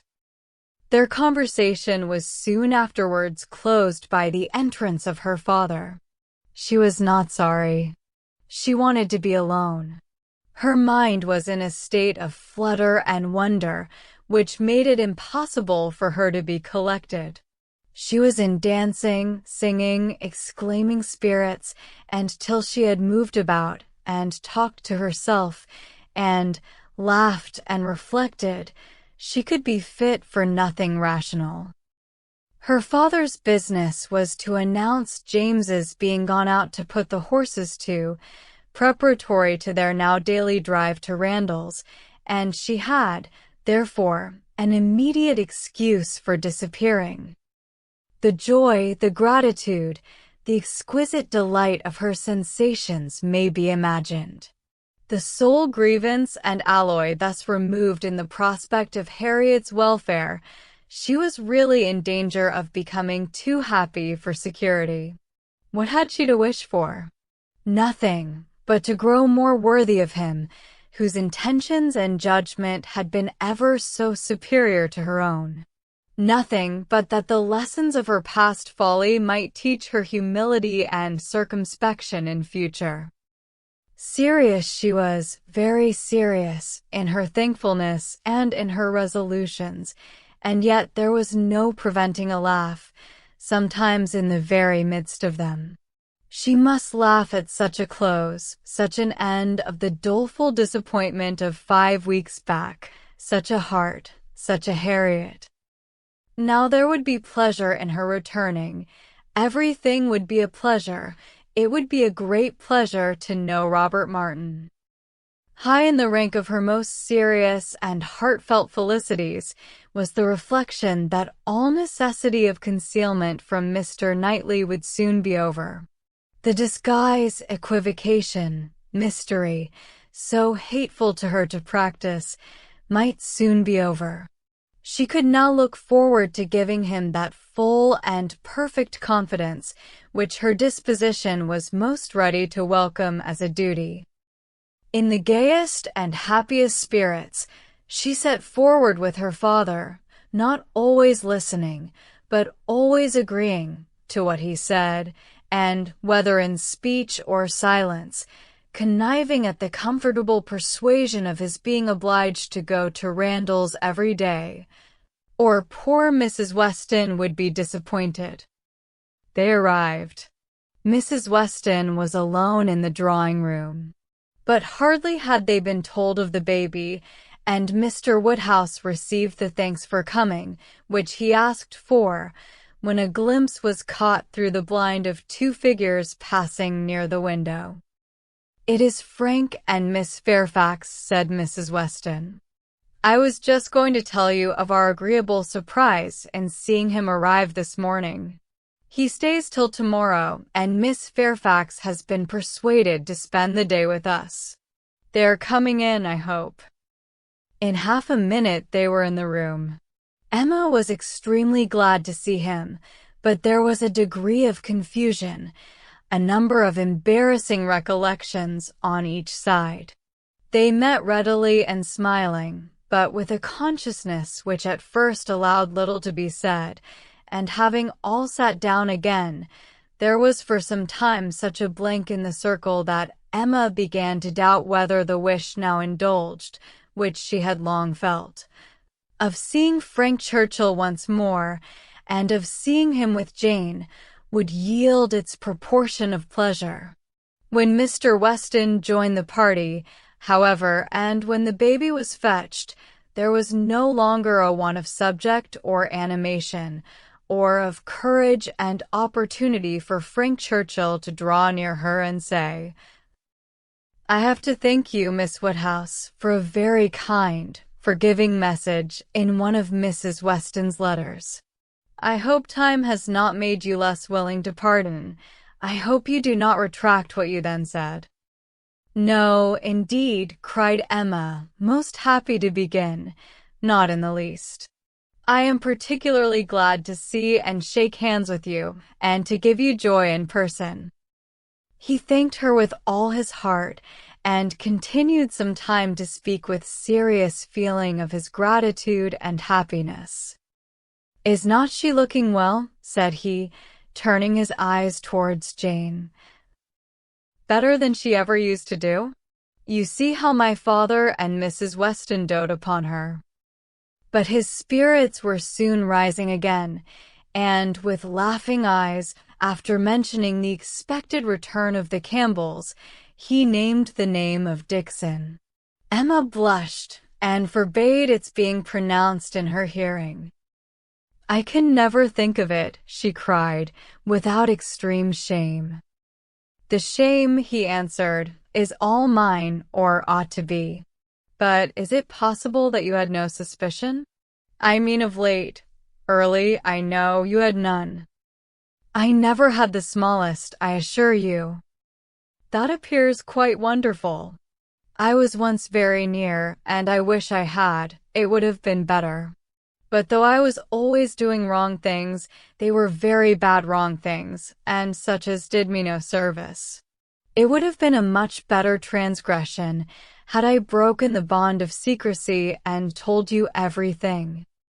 It is now not worth a regret, said Emma. I have some hope, resumed he, of my uncle's being persuaded to pay a visit at Randall's. He wants to be introduced to her. When the Campbells are returned, we shall meet them in London and continue there, I trust, till we may carry her northward. But now I am at such a distance from her, is not it hard, Miss Woodhouse?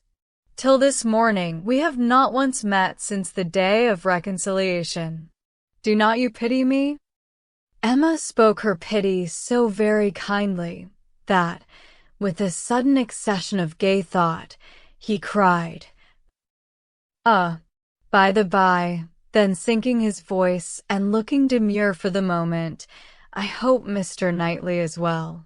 He paused. She colored and laughed. "I know you saw my letter, and think you may remember my wish in your favor. Let me return your congratulations. I assure you that I have heard the news with the warmest interest and satisfaction. He is a man whom I cannot presume to praise." Emma was delighted, and only wanted him to go on in the same style, but his mind was the next moment in his own concerns and with his own Jane, and his next words were, "Did you ever see such a skin? Such smoothness, such delicacy, and yet without being actually fair. One cannot call her fair. It is a most uncommon complexion, with her dark eyelashes and hair, a most distinguishing complexion. So peculiarly the lady in it. Just color enough for beauty." "I have always admired her complexion," replied Emma, archly. "But do not I remember the time when you found fault with her for being so pale? When we first began to talk of her. Have you quite forgotten?" "Oh no, what an impudent dog I was! How could I dare?" But he laughed so heartily at the recollection that Emma could not help saying, "I do suspect that in the midst of your perplexities at that time, you had very great amusement in tricking us all." "I am sure you had. I am sure it was a consolation to you." "Oh, no, no, no. How can you suspect me of such a thing? I was the most miserable wretch. Not quite so miserable as to be insensible to mirth. I am sure it was a source of high entertainment to you, to feel that you were taking us all in. Perhaps I am the readier to suspect, because, to tell you the truth, I think it might have been some amusement to myself in the same situation. I think there is a little likeness between us." He bowed.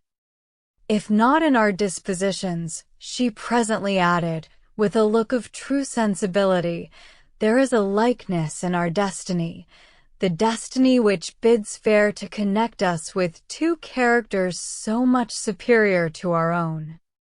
"True, true," he answered, warmly. "No, not true on your side. You can have no superior, but most true on mine. She is a complete angel. Look at her. Is not she an angel in every gesture? Observe the turn of her throat. Observe her eyes as she is looking up at my father. You will be glad to hear, inclining his head and whispering seriously, that my uncle means to give her all my aunt's jewels. They are to be new set. I am resolved to have some in an ornament for the head. Will not it be beautiful in her dark hair?" "Very beautiful, indeed," replied Emma, and she spoke so kindly that he gratefully burst out, "How delighted I am to see you again, and to see you in such excellent looks. I would not have missed this meeting for the world. I should certainly have called at Hartfield had you failed to come." The others had been talking of the child, Mrs. Weston giving an account of a little alarm she had been under the evening before, from the infant's appearing not quite well. She believed she had been foolish, but it had alarmed her, and she had been within half a minute of sending for Mr. Perry. Perhaps she ought to be ashamed, But Mr. Weston had been almost as uneasy as herself. In 10 minutes, however, the child had been perfectly well again. This was her history, and particularly interesting it was to Mr. Woodhouse, who commended her very much for thinking of sending for Perry, and only regretted that she had not done it. She should always send for Perry, if the child appeared in the slightest degree disordered, were it only for a moment. She could not be too soon alarmed, nor send for Perry too often. It was a pity, perhaps, that he had not come last night, for, though the child seemed well now, very well considering, it would probably have been better if Perry had seen it. Frank Churchill caught the name. "Perry," said he to Emma, and trying, as he spoke, to catch Miss Fairfax's eye. "My friend Mr. Perry. What are they saying about Mr. Perry? Has he been here this morning? And how does he travel now? Has he set up his carriage?"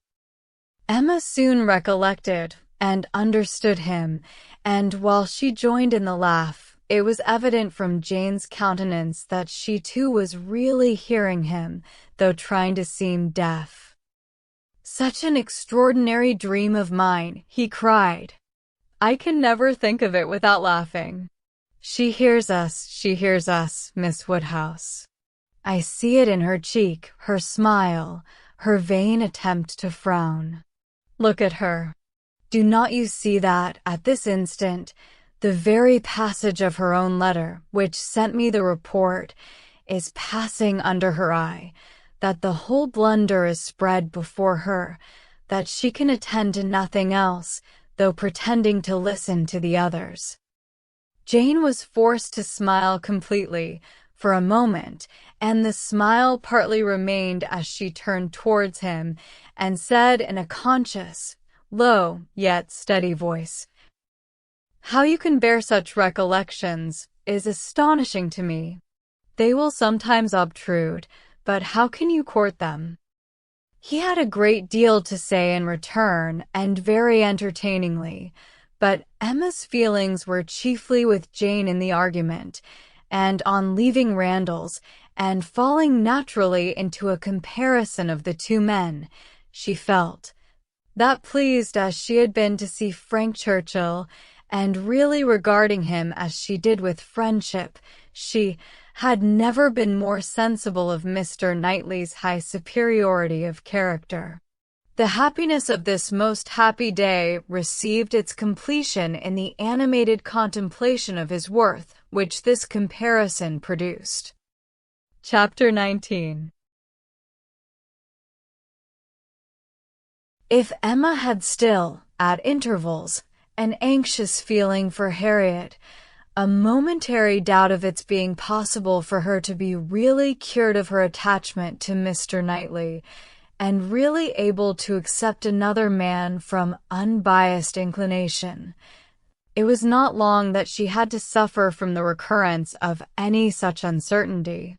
A very few days brought the party from London, and she had no sooner an opportunity of being 1 hour alone with Harriet than she became perfectly satisfied, unaccountable as it was, that Robert Martin had thoroughly supplanted Mr. Knightley, and was now forming all her views of happiness.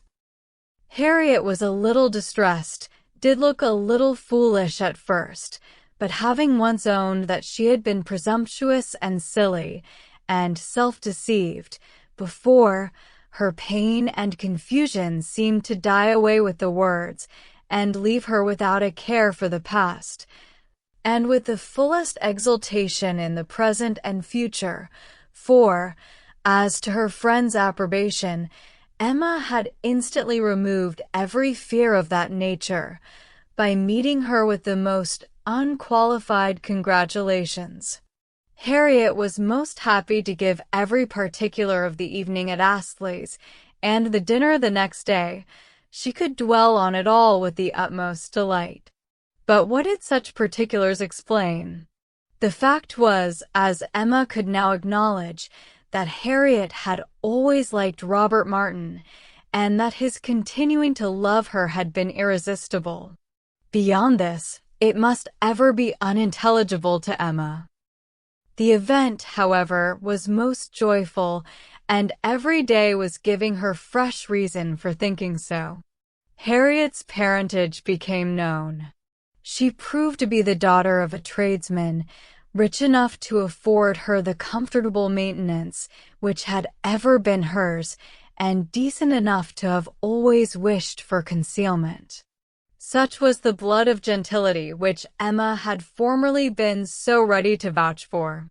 It was likely to be as untainted, perhaps, as the blood of many a gentleman, but what a connection had she been preparing for Mr. Knightley, or for the Churchills, or even for Mr. Elton. The stain of illegitimacy, unbleached by nobility or wealth, would have been a stain indeed.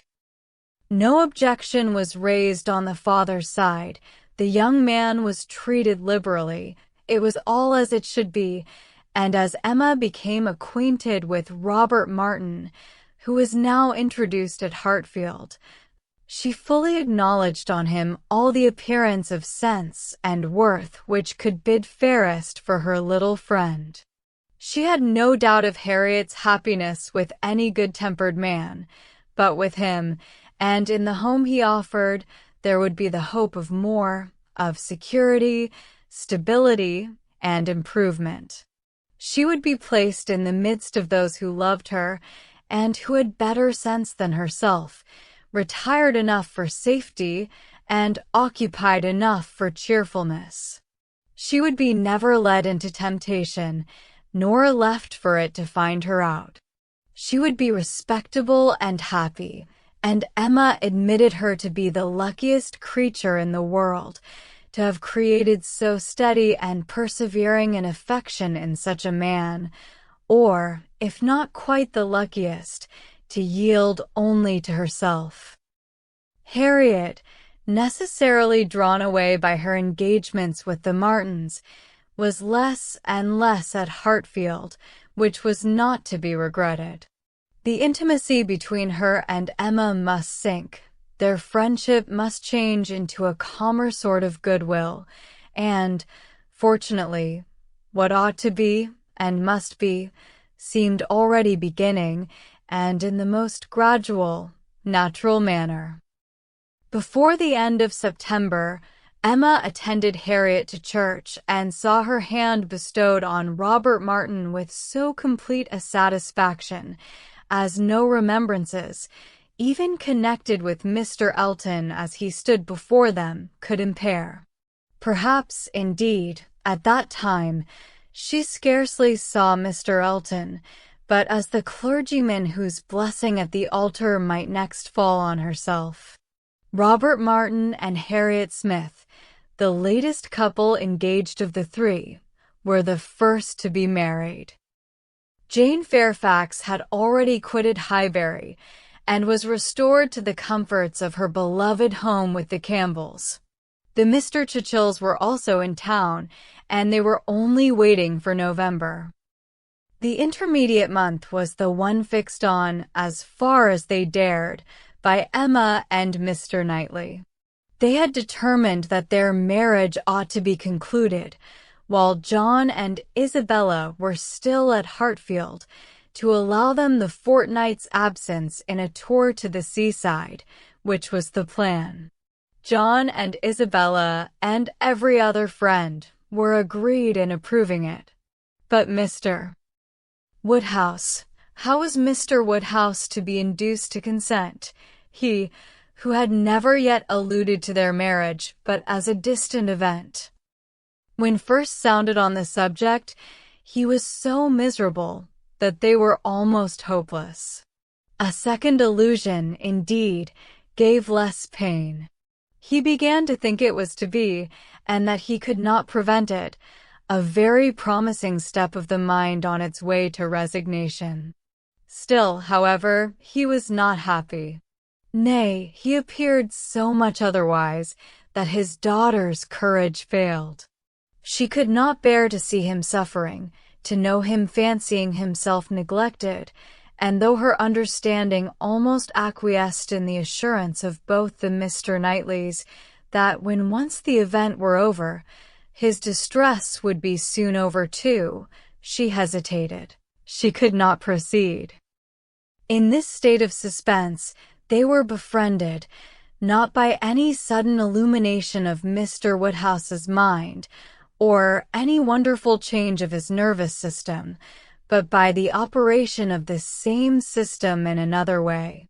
Mrs. Weston's poultry house was robbed one night of all her turkeys, evidently by the ingenuity of man.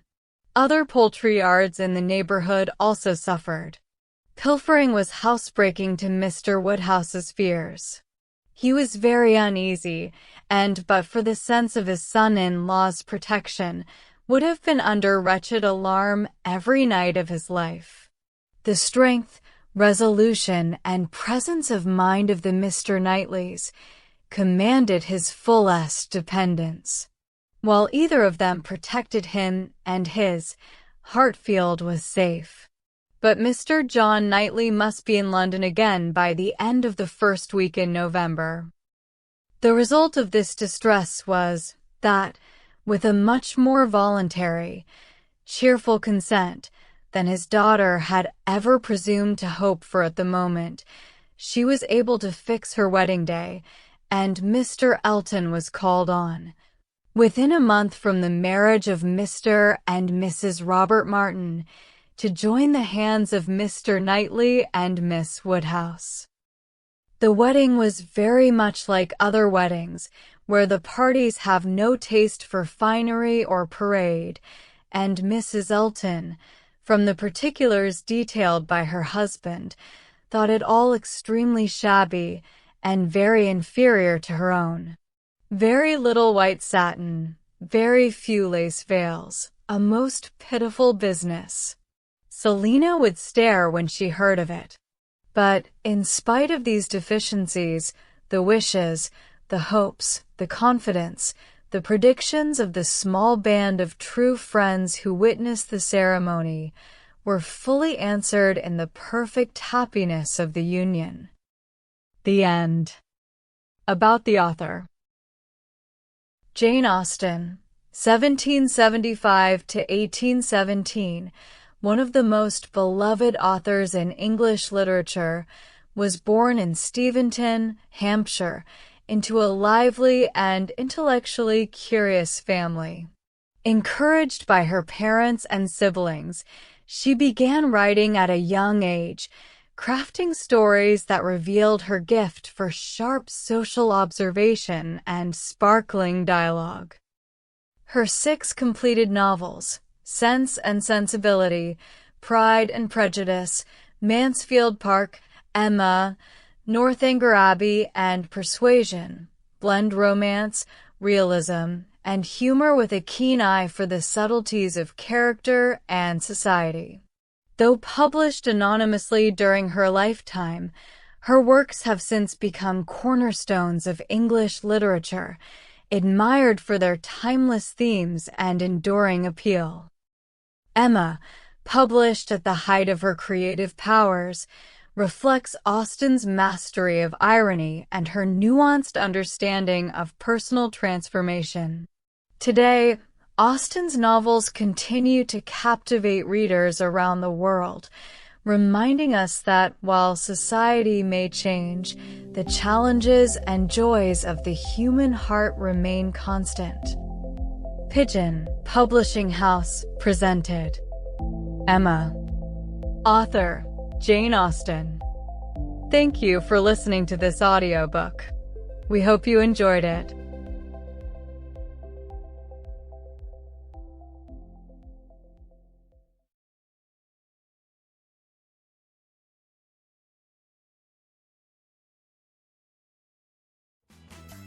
If you enjoyed this classic, follow the show and leave a quick review, and join us every Tuesday and Thursday for more timeless stories.